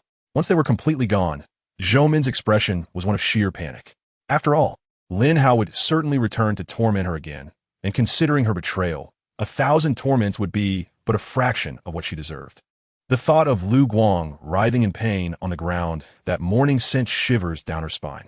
I must find a way to save myself. Otherwise, when Lin Hao returns, I shall face dire consequences. The notion that Lin Hao might be killed by Lu Qingcheng and thus not return never crossed her mind. It was absurd. If even a handgun could not subdue the monster that was Lin Hao, what else could? Perhaps only a cannon would suffice. Suddenly, an idea sparked in Zhou Min's mind, her eyes lighting up. Lin Hao was formidable, but could she not handle Su Yirwan? Su Yirwan was merely an ordinary person. If she could not contend with Lin Hao, surely she could manage her. If she captured and threatened Su Yirwan, Lin Hao would undoubtedly be compelled to release her from the pressure point within her. At that moment, another thought crossed Zhou Min's mind, and she nodded to herself, muttering, Ah, that woman's medical skills seem quite proficient. Perhaps I can enlist her help as well. With these two methods at her disposal, Zhou Min felt no fear. After all, even if Lin Hao wished to take her life, Zhou Min was certain he would spare her for Su Yirwan's sake. With this thought, Zhou Min finally set her mind at ease. Meanwhile, Lin Hao was brought downstairs by Lu Qingcheng, their bodies intimately close, leading anyone unaware to assume they were a couple. In reality, the reason Lu Qingcheng was so close to Lin Hao was that she did not want anyone to discover that she was pressing a gun against his waist. Sensing the faint, alluring fragrance wafting from her, Lin Hao helplessly spoke. I say, could you not press so close to me? Less chatter. What if someone discovers my gun? Lu Qingcheng replied, pressing the handgun firmly against him. Lin Hao let out a resigned sigh, reflecting, it seems like tit for tat. Just days ago, I had a gun pointed at you, and now it is your turn to do the same to me. Lu Qingqing's face flushed at his words, fully aware of the double entendre. Be silent, you. If you weren't of any use to me, I would have shot you right now. As they conversed, they arrived at a taxi. Lu Qingqiang gestured towards the door and instructed Lin Hao, "What are you still doing? Open the door and get in." Lin Hao, surprised at the prospect of taking a taxi, exclaimed, "No way. Has the Lu family gone bankrupt? How could the esteemed young lady resort to this? Enough nonsense. Hurry and open the door. I need to conceal my identity. Do you understand?" Lin Hao shrugged nonchalantly and opened the door, stepping inside. Once settled, Lu Qingqiang promptly directed, "Take us to the meteor auction house." "Right away, miss. Please make yourself comfortable," the taxi driver replied, starting the engine and heading toward the auction house. Upon hearing their destination, Lin Hao frowned. "What business do you have there?" "Humph, you haven't heard of it, have you?" Lu Qingqiang scoffed. "It's a branch of the largest auction house in the world, filled with rare treasures. But why should I explain this to a pauper like you? You'll understand when we arrive." Lin Hao smiled wryly, but refrained from further comment. Soon, they reached the meteor auction house.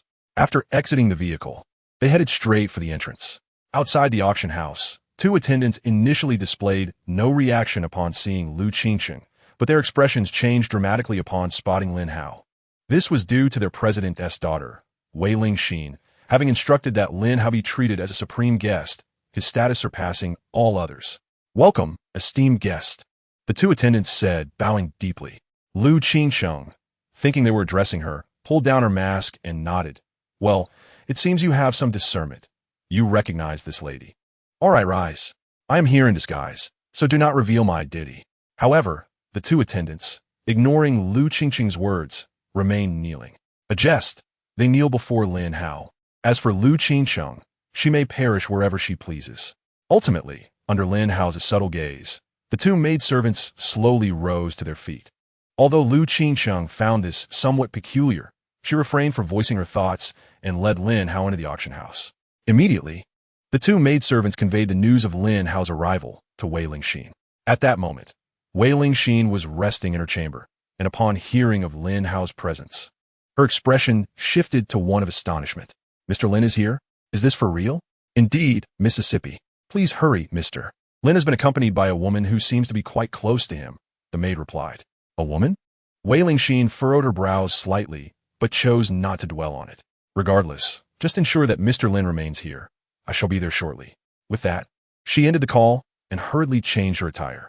Upon discovering Lin Hao's esteemed identity as the Lord of the Dragon King Hall, Wei Lingxin felt a sense of urgency. This urgency was not solely due to his noble status, but also because Lin Hao might be the only individual capable of concocting the elusive longevity elixir in this world. Previously, due to a mismanagement by the supervisor, 10 counterfeit longevity elixirs had been procured, and it had been announced that the meteor auction would feature 10 genuine elixirs for bidding. This news had attracted numerous influential figures from across the nation to Jianghai City, all drawn by the allure of the longevity elixir. One longevity elixir could extend life by 3 years. 10 would mean 30 years, an irresistible prospect. The dilemma, however, was that these 10 elixirs were fake.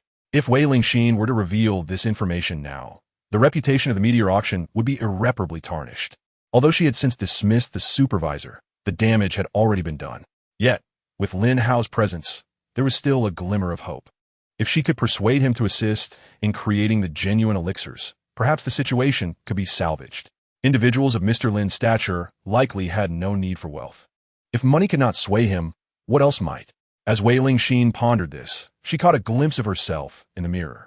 Her figure was nothing short of perfect, boasting a curvaceous silhouette, and her alluring legs were enticingly displayed in the reflection, flawlessly proportioned. If Mr. Lin was disinterested in material wealth, it appeared that I might have to take matters into my own hands.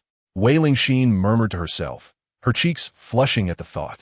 Reluctant to offer herself, she nonetheless recognized that the reputation of the meteor auction was of utmost importance. Never mind, I shall not dwell on that now. I must first meet Mr. Lin. With renewed determination, she donned an elegant outfit and made her way to the meteor auction. Meanwhile, within the opulent VIP suite of the meteor auction, Lin Hao and Lu Qingqiang were resting. Lu Qingqiang casually lifted a teacup from the side, taking a sip and nodding in quiet satisfaction. Indeed, The Baishan silver needle could be considered a fine tea, particularly in this modest locale where it ranks among the elite. It is truly perplexing. Despite my insistence on concealing my identity, the staff of the Meteor Auction House have assigned me such a lavish suite. How am I to remain incognito? Although Lu Qingcheng vocally expressed her grievances, the slight curl of her lips betrayed her underlying satisfaction. If you wish to remain hidden, you ought to step outside rather than mutter here. Lin Hao, bemused, took a sip from his teacup, contemplating the flavor, and remarked, "This tea can certainly be classified as good. It seems you have not indulged in finer leaves." "What do you know?" Lu Qingcheng retorted, her tone sharp. "With your lowly status, had it not been for me today, you would never have encountered such tea, let alone tasted it. Who can you blame for your ignorance of enjoyment? It is only natural that someone of your background, having spent a lifetime in such a lowly position, would not grasp the art of tea drinking." As she continued to mock him, Lu Qingcheng savored her tea, reveling in the superiority it afforded her over Lin Hao. Lin Hao shrugged in exasperation, then jested, "Is it truly necessary for you to speak so harshly? There's a saying, a night of intimacy begets 100 days of gratitude, and considering I've taken your first, we have quite the bond, do we not?" Lu Qingcheng's expression shifted abruptly. She drew a handgun and pressed it against Lin Hao's waist. "I warn you, this matter must remain confidential. If you dare to speak of it, you will face dire consequences." Lin Hao raised his hands in a gesture of surrender, assuring her of his silence. Just then, the suite's door swung open, and a tall, imposing man with a defiant demeanor entered. "Good day to you both. I am Wang Hao, the branch manager of the Meteor Auction House." Lin Hao glanced at Wang Hao, puzzled, and inquired, "Where's the person who was here before?" "That individual has been dismissed by Miss Wei for misconduct, and I am now in charge of the branch." Silence. Lu Qingcheng shot a disdainful glance at Lin Hao, signaling him to be quiet. Wang Hao furrowed his brow in displeasure at Lu Qingcheng's harsh treatment of Lin Hao. He recalled that Miss Wei had specifically instructed him that Lin Hao was a guest of the utmost importance, one to whom no one should show disrespect. If not for the apparent familiarity between Lu Qingcheng and Lin Hao, Wang Hao would have intervened. After silencing Lin Hao, Lu Qingcheng scrutinized Wang Hao, disdain dripping from her words. "You have come regarding the longevity pill, have you not? What is this? Is the Meteor Auction House so dismissive of the longevity pill that they send a mere subordinate to handle it?" "Not all," Wang Hao replied earnestly. "We hold the longevity pill in high regard. Our esteemed miss is en route as we speak. For now, I am here to attend to you both. Although the identity of this woman remains a mystery, her audacity is undeniable. Given her company with Lin Hao and her knowledge of the longevity elixir, it is evident that her status is indeed exalted. To be prudent, Wang Hao deemed it necessary to adopt a more respectful demeanor. If she's not here yet, she should hurry up. How long must I wait?" Lu Qingcheng waved her hand dismissively, signaling Wang Hao to depart. Wang Hao felt an overwhelming sense of displeasure. As the supervisor of the Meteor Auction House, his status was undeniably high in Jianghai City. Being subjected to such humiliation by this obscure individual was intolerable. However, reluctantly acknowledging the significance of the longevity elixir, he ultimately acquiesced with a nod before turning to leave. Lin Hao chose not to unveil Lu Qingcheng's current fade of nobility, curious to witness her expression when Wei Lingxin arrived.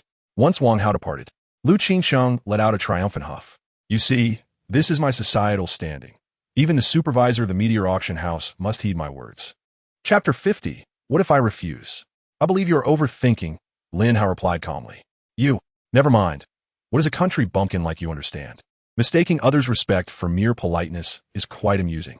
Do you truly think this supervisor treats everyone with the same deference as me? Do you not believe that if it were just you alone, you wouldn't even catch a glimpse of him?" Lu Qingcheng continued her relentless taunt. Just then, the door was abruptly pushed open. Wei Lingxin strode in with haste, causing Lu Qingcheng to instinctively raise her gun towards Lin Hao. "Are you out of your mind? Did you not think to knock before entering?" Lu Qingcheng scolded vehemently. Upon seeing Lin Hao with a gun pointed at his head, Wei Lingxin was momentarily taken aback, especially upon recognizing the woman as Lu Qingcheng. How could Lu Qingcheng possibly be associated with Lin Hao? Seeing Wei Lingxin enter, Lu Qingcheng rolled her eyes and holstered her weapon. "Honestly, you should knock before entering. You startled me." Wei Lingxin disregarded Lu Qingcheng's remarks and cautiously addressed Lin Hao. "Mr. Lin, do you know Miss Lu?" Before Lin Hao could respond, Lu Qingsheng interjected with scorn. Miss Wei, don't misunderstand. I have no connection with this destitute fellow.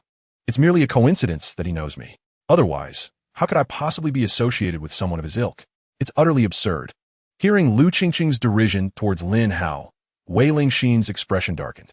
Yet, recalling the matter of the longevity elixir, she suppressed her anger and posed a question to Lu Qingsheng.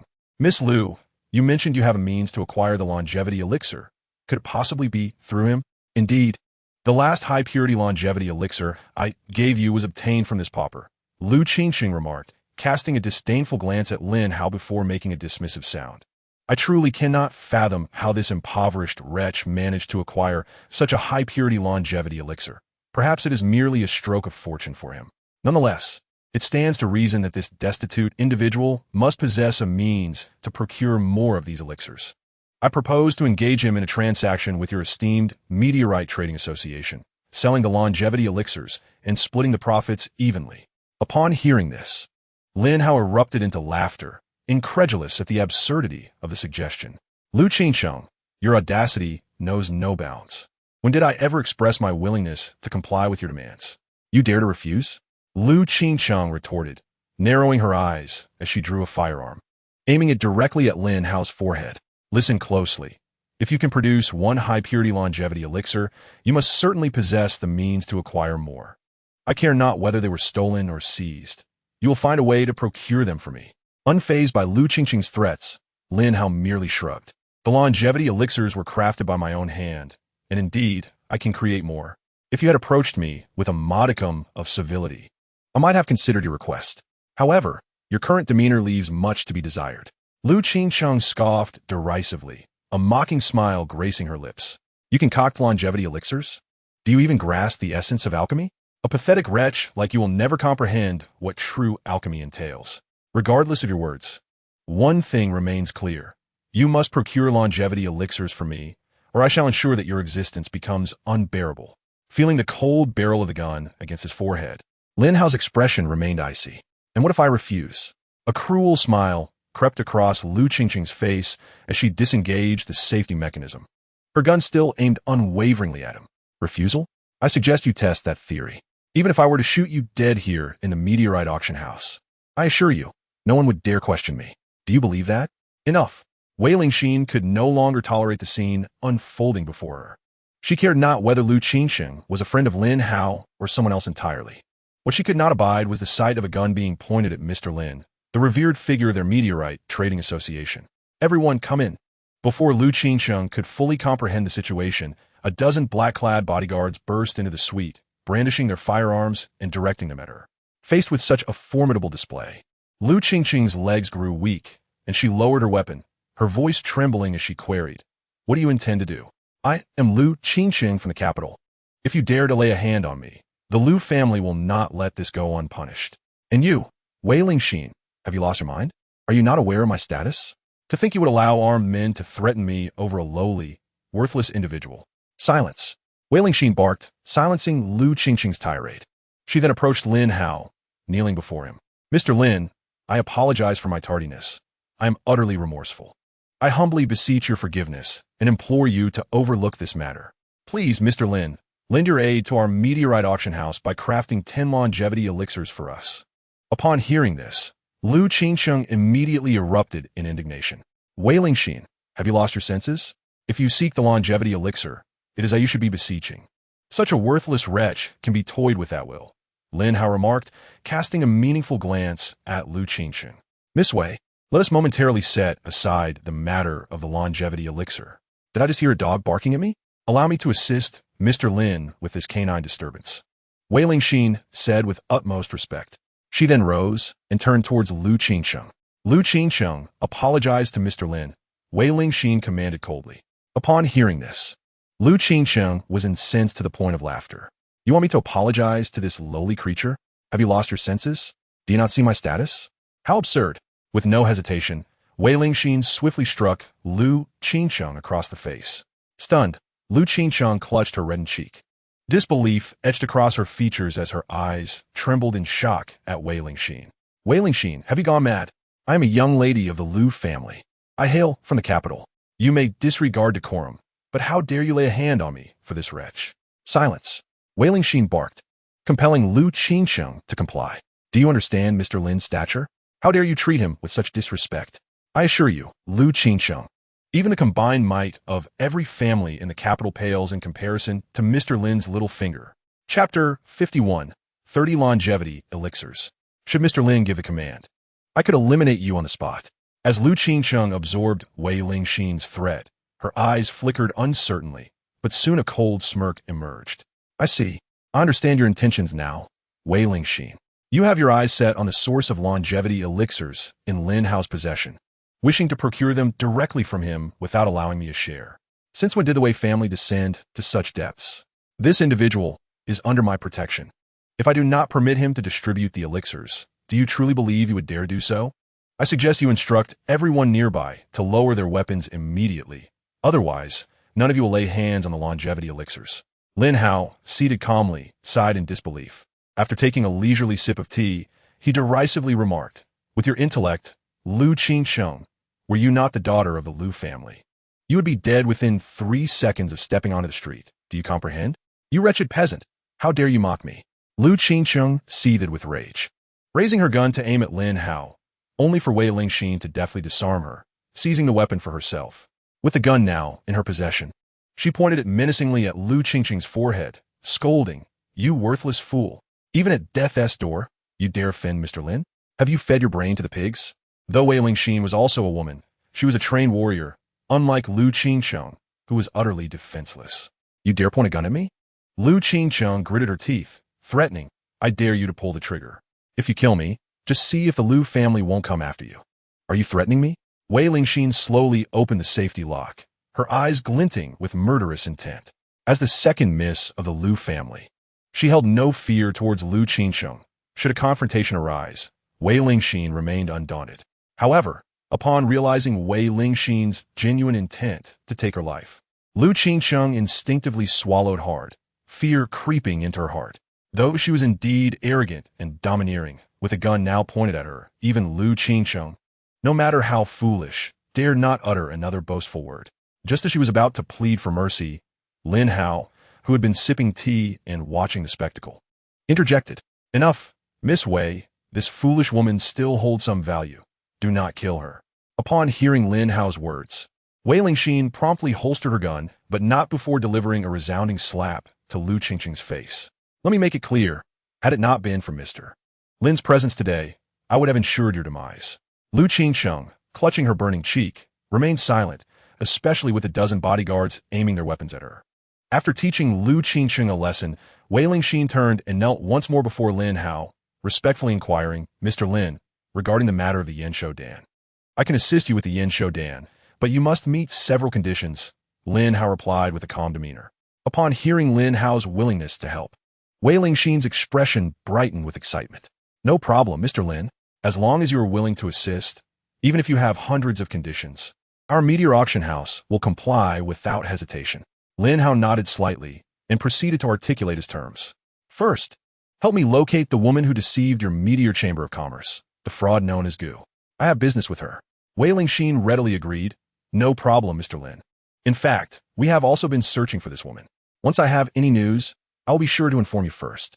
Lin Hao nodded slightly and continued, furthermore, help me identify the source of this toxin and inform me immediately upon discovery. With that, he handed Wei Lingxin a handkerchief sealed in a vacuum bag, containing the very toxin mentioned by the assassins who had attempted to ambush him and Su Yuan at the hospital. Given that the threat had approached his doorstep, Lin Hao was determined to retaliate decisively to eliminate any future dangers. Wei Lingxin respectfully accepted the vacuum bag, nodding earnestly. Understood, Mr. Lin.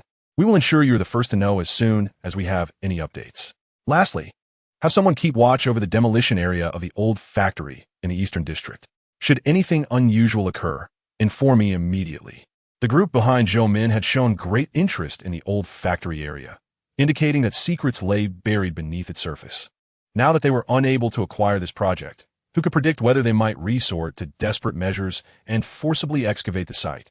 Therefore, for safety's sake, Lin Hao deemed it necessary to have Wei Lingxin and her team monitor the area closely. Understood, Mr. Lin. We will dispatch someone to keep watch right away. Although Wei Lingxin did not grasp the reason behind Lin Hao's request to monitor the old factory area, her role was simply to execute his orders without question. That will be all. Just these 3 matters, Lin Hao concluded without elaboration.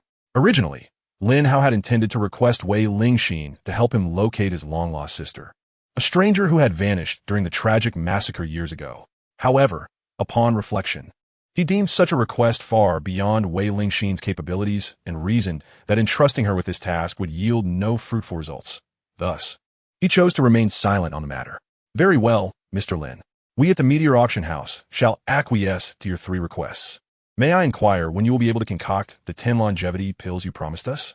Wei Lingxin, in a state of palpable anxiety, was acutely aware that the auction was fast approaching.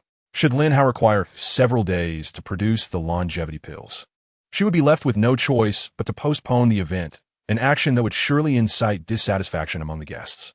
However, this would be preferable to presenting an empty hand at the auction, which would undoubtedly provoke outrage. To her astonishment, Lin Hao nonchalantly retrieved a small box from his pocket and tossed it to Wei Lingxin. Inside were 30 longevity pills, which he offered as remuneration for their assistance. Lin Hao remained indifferent to the 30 pills, as he could effortlessly create them at will. Wei Lingxin eagerly caught the small wooden box in midair. Upon opening it, she confirmed her expectations. It was filled with pills of exceptionally high purity. Mr. Lin, this is far too generous, she exclaimed, her voice brimming with excitement. Initially, she only required 10 pills, yet Lin Hao had presented her with 30. Meanwhile, Lu Qingsheng, witnessing the scene, felt a surge of jealousy, her eyes turning a shade of crimson. Those 30 longevity pills should have been mine, she declared, her voice laced with indignation. Wei Lingxin, upon hearing this, responded with a hint of derision. What a joke. Do you truly believe Mr. Lin would be inclined to give you any after your outburst? Your aspirations are rather fanciful. Turning to Lin Hao, she respectfully inquired, Mr. Lin, how shall we deal with this woman? Lin Hao pondered for a moment, then a smile graced his lips. Miss Wei, may I ask how soundproof your VIP suite is? Understanding his implication, Wei Lingxin assured him, rest assured, Mr. Lin, our VIP suite boasts exceptional sound insulation. Even if others were to shout, not a whisper would escape. Excellent. In that case, you may leave. I have matters to discuss privately with Miss Lu. Wei Lingxin nodded promptly, arranging for all the bodyguards to exit the suite. As the last of them departed, Lu Qingsheng felt a rising sense of foreboding. Soon, all the bodyguards had vacated the VIP suite, leaving only Wei Lingxin hesitantly lingering. Her face flushed, she appeared shy, as if she wished to say something but hesitated to voice it. Noticing her discomfort, Lin Hao furrowed his brow and asked, What is it? Do you have something to say?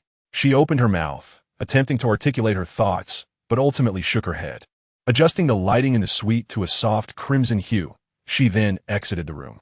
She originally contemplated remaining to serve Lin Hao, for after all, the mere fact that he could effortlessly produce 30 longevity pills was ample reason for her devotion. However, the predicament lay in Lin Hao's silence. Wei Lingxin felt it inappropriate to stay uninvited, as it would tarnish her dignity. Even if she were to serve him, it should be in solitude, rather than alongside Lu Qingsheng.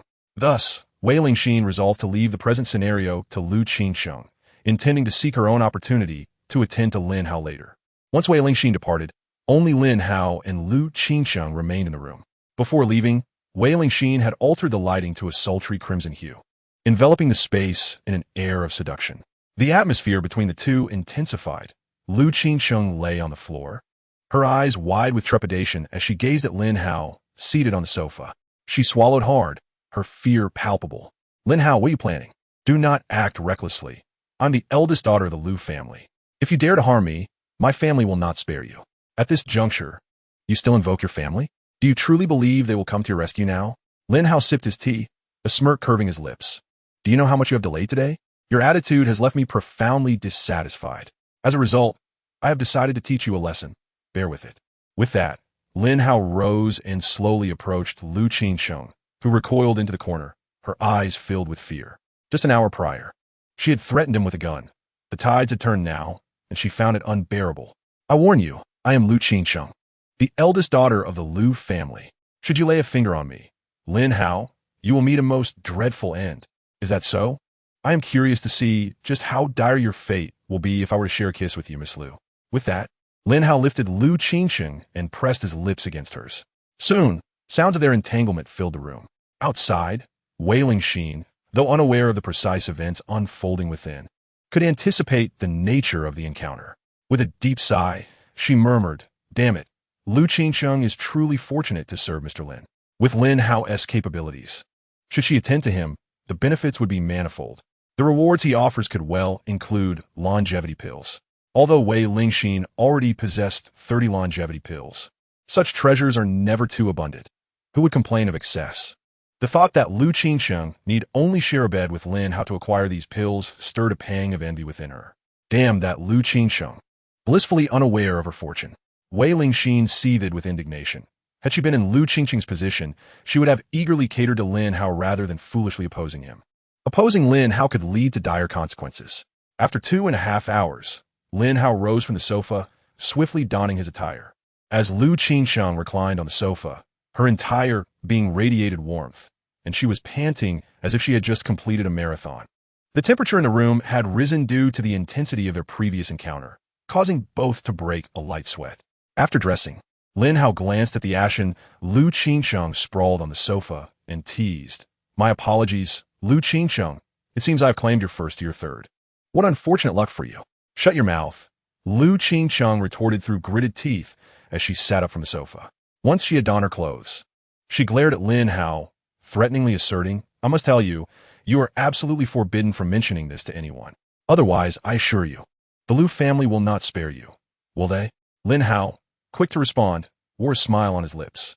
"Lu Qingsheng, your threats are becoming tiresome. Try to be more original. Besides, what would happen if I did speak?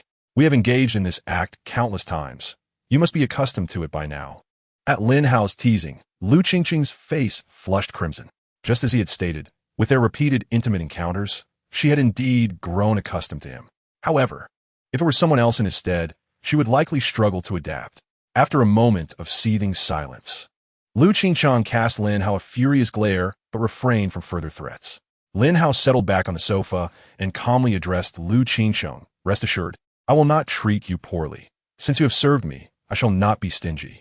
You must desire the longevity elixir, do you not? I have abundance. If you meet my needs, I can provide it to you." Lu Qingsheng nodded earnestly. "I genuinely require it. How much can you give me?" Lin Hao glanced at her, a teasing smile playing on his lips. "The quantity I can offer depends on whether you can satisfy me." Upon hearing this, Lu Qingsheng's expression shifted. "No way. Not again." Chapter 53, 9 Marriage Contracts. Lu Qingsheng immediately waved her hands in protest. "I cannot bear this any longer. Let's postpone for another day." Lin Hao, with a curious gaze, countered, "Did I ever say I wanted to continue that?" Realizing her misunderstanding, Lu Qingsheng's cheeks flushed once more as she continued, "If that's the case, what do you wish for me to do to satisfy you?" "Quite simple.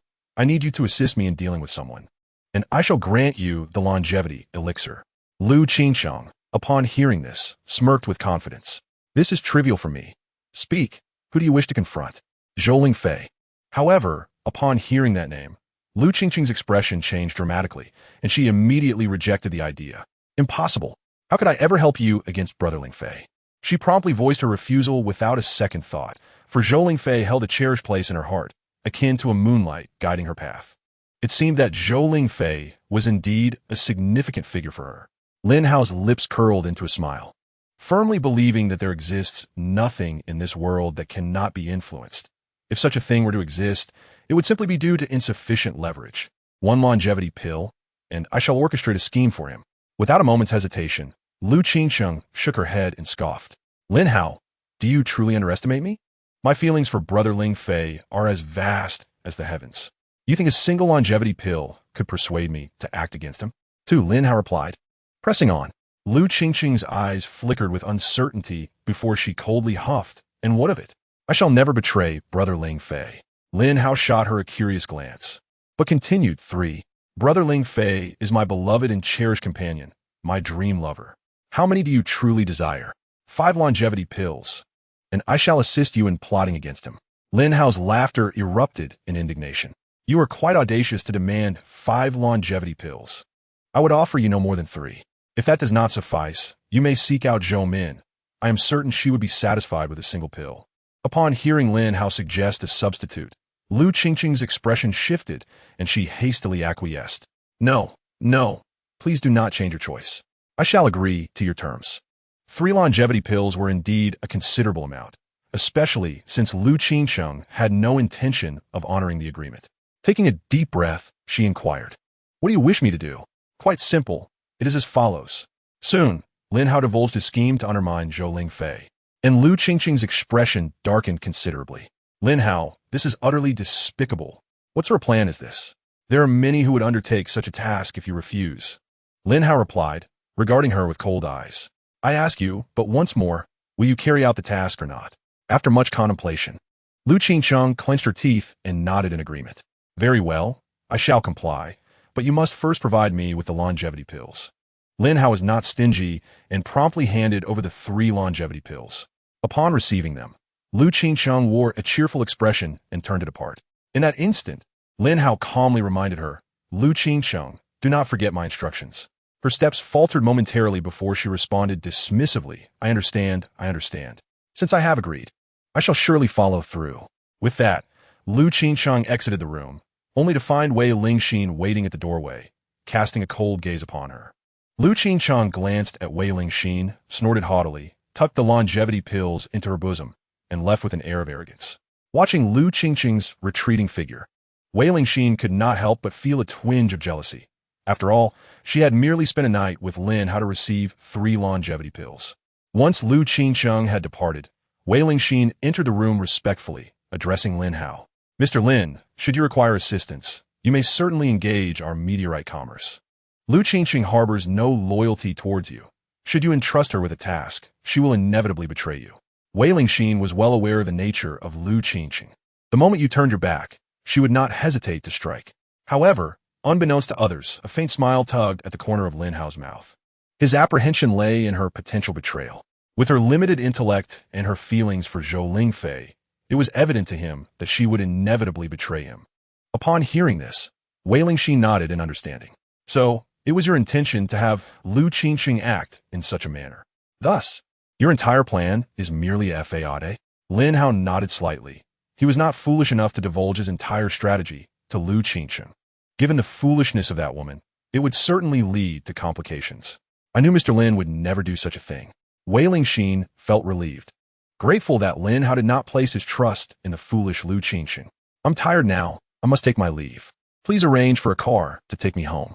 Wei Lingxin promptly agreed and turned to Wang Hao, instructing him, "Prepare a vehicle to escort Mr. Lin home." "Yes." Wang Hao replied hurriedly before jogging away. Wei Lingxin's expression wavered, and upon noticing this, Lin Hao smiled and inquired, "If you have something to say, please do not hesitate to express it." "Well, Mr. Lin," Wei Lingxin said without further hesitation, "in a few days, our meteor auction house will commence its auction. Numerous formidable forces will attend this event, all prominent figures in their own right. I would like to invite you, Mr. Lin, to join us and lend prestige to our auction house." Lin Hao furrowed his brows, contemplating her words before asking, "Are you certain many powerful entities will attend?" Wei Lingxin nodded affirmatively. Indeed, influential forces from neighboring cities will converge for this auction, and even those from the capital, such as the Liu family, will be present, primarily for the longevity elixir. "In that case, I shall attend," Lin Hao decided. Before descending the mountain, his master had bestowed upon him 9 marriage contracts for him to choose from.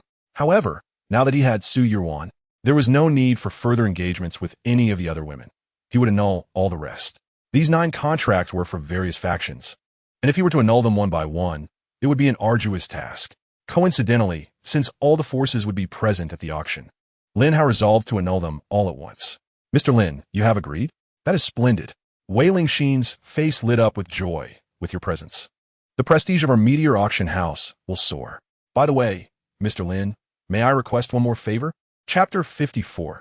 "Lend me your body for a few days." Lin Hao nodded. "What is it?" "Please go on." Wei Lingxin hesitated for a moment, but ultimately spoke. "When the auction begins, individuals from various factions will enter the venue, and I fear that some ill-intentioned individuals may attempt to harm me. Mr. Lin, your formidable strength is well known to us all, so I would like to request your protection during this time." As she uttered these words, Wei Lingxin felt anxious, fearing Lin Hao's displeasure. While it could be framed as a request for protection, in truth, she merely sought to have Lin Hao act as her bodyguard. Enlisting the protection of an individual whose status and power far exceed her own seemed, at first glance, a rather absurd proposition to Wei Lingxin. However, she found herself with little choice. The bodyguards within the meteorite chamber, though comprised of seasoned veterans, were merely competent fighters at best. Should they encounter a well-trained assassin, even a dozen bodyguards might prove insufficient.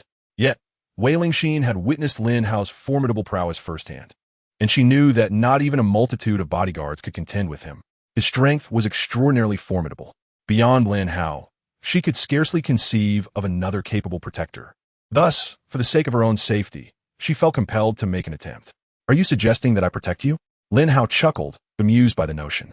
As the illustrious leader of the Dragon King Hall, he had never engaged in the role of a bodyguard. If protection were to be offered, it would be to significant figures from various nations. To safeguard Wei Lingxin seemed akin to using a sledgehammer to crack a nut. "Mr. Lin, if this is too much of a burden, please disregard my request. I shall seek assistance elsewhere." Noting a change in Lin Hao's tone, Wei Lingxin's heart sank, and she began to regret her audacious request for his protection. "Curse you, Wei Lingxin, what foolish thoughts have you entertained? You, a mere girl, attempting to engage such a distinguished guest as Mr. Lin for your own protection? How ludicrous! If you provoke him, you might not survive to tell the tale." She chastised herself internally, realizing that inciting Lin Hao's ire could lead to dire consequences. "I apologize, Mr. Lin, for my presumptuousness. I shall take my leave now. The car will be arranged shortly." "You misheard me. I never declined," Lin Hao interjected. Taken aback, Wei Lingxin turned, her expression transforming into one of astonished joy. "Mr. Lin, are you truly willing to protect me?" Nodding with a sense of inevitability, Lin Hao replied, "You're the daughter of an old friend, and you have assisted me on numerous occasions. It is only natural that I should offer you my protection for a few days." "Wonderful. Thank you, Mr. Lin," Wei Lingxin exclaimed, overwhelmed with joy. She had initially believed that someone of Lin Hao's stature would never deign to protect another.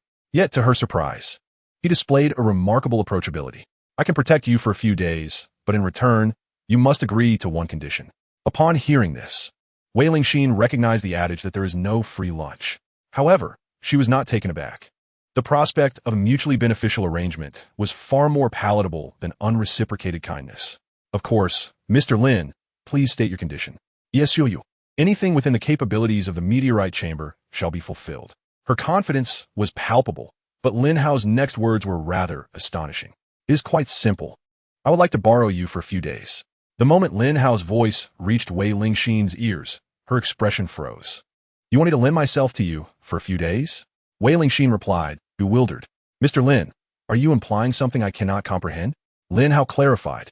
"To be more explicit, I need you to stay by my side for a few days. You must do as I ask." Although Wei Lingxin possessed commendable skills, she was no match for Lin Hao. Yet among ordinary individuals, she was indeed proficient. While Lin Hao could protect Su Yirwan, he could not be by her side at all times, thus employing a bodyguard was essential. However, who would have anticipated that Lin Hao's seemingly simple words would lead to a misunderstanding? "Mr. Lin, are we moving too quickly? Wouldn't your wife object?" Wei Lingxin's face flushed crimson. She indeed harbored thoughts of drawing closer to Lin Hao physically, but she never imagined that such a day would arrive so swiftly. "What's the issue? How can my wife possibly have objections?" "She'd be delighted." Lin Hao responded nonchalantly. "Really? Is that even possible?" Wei Lingxin was taken aback, finding it hard to believe that a couple could be so liberated, especially to the extent that one would feel joy over their spouse's infidelity. "What are you astonished about? Can you agree to this arrangement? If not, then perhaps you should seek another bodyguard." Lin Hao expressed his exasperation. Conversing with Wei Lingxin proved to be quite taxing. "Of course, I agree, Mr. Lin." Wei Lingxin quickly acquiesced, sensing Lin Hao's wavering resolve. After all, she had intended to approach him physically, and she had long struggled to find a legitimate reason to do so. Now that a valid reason had presented itself, and it was proposed by Lin Hao himself, she was determined to seize this opportunity. "By the way, Mr. Lin, is there anything specific you would like me to prepare?" Wei Lingxin inquired with curiosity. This was her first experience as a mistress, especially with someone of Lin Hao's stature. Although it was not a particularly honorable endeavor, she aimed to ensure Lin Hao's satisfaction. "What to prepare?" Lin Hao pondered, ultimately waving his hand dismissively. "You need not prepare anything. Just ensure your body is in good shape to meet my expectations." What appeared to Lin Hao as a normal request took on a different connotation in Wei Lingxin's ears. To be fit? Is Mr. Lin particularly vigorous? The image of Lu Qingcheng limping away earlier, her legs unable to close properly, made Wei Lingxin gasp in realization. Undoubtedly, Lin Hao is indeed formidable. Rest assured, Mr. Lin, I will dedicate myself to rigorous training over the next few days to ensure I meet your standards. Wei Lingxin responded earnestly, her determination solidified. Chapter 55, To Capture Su Yirwan. At this moment, Wei Lingxin resolved to devote the coming days to intense physical training, restoring her skin and stamina to their most taut state, preparing herself to withstand Lin Hao's advances. Without further ado, one must be at least stronger than Lu Qingcheng. Lu Qingcheng engaged in a fierce struggle with Lin Hao for merely 2.5 hours. Thus Wei Lingxin must strive for a duration of 4 hours. Not for any other reason, but to firmly overshadow Lu Qingcheng. This is somewhat acceptable. Lin Hao nodded in satisfaction. At that moment, the door swung open, and Wang Hao entered respectfully, stating, Mr. Lin, the vehicle to escort you has been prepared. Upon hearing this, Lin Hao rose, stretching lazily and yawning. In that case, let us return. Subsequently, they departed from the suite, arriving at the entrance of the Meteorite Chamber of Commerce, where a line of bodyguards stood alongside a parked Rolls-Royce. Wang Hao opened the car door, and Lin Hao took his seat, with Wei Lingxin naturally following suit into the back seat. Soon the car started, swiftly transporting Lin Hao back to Kanglin Haijun. After alighting, Wei Lingxin also exited the vehicle, respectfully addressing Lin Hao, Mr. Lin, we have delivered you home. Please rest early. And should any matters arise, feel free to contact me. Lin Hao nodded and waved his hand dismissively. Understood. You may return. Yes, Wei Lingxin replied, preparing to leave. However, at that moment, they coincidentally heard a noise and turned their gazes in unison towards a particular direction. Soon, several police cars appeared, coming to a halt in front of Lin Hao's villa. The police doors swung open, and a dozen enforcement officers surged forth, among them a familiar face to Lin Hao. Mr. Lin, we meet again.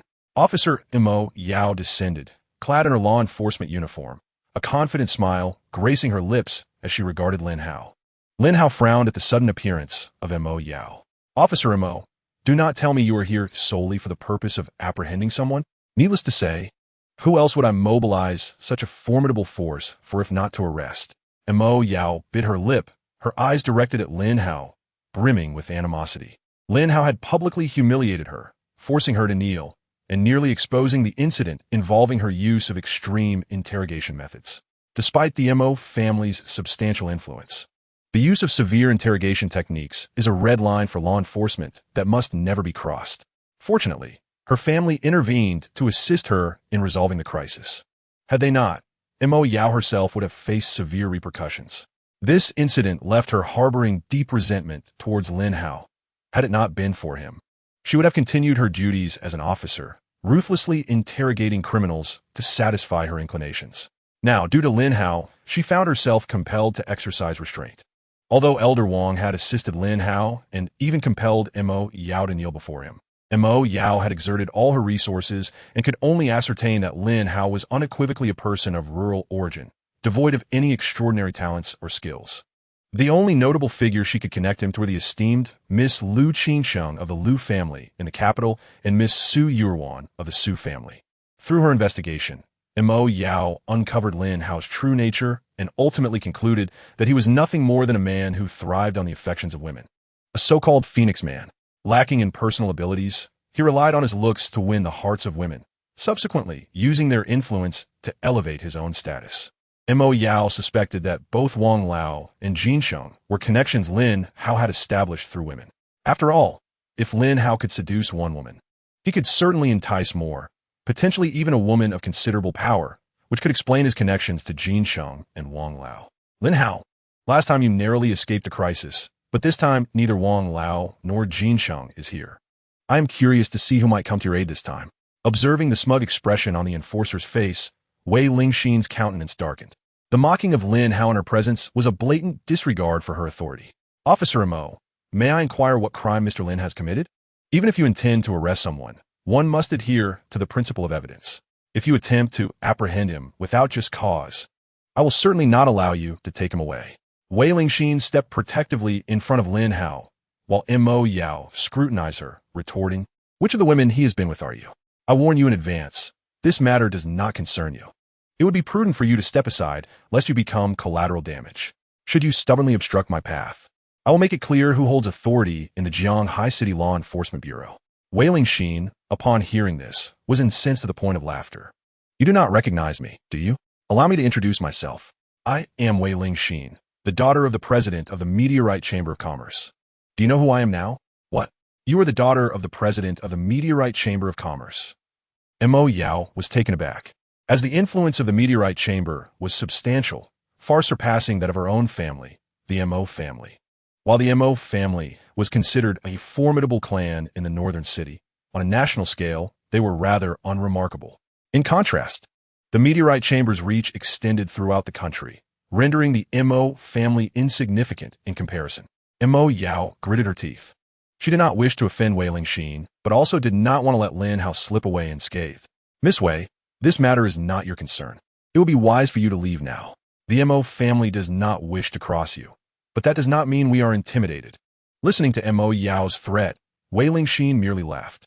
"The matter concerning Mr. Lin is our business at the Meteorite Chamber. If you wish to act against him, you must first contend with us." Her words were resolute, causing Mo Yao to grind her teeth in frustration before extracting a warrant for arrest from her pocket. "I am acting in accordance with the law. Today, I will arrest him, and no one can stop me."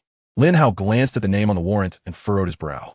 The person to be apprehended was not Lin Hao at all, but rather Su Yuan, with the charge of intentional homicide. "Mo Yao, if you have a grievance directed at me, what does my wife have to do with this?" Lin Hao's gaze turned cold.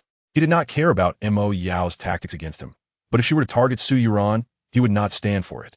"What are you talking about? The Liu family members were not killed by you.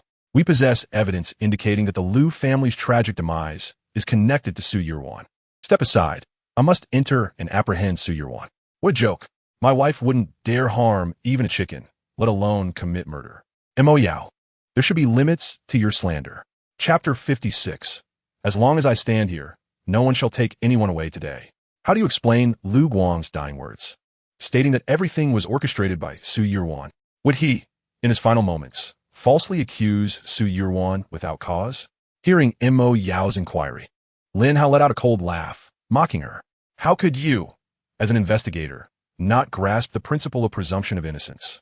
What evidence do you possess to assert my wife's guilt, just based on Lu Guang's last utterance? Could I not simply find a dying person to claim you were the murderer?" Mo Yao huffed in disdain. "Do not twist my words. I shall say this once. The arrest warrant is in my possession, and I am executing my duties. No one has the right to obstruct me. As for evidence, once Su Yuan accompanies me back to the Enforcement Bureau, it will naturally surface." Mo Yao sneered as she spoke, clearly implying that her so-called evidence was hardly legitimate. Lin Hao's eyes glimmered with frost. He understood all too well that Mo Yao relished employing brutal interrogations. If Su Yuan were to return with Mo Yao to the Bureau, she would undoubtedly endure severe torment, potentially forcing her to confess even if she were innocent. Therefore, Lin Hao could not allow Mo Yao to take Su Yuan away. "I declare this, without direct evidence proving my wife's involvement in murder, you shall not take her today." "Lin Hao, are you attempting to obstruct my official duties? I warn you, should you impede my work, I have the authority to arrest you." Mo Yao's tone was frigid, while Lin Hao merely chuckled. "Today, neither I nor my wife will be taken. If you doubt this, then by all means try." "Very well, let us see." Mo Yao immediately drew her firearm, aiming at Lin Hao's head, while Wailing Sheen and the other bodyguards trained their guns on Mo Yao. The accompanying officers' expressions shifted dramatically. Those armed retrieved their firearms, while others brandished batons. "Miss Wei, do you realize whom you are threatening with that weapon? We are law enforcement. Does your Meteorite Chamber of Commerce wish to provoke us?" Mo Yao's expression darkened, clearly unprepared for the situation to escalate to this level. Wailing Sheen remained unfazed, her voice icy. "I care not for your words. I only know that our Meteorite Chamber of Commerce stands firmly by Mr. Lin's side. His words are our decree. Should you wish to harm him, you must first contend with us. Insolence, obstructing law enforcement, is punishable by death." Mo Yao exclaimed sharply. "Kill me? Let us see if your Mo family can withstand the wrath of our Meteorite Chamber of Commerce." Wailing Sheen smirked, while others may hesitate. She was certain Mo Yao would not dare to pull the trigger against her. After all, she was a member of the Meteorite Chamber of Commerce. Suddenly, the atmosphere on site became tense, with an unmistakable scent of gunpowder permeating the air, as if at any moment someone would pull the trigger and ignite the first shot. At that moment, the villa door behind Lin Hao slowly opened, revealing Su Yu Ruan, elegantly wrapped in her attire, approaching gracefully. "Honey, please put down your guns. I will go with them," she said. Upon seeing Su Yu Ruan step forward, Lin Hao instinctively frowned. "Darling, why have you come out? Quickly return. Your husband is here. As long as I am present, no one can take you away. Not even the law enforcement, let alone anyone else." But Su Yu Ruan shook her head, drawing closer to Lin Hao, and whispered, "Honey, please allow me to go with them. Rest assured, I will be safe. If I were to come to harm, I would not have suggested this. But do you trust me?"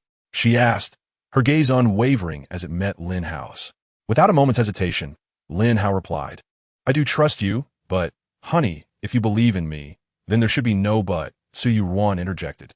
In that instant, her demeanor transformed, exuding the grace and authority of a noble queen, dominating all before her. "Honey, I must ask you this. If I were to resolve matters with the Liu family, would you still love me?" Meeting her gaze, Lin Hao smiled and embraced her tightly. "Regardless of whether you handle the Liu family or even if you were to commit heinous acts, there is but one truth I acknowledge. You, Su Yu Ruan, are my wife." At the sound of Lin Hao's words, Su Yu Ruan beamed, akin to a vibrant flower in bloom. "Good husband. In that case, you need not worry. I shall accompany them for a short while, but I promise to return by morning. Rest assured, I remember our wedding. I vow to come back and complete our ceremony." Seeing Su Yu Ruan's unwavering determination, Lin Hao felt compelled to relent, nodding helplessly. "Very well, my love, I trust that you will resolve this matter. Then you shall stay at home and wait for me, my husband. After 8 hours, we shall wed." 8 hours? Even if it were 80 years. "You might not see her again," mocked Mo Yao as she stepped forward, producing handcuffs to restrain Su Yu Ruan. "Someone, take the prisoner to the police car. I shall personally interrogate her upon my return." "Yes," an officer promptly acknowledged, escorting Su Yu Ruan into the police vehicle. Once Su Yu Ruan was secured inside, Mo Yao turned to Lin Hao, a smirk playing on her lips. "Lin Hao, weren't you quite pleased last time? This time, I will repay all the grievances I endured." Ensuring Su Yu Ruan submits entirely. "I wonder if her delicate frame can withstand my torment. If not, you may have to come collect her remains." Lin Hao cast a cold glare at the triumphant Mo Yao, his voice icy. "Mo Yao, I warn you, if my wife emerges harmed in any way, I will see to it that your family is obliterated." "Ha ha, you think you can bring down the Mo family? What a joke." Mo Yao chuckled disdainfully before turning to leave. "Wait for it, Lin Hao. I assure you, I will torment Su Yu Ruan to the point of despair." With that, Mo Yao triumphantly led Su Yu Ruan away from the villa. Once all the enforcers had departed, Wei Lingxin turned to Lin Hao with a puzzled expression. "Mr. Lin, are you truly allowing Mo Yao to take Miss Su away? That Mo Yao will undoubtedly treat her poorly. My wife, having initiated this course of action, possesses her own means. I need only acquiesce. However, Mo Yao should not expect to emerge unscathed from this." With these words, Lin Hao retrieved his phone and dialed Zhou Min. The call connected almost instantly. "I give you 24 hours. I expect to see your Zhou family take action against the Mo family, compelling Mo Yao to kneel before me and apologize." Chapter 57. You know my methods. Zhou Min was momentarily taken aback, hastily replying, "Sir, this request is rather daunting. The Mo family is a premier clan in Beijing, while our Zhou family is not inferior. Compelling the Mo family to yield seems implausible. I am indifferent to the details. I merely require your intervention. Of course, if you are unwilling, you may choose to hide far away, never to be found by me again. Otherwise, you are aware of my methods." Zhou Min shivered at the implication. The torment inflicted upon her by Lin Yang was still vividly etched in her memory. She would rather perish than endure such suffering again. After a long pause, Zhou Min ultimately gritted her teeth and acquiesced. "Very well, sir. I shall do my utmost." With that, she ended the call. Lin Hao also put away his phone, and Wei Lingxin hesitated before explaining, "Mr. Lin, while Zhou Min holds a position of some importance in the Zhou family, it is not particularly high. She may not be able to rally her family against the Mo family, and even if she could, the Zhou family's strength may not suffice to compel the Mo family to submit. Perhaps we should take care of this matter through the Meteorite Chamber of Commerce. We guarantee that Miss Su will depart unscathed. However, Lin Hao shook his head in response. There is no need. I am fully aware that the Zhou family cannot force the Mo family to submit.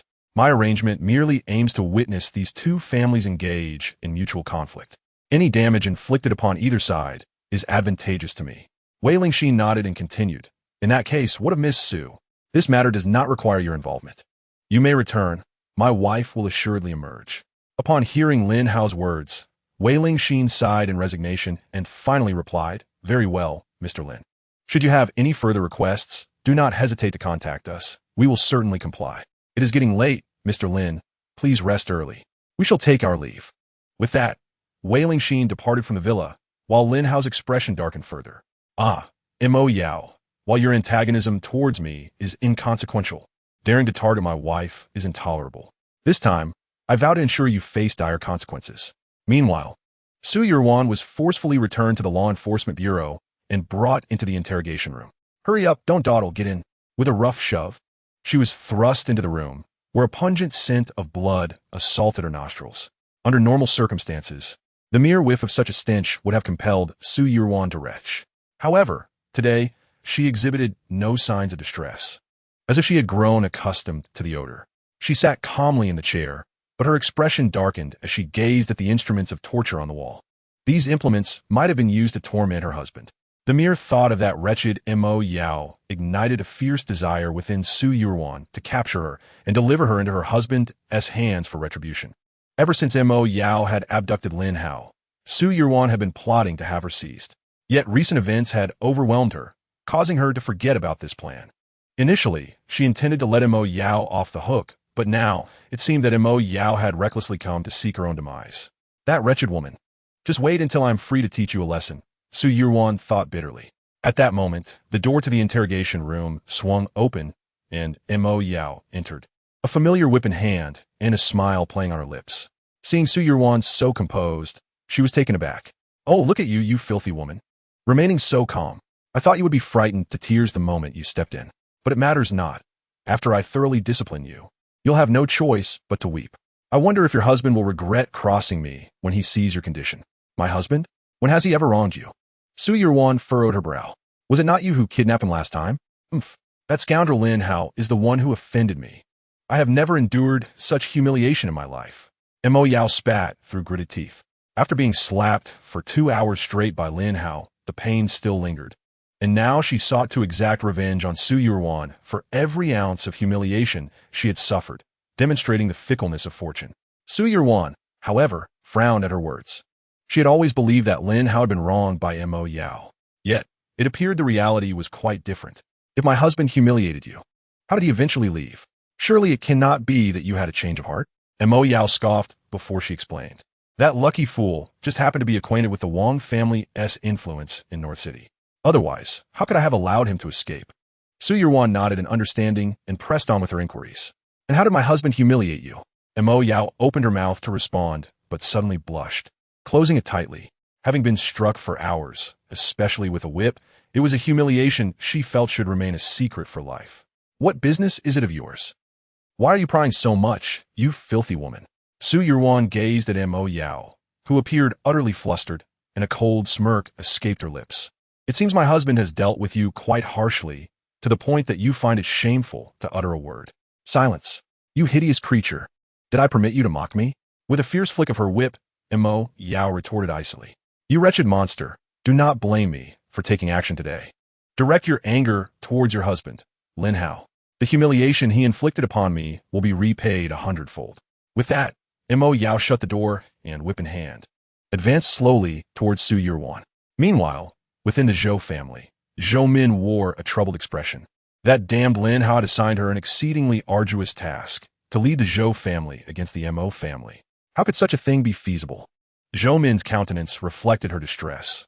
Though the two families held equivalent power, she possessed little authority within her own clan. Convincing the elderly members of the Zhou family to confront the Mo family was an insurmountable challenge for her. Chapter 58, He is Getting Married. What means could possibly compel the Zhou family to act against the Mo family? Zhou Min had ceased to care about the repercussions of such an endeavor. If the Zhou family refrained from taking action, she would ultimately bear the brunt of the consequences. Thus, adhering to the philosophy of misery loves company, Zhou Min recognized that the Zhou family must indeed intervene to spare her from Lin Hao's wrath. As for what would transpire thereafter for the Zhou family, she had no time to ponder. After much contemplation, an idea sparked in Zhou Min's mind. She swiftly retrieved her phone and made a call. The line connected quickly, the cacophony on the other end resembling the raucous sounds of a nightclub, filled with the exuberance of numerous young women. Shortly thereafter, an impatient voice spoke up. "Zhou Min, why are you calling me? I'm busy." The recipient of her call was none other than Zhou Lingfei. Upon hearing his dismissive tone, Zhou Min rolled her eyes in exasperation. Given Zhou Lingfei's notorious penchant for revelry, it was no surprise he was likely in a nightclub, drinking with a throng of women. Nevertheless, being the heir of the Zhou family, Zhou Min felt compelled to address him respectfully despite her irritation. "It is indeed a matter of concern, young Master Zhou. There has been an issue with the old factory." The moment those words left her lips, Zhou Lingfei was instantly jolted into sobriety, even the alcohol momentarily forgotten. "What did you say?" Just then, a woman sidled up to Zhou Lingfei, a drink in her hand. "Young master, shall we have another drink? Let us not talk on the phone. Get away from me," Zhou Lingfei growled, shoving the woman aside, causing her drink to splash all over her. The sudden chill of the liquid on her skin made the woman break down. "What are you doing? If you don't want to drink, just say so." "You dare to retort?" Zhou Lingfei struck her sharply and then beckoned a nearby bodyguard. "Come here and drag this woman out. Break her legs." "Yes, sir." The bodyguard promptly acquiesced, immediately dragging the companion girl out, leaving her pale with fright. "Please, young Master Zhou, I understand my mistake. I won't dare to argue with you again. Don't break my legs." Yet, Zhou Lingfei paid no heed to her pleas. Mere seconds after being removed from the bar, her agonized screams pierced the air. The harrowing cry was soul-chilling, causing the other companion girls beside Zhou Lingfei to fall silent, paralyzed with fear, too terrified to even glance at the wrathful visage of Zhou Lingfei. "Silence the stage. I will make a call," he commanded, and the bodyguard nodded, promptly ascending the stage to turn off the music without a moment's hesitation. Everyone in the bar was acutely aware of Zhou Lingfei's ferocity. Should anyone dare to provoke him, a broken leg would be the least of their worries. A far graver fate could await them.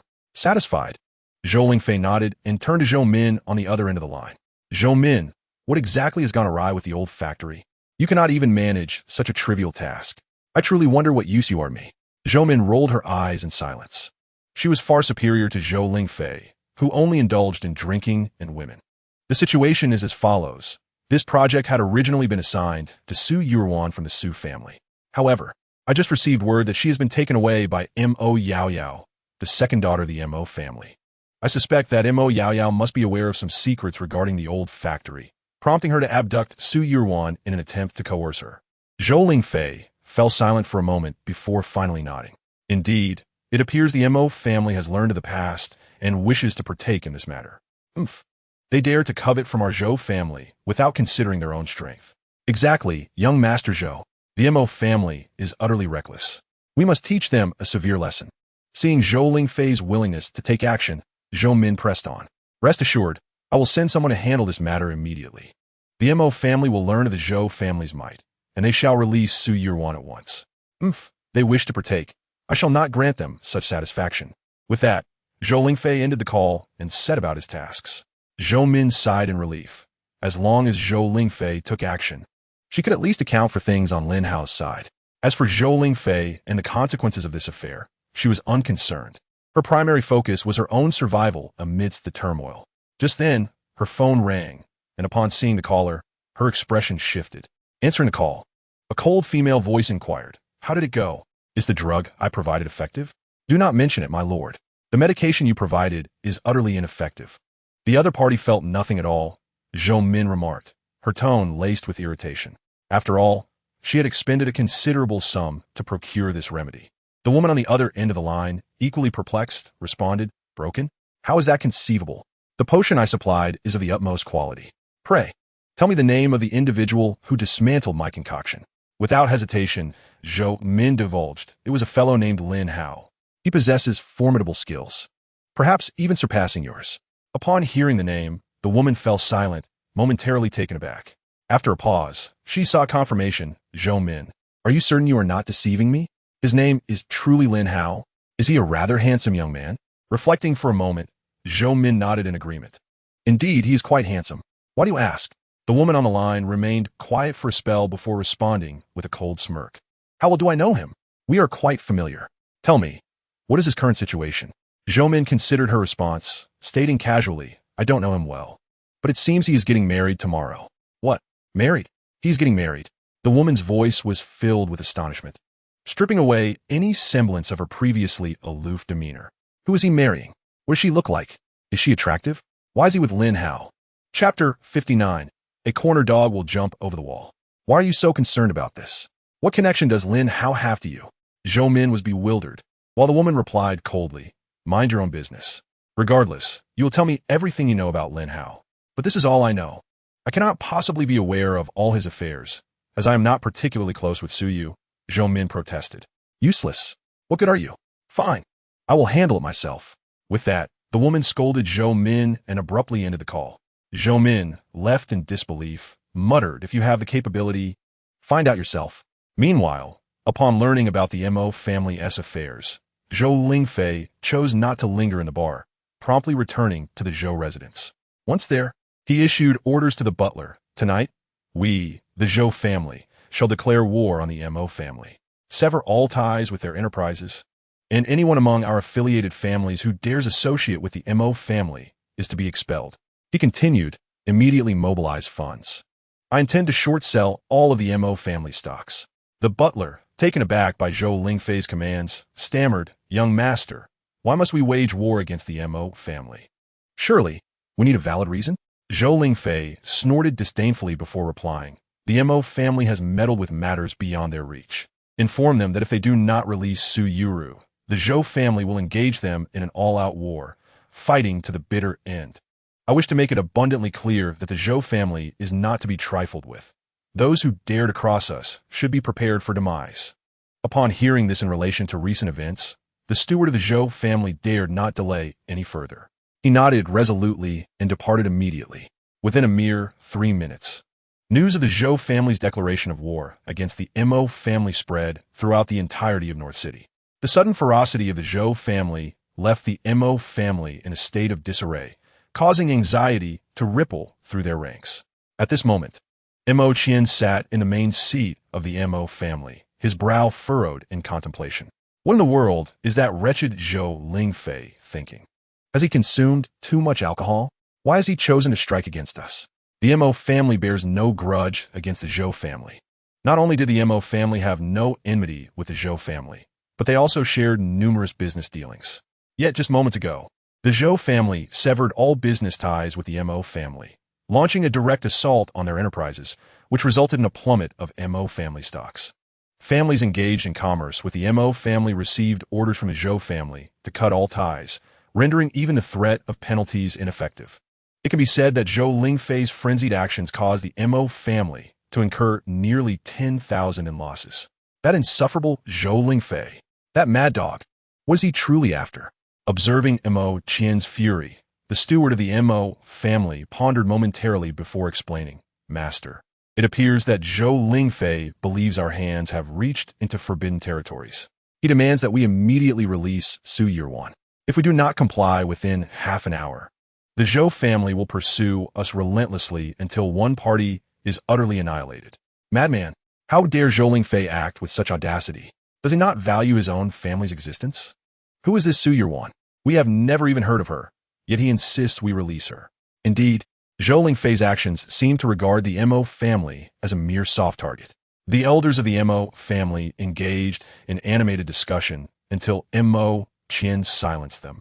Turning to the steward with a furrowed brow, who exactly is this Su Yurwan? Have we uncovered anything about her? Indeed, we have. Su Yurwan is the eldest daughter of the Su family from Jianghai City, a relatively modest clan. Just moments ago, she was captured by our second young lady. As we calculate the time, it has barely been 10 minutes since her abduction.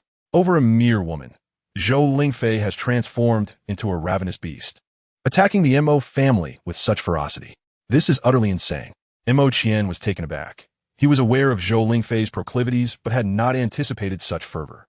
To strike against the Mo family for the sake of a woman, even risking the fate of the entire Zhou family, was beyond reason. Curiosity stirred within Mo Qian. Is Su Yuan truly so beautiful? Why else would Zhou Lingfei go to such lengths? The steward's expression turned awkward, for contrary to expectations. Su Yuan was not only unattractive, but was indeed known in Zhanghai City as a rather plain woman. I suspect that Zhou Lingfei has learned of our young lady's impending marriage to the heir of the Dragon King Hall and fears that the influence of our Mo family in Beicheng will be eclipsed. Thus, he has chosen to act against us. As for the so-called Su Yuan, she is likely nothing more than a mere ruse.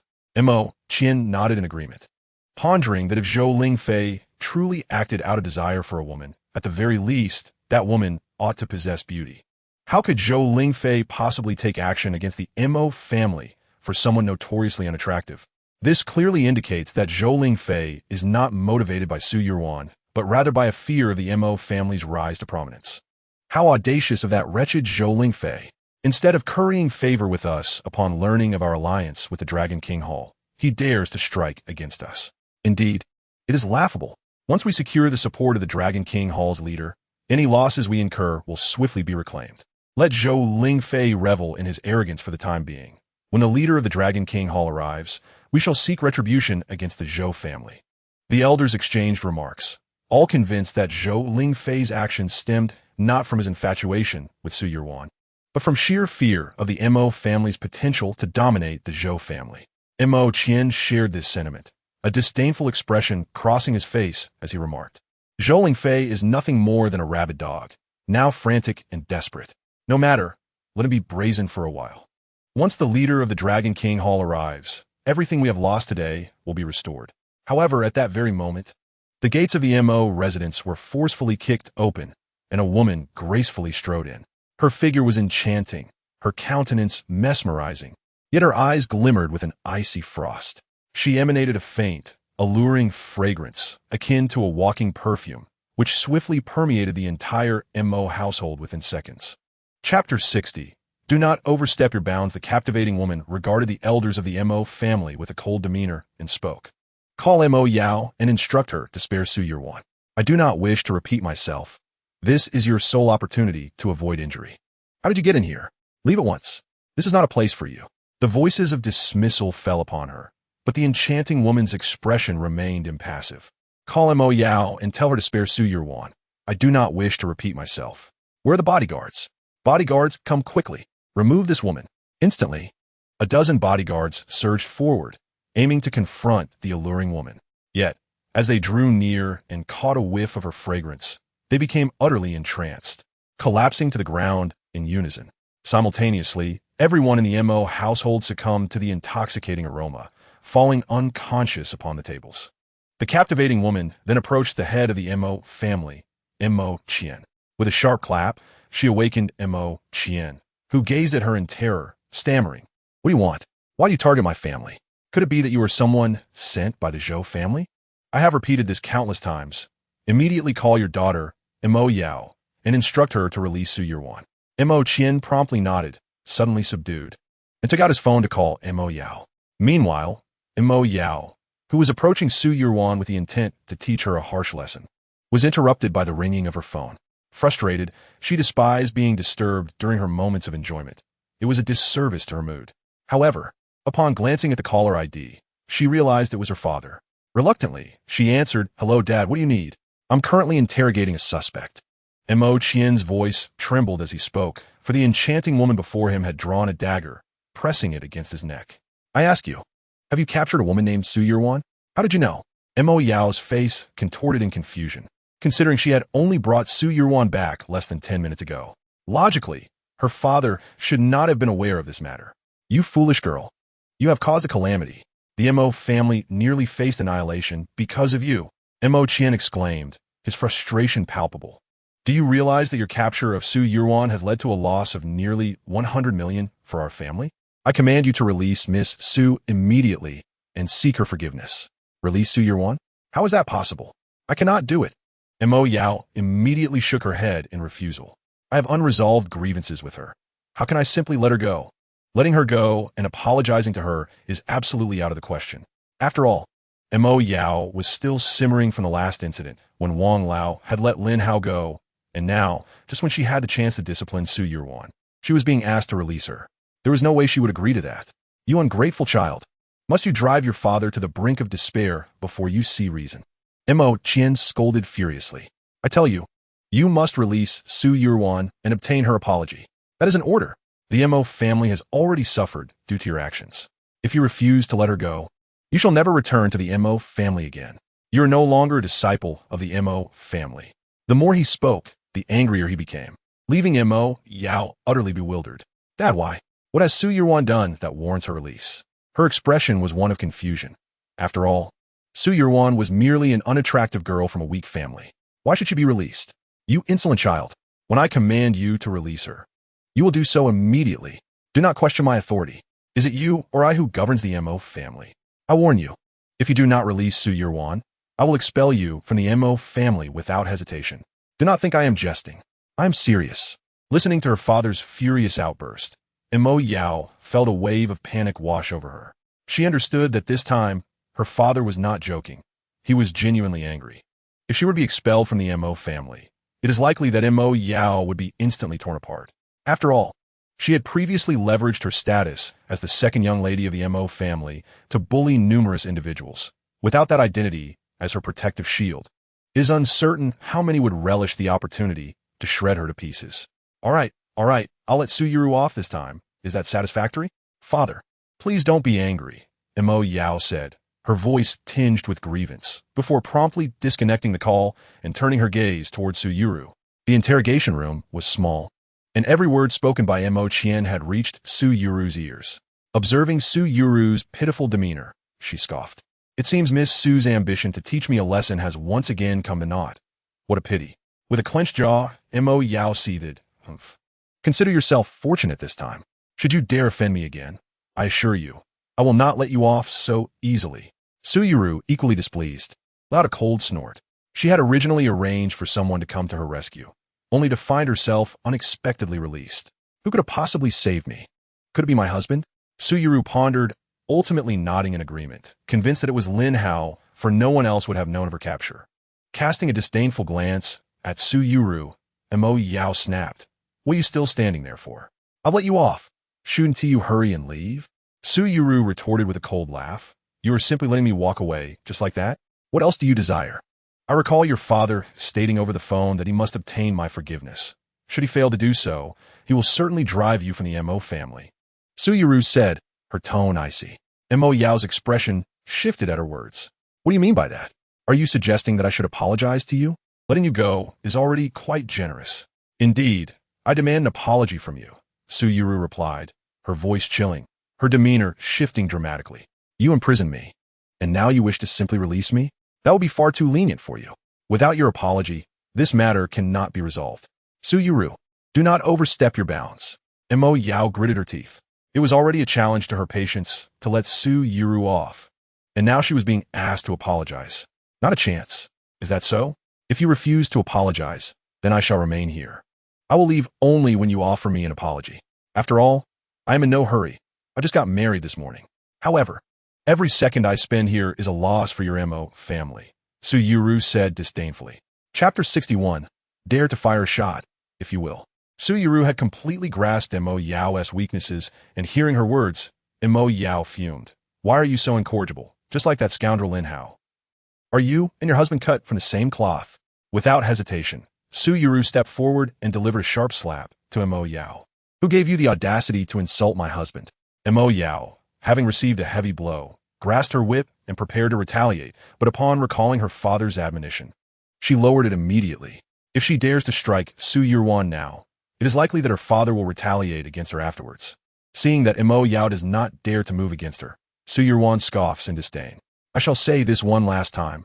If you do not apologize, I shall not take my leave.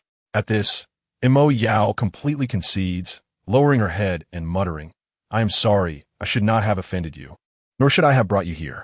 I apologize. Observing the obsequious Mo Yao before her, Su Yuan's lips involuntarily curled into a smile. Your apology lacks sincerity. How about this? You shall spend the night with my husband. As long as he is satisfied, I shall let you go. What did you say? Mo Yao's expression shifted dramatically. Disbelief etched on her face as she gazed at Su Yirwan. For a normal person to conceive such a punishment, allowing another woman to sleep with her husband, was simply beyond comprehension. Yet Su Yirwan appeared utterly unfazed, continuing to speak in the face of Mo Yao's shock. Do not forget, you have offended not only me, but my husband as well. I may have forgiven you, but he has yet to do so. If you cannot comply, I will not spare the Mo family either. You are being utterly unreasonable. Mo Yao's patience reached its limit. She drew her gun and pressed it against Su Yirwan's forehead. The tables had turned, and with a cold smile, she declared, Su Yirwan, I truly have given you too much face, thinking you could demand I sleep with your husband. With that ridiculous man. Does he even deserve to share a bed with me? A bunch of trash. Let me tell you, I'm not afraid of your threats. At worst, I will no longer believe in the law, but today I will not swallow this insult. With that, Mo Yao pulled the trigger, but at that moment, a jaw-dropping scene unfolded. Su Yirwan miraculously sidestepped the bullet, swiftly disarming Mo Yao. Grasping Mo Yao's gun, she pressed it against her forehead. You dare to shoot at me? Mo Yao, you are truly courting death. Mo Yao, still in shock, could not process what had just transpired. How did you do that? You actually dodged the bullet. Mo Yao's mind was reeling. She had not anticipated that this famously unattractive woman from Jianghai City possessed such extraordinary abilities, capable of evading a bullet with such ease. Was she even human? Feeling the lingering warmth of the gun barrel against her head, Mo Yao gritted her teeth in fury. If you have the guts, then shoot. I refuse to believe you would truly dare to shoot me. Mo Yao could not fathom it. After all, she was a law enforcement officer. If Su Yirwan dared to aim a gun at her, would that not be a provocation against the state? However, to her surprise, Su Yirwan's lips curled into a cold smile. Since you're seeking death, you cannot blame me. Bang, bang, bang. Su Yirwan fired several shots, the bullets whizzing past Mo Yao's ears, causing her to scream in terror. I know I was wrong. Overwhelmed by the proximity of the shots, Mo Yao was utterly paralyzed with fear. In a very literal sense, she lost control as a stream of warm yellow liquid began to trickle down from beneath her. Su Yiru stepped back in utter disdain as she observed the scene before her. Meanwhile, Mo Yao, utterly limp and reeking, collapsed to the ground. She gazed at the handgun in Su Yiru's hand, retreating in fear. I understand my mistakes, truly I do. I will share a bed with your husband. Just please do not fire that gun. However, Su Yiru regarded Mo Yao's words with a look of contempt. In your current state, do you truly believe you are worthy of sharing a bed with my husband? I dare say, even a vagrant would turn his nose up at you. Mo Yao felt an unparalleled humiliation wash over her at Su Yiru's mockery. Throughout her life, she had never endured any form of indignity. Not even verbal reprimands had ever been directed at her. Yet, in the small city of Jianghai, she had faced two humiliations, both inflicted by a couple no less. Noticing Mo Yao's silence, Su Yiru scoffed and unloaded the bullets from the handgun before tossing it aside. Given your current appearance, I doubt my husband would even glance in your direction. Here's the deal. Assist me with a task, and I shall let your family off the hook, keeping today's events to myself. Upon hearing this, Mo Yao nodded eagerly. Miss Su, please tell me what you need. I will fulfill your request to the best of my abilities. Observing Mo Yao's subservient demeanor, Su Yiru nodded slightly and continued. It's quite simple. I wish to uncover the cause of my parents' death, which occurred 10 years ago. You must retrieve the records and all relevant documentation from that time. You are the second daughter of the Mo family and an enforcement officer. This task shouldn't be too arduous for you, right, my dear detective? Su Yiru's tone was laced with sarcasm, yet Mo Yao's expression faltered at the request. Miss Su, your parents passed away 15 years ago, and the Enforcement Bureau has undergone several renovations in that time. The record from that era may have been lost. I don't wish to hear excuses. Su Yiru's countenance darkened. I only want to hear one thing, that you will find it for me. If not, I will not spare you. Though Mo Yao seethed inwardly, she maintained a facade of flattery. Very well, Miss Su, I will find the information for you. You can rest assured. Pleased with the response, Su Yiru nodded in satisfaction before exiting the interrogation room. Once Su Yiru had departed, Mo Yao's expression grew dark. There was no way she would assist Su Yiru in locating those documents. She had already resolved to gather her forces and assassinate both Su Yiru and Lin Hao. She was determined to eliminate the pair of scoundrels. Just then, Su Yiru returned unexpectedly, cell phone in hand. My apologies, Miss Mo, but to prevent any potential betrayal on your part, I must capture a few photographs of your current state. lest you attempt to harm me in the future. Mo Yao's expression shifted abruptly upon hearing this. You shameless wretch, she exclaimed, attempting to shield her face, but in her current disheveled state, it was a futile endeavor. After Su Yurwan took several photographs, she nodded in satisfaction and spoke. All right, now I possess your weakness. Be mindful of your actions from now on. Should I discover that you are secretly engaging in other matters behind my back, I would not hesitate to share these photos online for all to admire your countenance. Mo Yao's expression darkened, and she ultimately acquiesced with a nod. Upon witnessing this, Su Yurwan turned and left with a sense of satisfaction. At that moment, Mo Yao felt utterly devoid of any inclination to resist. She was exceedingly concerned about her reputation and wished to maintain her image at all costs. Consequently, her most unseemly and disheveled side had been captured by another, leaving Mo Yao bereft of any rebellious thoughts. After a short while, Mo Yao slowly rose to her feet, tidied herself up, and changed into a clean outfit before departing the interrogation room.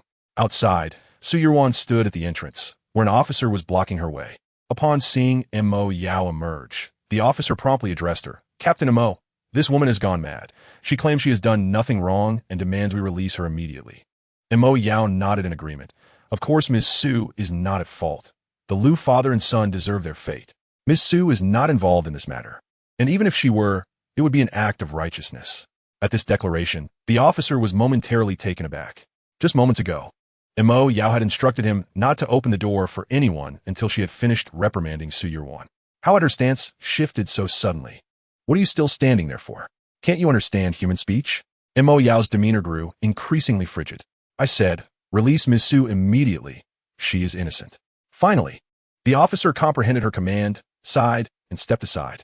Su Yurwan waved to Mo Yao, holding her phone, clearly alluding to the photos she had just taken.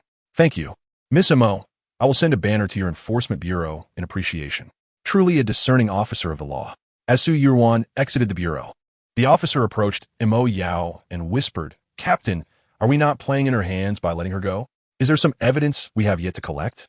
Slap. Mo Yao immediately struck the officer, her voice laced with fury. Are you deaf? I told you, Miss Su has not committed a crime. You are to show her the utmost respect from now on. With that, Mo Yao stormed off, leaving the officer to nurse his reddened cheek, muttering, always changing her mind. If you weren't a miss of the Mo family, I wonder if I would still heed your words. However, almost immediately, the officer seemed to catch a whiff of something and sniff the air carefully. What is that strange smell? Is that urine? Following the scent, he entered the interrogation room and indeed discovered a dried stain. Gazing at the desiccated evidence, the officer was struck with disbelief, swallowing hard in astonishment. Could it be that Captain Mo Yao, after her departure, immediately contacted Mo Qian? Father, Su Yurwan has been released. Please urge the Zhou family to cease their actions. With the news of Su Yurwan's release, the Zhou family's aggression towards the Mo family finally subsided. As the flames of conflict extinguished, tranquility returned to the entirety of North City.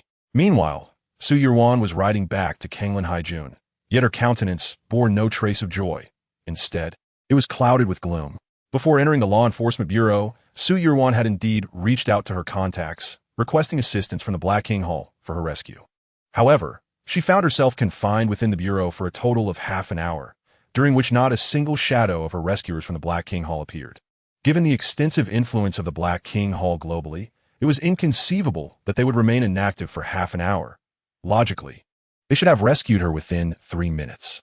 Ultimately, it was the Zhou family's pressure on the Mo family that liberated her from the snare. Otherwise, she would have likely faced a severe beating from Mo Yao today. It seemed evident that there was a mole within the Black King Hall, and she was determined to unearth this traitor. Su Yurwan's gaze turned icy. She had always been aware that many within the hall resented her, deeming her unworthy of leading as a woman. Yet, she had not anticipated that someone would betray her, showing no desire to come to her aid. This crossed her line. She must bring those traitors to justice. Before she knew it, Su Yurwan had arrived at her villa, and she promptly knocked on the door. Almost instantly, Lin Hao swung it open. Seeing Su Yurwan unharmed and without injury, he sighed in relief and smiled. My love, it's a relief that you are safe. Welcome back. Lin Hao embraced Su Yurwan, and as they reclined on the sofa, she voiced her concerns. Darling, do you have any idea why the Zhou family chose to assist me? It was their pressure on the Mo family that enabled my release. Noticing her confusion, Lin Hao comforted her with a smile. Who knows? Perhaps Zhou Min acted out of familial ties, considering you are her relative. After all, you are, in a sense, the sister of Zhou Tingting. However, Su Yuan rolled her eyes in disbelief. Come on, darling, Zhou Tingting would rather see me dead than lend me aid. Lin Hao's reasoning did not resonate with her. Her rivalry with Zhou Tingting had long since escalated. Upon learning that Su Yuan had been apprehended by the enforcers, Zhou Tingting would undoubtedly have wished for her to remain imprisoned, let alone assist her. Their relationship with Zhou Min was also tenuous at best, though they were relatives. They were hardly acquainted.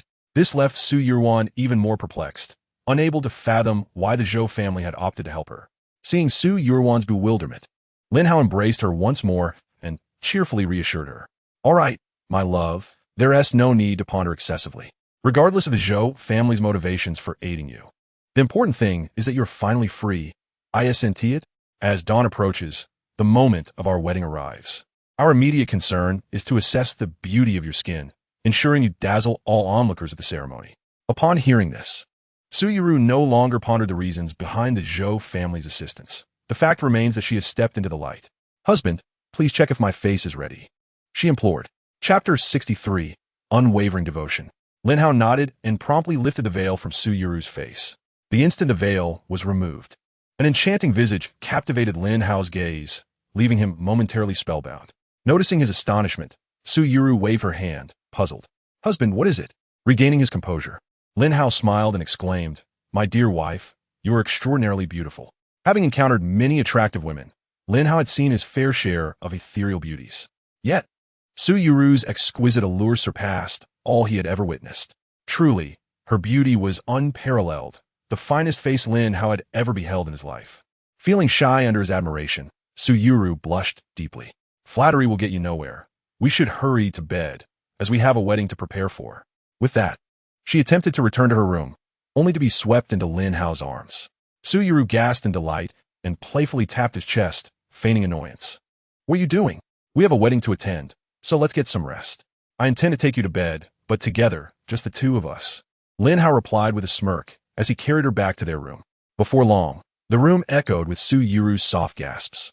2 hours later, the scene was one of delightful chaos, the sheets in disarray as Su Yuru lay contentedly against Lin Hao's chest, catching her breath. Suddenly, she pondered aloud, Husband, do you ever feel that I am different in some way? Upon hearing her question, Lin Hao reflected thoughtfully before nodding in agreement. Indeed, I sense that you can be different at times. Sometimes you are gentle and kind, while at other moments you exhibit a commanding presence. Reflecting on Su Yuru's recent demeanor, Lin Hao recognized that she occasionally transformed into another persona. Concern etched on her face. Su Yuru turned to him. Husband, will you still love the different sides of me? Or perhaps both are facets of who I am, merely hidden until now. If one day I reveal my true self, will you be afraid? Her mounting anxiety was palpable, prompting Lin Hao to embrace her tightly. My dear, I cannot fathom your worries, but I can assure you that regardless of how you change, or the nuances of your character, my love for you will remain steadfast and unwavering until the end of time. Lin Hao's heartfelt declaration rendered Su Yuru speechless as she gazed into his eyes, the moment suspended in time. Su Yu smiled gently as he pressed a soft kiss on Su Yuan's lips, then spoke softly, All right, my dear wife, there's no need to worry so much. We still have a few hours. Let us first get some rest. With that, Lin Hao prepared to turn off the lights, but at that moment, Su Yuan seized his hand. Husband, I am quite pleased with your response, so I have decided to reward you. A mischievous smile played upon her lips as she nestled into the covers. Lin Hao seemed to sense something, his pupils dilating in surprise. He had not anticipated that Su Yuan possessed such allure. The next morning arrived swiftly. After Lin Hao and Su Yuan took a shower together, they made their way to the grandest hotel in Jianghai City, Yuntian Hotel. This establishment is renowned throughout Jianghai City and even the entire Jiang province, ranking among the finest hotels. It is the preferred venue for the upper echelons of society when hosting parties and events. Yuntian Hotel is divided into 3 tiers, heaven, earth, and man. However, there are whispers of an even more prestigious imperial banquet hall. Yet, this hall has never been opened to anyone, as no one in the entire Jiang province possesses the qualifications to access it. Given the influence of the Su family, merely reserving a man-level banquet hall would be a remarkable achievement, for their power is not particularly vast in Jianghai City, let alone within the broader Jiang province. Nevertheless, since this event marks the wedding of Su Yuan and Lin Hao, Su Zhaoye sought to elevate it to the earth level, diligently leveraging his connections. Thankfully, through his network, he managed to secure the earth-level banquet hall for the occasion. Before long, Lin Hao and Su Yuan arrived at the banquet hall, though they stood idly at the entrance, not in a hurry to enter. To be frank, neither of them was particularly invested in the wedding. After all, they were already considered a married couple in both essence and title.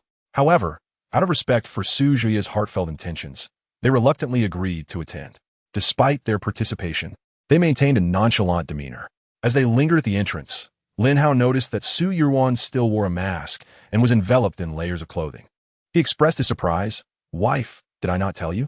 Your skin has healed. It's perfectly fine for you to see the sunlight now. Aren't you hot wearing all that?" Su Yuan, pulling his hand, playfully explained, "I want to save my best appearance for the stage. If I am seen like this now, there will be no surprise later."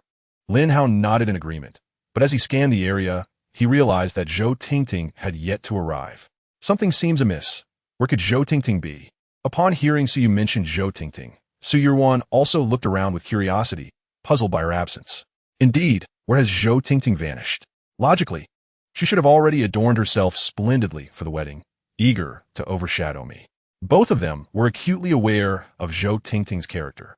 She would never miss an opportunity to outshine Su Yuan. Moreover, considering this banquet is in honor of Su Yuan, it is only fitting that Zhou Tingting would have arrived by now. But then, Su Yu recalled something and chuckled softly. "I suspect Zhou Tingting is too intimidated after our last encounter to show her face again." Su Yuan nodded in agreement. After all, Lin Hao had indeed given Zhou Tingting a severe reprimand last time, and she should be too wary to cause any more trouble. If she dared to disrupt again, Lin Hao would not hesitate to teach her another harsh lesson. At that moment, a figure gradually entered the banquet hall. Lin Hao glanced over and recognized her. It was Wang Kai-dai. Chapter 64. Encountering Wang Kai-dai again. Wang Kai-dai also noticed Lin Hao, and her expression shifted to one of surprise upon seeing him. "How did you, the deceiver, manage to arrive here?" Lin Hao was momentarily speechless at her accusation. "What makes me a deceiver? Is your missing primordial spirit not genuine?" If it were anyone else slandering him, Lin Hao would certainly have showcased his prowess. However, given that Wang Katie's grandfather, Old Wang, had previously aided him, he chose not to engage in a dispute with her. You wish for me to share a bed with you while mistreating me? What else could you be but a deceiver?" Wang Katie's tone was laced with disdain, her gaze regarding Lin Hao as if he were a grand fraud. "What gives you the right to enter here? Did you sneak in with the intent of meeting me, hoping to win my favor? Let me tell you, in my eyes, you are a deceiver today and will forever remain one. If not for my grandfather's reputation, I would have called security to expel you immediately. Therefore, it is in your best interest to keep your distance and not appear before me again." Lin Hao, caught between anger and amusement, could hardly believe it. He was the groom, and it was indeed the first time he had heard of someone wanting to oust the groom from his own wedding. "Wang Kai-dai, I cannot be bothered with you, but your imagination is truly vivid. It's remarkable that despite your missing primordial spirit, your creativity surpasses even those whose spirits are whole." At that moment, Su Yuan approached, casting a cold glance at Wang Kai-dai before speaking. "I do not care who you are, but I advise you to show my husband some respect. Otherwise, I will not hesitate to teach you a severe lesson." Wang Katie's expression turned dismissive upon hearing this. "Teach me a lesson? Do you know who I am? I am Wang Kai-dai, the granddaughter of the head of the Wang family. What qualifications do you hold to instruct me?"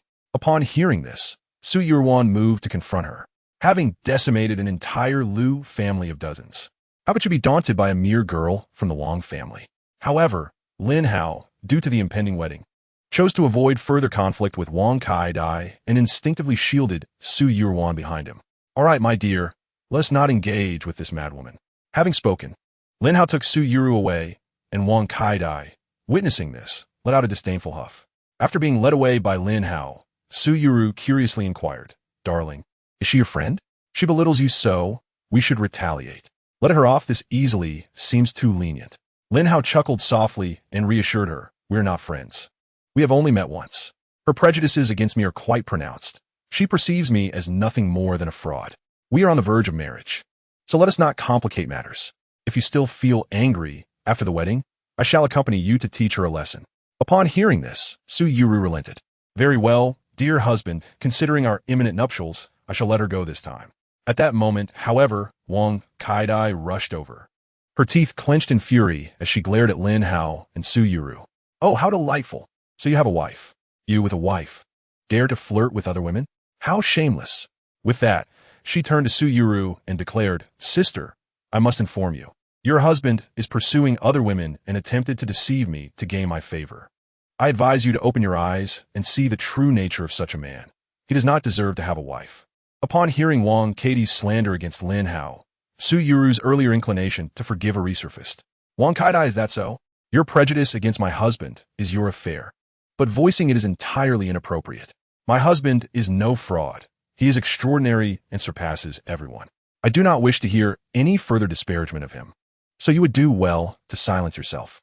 Wang Kaidai, taken aback by Su Yuru's boldness in demanding her silence, was incensed. "Ah, you deluded woman. You are utterly devoted to this scoundrel, Lin Hao. Your husband is insignificant, merely a charlatan who relies on deceit. To align yourself with such a fraud, and even marry him, suggests you are not much better. Wang Kaidai, mind your words."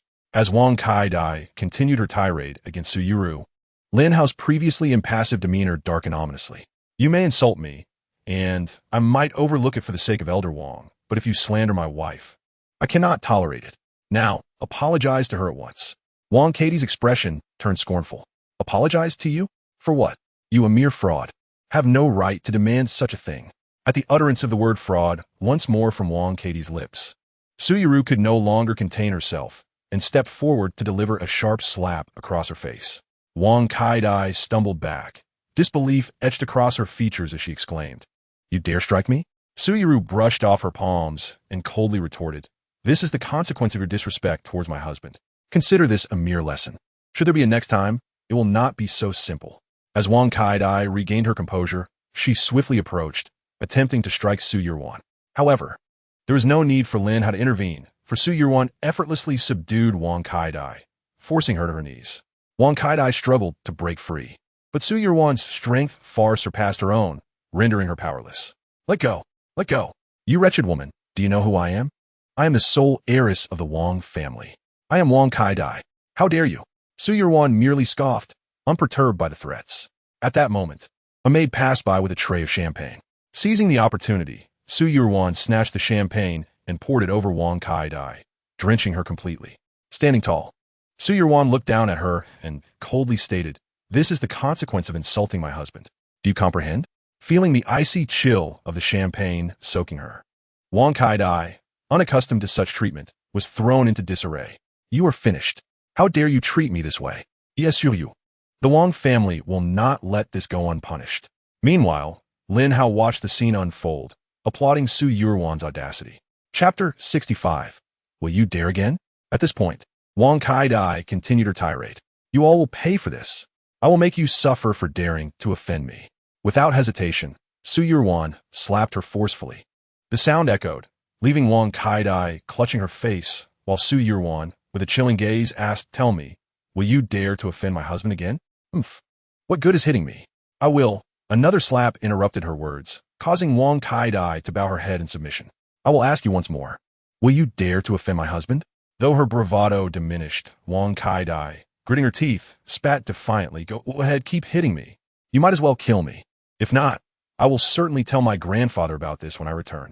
Su Yurwan remained silent, delivering yet another slap. At this point, Wang Kaidai was utterly bewildered. Just as she attempted to speak, Su Yurwan denied her the chance, rolling up her sleeves and mercilessly administering a flurry of slaps, indifferent to Wang Katie's cries. Lin Hao observed Su Yurwan's fierce demeanor with growing intrigue, barely glancing at Wang Kaidai, who had foolishly dared to offend his wife. Thus, Su Yurwan delivered over a dozen slaps, leaving Wang Katie's face swollen and bruised, with blood trickling from the corner of her mouth. Her visage resembled that of a swollen pig's head. Su Yurwan ceased her assault, not out of pity for Wang Kaidai, but because her hand had grown numb. After all, the impact of force is reciprocal, and Wang Kaidai was suffering just as much as Su Yurwan's hand. "Let me ask you one last time. Will you dare to offend my husband and me again?" Wang Kaidai, confronted by Su Yuru's condescending gaze, spoke with a quivering tone and immediately shook her head. "I won't. I truly won't offend you anymore. I beg you, please do not hit me again. With a resounding slap, Su Yuru remained silent, delivering another blow to Wang Kai-dai. The fiery redness on Wang Katie's face intensified, and she began to weep, shouting at Su Yuru, "Why do you keep hitting me? I already said I won't offend you again." This slap was purely out of my displeasure. Be more cautious in the future, Su Yuru retorted coldly, before returning to Lin Hao's side. Honey, are you satisfied with my lesson? The once imperious Su Yuru now nestled against Lin Hao, resembling a languorous kitten. Lin Hao smiled and embraced her tightly. Absolutely, I am immensely satisfied. My wife is simply too formidable. Your hand must be aching. Let me blow on it for you. As Lin Hao tenderly blew on Su Yuru's hand, she gazed at him with concern. Darling, did I frighten you with my earlier demeanor? Hearing her question, Lin Hao, puzzled, replied, Not at all, my love. Why do you ask? I felt I was too fierce just now, and I feared I scared you, Su Yuru said cautiously, despite having addressed her worries the previous night. Lin Hao patiently reassured her again. Rest assured, my dear, how could I ever find you unappealing or fear you? Regardless of anything, you are my wife, and that is more than enough. I could never disdain my own wife. Upon hearing Lin Hao's comforting words, Su Yuru's anxiety dissipated and a smile graced her face. I understand now. Thank you, my love. At this moment, Wang Kai-dai dared not lift her head, yet the sweet exchanges between the couple were unbearable to her ears. She wished fervently for a knife in her hands to resolve the presence of this couple before her. Just then, several robust men in security uniforms, wielding batons, entered the scene. Who dares to cause a disturbance in our Yuntian hotel? Such audacity is truly unacceptable. Zhao Chong, the captain of the hotel security team, stormed in with a displeased expression. Each member of the security team possessed the prowess to take on 10 opponents, and, as the captain, Zhao Chong's skills were exceptional. He was a retired special forces operative with real combat experience. Under his leadership, the Yuntian Hotel had never faced any disturbances, until now, when someone dared to create such chaos right under his nose. Unforgivable. Wang Kai-dai, seeing the security team finally arrive, was overwhelmed with tears and began to lament. Are you all from the security team just sitting around? I've been getting beaten for nearly 10 minutes, and you only just showed up. After being scolded, Zhao Chong felt a twinge of displeasure in his heart. However, noticing the opulent attire of Wang Saidi, he immediately adopted a respectful demeanor. I apologize, Mississippi. We have only just received the news and rushed over as soon as we could. You scoundrels, I see you arrived late on purpose. Do you even know who I am? I am Wang Saidi, the granddaughter of the head of the Wang family from Beicheng. Upon hearing that Wang Saidi hailed from the influential Wang family of Beicheng, Zhao Chong was utterly astonished. Although the Wang family was not based in Jianghai City, their power was formidable and extensive. The thought of the eldest daughter of the Wang family being treated so poorly at Yuntian Hotel sent a chill down his spine. To preserve his position, he immediately knelt on one knee, speaking with utmost reverence. I am sorry, Miss Wang. It is our fault for arriving late. May I inquire who had the audacity to lay hands on you? Who else could it be? The pair of scoundrels before you are the ones who attacked me. As the security team arrived, Wang Saidi felt entirely reassured and reverted back to her previous arrogant demeanor. Meanwhile, Su Yuru, witnessing this, shot an intense glare at Wang Saidi. Wang Saidi, did you forget what I just said in the blink of an eye? Wang Saidi, feeling a stinging sensation on her face from Su Yuru's fierce gaze, gritted her teeth and addressed Zhao Chong. Do you see that? Even with your security team here, they dare to act so brazenly. What are you waiting for? Quickly take action against these two scoundrels. Zhao Chong nodded promptly, and all the security personnel surrounded Lin Hao and his companion. Chapter 66. Kneel and Apologize. Seeing the security surround them, Su Yuru became furious. Aren't you going to inquire about the situation before acting? It was Wang Saidi who came to trouble us first. If punishment is necessary, shouldn't it be mutual? Zhao Chong scoffed dismissively. What a joke. What are your identities compared to Miss Wang's? If she strikes you, it's your misfortune. If you strike her, that is your wrongdoing. Su Yuru was so enraged, she almost laughed. I see now. You only side with whoever holds greater power. Is there any other way? Zhao Chong replied, a glint of sharpness in his eyes. You should kneel and apologize to Miss Zhao, and then offer your hands and feet for us to break. Otherwise, we shall take matters into our own hands. Su Yuru gritted her teeth and returned to Lin Hao's side, whispering, Darling, you should leave quickly. I'll hold them off for now. They once he dared to do anything to me as a woman. Hearing this, Lin Hao chuckled softly, pinching Su Yuru's cheek playfully. What are you saying, my dear? Have you forgotten something? Your husband is quite formidable himself. Su Yuru was well aware of Lin Hao's prowess, having witnessed him effortlessly take down several security personnel before her very eyes.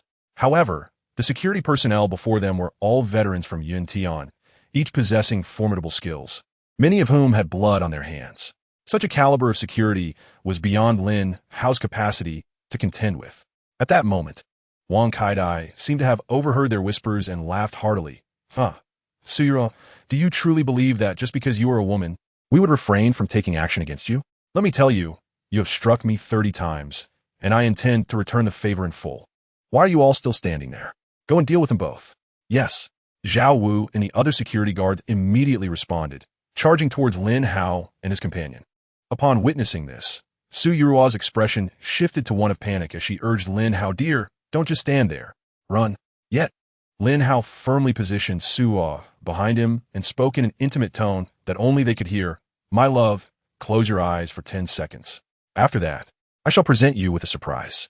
"Oh dear, at a time like this, you still have the leisure to," Su Yurua began to protest. But upon meeting Lin Hao's unwavering gaze, a wave of trust welled up within her. Ultimately, she obediently closed her eyes, while Lin Hao focused on the approaching security guards. Among them, Zhao Chong was the closest to Lin Hao. He was the strongest of the guards and was eager to eliminate Lin Hao to impress Wang Kaidai. "You shall perish," Zhao Chong shouted, launching a powerful punch aimed directly at Lin Hao's forehead, intending to crush him in a single blow. However, Lin Hao swiftly seized Zhao Chong's fist, bending low and executing a shoulder throw that sent Zhao Chong crashing to the ground. The impact created a sizable dent in the floor. Lin Hao then lifted him, utilizing Zhao Chong as a shield against the oncoming punches from the other guards, who rained down blows upon him. Just as Zhao Chong was about to plead for them to stop, a fist collided with his throat, silencing him with a resounding strike. Lin Hao sent Zhao Chong hurtling out of the hall, while the remaining guards were swiftly dispatched. As one after another of the security personnel were flung out of the lobby, their bodies piled together, forming a small mound. This entire spectacle unfolded in the blink of an eye. After 10 seconds, Su Yurua cautiously opened her eyes, her heart laden with anxiety. During that brief interval, all she had heard were the sounds of fists and feet clashing, leaving her uncertain of the victor. Fear gripped her heart as she braced herself for the sight of Lin Hao being overpowered. Yet upon opening her eyes, she discovered that the once arrogant guards had all been ejected from the hotel lobby, sprawled on the grass outside, nursing their injuries as if gravely wounded. Among them, Zhao Chong bore the worst of it, his face bruised and his hand clearly broken. However, Lin Hao found himself somewhat innocent in this situation, as he had only given Zhao Chong a shoulder throw and a punch. The injuries he bore were inflicted by his own capable teammates. Su Yuru, witnessing the scene before her, gaped in disbelief. After all, who would dare believe that Lin Hao could single-handedly neutralize a group of battle-hardened Special Forces security guards? Just how formidable was Lin Hao's strength? Su Yuru was unsure, but one thing was clear. Lin Hao's prowess was undoubtedly unfathomable. Turning to the incredulous Su Yuru, Lin Hao smiled and inquired, "So, do you now believe that your husband is truly formidable?" Coming back to her senses, Su Yuru's face lit up with excitement as she exclaimed, "Husband, you are absolutely incredible. You managed to take down this group of ruffians all by yourself. You are truly remarkable." Hearing Su Yuru's praise, Lin Hao chuckled with pride, retorting, "Of course, my skills in martial arts are no trifling matter." He then embraced Su Yuru and led her outside the hall, where the security guards lay moaning on the ground. Upon seeing Lin Hao approach, they appeared to recover somewhat, quickly rising to their feet. Zhao Chong also stood up, looking at Lin Hao as if he were a fearsome demon. "I warn you, do not come any closer. Try it if you dare. We VE called the police." Just moments ago, exuding bravado, Zhao Chong now resembled a member of a beleaguered group, smoothly invoking the police. Lin Hao smirked.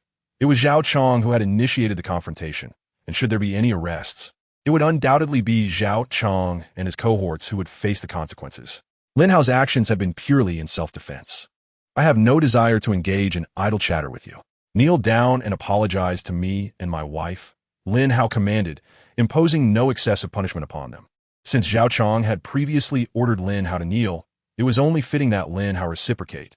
Zhao Chong and his men exchanged glances, reluctant to comply. Having been defeated was humiliating enough, but to be bested by Lin Hao alone was utterly disgraceful. Now, Lin Hao demanded they kneel, which felt like an unjust trial. In truth, Lin Hao intended to put them in a difficult position. As the group hesitated to kneel, Lin Hao's lips curled into a smirk, and he coldly declared, "Those who still refuse to kneel will find themselves personally compelled to do so by my hand. Of course, you may attempt to flee, but I suggest you pray I don't catch up with you, for the consequences will be far more severe than mere broken limbs." With Lin Hao's words, Zhao Chong immediately dropped to his knees. The other security guards, taken aback, were astonished. After all, Zhao Chong had been the most defiant among them. Yet now, under Lin Hao's threat, even he was willing to kneel. Zhao Chong, unfazed by the disdainful gazes of his fellow guards, thought to himself, "What is there to be ashamed of?" With Zhao Chong leading the way, the other guards soon followed suit, kneeling before Lin Hao without further protest. As the captain of their own team knelt, one could not help but wonder why the security personnel remained standing. This aptly illustrates the adage, "A bear of a soldier reflects a bear of a general." Lin Hao turned to Su Yurwan, gazing at the group before him, and inquired, "My dear, are you satisfied? If not, I could have them bow again." Su Yurwan, snapping back to reality, smiled gently and replied, "I am quite content, my love. No need for further bows. Today marks our wedding day, and bowing would bring ill fortune." Lin Hao nodded in agreement, and they returned to the main hall, only to find Wang Kai-dai standing there in a daze. It was no wonder she was taken aback. Lin Hao's prowess was astonishing. In a mere 10 seconds, he had managed to subdue the seasoned security guards completely. This scene utterly transformed Wang Katie's perception of Lin Hao. Doubts began to creep in. Was he truly just a charlatan? Or did he possess genuine skills? However, Lin Hao was indifferent to Wang Katie's swirling thoughts. Chuckling lightly, "I thought you might choose to flee, yet here you are, still standing. This is convenient for me. I need not pursue you." Wang Katie's heart raced at his words, and with a trembling voice, she asked, "What do you intend to do? I warn you not to act recklessly." "Regrettably, your warnings hold little sway with us," Lin Hao retorted, a smirk playing on his lips. He then turned to Su Yurwan, asking, "My dear, how shall we deal with Wang Kai-dai?" With a glint of mockery in her eyes, Su Yurwan regarded Wang Kai-dai. "Did you not just claim you would teach me a lesson?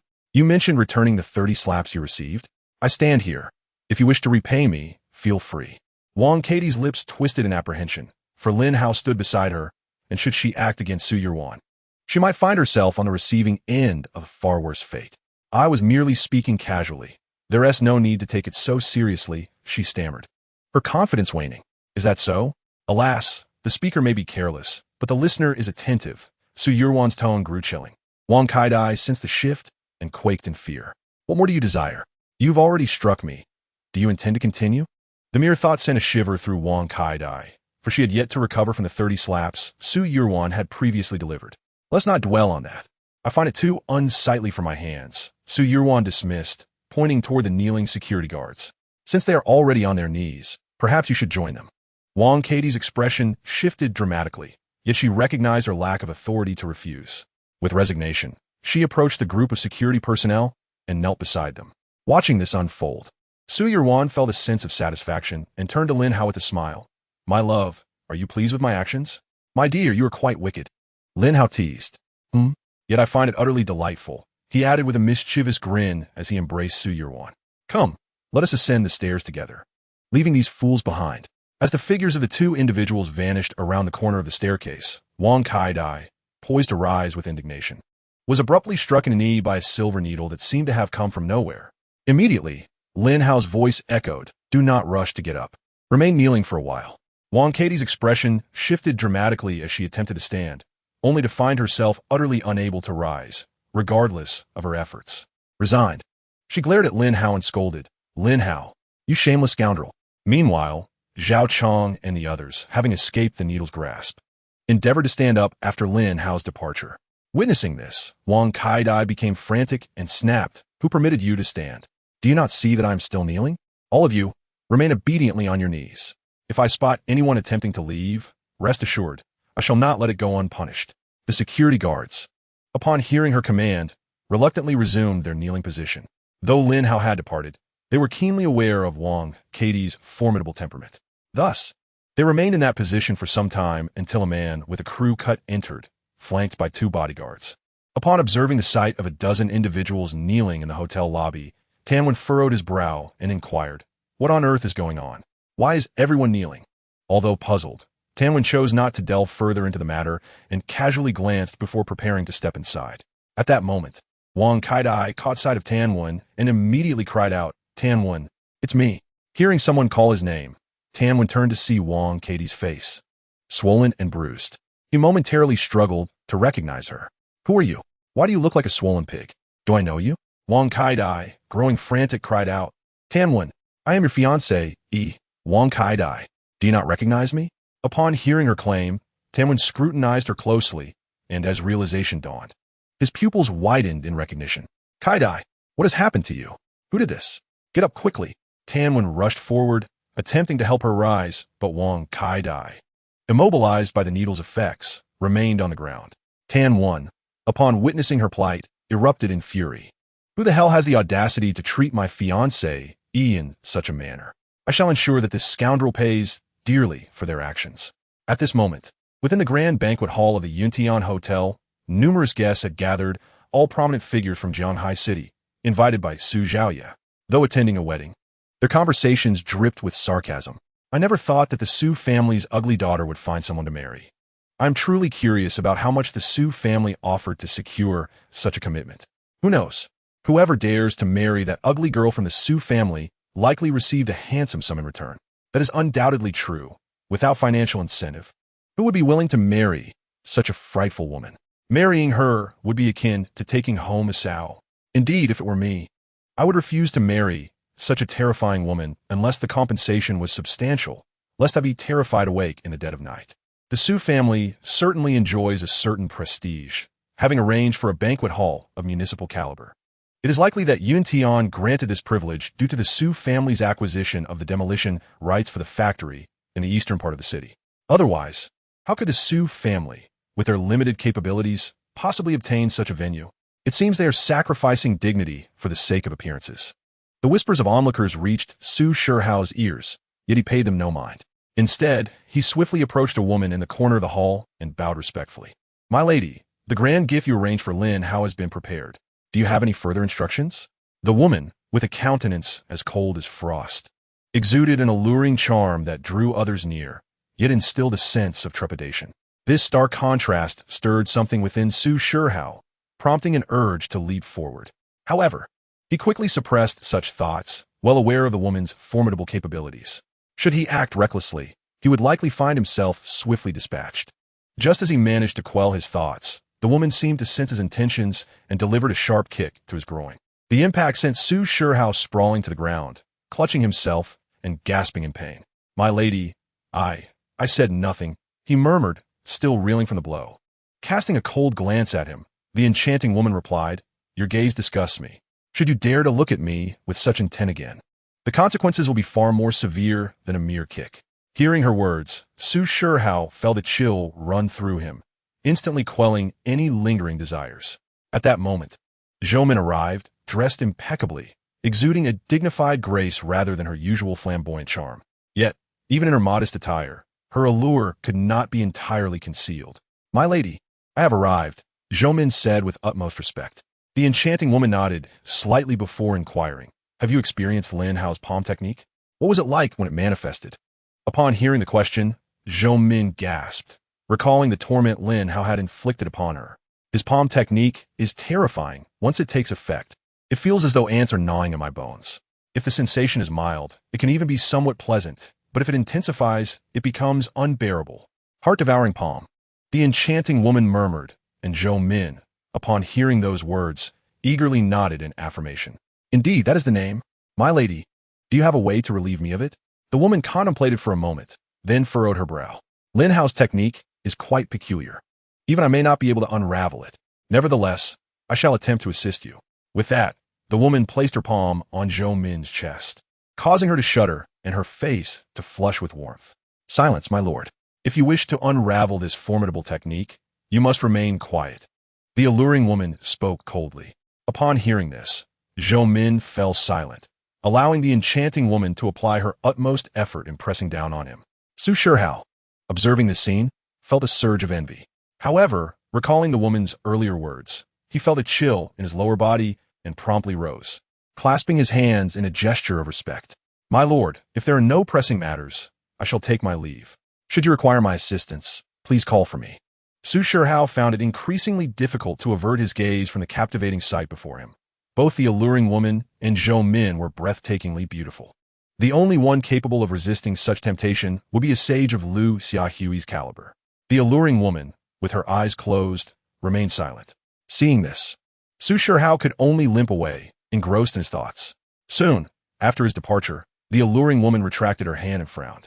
This heart-devouring palm, created by Lin Hao, is a unique technique of his own invention.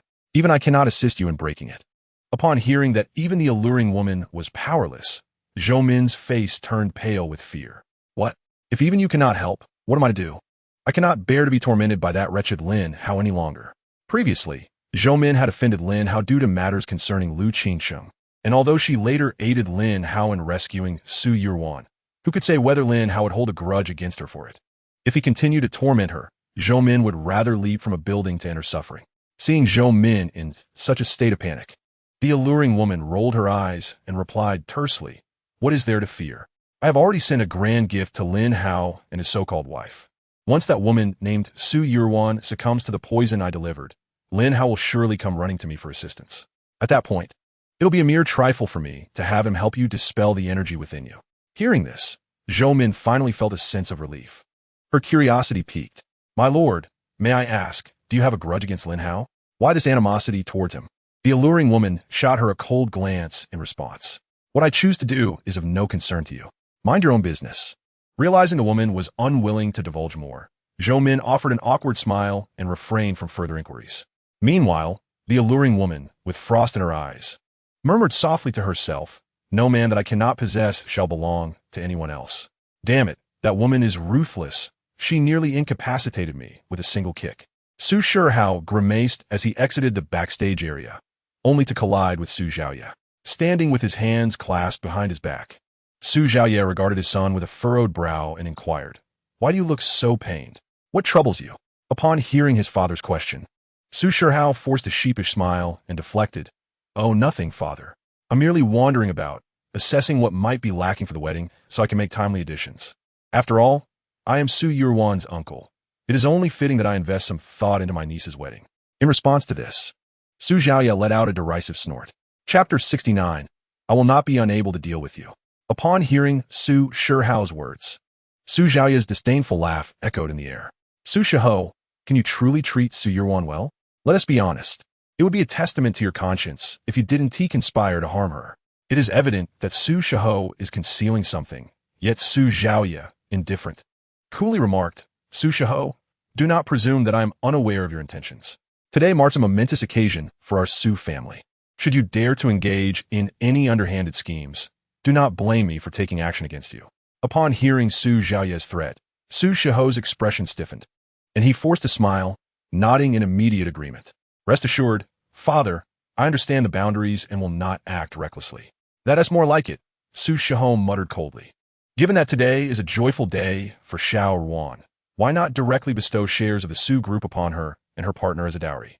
At this suggestion, Su Shihao became anxious and quickly interjected, "Absolutely not, father.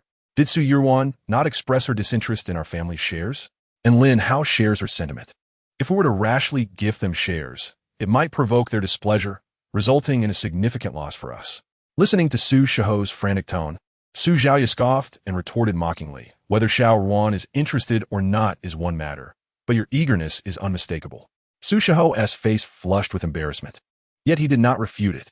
After all, he was keen to prevent the Su group's shares from falling into the hands of Su Yuan or Lin Hao. The more individuals involved in the Su group, the smaller his share would become, a scenario he was adamantly opposed to. Su Xiaoye then glanced around, noticing that Zhou Tingting had not arrived, and immediately frowned, questioning Su Shihao, "Where is Tingting? Why isn't she attending her sister's wedding?" Seeing Su Xiaoye's astonishment, Su Shihao promptly explained, "Tingting is feeling unwell, which is why she couldn't come." In truth, Zhou Tingting had refrained from attending due to her frustration for being humiliated at Lu's group. After all, this was Su Yuan's moment to shine, and Zhou Tingting had little desire to witness her smug demeanor. Skeptical of Su Shihao's flimsy excuse, Su Xiaoye retorted, That girl drinks and frequents nightclubs without complaint, yet suddenly feels unwell on her sister's wedding day. I care not for her reasons. Today is a joyous occasion for the Su family. If she chooses not to attend, I shall immediately revoke her shares in the Su group. Since she refuses to acknowledge her connection to us, there is no reason for her to retain those shares. Though Su Xiaoya treated Zhou Tingting as a granddaughter, he was acutely aware of her antagonism towards Su Yuan. Having lacked the means to intervene before, he now resolved to decisively eradicate any notion Zhou Tingting harbored of undermining Su Yuan. Upon hearing that the elder intended to reclaim Zhou Tingting's shares, Su Shihou grew alarmed, for the shares granted to Zhou Tingting were akin to those awarded to him. The old man has retracted his decision, which means that Su Shihai's interests have diminished once again. This cannot stand. No problem, Dad. I will contact Tingting right away and ensure she attends, Su Shihai assured. Hearing this, Su Xiaoya finally nodded in satisfaction. Make sure to summon that girl quickly. How can she not attend her own sister's wedding? With that, Su Xiaoya turned to leave, while Su Shihai's expression darkened as he immediately took out his phone to call Zhou Tingting. The call connected swiftly, and without any unnecessary pleasantries, Su Shihai directly stated, I don't have time for your excuses. Come to the wedding immediately. Dad, I told you I'm not feeling well and don't want to attend, Zhou Tingting's hesitant voice replied. Su Shihai snorted disdainfully and spoke in a low, measured tone. Don't think I'm unaware of your pretense of illness. I've been giving you face by turning a blind eye. However, the old man just issued a decree. If you do not attend Su Yuan's wedding, you will forfeit your shares in the Su group. If you believe you can live without the Su family from now on, then it is your choice.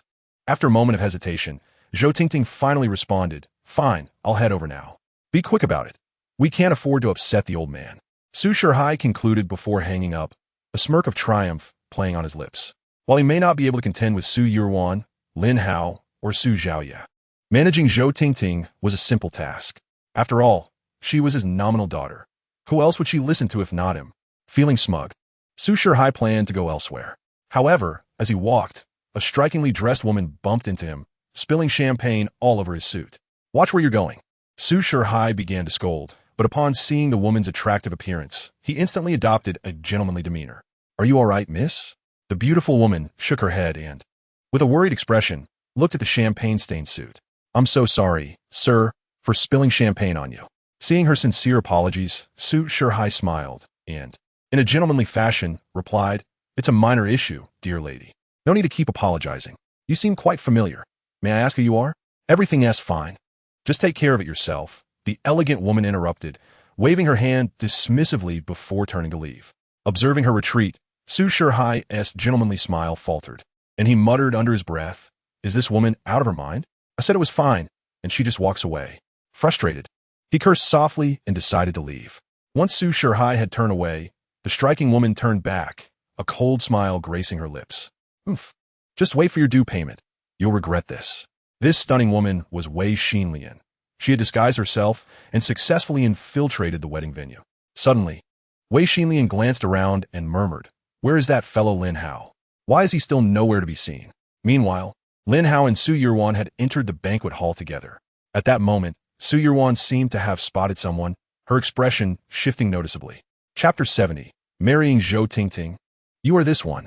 Dear, let us leave this place and go somewhere else, she proposed, attempting to pull Lin Hao away.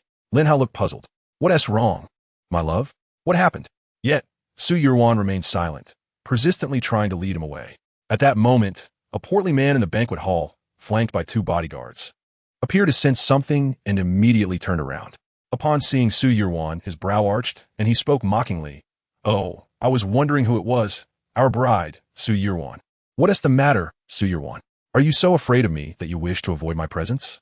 It seems the one who should be fearful is indeed me, considering how terrifying you look.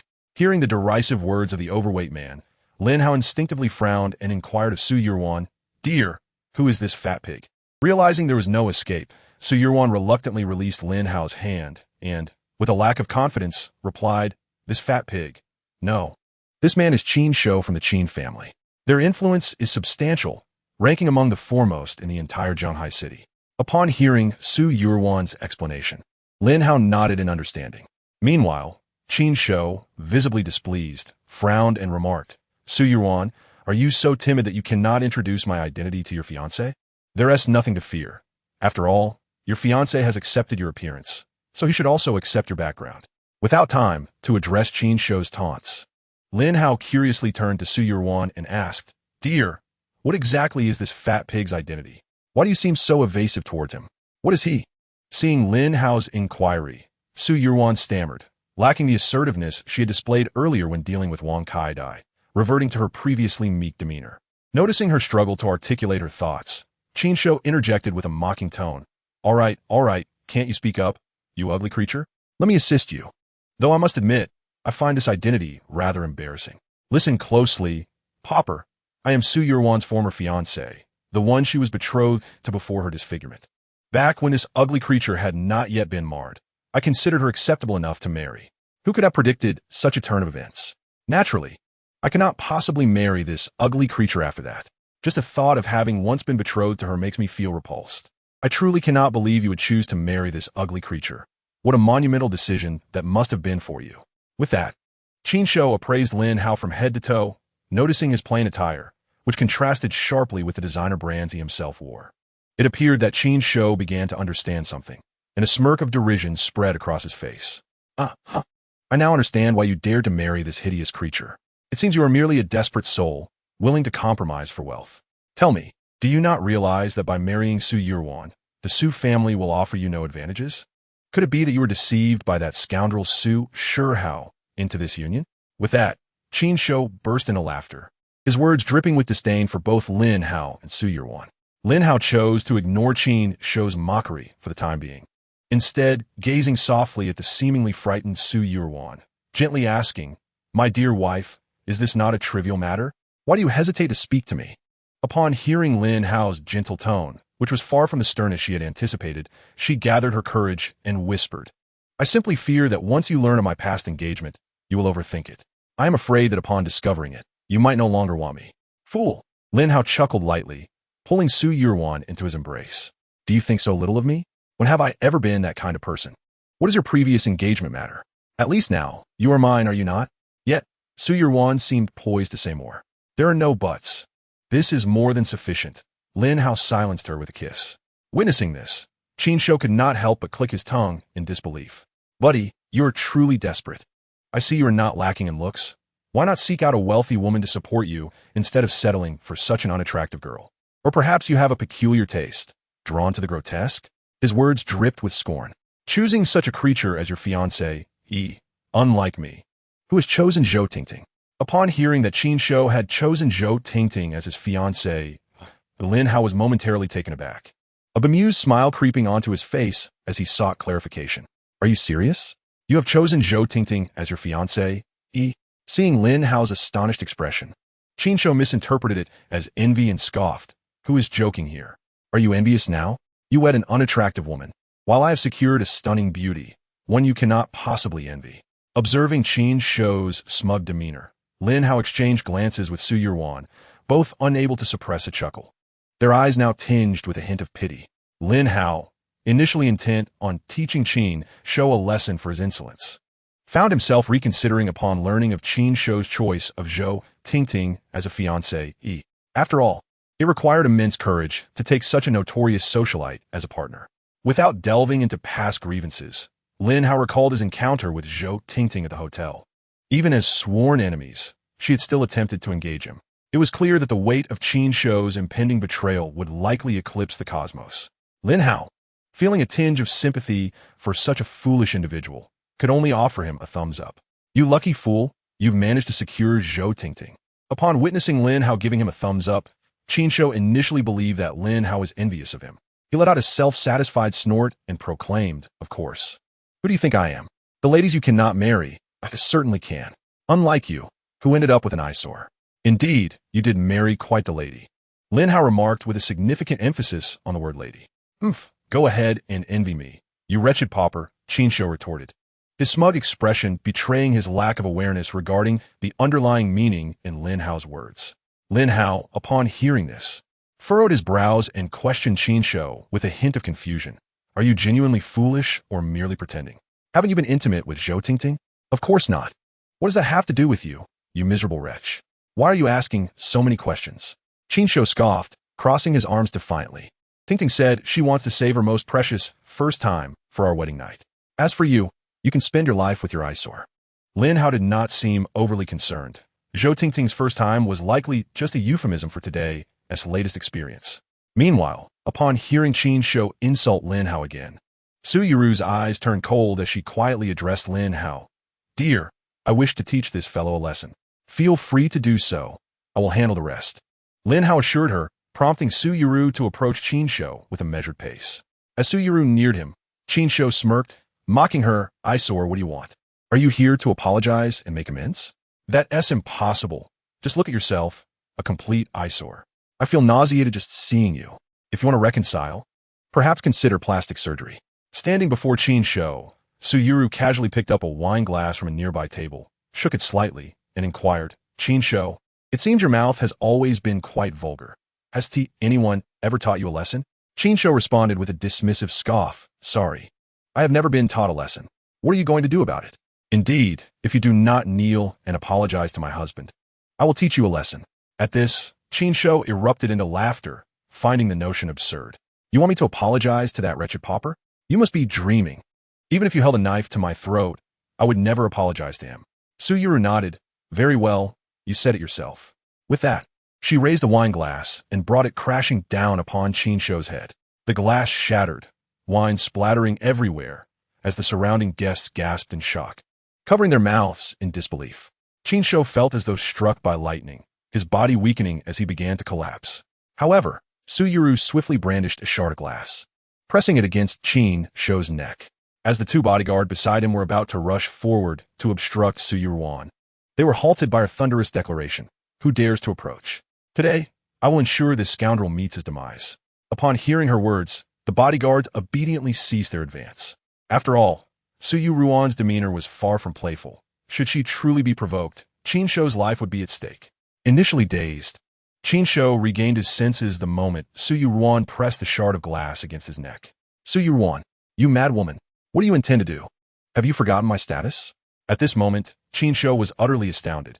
He could hardly fathom how Su Yuruan had the audacity to act in such a manner. He was, after all, Qin Shou, the scion of the Qin family. Who in Jianghai City would dare to scold him, let alone lay a hand upon him? Ignoring Qin Shou's incredulous outcry, Su Yuruan continued to hold the glass shard firmly against his throat, as if poised to plunge it in at any moment. You have been incessantly berating my husband, and I find it utterly intolerable. Now, I ask you, will you apologize to him? In that moment, Su Yuruan exuded an air of commanding authority, resembling a queen, a stark contrast to her previously fragile appearance. Observing this scene, Lin Hao could not help but admire Su Yuruan's fierce demeanor. The striking juxtaposition between her two contrasting personalities was exhilarating. While Su Yuruan could maintain her softness, Lin Hao would be there to protect her. However, should she rise in strength, that was a sight Lin Hao longed to behold. After all, a powerful partner would ensure that, even in his absence, Su Yuruan could safeguard herself. Previously, Lin Hao had gone so far as to assign Wei Lingxin to protect Su Yuruan. Yet now, it appeared that such measures were unnecessary. His woman was far more formidable than anyone else. Glaring down at Su Yuruan, Qin Shou gritted his teeth and bellowed at the two bodyguards. Are you two just standing around doing nothing? Why are you dawdling? This young master is on the brink of being killed. The bodyguards exchanged glances, and one of them stammered, Young master, if we take action, this woman will kill you. She dares. She lacks the courage. Qin Shou was certain that Su Yuruan would never have the audacity to take his life unless she had completely abandoned her standing in Jianghai City. Hearing this, the bodyguards felt emboldened, charging towards Su Yuruan. Yet, she remained unfazed, recalling the man who stood behind her. With a swift motion, two precise strikes landed on the pressure points of the bodyguards. The source of these strikes was none other than Lin Hao. He raised his fingers, casting a glance at the bewildered Qin Shou, a smirk playing on his lips. Young Master Qin, it seems your bodyguards are rather inept, incapable of even safeguarding you. Qin Shou, witnessing this unfolding spectacle, was left in a state of utter shock. To him, Lin Hao was merely a destitute fool. How could he possess such formidable skills? As Qin Shou remained in a state of shock, Su Yuruan forcefully pressed the shard of glass in her hand against his neck, immediately inflicting a wound. Stop dawdling and kneel to my husband to apologize, she commanded. The sharp sting of pain jolted Qin Shou back to reality. He looked up at Su Yurwan, gritting his teeth, and exclaimed, "Do you truly dare to kill me? I am the scion of the Qin family. Should you take my life, your entire family will meet their doom. Now, put down that glass, and let us pretend that nothing has transpired, shall we?" "Absolutely not," Su Yurwan retorted with a cold laugh at his pitiful demeanor. "So now you choose to humble yourself? Were you not reveling in mockery moments ago?" She continued, "I have no patience for your lengthy discourse. You will either apologize or face death. It is as simple as that." Her words were resolute, and upon glancing at the onlookers, Qin Shou shouted, "What are you all standing there for? Come quickly to rescue this young master. Whoever saves me will earn the Qin family's everlasting gratitude." Yet, the guests merely watched, lacking any inclination to intervene. After all, this was a predicament entirely of Qin Shou's own making. Chapter 72. Kneel and apologize to this young master. Moreover, the Su family had become a force to be reckoned with, no longer something one could provoke lightly. They had secured the development rights to the old factory in the eastern part of the city, and though the profits were modest, the influence behind it was substantial. Securing such a project indicated the support of the Zhou family, and it was rumored that Jin Sheng, the richest man in Jianghai City, had deep connections with the Su family. Both the Jin and Zhou families were not entities that anyone present dared to offend. As for the Qin family, they were not immune to repercussions either. Qin Shou's audacity to mock Su Yurwan likely stemmed from his ignorance of these facts. Had he been aware, he would never have dared to provoke her. Seeing that no one was willing to assist him, Qin Shou was left astounded. "Are you all out of your minds? Why won't anyone help me? Are you truly afraid of this insignificant Su family? Have you finished speaking? If so, I shall proceed to end your life," Su Yurwan declared as she prepared to strike. Qin Shou's pupils dilated, and he hastily pleaded for mercy. Wait. I apologize. Is that not enough? I apologize to all of you." With urgency and sincerity, he turned to Lin Hao, saying, "Lin Hao, I realize my mistake. I should not have offended you. I apologize. I sincerely apologize. Please have your wife put that away." Though Qin Shou harbored deep resentment towards Lin Hao and Su Yurwan, he found himself compelled to acquiesce under the current circumstances. If Su Yurwan were to truly kill him, any potential retribution would come too late for him. Thus, it was preferable to bow to them now and seek revenge later. Noticing his apology, Lin Hao chuckled and teased, "Young Master Qin, you have yet to apologize to my wife. Merely apologizing to me is insufficient." Upon hearing that he still had to apologize to Su Yurwan, Qin Shou instinctively swallowed hard, his expression betraying his reluctance. Su Yurwan was nothing more than an ugly creature in his eyes. To apologize to her would be akin to casting away his dignity entirely. Noticing Qin Shou's continued unwillingness, Su Yurwan wasted no time in delivering a sharp slap to him, thereafter shaking her hand in disgust. Addressing a repugnant, rotund individual like you makes me feel nauseous. Now, I shall ask you one last time. Kneel and apologize to me and my husband. Remember, it must be kneeling. If you refuse, the shard of glass in my hand will slice through your throat." As Su Yurwan issued her ultimatum, Qin Shou, gripped by fear, swallowed again and ultimately chose to kneel. With a resounding thud, he fell to his knees, his face flushed with humiliation as he shouted, "Su Yurwan, Lin Hao, I was wrong. Is that not enough? I recognize my mistake." Seeing that Qin Shou had finally opted for an apology, Su Yurwan wasted no words. Swiftly sheathing her dagger and moving to Lin Hao's side, "Darling, are you satisfied with my actions?" Su Yurwan asked with a radiant smile. Lin Hao took her hand, offering comfort. "My dear, your hand must be sore after holding that shard of glass for so long. Let me massage it for you." With that, Lin Hao began to rub her hand, causing Su Yurwan's cheeks to flush as she playfully chided, "Darling, how can you be so brazen with so many people around? Don't worry, my love, I'm merely helping you. It's nothing to fret about." As Su Yurwan blushed, a thought crossed her mind, and she cast a disdainful glance at Qin Shou, frowning as she scolded, "Rotund fool, today marks my wedding with my husband, and I wish to avoid any disturbances. Should you dare offend us again, kneeling and apologizing will be the least of your concerns." Qin Shou, witnessing this scene, could not help but grit his teeth. Just then, Su Shihao entered, accompanied by Zhou Tingting, who was bundled up tightly. Upon seeing the unfolding drama, both were left momentarily dumbfounded. What has transpired here? Upon noticing their return, Qin Shou immediately rose, pointing at Su Yurwan and complaining to Su Shihao, head of the Su family, "Is this how your niece treats me? How dare she force me to kneel in public, bringing disgrace upon me? Qin Shou, I demand an explanation from the Su family today, otherwise, my family shall sever all business ties with you. Let us see how the Su family manages to thrive. Hearing Qin Shou's words, Su Shihao's pupils constricted sharply. The Su family had extensive business dealings with the Qin family, netting them millions annually. Should these ties be severed, the losses for the Su family would be immense. Immediately, Su Shihao leaned towards Zhou Tingting, whispering urgently, "What are you waiting for? Go and appease young Master Qin at once." Regaining her senses, Zhou Tingting rushed towards Qin Shou, linking her arm with his and pleading, "Young Master Qin, please do not sever ties. You must remember I'm also part of the Su family. What will become of me if you do?" Zhou Tingting's desperate charm elicited an immediate sense of delight in Qin Shou. Suddenly, he glanced at the tightly wrapped Zhou Tingting. Astonished, "Tingting, why have you wrapped yourself up so snugly?" Upon hearing this, Zhou Tingting's gaze shifted nervously, and she weakly explained, "The weather outside is exceptionally hot today, so I wrapped myself up to shield from the sun." Qin Shou did not express much suspicion and merely nodded. Meanwhile, Su Shihao, observing Su Yuan and the others, immediately reprimanded them with an air of disappointment. "What are you two doing? Do you realize whom you've offended? Hurry and apologize to young Master Qin." Qin Shou, arms crossed, looked at the two with a smug expression and declared, "Did you hear that? You two should promptly apologize to me, otherwise, I shall sever all commercial ties with the Su family. Let us see how you plan to earn a living." Qin Shou was brimming with confidence, believing that without his Qin family, the Su family would have no means of making money. How arrogant they had been moments ago. Yet now, they must humbly kneel and apologize to him. "My demands are not excessive. You both insisted that I kneel and apologize earlier. Now, I expect you both to kneel and apologize to me, and I shall reluctantly forgive you." Upon hearing this, Su Yuan let out a cold laugh. "Oomph. You think I'll kneel and apologize to you and my husband? That's utterly absurd. I can clearly tell you that it is impossible." Su Shihao frowned and whispered to Su Yuan, "This is not the time for a tantrum. If the Qin family truly cuts off ties with us, our family will face financial ruin."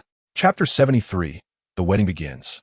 Su Yuan immediately rejected without a second thought, "I will not apologize to that pig. If you wish to continue cooperating with them, then do as you please."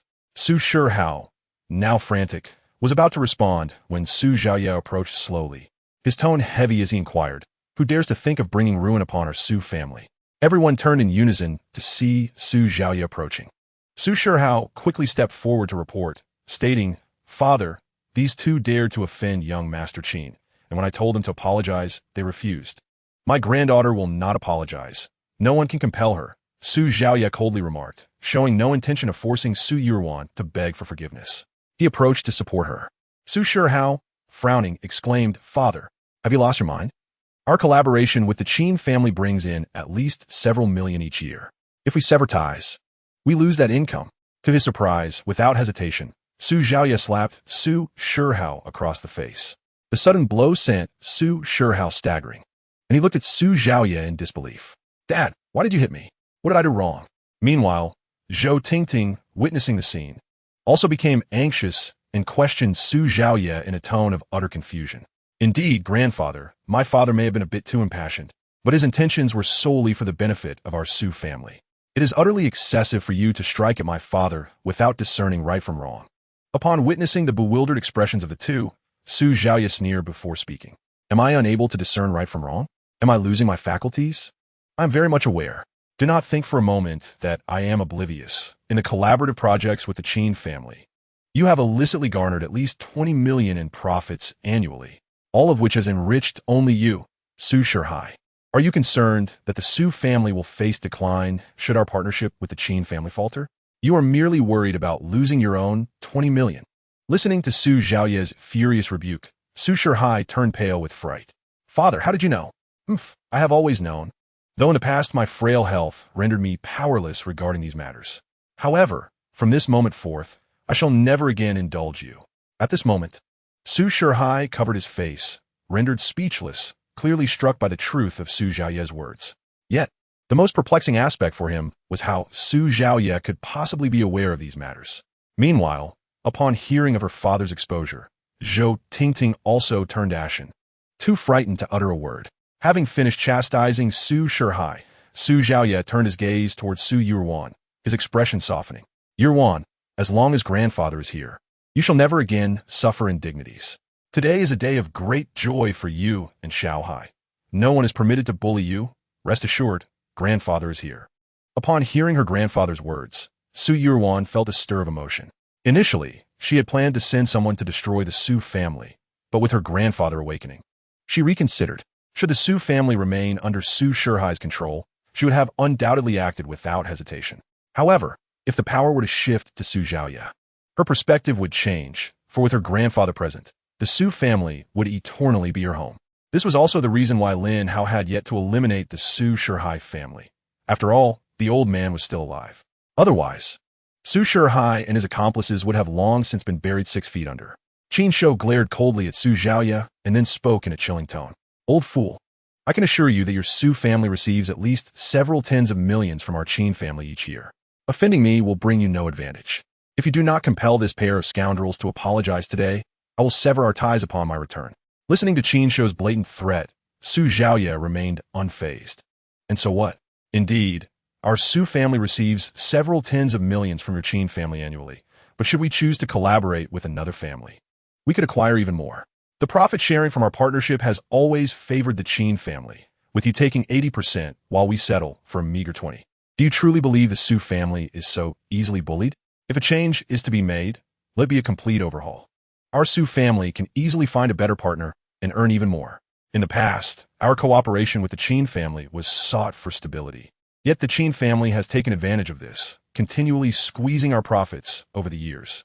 During Su Zhaoye's period of unconsciousness, Su Shihai, as the acting head of the family, was naturally aware of these matters.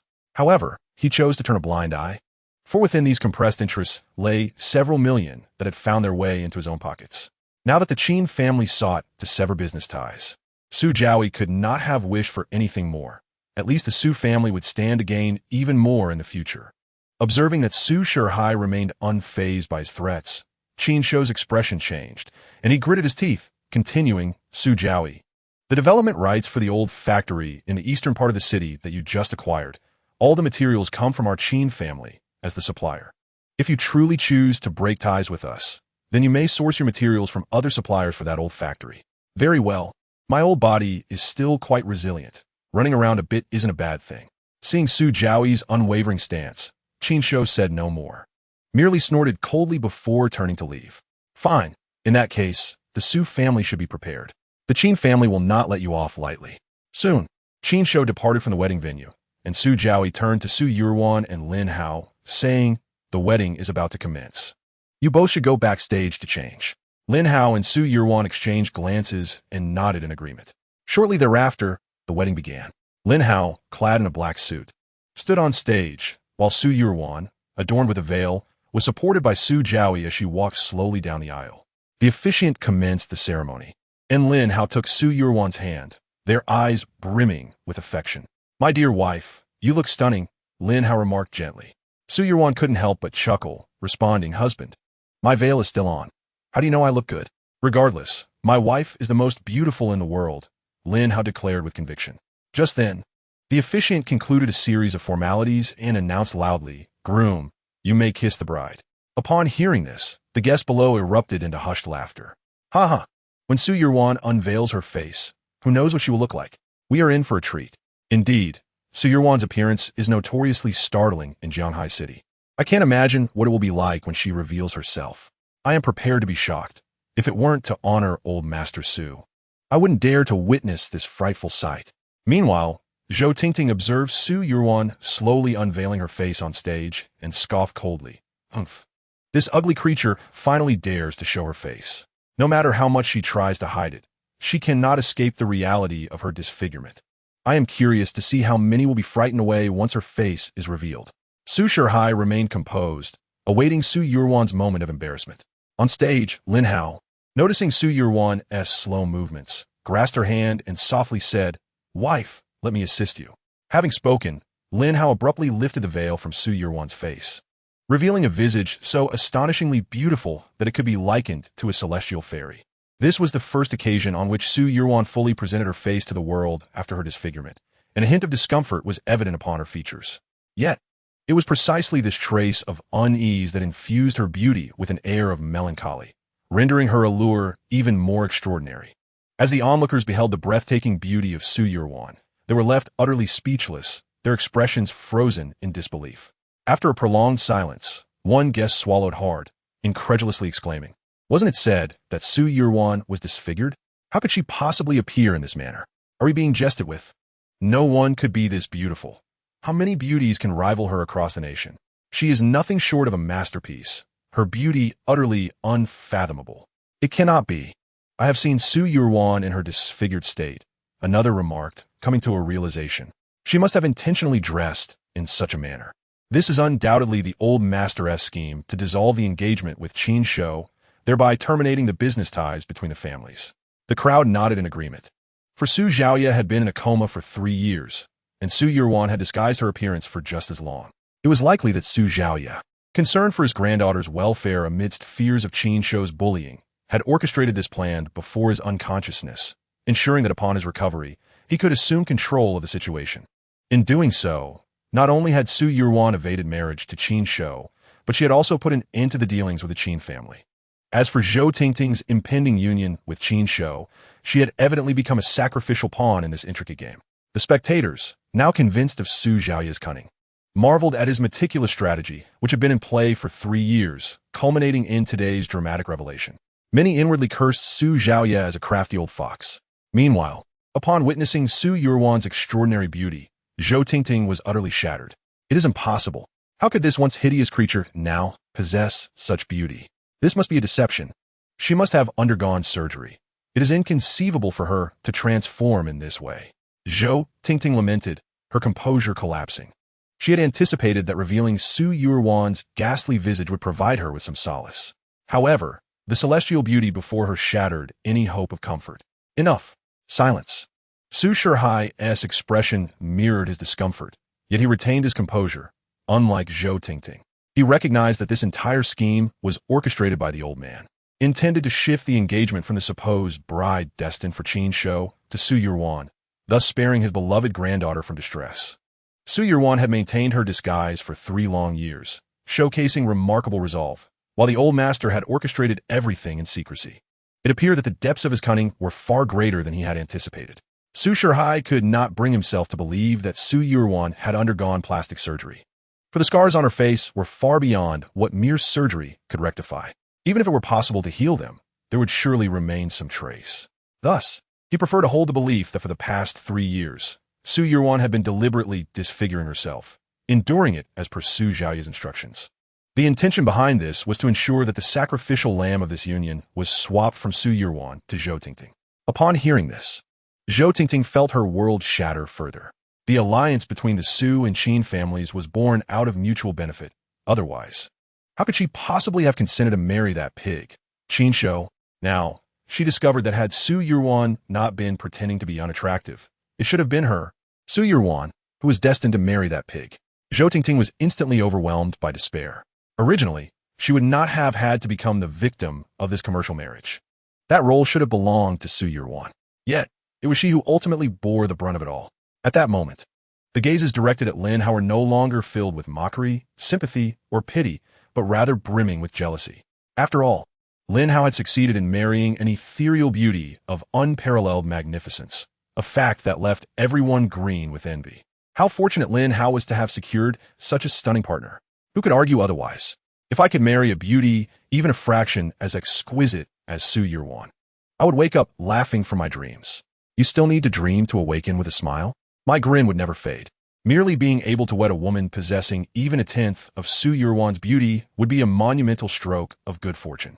Meanwhile, the cunning and shrewd Su Xiaoya, who was internally scorned by all, gazed in utter bewilderment at Su Yurwan, whose face had returned to its former glory.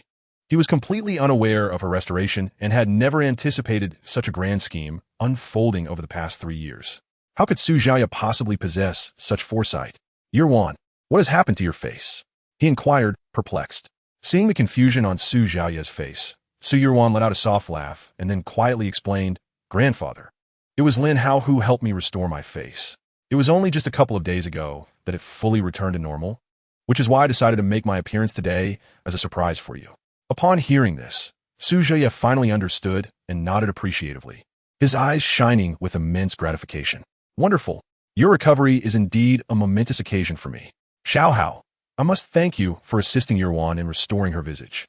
Chapter 75, Signing the Agreement. Yurwan is my wife. It is only natural, Lin Hao replied with a smile. If it weren't for my husband, my face would still be in that state. I have made my decision.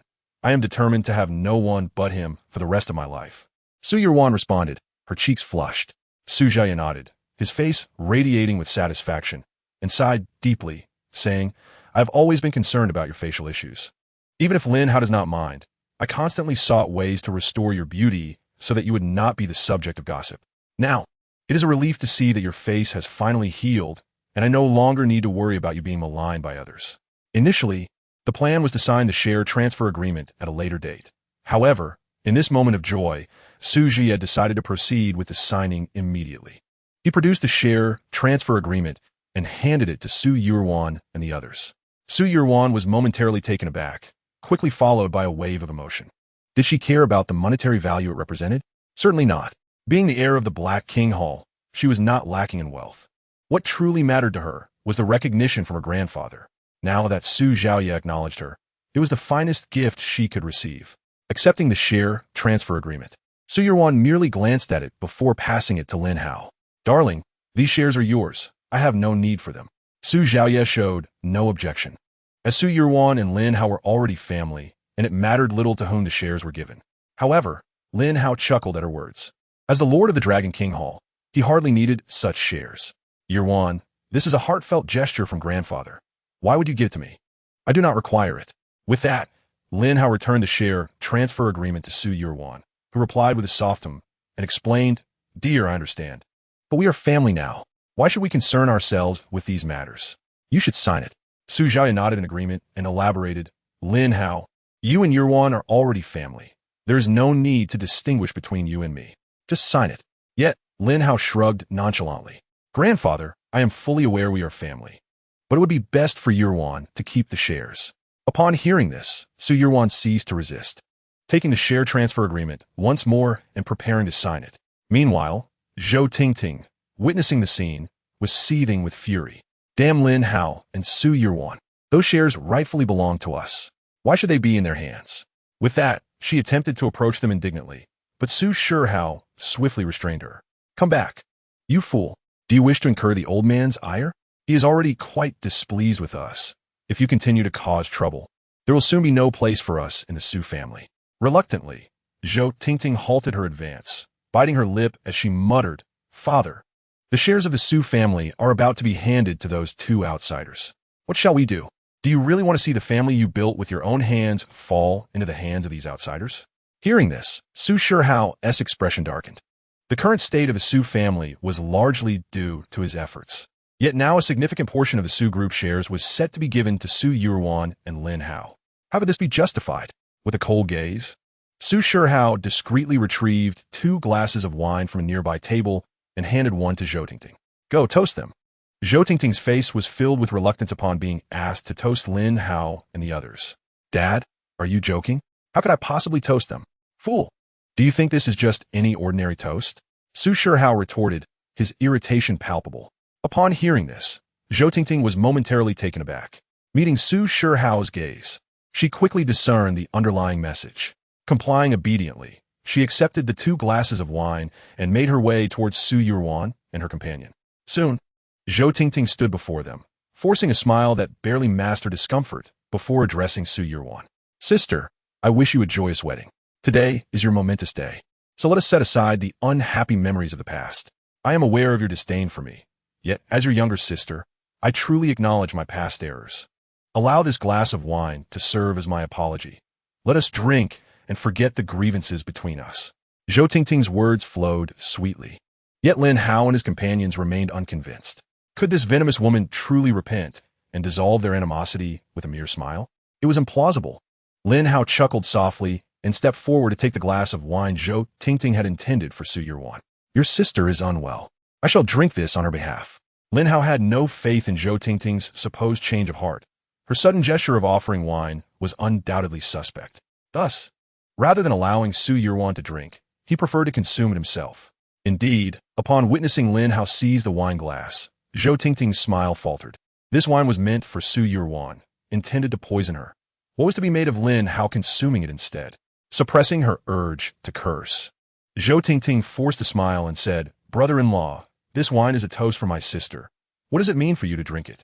How does it not count? I am family with your sister. If I drink, it is as if she has drunk it herself.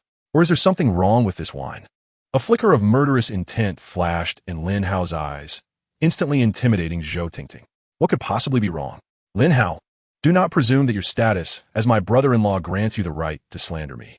Zhou Tingting replied, her gaze evasive, nearly betraying her guilt. Just as Lin Hao was about to respond, Su Yuan snatched the glass from Lin Hao's hand. "Very well, since you are willing to reconcile, I shall drink this wine." Lin Hao urgently signaled Su Yuan with his eyes, but she returned him a reassuring glance and promptly drained the glass. Seeing Su Yuan finally take a sip, Zhou Tingting's face broke into a smile. She too drank from her glass, and Su Zhaoye, observing the resolution between the sisters, interjected, "Enough. It is a good thing for you two to reconcile. Hurry and sign the agreement." Su Yuan acquiesced and prepared to sign the share transfer agreement. However, at that moment, Su Shihao stepped forward. "Father, I do not consent to transferring the shares to Su Yuan. I have contributed the most to our family over the years." Su Zhaoye cast a cold glance at Su Shihao and replied, "My decision is final. No one can alter it." With that, he urged Su Yuan to proceed with signing. But Su Shihao snickered and retorted, "What if I compel Su Yuan to willingly relinquish her claim?" Upon hearing Su Shihao's words, Su Zhaoye furrowed his brow and inquired, "What do you mean by that?" Su Shihao let out a cold sneer and then exclaimed loudly, "Miss Li Yanran, you may come out now." As Su Shihao's words echoed, a woman with a frosty demeanor, yet exuding an alluring aura, stepped forward gracefully. Li Yanran gazed at Lin Hao on the stage, a smile curling at the corners of her lips. "Lin Hao, it has been quite some time since we last met." Lin Hao looked down at Li Yanran, his brow furrowing in confusion. "Li Yanran, what brings you here?" How could I possibly miss your wedding? I simply wish to see what sort of woman could marry you, and it seems she is rather pleasing to the eye." Li Yanran giggled, covering her mouth, while Su Yuru, curious, whispered to Lin Hao, "Dear, who is this woman?" Lin Hao, with a resigned expression, replied softly, "This woman is Li Yanran. We share a common teacher, as my master is her master's uncle. However, her medical skills and martial arts are rather lacking, merely scratching the surface, as she indulges in some dubious practices." Upon hearing Lin Hao's remarks, Li Yanran's expression changed, and she immediately retorted, "You are the one lacking in scholarship. I am far superior to you. It is merely that my master lacked vision, allowing you to take the position of heir. There's no point in arguing. Your shortcomings cannot be blamed on anyone else." Lin Hao scoffed dismissively, having grown accustomed to Li Yanran's vexation. "Regardless of what you wish to say, my wedding does not welcome you. Please leave." Li Yanran regained her composure and turned to Su Yuru, a playful smile gracing her lips. "I have come bearing a grand gift for your wife. Do you remember the bewildering water I concocted? I added it to the wine your wife just drank. With a mere gentle shake of the bewildering bell, she will become obedient, compelled to do as I say." Lin Hao shook his head in exasperation. "It's merely an enhanced version of obedience water with a rather frightening name.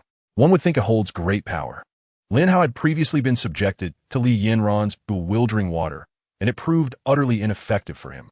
Seeing his reaction, Li Yanran handed the bewildering bell to Su Shihao, her voice icy. "Let Lin Hao witness the power of this bell."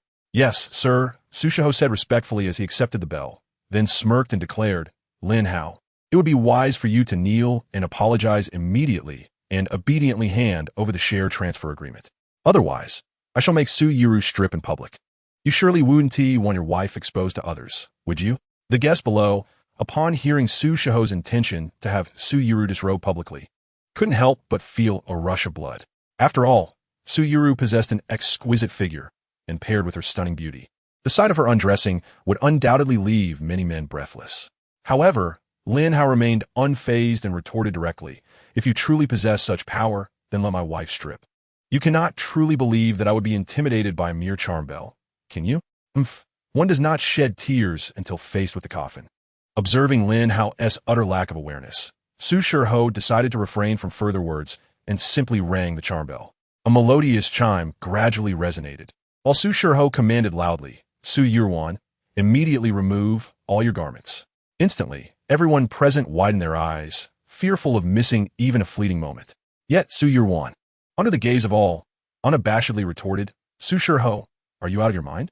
By what right do you demand that I disrobe? Taken aback by Su Yurwan's refusal, Su Shurho was momentarily dumbfounded. Didn't you already consume that cup of wine? Why are you not under its influence? At that moment, Lin Hao stepped forward, his expression laced with disdain, and explained, do you truly take me for a fool? Did you believe I was oblivious to the peculiarities of that wine? I had already discerned its oddity and switched the cups without your notice. Upon realizing that Lin Hao had covertly replaced the wine cup, Su Shurho's countenance darkened. Lin Hao cast a cold glance at Lu Yanran and stated sternly, Lu Yanran, out of respect for our shared lineage, I have refrained from taking action against you. However, should you persist in troubling me, I shall not hesitate to teach you a harsh lesson. Due to their shared ties, Lin Hao had always been reluctant to confront Lu Yanran. Each time he contemplated taking action against her, their master intervened, suggesting that a light reprimand would suffice. This leniency had emboldened Lu Yanran, yet if she continued to provoke Lin Hao, he would not shy away from delivering a severe reprimand. Lu Yanran's expression darkened, and she finally scoffed, Humph, consider this a victory for you this time. I shall take my leave. However, remember, today's events will not conclude so easily. I will return. With that, Lu Yanran exited the wedding venue, prompting Su Zhaoye to stride forward and deliver a sharp slap to Su Shurho. You wretched creature! How could you align with outsiders against your own niece? How could I have given rise to such a being? Staggered by the slap, Su Shurho, feeling guilty, dared not retort. Su Zhaoye cast a disapproving glance at Su Shurho, eventually huffing in displeasure before turning to Su Yurwan with a softer tone. Yurwan, given the troubles today, I truly apologize for the distress you have endured. Please, sign this contract swiftly. However, Su Yurwan shook her head. Grandfather, to be honest, I do not require shares in the Su Corporation. Your approval alone brings me great joy. Lin Hao nodded in agreement and returned the share transfer agreement to Su Zhaoye. Indeed, grandfather, we do not need these shares. Please take them back. Observing the share transfer agreement in hand, Su Zhaoye sighed. Since the two genuinely did not desire it, he would not press the matter further. Lin Hao turned to Su Yurwan and softly said, My dear, Jin Sheng is hosting a welcome banquet for us this evening. Now that the wedding has concluded, let us prepare to return. Su Yuru nodded slightly, subsequently following Lin Hao as they departed from the wedding venue. With their nuptials completed and matters resolved, there was naturally no reason for them to linger. Chapter 77, Wei Lingxin captured. The two exited the wedding scene, while Su Zhaoye observed the timid Su Shurhai and shook his head helplessly before beginning to tidy up the aftermath. Meanwhile, in a corner of the wedding, Zhou Min clutched her chest and let out a silent sigh of relief. Thankfully, she had refrained from leaving with Li Yanran. Otherwise, Lin Hao would have undoubtedly unleashed his palm technique to torment her again. Zhou Min, still shaken, reflected on her earlier intention to vent her frustrations alongside Li Yanran. But ultimately, considering Lin Hao's methods, she prudently chose to remain behind. Indeed, Li Yanran's so-called disorienting potion had no effect on Su Yuru. Had she ventured out with Li Yanran, she would have likely faced Lin Hao's retribution. Yet, even though she escaped immediate consequences, she knew that eventually, Lin Hao would continue to impose his palm technique upon her. I must find a way to dispel this palm energy. Otherwise, I will be forever under Lin Hao's control. But how can I neutralize this energy? As Zhou Min pondered this, she unconsciously lowered her head, realizing she could not see her own toes. Glancing into the mirror before her, she beheld her exquisite figure and felt a stirring within. There seemed no other option. To rid myself of the palm energy, I must resort to such measures. Soon, Lin Hao returned to the villa with Su Yuru. After all, they were still clad in wedding attire, and it would be quite peculiar for Su Yuru to attend the evening banquet in her bridal gown. Just as they stepped into the garden of the villa, they encountered a bound woman. The ropes accentuated her figure, leaving little to the imagination and stirring a primal response within. Su Yuru gazed at the woman before her, a look of confusion crossing her face as she turned to Lin Hao. Darling, do you know this woman? Lin Hao nodded. Not only did he recognize her, but this woman also shared a past entanglement with him. The woman was none other than Wei Lingxin, whom he had previously spared. He had assumed that after receiving a severe reprimand, she would not dare to return. Yet here she was, and not only had she reappeared, but she had orchestrated this scene, leading Lin Hao to question her intentions. As they approached, Lin Hao forcefully tore the cloth from Wei Lingxin's mouth, frowning as he inquired, Wei Lingxin, what trickery are you up to this time? Wei Lingxin remained silent, her face a mask of fury. At that moment, Wei Xinlian emerged, flanked by a contingent of bodyguards. "Mr. Lin, I'm the one who brought this deceiver here." Wei Lingxin stepped forward, casting a cold glance at Wei Xinlian before respectfully addressing Lin Hao. "Mr. Lin, ever since your last directive, we have mobilized extensive resources to search for her throughout Jianghai City. Finally, we located her at your wedding. She was lurking about and had even disguised herself, leading us to suspect she intended to cause a disturbance at your ceremony. In order to prevent her from disrupting your wedding and affecting your mood, we apprehended the individual in advance." Listening to Wei Xinlian's explanation, Lin Hao nodded in satisfaction, yet his expression soon turned to one of curiosity as he inquired, "You have done well, but I am intrigued by how you managed to capture this woman. She is infested with goo worms, making her capture quite a daunting task." Wei Lingxin, completely enveloped by these goo worms, posed a significant challenge. It would seem only someone like Lin Hao, unafraid of such creatures, could successfully seize her. Amused by Lin Hao's inquiries, Wei Xinlian chuckled softly and elaborated, "We did not approach her directly. Instead, we dispatched over 10 bodyguards clad in protective suits, armed with submachine guns, to corner the woman. Once she had nowhere to escape, we sent in 2 bodyguards, also in protective suits, to bind her and bring her here." At her explanation, Lin Hao could not help but marvel. My goodness, just imagining the scene of over a dozen bodyguards in protective suits, brandishing submachine guns, is exhilarating. Not to mention Wei Lingxin herself. Even I might struggle to escape such a situation. With that many guns drawn, any carbon-based life form would surely meet a grim fate. Upon hearing this, Wei Lingxin's chest heaved with indignation, and she retorted furiously, "You shameless woman. If you had not resorted to such extreme measures, could you have captured me? Have the guts to let your guards remove their suits and face me in combat. I doubt they could last even 10 seconds. In response to Wei Lingxin's defiance, Wei Xinlian scoffed, "What a joke. Do you think the resources of the Meteorite Chamber of Commerce are squandered? That set of protective gear is worth over $1 million. Custom-made specifically to deal with you. Furthermore, had you not attempted to sell counterfeit longevity pills to our chamber, we would have had no reason to confront you. All of this is merely a consequence of your own actions." At this juncture, Wei Xinlian's frustration was palpable, especially considering that the 10 counterfeit longevity pills sold by Wei Lingxin nearly brought ruin to the Meteorite Chamber of Commerce. Had it not been for Lin Hao, who later provided Wei Xinlian with 10 genuine pills, the chamber might have been preoccupied with crafting apologies to numerous clients. Lin Hao glanced at the irate Wei Lingxin and coldly remarked, "You truly lack appreciation for the opportunity you've been given. I have already shown you mercy by allowing you to leave unharmed, yet you still dare to attempt to disrupt my wedding. Consider yourself fortunate that your plan failed. Otherwise, the consequences would have been far more severe." Lin Hao had no intention of allowing his wedding to be marred by interruptions. His restraint towards Li Yanran was solely due to their shared affiliation. However, should Wei Lingxin dare to cause chaos, Lin Hao would not hesitate to ensure she experienced a most unforgettable form of suffering. Wei Lingxin, however, merely huffed derisively, dismissing the threat entirely. With a resigned shake of his head, Lin Hao turned his attention back to Wei Xinlian. "How have you fared with the other matters I entrusted to you? Rest assured, Mr. Lin, the remaining matters have taken shape, and I estimate they will be resolved within a few days. I shall report back to you at that time. Furthermore, I have prepared myself to serve you for the next few days and am at your disposal, Mr. Lin." At this moment, Wei Xinlian's cheeks flushed slightly, especially with Su Yuru, Lin Hao's legitimate wife, present. However, Su Yuru appeared utterly indifferent to Wei Xinlian's words, showing no expression at all, which puzzled Wei Xinlian. In truth, Su Yuru did not care about Lin Hao's other romantic involvements. As long as he remained by her side, that was sufficient. Chapter 78. Help me untie the rope. Lin Hao nodded with satisfaction upon hearing this. "Indeed, I hold your capabilities in high regard. To accomplish so many tasks in such a short span is commendable." Hearing Lin Hao's praise brought a smile to Wei Xinlian's face, and she promptly responded, "Thank you for your kind words, Mr. Lin. It is our honor at the Meteorite Chamber of Commerce to alleviate your burdens." Lin Hao nodded and then said, "Very well, in that case. You shall stay at our home for the next few days and take good care of my wife. For the coming days, you will serve as my wife as personal maid and protector. It is imperative that you ensure her safety." Although Su Yuru's safety may not necessarily require Lin Hao's protection, having previously agreed with Wei Xinlian, it would be unwise to refuse.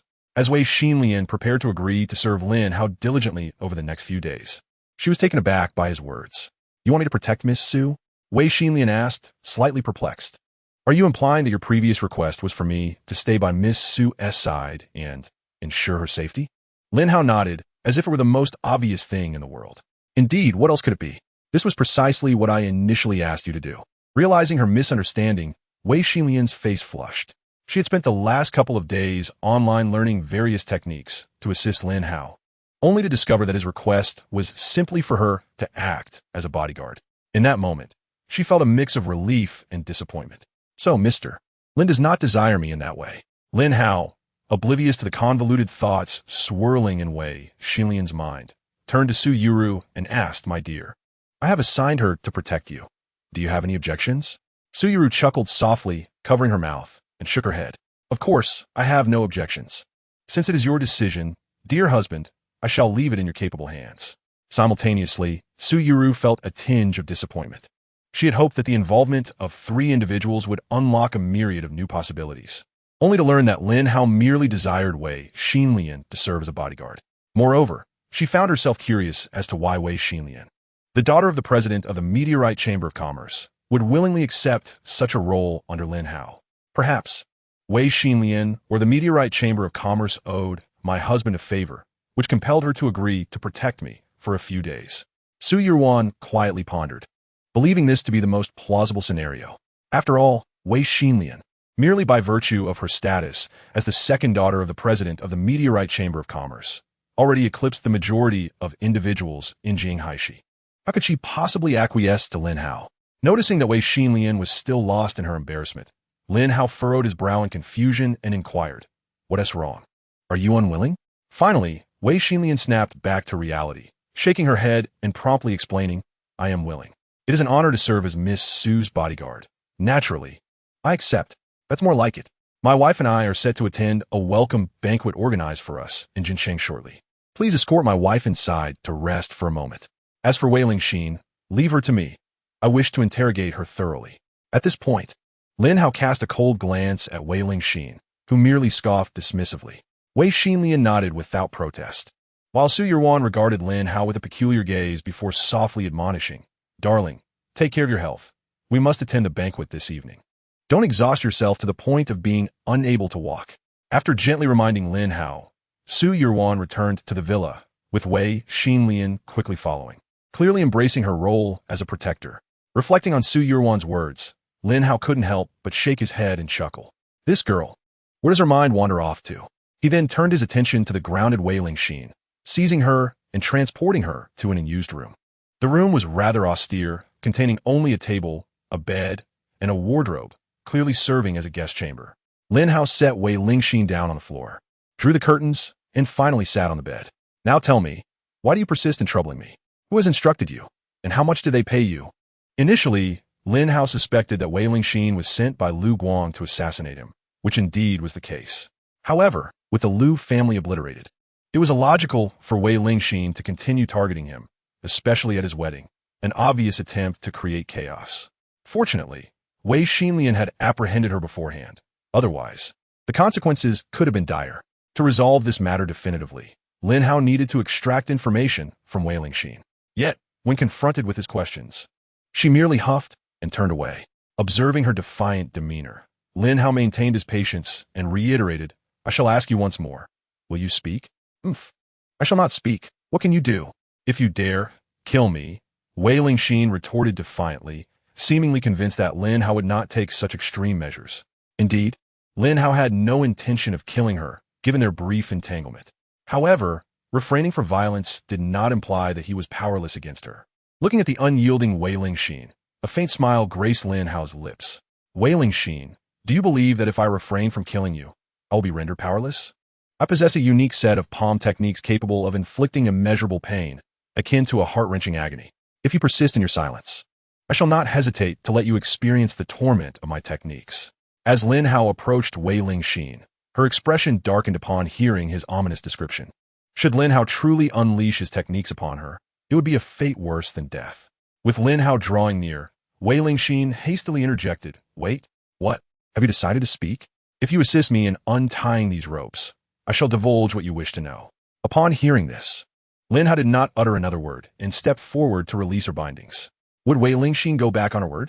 Undoubtedly. Yet, Lin Hao remained unfazed. After all, with her meager skills and paltry poison techniques, she posed no real threat to him. Such feeble tactics against Lin Hao were nothing more than a fanciful dream. Soon enough, Lin Hao successfully untied Wei Lingxin, granting her freedom. Chapter 79. Consuming pills like candy. The ropes are loosened. Do not attempt any tricks. However, the moment Lin Hao's words fell, Wei Lingxin lunged at him, pushing him onto the bed. His gaze turned icy, and he coldly inquired, Wei Lingxin, you should know. Had I intended to kill you, you would already be dead. Yet, Wei Lingxin's next words were astonishing. Lin Hao, let us sleep together. At her declaration, Lin Hao's lips curled in disbelief. Wei Lingxin, have you lost your mind? I am in earnest, and you wish to sleep with me? But Wei Lingxin offered no reply. Only a playful smile as she retorted, Lin Hao, are you afraid? What is there to fear? I simply have no desire to sleep with you. Lin Hao frowned in response. Is that so? Wei Lingxin tossed her hair, exuding an intoxicating allure. The moment Lin Hao inhaled this captivating aura, he felt an unsettling stir within him. It was not that Wei Lingxin had poisoned him. Rather, it simply ignited a longing within his heart. Noticing the unnatural flush on Lin Hao's face, Wei Lingxin's enchantment deepened with her smile. Lin Hao, are you certain you do not yearn for this? Or perhaps it is not desire, but disbelief? Upon her challenge to his capabilities, Lin Hao chuckled. What? Are you unfamiliar with my prowess? You know I have encountered it before. What is there to fear? Before Wei Lingxin could finish her thought, Lin Hao forcefully pinned her down. Wei Lingxin, you seem quite fond of questioning me. In that case, allow me to demonstrate what I am truly capable of. Before long, the small room echoed with the sounds of tearing fabric, followed by Wei Lingxin's muffled sounds of protest. Simultaneously, Su Yuru changed her attire and surveyed Wei Xinlian, then spoke. Miss Wei, I would greatly appreciate your protection over the next few days. Upon hearing this, Wei Xinlian immediately shook her head and replied, No, Mrs. Su. It is not troublesome at all. It is our honor to assist Mr. Lin, and it is indeed a privilege for me. After listening, Su Yuru nodded in understanding. But her curiosity got the better of her. Miss Wei, what prompted you to assist my husband in protecting me? Has my husband ever helped you in any way? Noting Su Yuru's apparent ignorance, Wei Xinlian felt a twinge of confusion. For Lin Hao was a formidable presence in the outside world. Yet, here was his wife completely unaware, perceiving him as an ordinary man.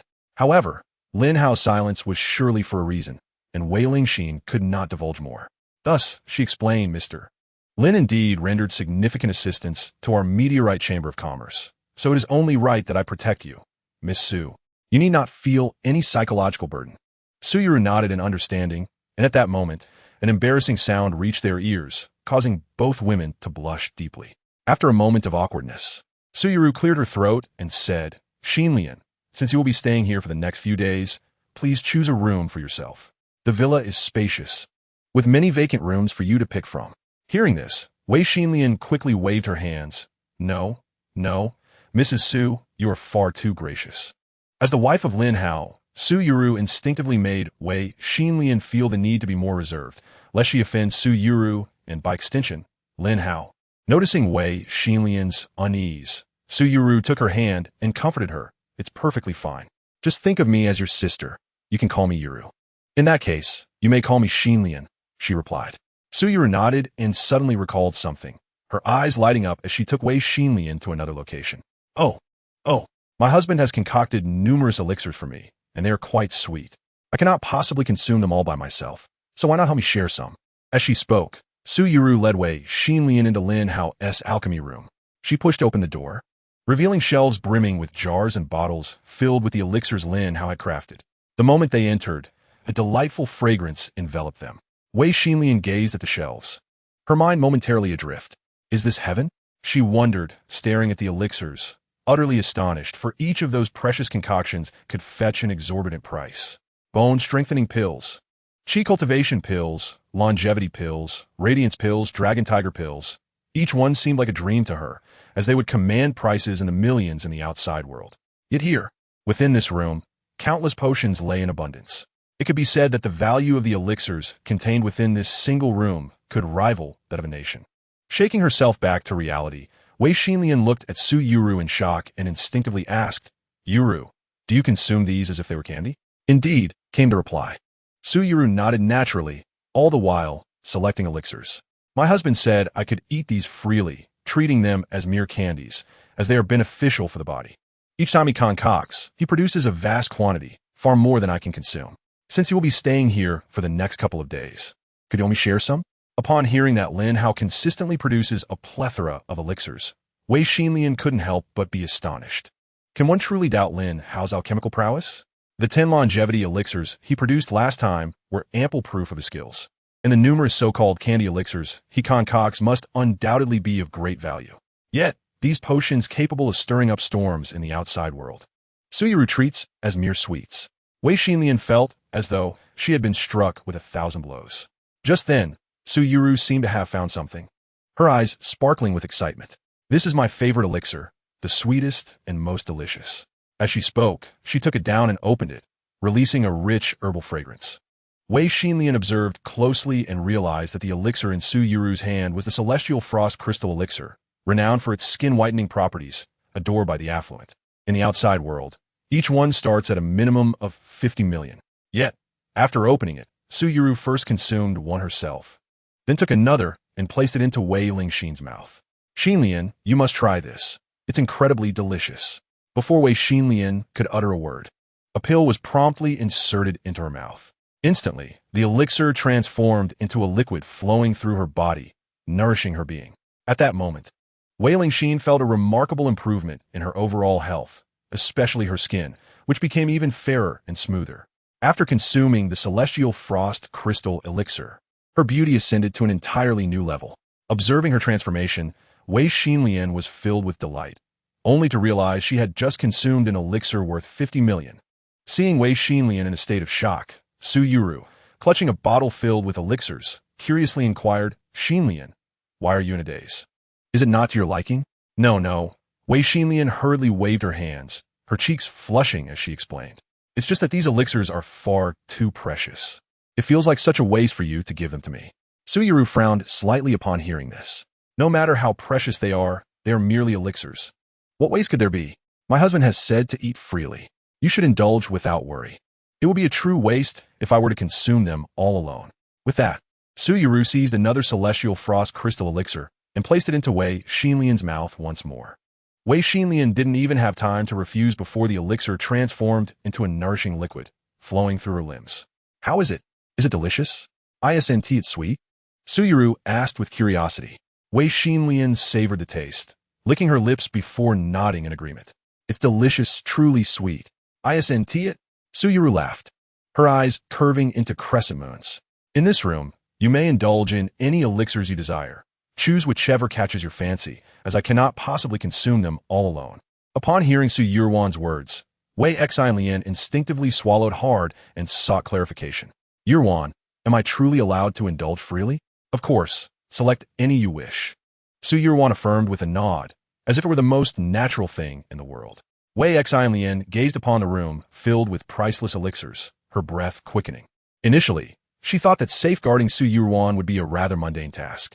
Yet, it had transformed into an unexpected boon. The 2 elixirs she had just consumed were worth a lifetime of protection for Su Yurwan, not to mention the entire collection of elixirs available for her enjoyment. However, her thoughts soon drifted to Lin Hao, prompting her to shake her head resolutely. No, I must heed Mr. Lin's guidance.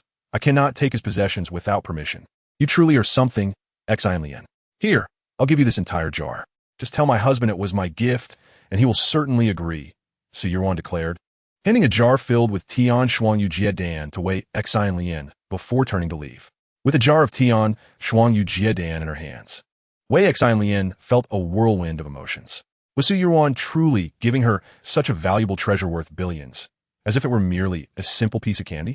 For a moment, she struggled to grasp the reality of the situation until she pinched herself, confirming that she was indeed awake, grasping the fortune of billions. Wei Xinlian was momentarily stunned, but she quickly murmured to herself, I must inform Mr. Lin about this. Such a valuable item cannot be taken lightly. Su Yurwan must not understand the worth of this jar of Tian Shuangyu Jiedan. As the creator of the elixir, Lin Hao is undoubtedly aware of its immense value. Having already savored 2 Tian Shuangyu Jiedan, Wei Xinlian felt content. And even if Lin Hao wished to reclaim it later, she would not feel any regret. Soon, Wei Xian arrived at the door of Lin Hao's chamber, where the sounds of Wei Ling Xian's anguished cries echoed within, pleading for mercy. Listening to the distressing noises, Wei Xian couldn't help but marvel at Mr. Lin's formidable abilities. As the two remained occupied, she hesitated to interrupt, opting to wait outside until they concluded their business. However, an hour passed, and her legs grew weary from standing. Yet the cries of Wei Ling Xian continued unabated. With a sigh of resignation, Wei Xian acknowledged that she would have to find another opportunity to discuss the matter with Mr. Lin. It was simply not convenient at the moment. Simultaneously, she felt a twinge of envy for Wei Ling Xian, who was being punished in such a manner by Lin Hao. If only she were in that position. Blushing at the thought, Wei Xian shook her head, dismissing those fleeting notions, and departed. Clutching the jar of tea on Shuang Yu Jiedan tightly. 2 hours had passed once more, and Wei Ling Xin, her cheeks flushed, nestled in Lin Hao's embrace, while Lin Hao, with a smirk on his lips, inquired, "So, what do you think? Dare to mock me now?" Wei Ling Xin immediately shook her head, lacking any desire to continue ridiculing Lin Hao. During the previous 3 hours, Lin Hao had showcased his abilities to an impressive degree, leaving Wei Ling Xin with no choice but to concede. "Then, can you enlighten me as to why you chose to disrupt my wedding? Who is it that orchestrated your actions?" Lin Hao asked, furrowing his brow. Yet, Wei Ling Xin merely shook her head. "No one instructed me. Are you still reluctant to speak the truth? Do you wish to experience my wrath once more?" With that, Lin Hao attempted to turn Wei Ling Xin over, and she, filled with trepidation, hastily defended herself. "Truly, no one directed me. It was my own desire to attend. You are the only man who has left a lasting impression on me, and I wish to ensure you would remember me for a lifetime, which is why I sought to cause a disturbance." Little did she know, her disruption had failed, and she had instead fallen prey to that scheming Wei Xinlian. Wei Ling Xin expressed her frustration, while Lin Hao, upon hearing her reasoning, found himself both amused and exasperated. "Is it a common trait among you practitioners of voodoo to have such peculiar thought processes? You would go to such lengths merely to be remembered by me? What other choice did I have?" Wei Ling Xin retorted confidently, prompting Lin Hao to shake his head in resignation. Fine. But what was your involvement in assisting the Liu family against me? Was it purely for monetary gain?" Wei Ling Xin did not deny it, nodding in affirmation. "Indeed, my mastery of voodoo was acquired through my sect and hometown. Now that my sect is in distress and in need of financial support, I ventured out to earn money." "You're not earning money. You're deceiving people," Lin Hao remarked, exasperated. "So what? It amounts to the same thing. Furthermore, all the money I earn comes from those nefarious individuals, which could be seen as robbing the rich to aid the poor, couldn't it? And what of our nights together? What was the purpose behind that?" Lin Hao queried, his brows furrowed in confusion. "What other reason could there be?" "Naturally, it was for the money," Wei Ling Xin replied, extending her hand towards Lin Hao. "Considering we've spent so many nights together, at 5 million apiece, you owe me 50 million. Hearing Wei Ling Xin's bold assertions, Lin Hao could only laugh in disbelief. "So, all your actions were motivated by financial gain, all to save your sect?" "Precisely.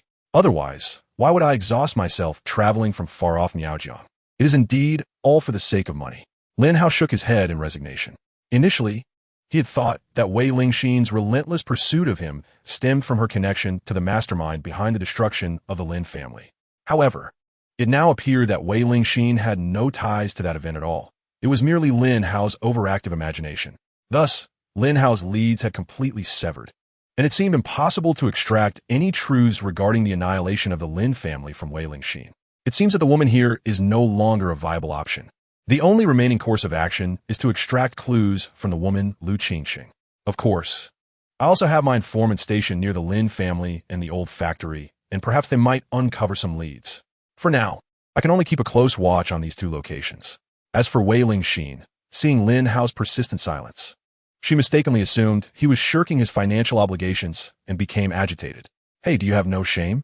In our place, men always pay when they sleep with women. Is it not the same for you?" Lin Hao, coming to his senses, felt a mischievous urge and nodded in acknowledgement. "Well, in our customs, as long as both parties are mutually attracted, they can share a bed without any payment. If the woman is satisfied, she might even offer the man some money." "Bah, do you take me for a fool? I've allowed you to sleep with me so many times for free. If it weren't for the money, who would want to sleep with someone like you? What mutual attraction?" Wei Ling Xin retorted, clearly not easily deceived. Lin Hao could only smile helplessly, and after a moment of hesitation, Wei Lingxin continued. If you find 50 million too burdensome, just give me 10 million and 5,000. Why the extra 5,000? What's that for? Lin Hao asked, puzzled.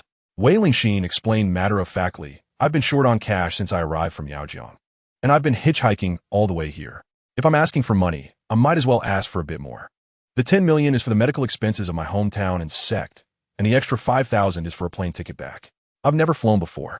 Listening to Wei Lingxin's explanation, Lin Hao suddenly found this Navi girl somewhat endearing, though her methods were far from charming. With that, Wei Lingxin extended her hand once more. Hurry up and give me 10 million and 5,000, or I'll report you for deceiving me. A mischievous smile crept across Lin Hao's face as he pushed Wei Lingxin back down. What are you doing?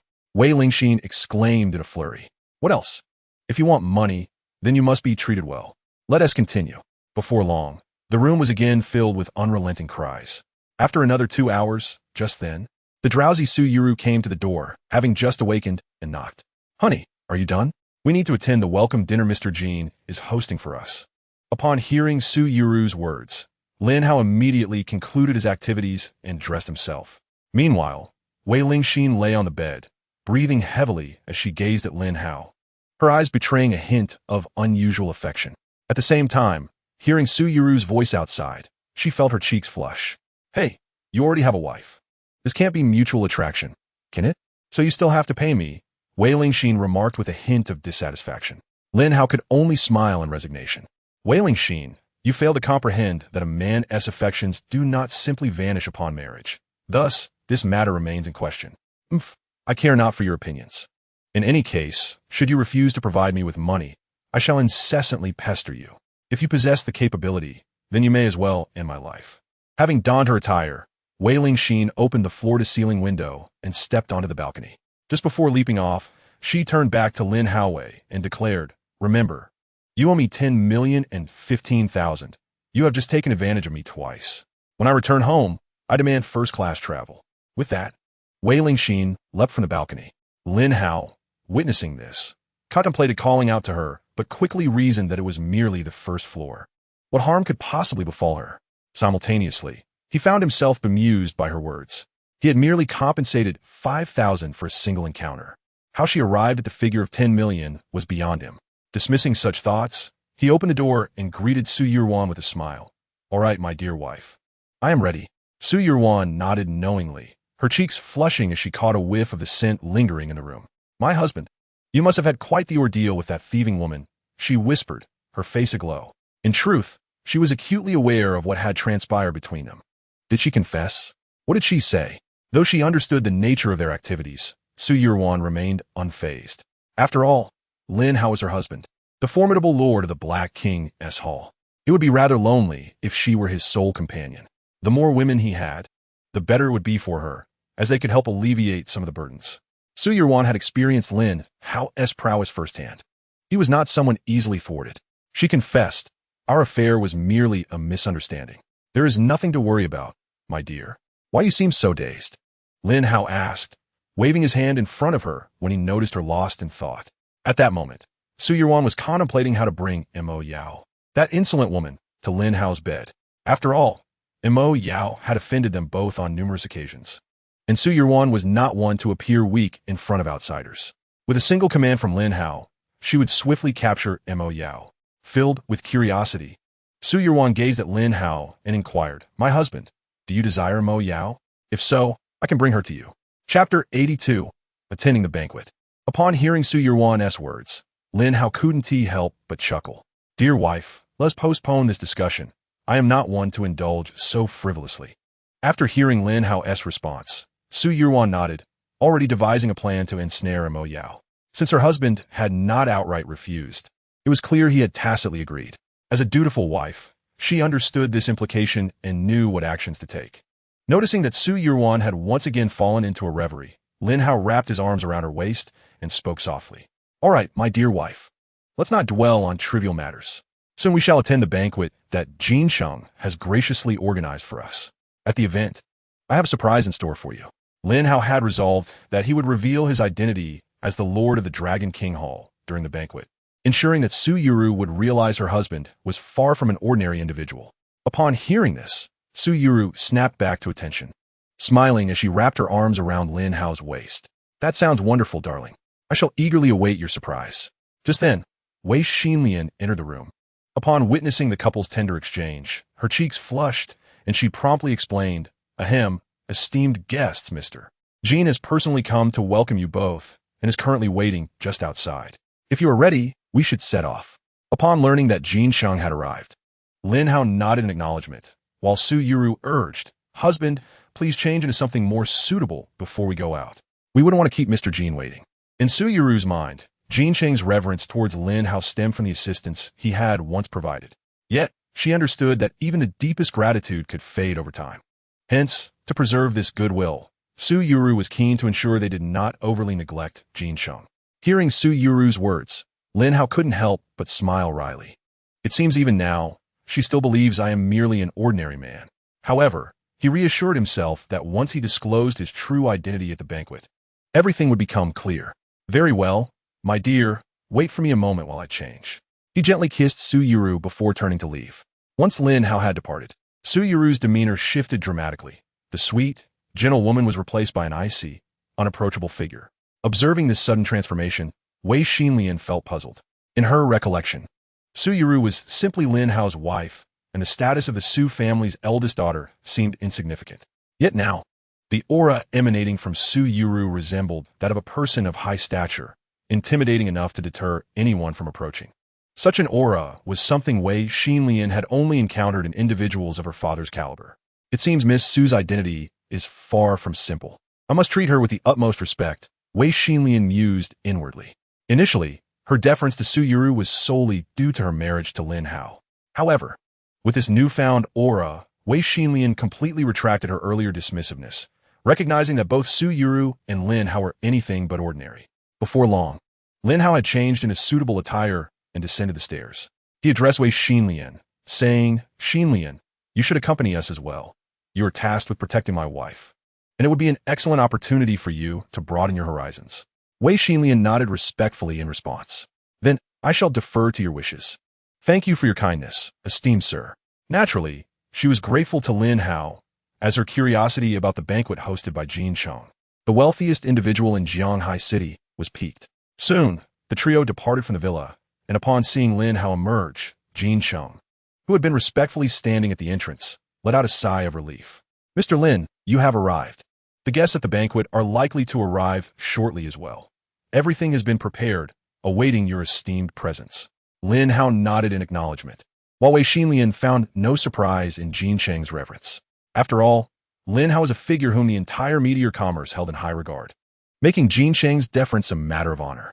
Before long, they all settled into the car, and Lin Hao glanced at Jin Sheng's Rolls-Royce Phantom, his curiosity piqued. "Jin Sheng, if I recall correctly, didn't this car crash through the gates of the Lu Group? How much did the repairs cost?" In response to Lin Hao's inquiry, Jin Sheng chuckled and explained, "No repairs were made. It was simply replaced. It didn't cost much, only a few tens of millions." For Jin Sheng, the wealthiest man in Jianghai City, spending such an amount on a vehicle was hardly a concern. With a respectful demeanor, Jin Sheng then asked Mr. Lin, "Would you care for this vehicle? If you wish, I can purchase another one as a gift for you." Lin Hao shook his head, his expression indifferent. "There is no need. This car is rather ordinary." Had anyone else made such a statement, Jin Sheng would have likely reacted with disdain.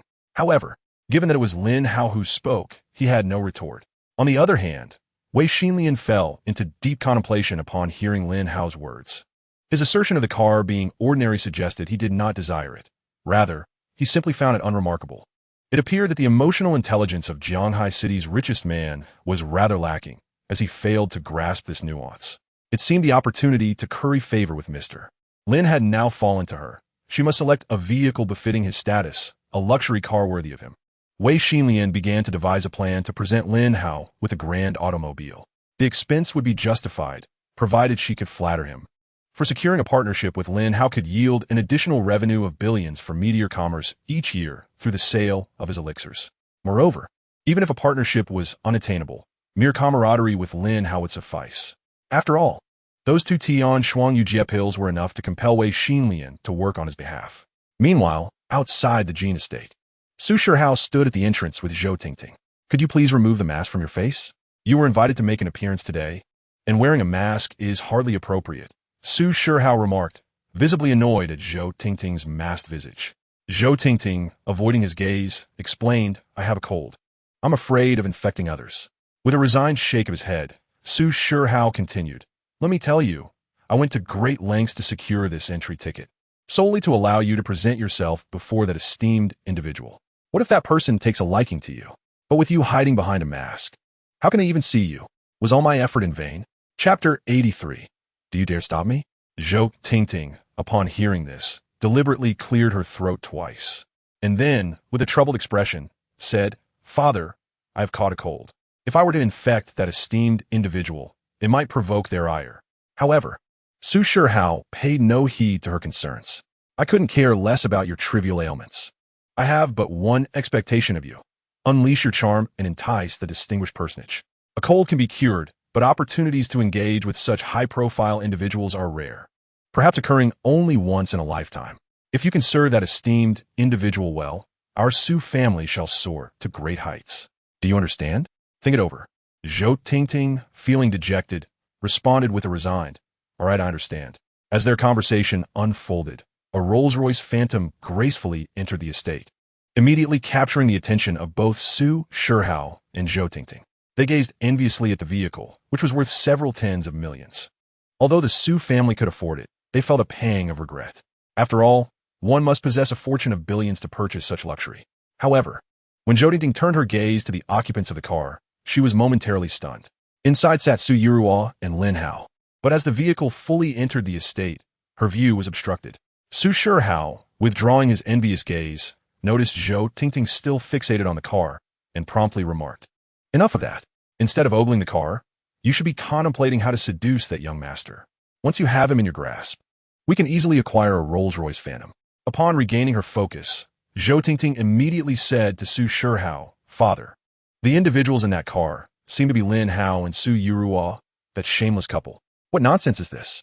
Su Shihao instinctively frowned at Zhou Tingting's words. You must be mistaken.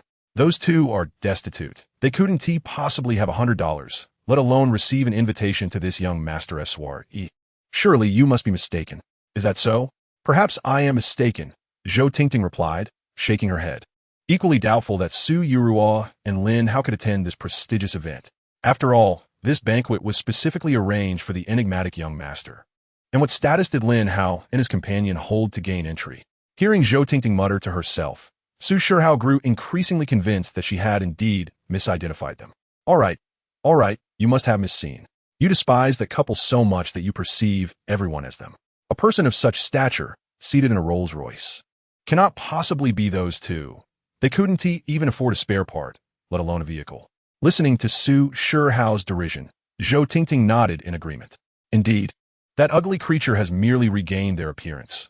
They remain impoverished, and there's no way they could arrive in such an opulent vehicle. Meanwhile, seated in the back with Lin Hao, Su Yiruo furrowed her brow.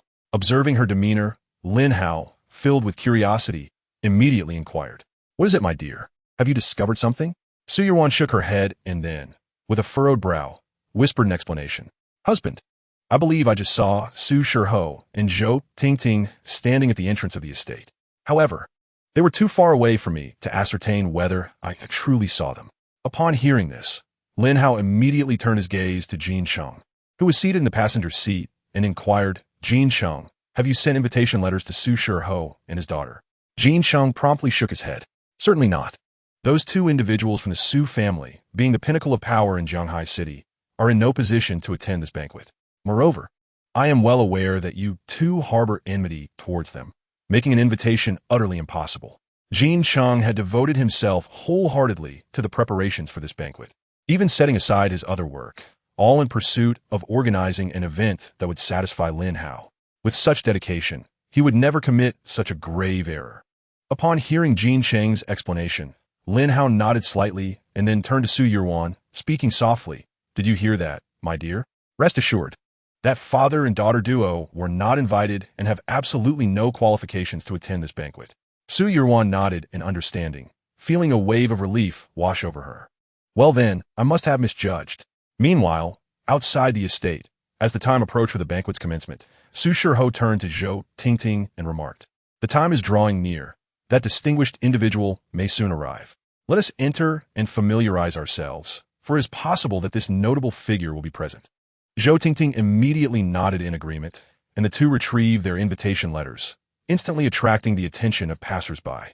"Look, this father and daughter possess invitations to the banquet," someone exclaimed. "This event is hosted by Jin Sheng, the wealthiest man in Jianhai City. Those who receive invitations are undoubtedly the esteemed celebrities of our city. It seems this duo's status is quite remarkable. How enviable it is for them to gain entry to such an exclusive affair." With the envious gazes of the crowd upon them, Zhou Tingting straightened her posture with pride, as if she truly belonged to the upper echelons of society. With all eyes upon them, the two approached the entrance of the estate. The security guard immediately stepped forward to stop them, respectfully requesting, "Good day. May I please see your invitation letters?" "Here you go." Su Shiho and Zhou Tingting confidently handed over their invitations, their demeanor haughty. The guard then produced a scanner to read the QR codes on the invitations and, with a smile, returned them to Su Shiho and Zhou Tingting. "Well, how about it? Now we can enter, right?" The two beamed with satisfaction as they tucked away the prestigious invitations, knowing full well the value they held. However, to their dismay, the guard shook his head. "I am sorry, esteemed guests, but you cannot enter the estate." Upon hearing this, Su Shiho was immediately filled with rage. "Are you jesting with me? On what grounds can we not enter the manor? If you dare to obstruct esteemed guests attending this soiree, it seems you have no desire to keep your position. Do you wish for your own demise?" "Beside me," Zhou Tingting exclaimed furiously. Chapter 84. Feng Hai. This security guard exhibited a level of professionalism far superior to that of ordinary community guards, having undergone rigorous training. Thus, when confronted by the aggressive demeanor of Su Shiho and his companion, he respectfully addressed them, saying, "I apologize, esteemed guests. We do not impede those with legitimate invitations. In that case, step aside immediately. If you dare to delay our entry to the banquet, I assure you, I shall have someone teach you a harsh lesson." Su Shiho retorted with hostility. The security guard, remaining composed, continued to speak with utmost respect. "The matter is this, sir, the invitation in your possession is counterfeit. Therefore, I regret to inform you that we cannot allow you entry to tonight's event. I sincerely apologize for the inconvenience." His demeanor was remarkably courteous. Despite knowing that Su Shiho was attempting to gain entry with a fraudulent invitation. Upon hearing the guard's assertion that his invitation was fake, Su Shiho was instantly engulfed in fury. "A counterfeit invitation? Are you jesting? I paid 5 million for this. That is 250,000 for each." His anger was palpable, for 5 million was a substantial sum that weighed heavily on him. The thought of having spent such an amount on 2 fraudulent invitations was deeply distressing. Zhou Tingting, regaining her composure, urgently addressed the guard. "Are you joking? Our invitation cannot possibly be fake. Examine it more closely." Su Shiho, now also composed, chimed in, "Indeed, could you be mistaken? We paid a hefty price for our invitations. They cannot be fake. Look again, perhaps it is you, sir, who is unfamiliar with such matters and has made an error." Seeing Su Shiho's obstinacy, the guard, with a tone of resignation, replied, "I truly apologize, sir, but your invitations are indeed counterfeit. The genuine cannot masquerade as the false, and I have shown you considerable courtesy by not exposing your deception publicly. I kindly ask that you do not create further disturbances." As he uttered these final words, his voice rose, ensuring that all present heard of Su Shiho's use of counterfeit invitations. Instantly, the envy and admiration of the bystanders morphed into mockery and derision. "Ha ha! This is hilarious. They were using fake invitations. They strutted around with such arrogance. I thought they were formidable." Another laughed. "Indeed, genuine invitations are delivered directly. Who would need to purchase them? These two fools do not even grasp this fundamental truth. People have asserted that the invitation letter is a forgery. Yet they persist in their unreasonable demands, exhibiting an utter lack of shame. It is merely a matter of regret after realizing that their expenditure was in vain. One cannot deny that the sum they spent was rather fitting. 5,250,000. Ha ha ha." Amidst the mocking laughter of passers-by, Zhou Tingting and Su Shiho yearned desperately to find a crevice to hide within. Unable to accept the deceit, the pair began to confront the situation aggressively. Zhou Tingting immediately erupted in a tirade, exclaiming, "You wretched security guard possess not an ounce of discernment. Examine this thoroughly. Could this possibly be a legitimate invitation? I implore you, summon your superior at once. Today, you must provide us with an explanation." Zhou Tingting furiously pointed at the guard, whose demeanor abruptly turned icy. Though they typically displayed remarkable composure, they would not hesitate to act firmly in the face of instigators. Since Zhou Tingting and her companions sought to create a scene, the security personnel would respond without hesitation. Come quickly. There are individuals attempting to cause a disturbance. With this cry, a throng of security guards surged forth, blocking the estate's entrance and glaring menacingly at Su Shihao and his companion. The intensity of their scrutiny sent shivers down the spines of the two, rendering their legs weak. What do you intend to do? I must inform you that I am Su Shihao, the head of the Su family. We have recently secured the development project of the old factory in the eastern part of the city. Should you dare to lay a hand on us, I assure you that our family will make you pay dearly. Su Shihao threatened, his voice trembling. The guard responded with a derisive snort, unperturbed, and declared, "We do not concern ourselves with your lineage, but if you choose to cause a ruckus at Jin's manor, you shall learn the true meaning of consequences. Depart immediately. You are not welcome here." The guard's command sent a wave of panic through Su Shihao and his companion. Just as they were about to retreat, a luxury vehicle entered the estate, and a man emerged. He sported glasses and bore a distinctive mole at the corner of his mouth. The man scrutinized Su Shihao and his companion before inquiring, "Are you affiliated with the Su family? Do you know Su Yurwan?"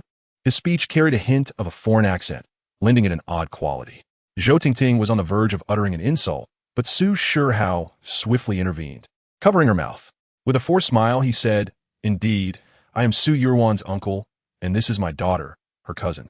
May I inquire as to your identity?" Su Shihao immediately recognized that the man with the mole was no ordinary individual. His inquiry about their connection to Su Yurwan suggested that he was either a close friend or an acquaintance of hers. It was prudent to establish a rapport. As expected, upon hearing Su Shihao's words, the man's expression softened, and he replied, "Uncle Su, do you not remember me? I am Feng Hai. In my childhood, I grew up alongside Yurwan, our bond akin to that of childhood sweethearts."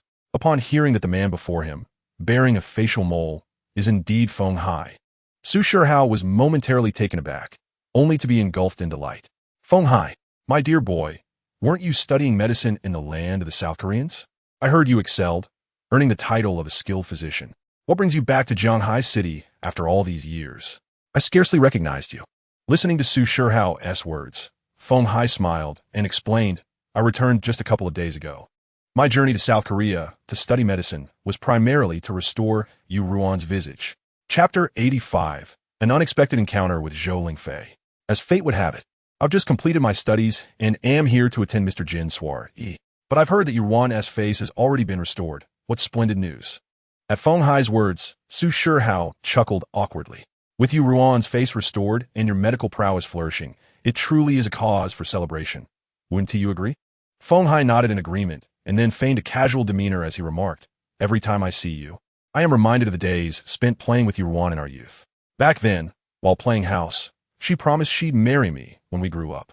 Though I understand that children often speak without forethought, reminiscing about it now evokes a wave of nostalgia." Feng Hai spoke with heartfelt sentiment, and Su Shihao quickly grasped his underlying intent. Feng Hai's words implicitly conveyed his desire for Su Shihao to facilitate a union between him and Su Yurwan. With this realization, Feng Hai promptly gestured affirmatively, "No problem, Xiao Hai. It's merely a matter of helping you in your pursuit of Yurwan. It's a trivial task." Su Shihao was well aware that Su Yurwan was already wed to Lin Hao. However, that mattered little to him. What was Lin Hao compared to this learned gentleman before him? Besides, Feng Hai had returned with refined medical skills, and his family's influence was significant. In every aspect, he surpassed Lin Hao by leaps and bounds. Su Shihao had already resolved that he would do everything in his power to ensure Su Yurwan ended up with Feng Hai. The means, whether through coercion or inebriation, were of no concern to him. What mattered was securing Yurwan for Feng Hai. As for Lin Hao, Su Shihao was unconcerned. A mere monetary incentive would suffice to dismiss him. In Su Shihao's mind, Su Yurwan's value had skyrocketed. He yearned to expedite her relocation to Feng Hai's side, leveraging their relationship to access the resources of the Feng family. After absorbing Su Shihao's comments, Feng Hai couldn't help but acknowledge his perceptiveness and smiled. "Well then, I must express my gratitude to you, Uncle Su, for your assistance." It's nothing. Nothing at all," Su Shihao replied. "But have you considered this soiree?" Without hesitation, Feng Hai produced the invitation and handed it to the lead security personnel, explaining, "Is there any issue with my invitation? These two are my guests. May I bring them into the soiree?" The security guard promptly scanned the QR code on the invitation and, after a moment, respectfully returned it to Feng Hai. "Certainly, esteemed guest. We shall make way for you immediately." With that, the remaining security personnel promptly cleared a path, and Feng Hai nodded in satisfaction. "Uncle Su, let us enter together." Su Shihai immediately agreed, while Zhou Tingting cast a glance at the bodyguard who had previously obstructed her, snorted disdainfully, and followed Feng Hai into the banquet. Meanwhile, Lin Hao and his companion were meandering through the festivities. At that moment, Su Yirwan's phone suddenly rang. Upon checking, she noticed an unfamiliar number displayed on the screen. Curiously, Lin Hao leaned in closer to see the incoming call and inquired, "Darling, whose call is this? Do you recognize the number?" Snap back to reality. Su Yirwan's expression soured the instant she received the call. She shook her head and forced a smile. "Hubby, I need to take this call elsewhere. Please explore on your own for a bit." Her demeanor was peculiar, and seeing her reluctance to elaborate, Lin Hao refrained from pressing further, merely nodding in understanding.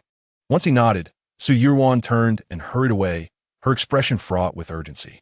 Observing this, Wei Xinlian respectfully asked Lin Hao, "Mr. Lin, do you want me to accompany Miss Su?" Without hesitation, Lin Hao shook his head.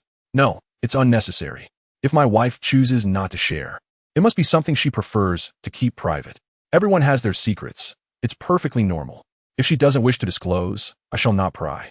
Listening to Lin Hao's words, Wei Xinlian's admiration for him deepened. This was a true husband, filled with trust for his wife, refraining from unfounded speculation. "Understood, Mr. Lin. I apologize for my overreach."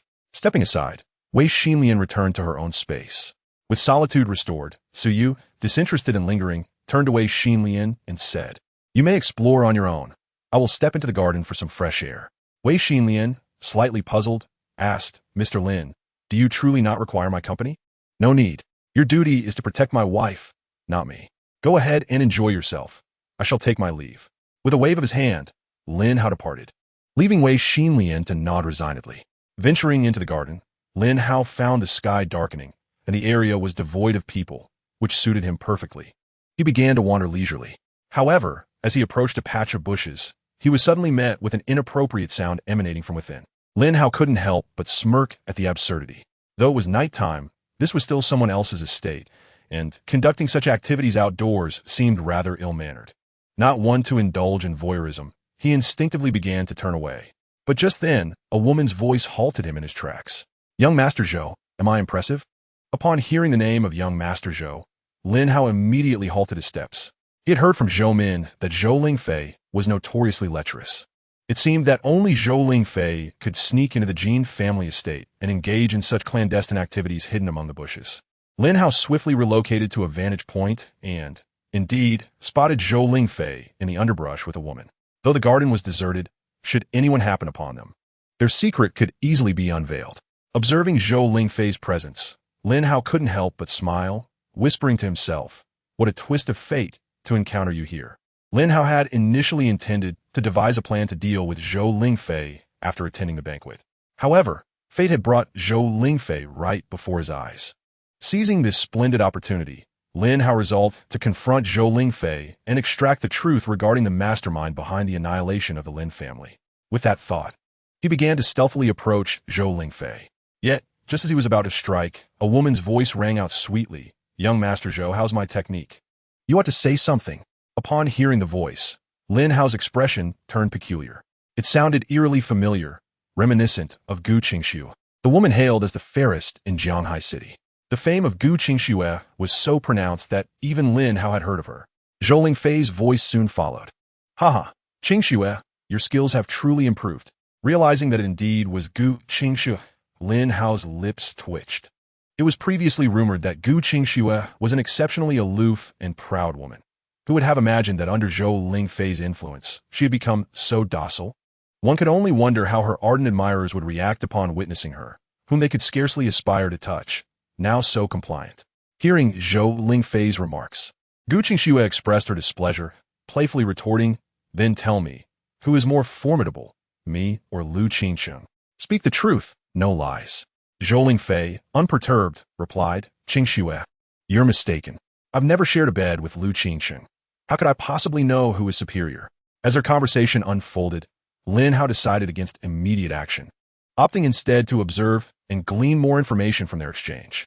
Gu Qingxue, astonished by Zhou Lingfei's assertion that he had not been intimate with Lu Qingsheng, exclaimed, "How is that possible? Young Master Lingfei, aren't you Lu Qingsheng's savior? Surely, you must have been with her." Zhou Lingfei shrugged nonchalantly in response. What a savior! Her benefactor had long since passed away 5 years ago, and I merely bear a slight resemblance to that deceased individual. It is precisely for this reason that they dispatched me to approach Lu Qingsheng. Otherwise, do you think the second young lady of the Lu family in the imperial capital is so easily accessible? Those individuals? Lin Hao keenly detected the sensitive words and furrowed his brow. Unsurprisingly, those individuals mentioned by Zhou Lingfei were the culprits responsible for the annihilation of the Lin family 5 years prior. Indeed, Gu Qingxue continued, explaining, it appears that they intend for you to get close to Lu Qingsheng to retrieve that item from the Lin family following their massacre. Do you have any intelligence? Zhou Lingfei shook his head. No, not a shred of information. Lu Qingsheng hasn't shared anything with me, but I cannot blame her. I truly find it tedious to engage with that foolish girl. She has always regarded me as the person who saved her in childhood, persistently reminiscing about those days, which I find quite tiresome. Upon hearing this, Gu Qingxue couldn't help but stifle a laugh. Young Master Zhou, I have heard that Lu Qingsheng will soon marry Zhao Lei from the Zhao family in the capital. If you do not seize the opportunity now, you may find it impossible to do so later. Zhou Lingfei sighed in resignation. I too wish to find an opportunity to pursue her, but alas, the chances have been elusive. Meanwhile, Lin Hao, hidden in the shadows, couldn't help but let out a cold chuckle. Truly no opportunities? Last time, Lu Qingsheng had already booked a room and prepared the wine, eagerly awaiting Zhou Lingfei, only for him to be preoccupied with other pursuits, inadvertently benefiting Lin Hao instead. Hearing them mention the massacre of the Lin family solidified Lin Hao's resolve to continue listening. Perhaps some clues would emerge if he stayed. Soon, Zhou Lingfei inquired, by the way, wasn't your Wang family present during the extermination of the Lin family? I heard they even interrogated the head of the Lin family. Did they extract any information? Gu Qingxue shook her head. Do not even mention it. The head of the Lin family was indeed a tough nut to crack. Our assassins inflicted hundreds of wounds upon him, leaving him in excruciating pain. Yet, he remained resolute, refusing to divulge anything. Ultimately, we had no choice but to behead him. Zhou Lingfei couldn't help but sneer.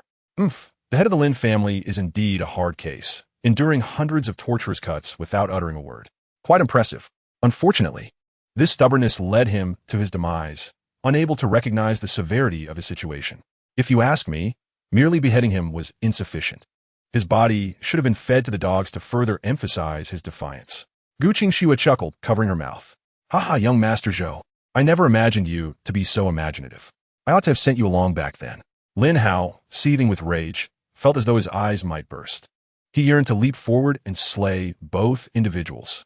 The head of the Lin family they spoke of was none other than Lin Hao's father, Lin Rulong. Initially, Lin Rulong had a chance to escape, but he chose to remain behind to protect Lin Hao's flight. Now, this separation signifies eternity. Upon hearing the disgraceful remarks directed at his father by the two, Lin Hao was consumed by a fiery rage, wishing fervently to tear them apart. Yet, he ultimately restrained himself.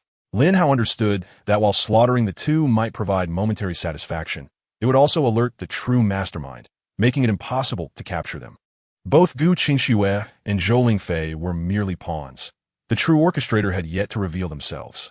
No matter how indignant Lin Hao felt, he had to bide his time until the real culprit emerged, at which point he would eliminate the entire lot. At that moment, the two concluded their encounter and began to don their garments. As Gu Qingxue addressed, she curiously inquired of Zhou Lingfei. Lingfei, what prompted you to attend this banquet? The organizer is merely Jin Sheng, the wealthiest man in Jianghai City. Why would you bother to attend? Zhou Lingfei, upon hearing her, sneered dismissively as he put on his clothes. What is this so-called Jin Sheng? Were it not for the presence of an extraordinary individual invited to this gathering, I would never deign to attend. I heard that the Lord of the Dragon King Palace is coming. It is solely in light of this esteemed guest that I decided to participate. Once I establish a connection with this palace lord, the illustrious Lu and Zhao families of the capital will be rendered insignificant. Even the shadowy figures behind the scenes will no longer have power over me. Chapter 87. Someone running naked at this moment. Zhou Lingfei's words dripped with arrogance, for the status of the Dragon King Palace's lord was unparalleled, dominating the realm. Who could possibly rival such prestige? As for the shadowy figures, in the presence of the palace lord, they were inconsequential. Suddenly, Zhou Lingfei had a thought and playfully slapped Gu Qingshua's dairy Ri, saying, "Qingxue, when the palace lord arrives, you know what to do, right?" Gu Qingxue rolled her eyes in exasperation, but nodded her assent. "Rest assured, I am well aware of what men are like. That so-called palace lord is just another man. After all, as long as he is a man, I guarantee he will bend before my charm." Zhou Lingfei chuckled again as he playfully patted Gu Qingxue, lamenting, "Once I gain the support of the palace lord, I shall ensure that those who have been manipulating me from the shadows are exterminated." After so many years, it is high time for Zhou Lingfei to seize control. Meanwhile, concealed in the shadows, Lin Hao listened to Zhou Lingfei's delusions and could not help but scoff. "You wish to seize control? If you were not of any use to me, do you think I would spare you?" The reason Lin Hao refrained from eliminating the pair was that he still needed them to lure out the true mastermind. Thus, until that elusive figure emerged, these two could not perish. However, being spared did not imply they would escape torment. A slight punishment was devised to impart the lesson of the perils of careless speech. Lin Hao resolved to inflict a torment on the pair of unscrupulous lovers, one that would not be fatal, yet would bring them considerable distress, as a retribution for their recent disrespect towards their father. Thus, he retrieved a small vial containing a yellow powder from his pocket. This powder possessed an unparalleled allure for all manner of insects. With a mere sprinkle upon them, Lin Hao was certain he could transform them into irresistible hosts for the very creatures they loathed. He unscrewed the cap of the vial, delicately pinched a small amount of the yellow powder, and evenly dispersed it over the unsuspecting duo. The powder was so fine that they felt not a trace of its presence. With a cold smirk gracing his lips, Lin Hao anticipated the unfolding of a most entertaining spectacle. Zhou Lingfei seemed to catch a whiff of something peculiar and leaned closer to Gu Qingxue, chuckling. "What fragrance are you wearing today? It's simply delightful." Gu Qingxue, puzzled, responded, "This isn't my scent at all. I was about to ask you the same. Could it be yours?" Upon realizing it was neither of their fragrances, Zhou Lingfei was momentarily perplexed. "If it's not yours and not mine, then where could it be coming from?" Gu Qingxue shrugged indifferently, but just then, her eyes widened in alarm as she pointed behind Zhou Lingfei, stammering, "Lingfei, there's something on your back." Turning with a furrowed brow, Zhou Lingfei's expression soured as he beheld a 10-centimeter-long centipede crawling upon his shoulder. "Ugh!" With a swift motion, he swatted the creature away, sighing in relief. "Who dares to climb onto my shoulder? What a foolhardy act!" Logically, one would expect the centipede to flee after being struck, but instead, it continued to ascend Zhou Lingfei. Simultaneously, a multitude of small creatures emerged from the grass, centipedes, spiders, and beetles alike, converging upon the two, as if intent on covering them entirely. Zhou Lingfei's face drained of color as he noticed a centipede making its way onto Gu Qingshue's head. "Qingxue, it's on top of your head. Lingfei, there's one in your lap too." In a frantic attempt to rid themselves of the encroaching insects, the pair found themselves overwhelmed, as the entirety of the estate's insect population seemed to have descended upon them. Within moments, they were completely surrounded, their cries echoing in the air. From a distance, Lin Hao observed the scene with a satisfied grin. The powder they had unwittingly absorbed was designed to attract every insect imaginable, including venomous ones. Unfortunately, the estate had been so meticulously maintained that few venomous creatures remained. Regardless, the sheer number of insects that have gathered upon the two individuals is quite sufficient. Lin Hao retrieved his mobile phone and promptly dialed Jin Sheng. "Jin Sheng, summon everyone to the back garden. There are individuals engaging in public nudity here." After conveying his message, Lin Hao ended the call. It was not enough for just the two of them to endure this ordeal. Lin Hao intended to ensure their social demise. Meanwhile, within the banquet hall, upon receiving Lin Hao's directive, Jin Sheng couldn't help but smirk. Public nudity in the back garden? What absurdity! At the same time, many guests began to eagerly anticipate Lin Hao's arrival.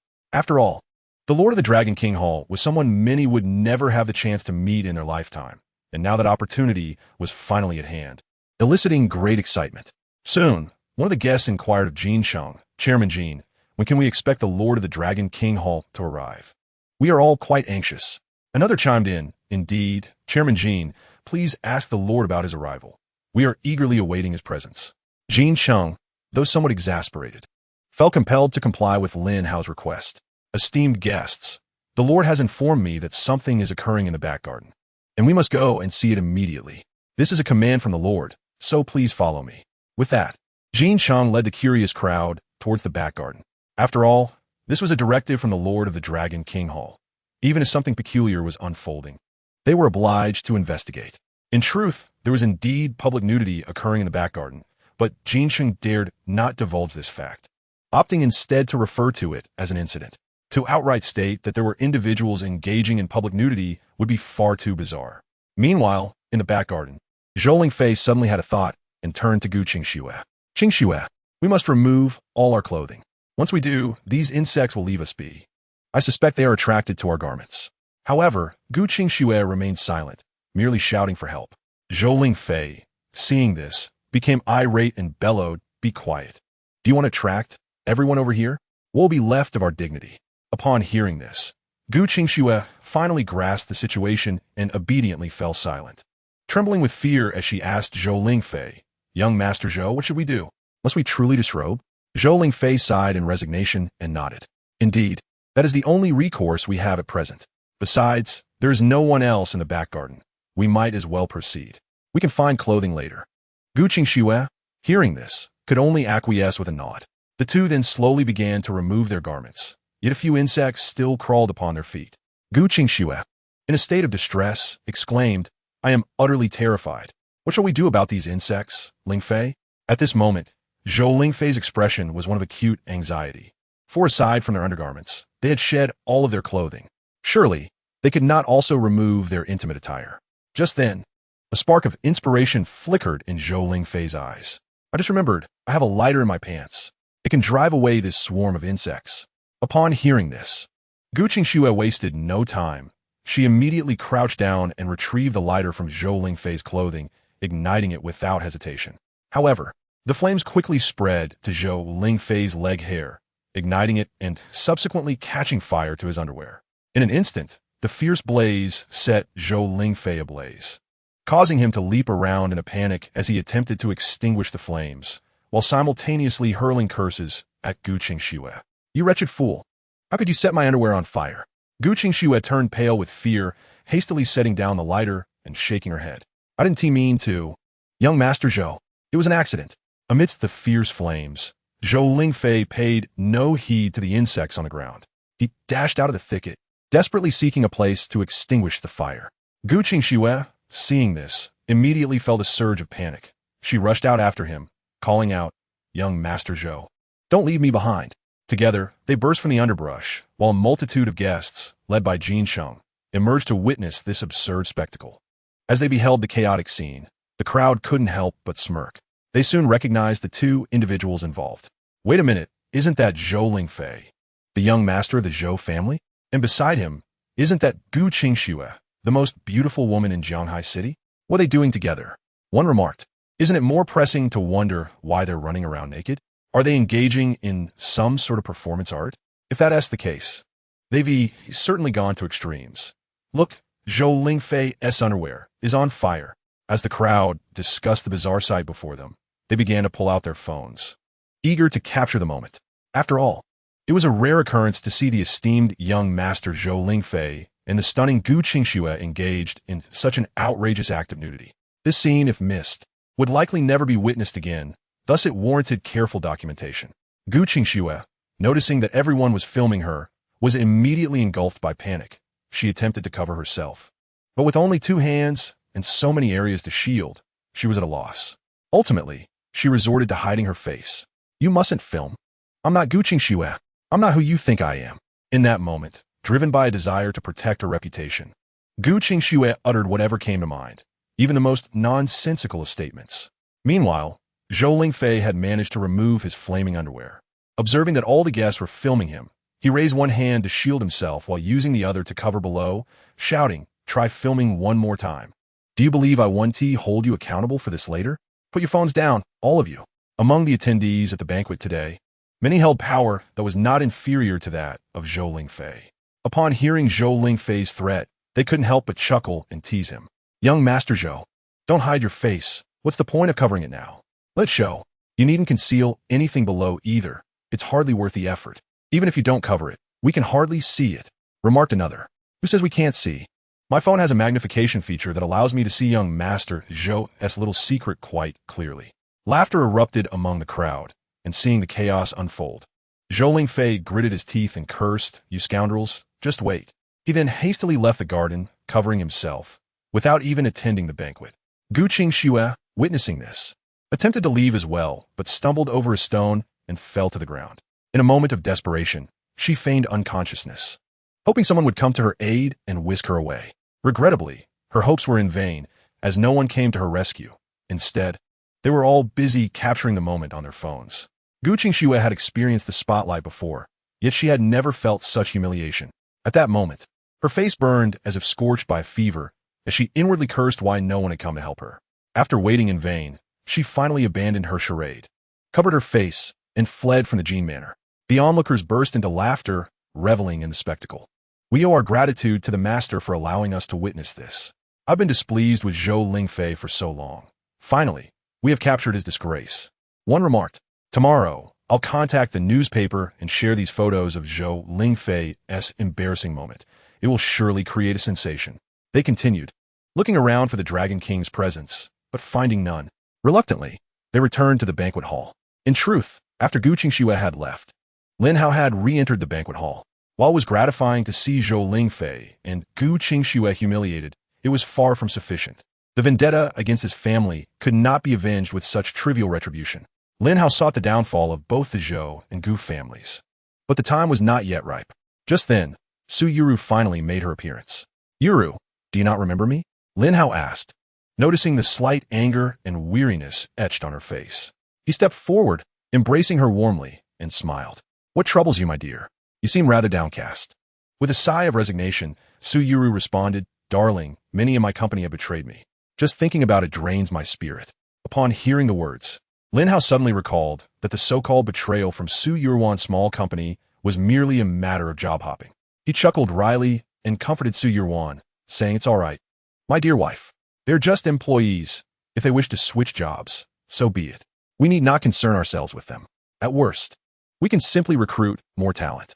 Do you require my assistance, darling? With but a command from me, we could summon the finest minds from around the globe to join your company." However, upon hearing his reassurances, Su Yuruan could only manage a bittersweet smile. The company she referred to was, in reality, her Black King Hall, and those who had betrayed her were not mere employees, but rather prominent figures from around the world. The collective defection of these influential individuals had significantly diminished the power of her Black King Hall. Naturally, Su Yuruan could not divulge this to Lin Hao, as she needed to maintain the facade of an ordinary person before him. Moreover, she believed that Lin Hao was only acquainted with a few notable figures, such as Jin Cheng and Wei Xinlian.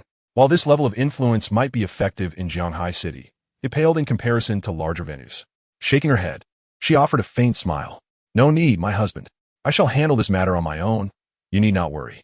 Hearing her words, Lin Hao refrained from pressing further, merely playfully pinching her nose before cheerfully suggesting, "Oh, my dear wife, we must deal with these issues later. Let us not wear long faces now. Let us smile and enjoy ourselves at the banquet." "All right, I shall heed your advice," Su Yuruan replied, her countenance brightening as she resolved to temporarily set aside the troubles of the Black King Hall and enjoy the evening with her husband. At that moment, a bespectacled man with a mole on his face approached them. Upon noticing that Su Yuruan's appearance had indeed returned to its former glory, his eyes sparkled with excitement. Soft, it has been far too long. You remain as beautiful as ever." Taken aback by his overly familiar address, Su Yuruan frowned. "Who are you? Do I know you? Why are you speaking to me so intimately?" Just then, Su Shihua and another individual joined them. Upon witnessing Su Yuruan's apparent disrespect towards Feng Hai, he frowned disapprovingly. "Yuruan, what is the meaning of this? Why are you being so impolite to young Master Feng? Is this how I have taught you to behave?" Zhou Tingting also approached, her face masked, and she echoed his sentiments. "Indeed, cousin, your lack of manners is quite shocking. How could you forget that young Master Feng has remembered you all this time?" Unfazed by their approaches, Su Yuruan's primary concern lay elsewhere. "How did you two manage to get in here?" She coldly scrutinized them. recalling how Su Shihua and his companion had attempted to undermine her during the wedding earlier that day. Were it not for the large gathering, she would have undoubtedly given them a severe reprimand. At this moment, Feng Hai spoke up to exonerate Su Yirwan. "It's all right, Uncle Su. Perhaps Yirwan has simply forgotten me after such a long time apart." After saying this, Feng Hai gazed tenderly at Su Yirwan and gently inquired, "Yirwan, do you truly not recognize me? Please refrain from using such an offensive term to address me. I feel we are not well acquainted," Su Yirwan replied, furrowing her brow. Meanwhile, Lin Hao wrapped his arms protectively around Su Yirwan and, casting a glance at Feng Hai and then at Su Shihua and his daughter, spoke up, "Sir, judging by your tone, it seems you are quite familiar with my wife. May I ask who you are?" Noticing Lin Hao's intimate embrace of Su Yirwan, a chilling glint flashed in Feng Hai's eyes. He then snorted disdainfully and turned to Su Shihua. "Uncle Su, would you kindly inform this gentleman of my identity?" Su Shihua nodded and raised his voice. "This is the esteemed young healer, Feng Hai, who has returned from the land of the morning calm. He is renowned there as the miracle youth, having cured numerous patients afflicted with incurable ailments. Moreover, he is the childhood sweetheart of my niece, Su Yirwan, and has returned to Jinghaishi specifically to find her." Upon hearing this, the guests around them erupted in astonishment. A healer returning from the land of the morning calm? His medical skills must be quite impressive. Impressive? Did you not hear him? He has cured many patients with terminal illnesses. He is indeed a miraculous doctor. We must cultivate a relationship with him. Such a healer is an opportunity not to be missed. Who knows when we might need his expertise in the future. In a world where the affluent seek longevity, they hold great respect for skillful healers, knowing that extending one's lifespan is intricately tied to their craft. Thus, these miraculous doctors often find themselves in close proximity to the wealthy, and forging a connection with them can prove invaluable. Amidst the envious gazes of those around him, Feng Hai could not help but display a proud demeanor. He then turned his attention back to Su Yirwan, his eyes softening as he spoke tenderly. "Yirwan, you truly do not remember me? Have you forgotten the days of our childhood when we played house, and you promised to marry me? I have kept that promise close to my heart. My years of studying medicine in the land of the morning calm were dedicated to restoring your beauty. I never imagined you would regain it on your own, which is indeed a blessing. It's been so long since we last met. Shall we find a place to reminisce about the past?" At that moment, Feng Hai presented himself as the epitome of a lovesick suitor, having ventured abroad to master the art of healing for the sake of his childhood love. Anyone witnessing this would be moved to tears. The guests surrounding them gazed at Su Yirwan with palpable envy, as being cherished by such a miraculous youth was indeed enviable fortune. Chapter 90. The Traitorous Lackey. As the crowd sighed inwardly, it became evident that due to Feng Hai's infatuation with someone, they had little hope of drawing near to him. At that moment, Feng Hai gazed at Su Yirwan with a tenderness that was unmistakable, yet he seemed oblivious to Lin Hao, who stood beside her. Having observed Lin Hao, Feng Hai noted his unremarkable attire, perceiving him as an ordinary individual. His union with Su Yirwan was undoubtedly a stroke of luck for him. Feng Hai was confident that once he made his presence known, Su Yirwan would undoubtedly choose him over the man at her side. Then, as he beheld Su Yirwan's flawless visage, a fleeting glimmer of greed crossed his eyes, quickly concealed by a smile as he spoke. "Yirwan, I am curious about which foreign expert restored your beauty so exquisitely. If given the chance, I would love to express my gratitude to them." However, to his surprise, Su Yirwan immediately furrowed her brow and rejected him without a moment's hesitation. "I'm sorry, but I cannot possibly spend time alone with any man other than my husband, so I must decline. As for the childhood memories you mentioned, I have no recollection whatsoever, even if I once claimed I would marry you. It is merely the innocent ramblings of youth. Please refrain from bringing that up again. I find it quite distasteful. Do you understand? Moreover, my face was not restored by some so-called foreign expert, but rather by the ancient medical skills of my husband. Do you comprehend?" Su Yirwan had no recollection of Feng Hai, let alone any so-called childhood memories. Upon realizing her complete lack of memory, Feng Hai's expression turned to one of helplessness. Simultaneously, the surrounding crowd began to murmur upon hearing Su Yirwan mention ancient medical skills. Ancient medicine? Is the ancient medicine of our country truly that remarkable? It seems implausible. Indeed, if ancient medicine were effective, why do we predominantly rely on Western medicine?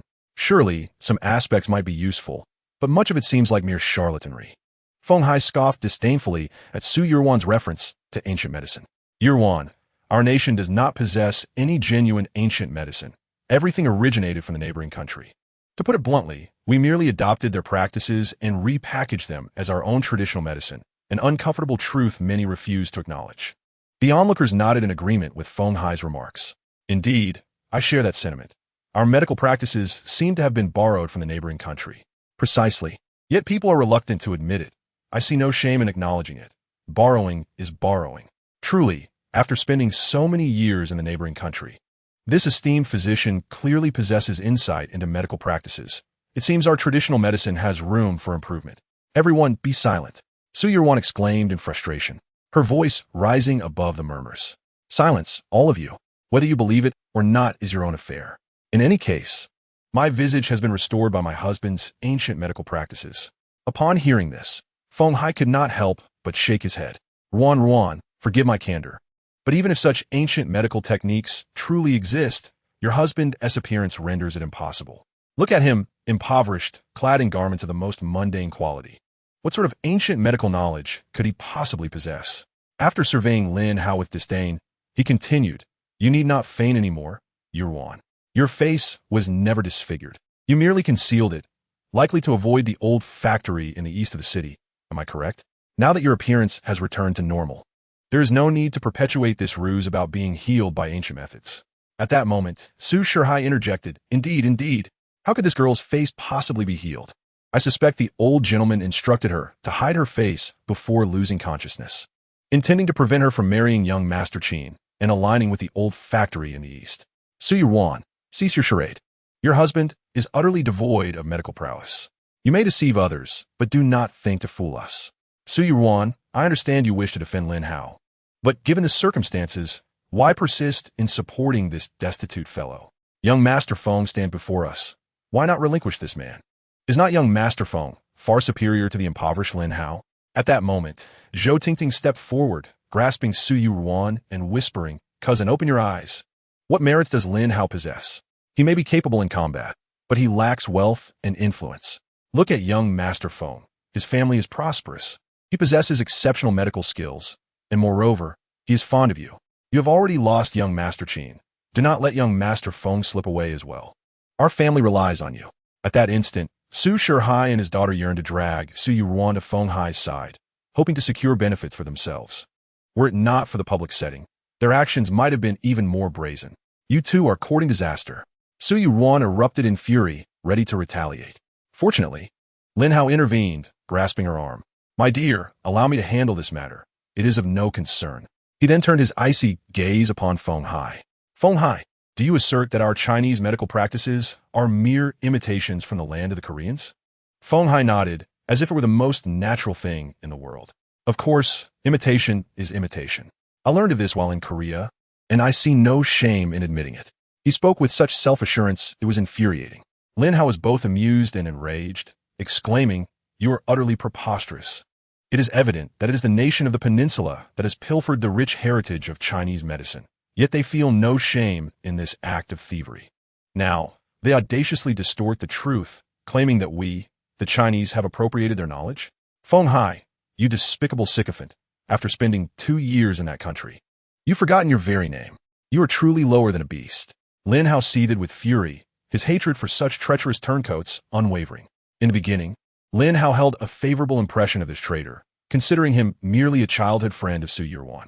However, Su Yu soon discerned that this wretched traitor was far from virtuous. How could he dare to assert that centuries of Chinese medical tradition were mere imitations from the peninsula? He even had the audacity to mock the art of Chinese medicine. Were it not for the presence of so many witnesses, Lin Hao would have swiftly taught Feng Hai a lesson in humility. Upon hearing Lin Hao's vehement rebuke, Feng Hai's demeanor turned icy. You insignificant fool. What right do you have to insult me? Do you truly believe you possess any medical prowess? I see you as nothing but a fraudulent charlatan. I came to this gathering today to challenge the so-called master of the Dragon King Hall. Is he not reputed to be a paragon of medical expertise? Today, I shall employ the medical knowledge of the peninsula to vanquish Chinese medicine and restore dignity to their practice. Feng Hai's words were delivered with an air of righteousness. But had they not been marred by his treacherous sentiments, Lin Hao might have mistaken him for a good person. Alas, he was merely a blind, treacherous dog. You wish to challenge the master of the Dragon King Hall in the realm of medicine? Lin Hao's eyes glimmered with cold resolve. Very well, I accept your challenge. Today, I shall demonstrate through the art of Chinese medicine who reigns supreme in this field. Lin Hao had resolved to take decisive action and teach Feng Hai a severe lesson. The notion that the peninsula's medicine was legitimate, today, he would trample that falsehood underfoot. Yet, Feng Hai merely laughed derisively at Lin Hao's declaration. Lin Hao, you worthless wretch. How dare you speak to me in such a manner? Do you think you are the master of the Dragon King Hall? You are nothing but a fraud. You lack even the qualification to challenge me. Do you understand? Pathetic. Hearing this, Su Shaho and his daughter did not hesitate to join in the derision. Ha ha! Does this fool truly believe himself to be a divine healer? That so-called remedy for Su Yuan's face was merely a pretext. How could he have taken it seriously? Father, how do we fail to recognize how foolish Lin Hao truly is? He thinks he is the master of the Dragon King Hall, when in reality, he is nothing. Su Shaho and Zhou Tingting continued to mock Lin Hao, confident that regardless of his abilities, he would never dare to strike back in public. They felt no apprehension, relishing the opportunity to deride him, all in an effort to curry favor with Feng Hai. Listening to their taunts, Lin Hao's lips curled into a cold smile. So, I am merely a fraud, am I? Lin Hao cast a fleeting glance at Zhou Tingting, his tone icy as he threatened her. Zhou Tingting, do you truly wish for your demise that you dare to mock me? Why should I fear to ridicule you? What do you think you are? Let me tell you, not only will I mock you, but I shall also berate you, Zhou Tingting retorted, emboldened by the presence of the crowd, confident that Lin Hao would not dare to strike her. However, Lin Hao's reluctance to act did not extend to Su Yuan. Witnessing Zhou Tingting's contempt toward Lin Hao, Su Yuan unhesitatingly approached and delivered a sharp slap across Zhou Tingting's face. The sound echoed, causing Zhou Tingting to stagger back several steps, while Su Yuan coldly admonished. Zhou Tingting, I have warned you numerous times. It is absolutely unacceptable to insult my husband. Since you refuse to comprehend, do not blame me for retaliating. Zhou Tingting, stunned, stared at Su Yuan, but upon meeting her piercing gaze, which could almost be described as lethal, her bravado faltered. She sensed that any attempt to retaliate would not only fail, but might also result in a severe reprimand from Su Yuan. This was what one might call a woman's intuition. The surrounding guests began to murmur among themselves. This man appears utterly ordinary. How could he possibly be the master of the Dragon King Hall? What audacity to impersonate such a figure. Indeed, the master of the Dragon King Hall would surely be adorned in opulent attire.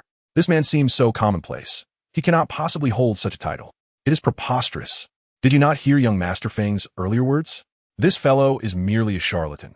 If he were truly the master, I would be the wealthiest person on the planet. Su Yuan, overhearing the whispers, wore a troubled expression. Deep down, she too believed that Lin Hao was not genuinely the master of the Dragon King Hall.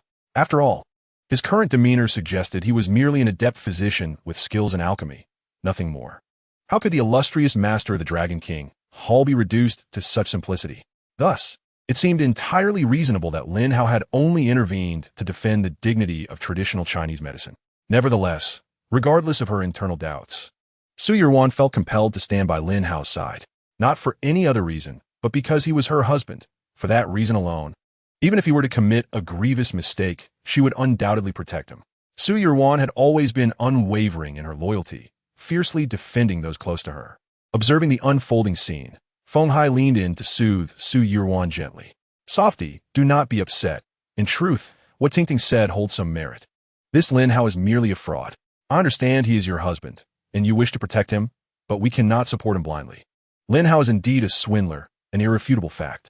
Su Shihao nodded in agreement, and then turned to mock Lin Hao, who stood behind Su Yuan. Lin Hao, you spineless leech, do you only know how to cower behind Su Yuan? If you have any courage, step forward and face us yourself. Do not hide behind a woman to shield you from the consequences. How shameful. Feng Hai nodded in agreement, then turned to Lin Hao and spoke. Lin Hao, as a friend of Yuan, I advise you to acknowledge your mistakes and stand tall when facing consequences. If you admit your fault, no one will blame you. But your refusal to do so is where you falter. Listening to their veiled mockery, Lin Hao snorted disdainfully. I tire of your incessant barking. Feng Hai, silence yourself. Do you dare to engage in a challenge? If you lack the courage, then close your mouth and kneel from Huaxia to the land of the Koreans, wearing the title of their dog. Seeing Lin Hao's obstinacy, Feng Hai no longer concealed his intentions and boldly declared, very well, since you refuse to listen. I shall accept your challenge. Let us find a patient to save. We shall see who can bring them back to life. If you succeed, you win. If I do, then I prevail. What do you say? Chapter 92. The Fractured Zhou Tingting. Were you not the one who stated that if I lose, I would kneel all the way to the land of the Koreans? If you lose, you must scream that your so-called ancient medical practices are inferior to a single hair of Korean medicine. Do you dare? Since you have proposed it, why would I hesitate? Lin Hao replied with a scoff, accepting the challenge. Upon Lin Hao's agreement, a triumphant smile spread across Feng Hai's face. Good. Before I teach that so-called Dragon King's palace master a lesson, let me first give you, an ungrateful fool, a thorough lesson. As Lin Hao accepted, a look of concern crossed Su Yuan's face. She tugged at Lin Hao and whispered in a tone audible only to them, "Darling, do you have confidence? Do you need my assistance?" Should Lin Hao express a need for help, Su Yuan would immediately dispatch someone to deal with Feng Hai. As for the challenge, with Feng Hai out of the picture, victory would naturally belong to Lin Hao. Unbeknownst to Lin Hao, Su Yuan's notion of help held a different implication, one that, if he were aware of, would surely leave him both amused and bewildered. Fortunately, Lin Hao chose to decline. There is no need for that, my dear. Just watch. This fellow cannot surpass me. Lin Hao possessed absolute confidence in his medical skills. Among the myriad of practitioners, none could rival his expertise. If he were unable to treat even a single cancer patient, then his years of study would have been in vain. Have you finished your chatter? Feng Hai scoffed at Lin Hao. If you're done, let us proceed to the hospital. I am certain that there are plenty of cancer patients awaiting our care. Yet Lin Hao shook his head. There is no need for the hassle of a hospital. We have a terminally ill patient right here. Upon hearing Lin Hao's words, the crowd exchanged bewildered glances, uncertain of who among them would be the patient. Conversely, Zhou Tingting, who was heavily bundled and masked, exhibited a furtive demeanor, appearing somewhat guilty. As she attempted to retreat, Lin Hao seized her arm.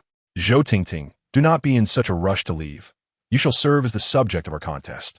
As Lin Hao held on to her, Zhou Tingting grew anxious, promptly hurling an angry retort. "Why are you holding me? I'm not a patient. Let go of me, hurry." Lin Hao remained silent, directly tearing apart the tightly wrapped clothing of Zhou Tingting, simultaneously removing the mask from her face. With a sound of ripping fabric, Zhou Tingting, her body marred with decay, was exposed before everyone. Her skin was grotesquely rotten, resembling putrid flesh, adorned with various colored bumps and pustules. At that moment, Zhou Tingting appeared utterly repulsive, causing all the guests around her to recoil in shock, their expressions filled with horror at her ghastly appearance. This woman is horrifyingly repulsive. Just looking at her makes me feel nauseous. I might throw up my dinner. This scene is something I fear I will never forget. It's too revolting. What has happened to her? Is she poisoned? This is perhaps more terrifying than cancer. Su Shihao gazed at the abominable sight of Zhou Tingting, bewildered, and asked Tingting, "How did you end up like this?" Hearing Su Shihao's words, Zhou Tingting's face darkened, and she let out a scornful laugh. "How'd I get this way? You should be asking yourself, Su Shihao. It's all your fault. For the sake of the Su family's advancement, I was forced to accompany various men. Now, I am riddled with toxins, and these viruses have turned me into this.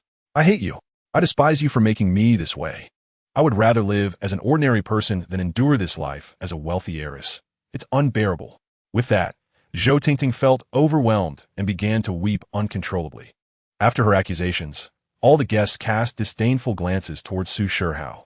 He felt the weight of their judgment, shame washing over him, yet he stammered, I did this for the sake of the Su family. How was I to know you would end up like this?" Even Su Yuan, witnessing Zhou Tingting's pitiful state, felt a twinge of complex emotions. There must be a reason for her misfortune. Zhou Tingting's current plight is a reflection of her past actions. Enough. Feng Hai's cold voice silenced Zhou Tingting immediately. He turned to Lin Hao and continued, "So you knew all along that Zhou Tingting had become like this?" Lin Hao nodded. "Indeed. From the moment I first laid eyes on her, I knew her body was filled with toxins. However, since she offended me and my wife, I had no intention of saving her. After all, her condition is not my doing. But since we are to compete, why not use her as material? What do you say? Do you dare?" Upon hearing Lin Hao's provocation, Feng Hai's gaze toward Zhou Tingting was tinged with fear. After all, her appearance was undeniably terrifying. Do not speak of mere contact. Even the proximity of a mere centimeter or the act of breathing her air feels as though one might contract syphilis. Yet, the wager has been established, and Feng Hai must, with a steely resolve, acquiesce. He gazes at Zhou Tingting in her current state, instinctively swallowing hard, before turning his attention to Lin Hao, sneering as he speaks. Lin Hao, do you truly believe that Zhou Tingting's appearance will dissuade me? I suspect you anticipated her ghastly condition, thinking it would compel me to concede defeat. You believe you can achieve victory without a battle, do you? Yes, you. I shall not yield. Let's see who can restore Zhou Tingting to health. Upon Feng Hai's agreement, the guests erupted in applause, their faces marred by disdain for Lin Hao. Truly, the so-called divine physician returned from the land of Korea? He is indeed confident in his ability to heal this woman, proving his medical prowess worthy of his title. Indeed, it is no surprise that the techniques learned from Korea are effective against such perplexing ailments. Lin Hao is loathsome for attempting to use this patient to intimidate the esteemed Feng. Alas, Feng would never retreat. Lin Hao, it appears, is nothing more than a charlatan. Only the medical practices from Korea are deserving of our trust. Chapter 93. Feng Hai's Divine Elixir. With the crowd's cheers buoying his confidence, Feng Hai cleared his throat and addressed Zhou Tingting, who had lowered her head. Zhou Tingting, raise your face so I may see. Upon hearing his command, she lifted her gaze to him, and Feng Hai was taken aback by the shocking sight, nearly losing his footing. Nonetheless, he steadied himself and forced himself to examine the pustules on her face. The more he looked, the more repulsed he became, almost retching in response. Yet, in order to uphold his identity as a divine physician, he persisted in scrutinizing Zhou Tingting's visage. Observing this, Lin Hao could not suppress a laugh. Noticing his amusement, Su Yiru inquired softly, Darling, what is so funny? Feng Hai possesses a modicum of medical knowledge, albeit derived from the plagiarized practices of Korea. Regrettably, he only scratches the surface. Traditional Chinese medicine emphasizes observation, listening, questioning, and pulse-taking, primarily to discern the ailments afflicting the patient. The symptoms on Zhou Tingting's face are glaringly evident, revealing a host of lurking viruses within her. Yet, Feng Hai insists on lingering over the grotesque sight, to his own discomfort. I suspect that after this banquet concludes, Feng Hai will find it difficult to eat for several days. Listening to Lin Hao's explanation, Su Yiru stifled a laugh. Meanwhile, Feng Hai finally concluded his examination of Zhou Tingting, and upon noticing Su Yiru's smile, he realized that Lin Hao must have said something amusing. He immediately interjected, Lin Hao, what have you told Yiru? Have you imparted those erroneous methods of traditional Chinese medicine to her? Be careful not to lead her astray. Hearing Feng Hai's interruption, Lin Hao's expression grew cold once more. You occupy yourself with these trivial matters. Perhaps you should focus on how to treat Zhou Tingting's affliction instead. Zhou Tingting nodded in agreement, her anxiety palpable. Indeed, Dr. Feng, is there truly no remedy for the viruses afflicting me? She implored. Yes, dear nephew. Did you not return from the land of the morning calm as a skilled physician? Can nothing be done for my daughter's festering wounds? Must she undergo surgery? At this moment, both Zhou Tingting and her father were overwhelmed with urgency. She yearned to heal and survive, while Su Shihua was intent on restoring her health so she could continue aiding the Su family in acquiring resources. Doctor. Feng's expression turned grim as he sighed and shook his head, before elucidating, these viruses have been dormant within you for many years, remaining hidden and allowing you to live without incident. However, it seems that some recent actions of yours have precipitated a full-blown outbreak, which will inflict catastrophic damage upon your body. He inquired, I am curious. You appear to be in your early 20s. How have you managed to contract such a multitude of viruses? Hearing Dr. Feng's perplexed tone, Zhou Tingting's cheeks flushed red. In truth, aside from being utilized as a mere tool by Su Shihua, she herself enjoyed indulging in various pursuits. She had not anticipated that her years of frivolity would culminate in such dire consequences. What have I done recently? Zhou Tingting's gaze became clouded with confusion, as she had been consistently targeted by Lin Hao and his wife, leaving her little time for reckless escapades. Yet, she soon recalled the encounter at Lu Guang's villa involving the venomous drill, her expression darkening. Curse Lu Guang, you must be the one who has brought me to this state. Zhou Tingting seethed inwardly, realizing that had it not been for Lu Guang's insistence on her participation in that endeavor, the viruses within her might have remained dormant. Regaining her composure, she looked at Dr. Feng with a beseeching gaze. Mr. Feng, Dr. Feng, I implore you, please save me. I truly do not wish to perish. Zhou Tingting had come to comprehend the grave cost of her reckless behavior, and she immediately turned to Dr. Feng in desperate supplication. Dr. Feng sighed deeply, his tone turning grave as he spoke. To speak candidly, your condition is exceedingly severe. The convergence of numerous viruses poses a challenge that would leave a regular physician at a loss. Not only would they struggle to save your life, but extending your days would also prove exceedingly difficult. Upon hearing this, despair washed over Zhou Tingting's face. Yet, Dr. Feng swiftly shifted his narrative. However, the years I spent mastering medical arts in the land of the morning calm were not in vain. I possess the capability to treat your ailment. With that declaration, Dr. Feng produced a pill, roughly the size of a palm, from his robe and offered it to Zhou Tingting. This elixir embodies the quintessence of medical knowledge from the land of the morning calm. For those afflicted with terminal conditions, consuming it will result in the immediate disappearance of their ailments. Even an ordinary person consuming this elixir could instantly gain an additional decade of life. Now, let this miraculous pill be the remedy for your ailments. Observing Feng Hai generously bestowing such a precious elixir upon Zhou Tingting left the surrounding guests in awe. Goodness! To think that consuming it could instantly extend one's lifespan by 10 years. This elixir is nothing short of divine, surely worth billions in the outside world. The prospect of adding 10 years to one's life, regardless of the price, would entice affluent individuals to purchase it. It is astonishing that Dr. Feng would simply give it away. His benevolence is truly commendable. Not only does he possess exceptional medical skills, but his moral integrity is equally remarkable. We have indeed witnessed the emergence of an extraordinary figure in Jianghai City. As Zhou Tingting clutched the elixir gifted by Feng Hai, tears of gratitude welled in her eyes at the thought of her illness being remedied. Thank you, Dr. Feng. My illness is finally treatable. Meanwhile, Su Shihai, observing the divine pill in Zhou Tingting's possession, began to contemplate. An elixir with the potential to extend life by 10 years would undoubtedly fetch astronomical prices in the outside world. Such a remarkable pill, solely employed for Zhou Tingting's treatment, struck Su Shihai as somewhat wasteful. However, given that it was a gift from Feng Hai to Zhou Tingting, he could not entertain the notion of snatching it away. And thus, he silently quelled his desires.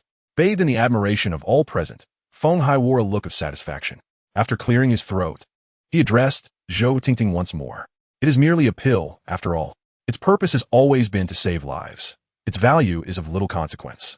Once you consume the elixir, your ailments will gradually improve, though some toxins may remain. I will assist you with acupuncture thereafter.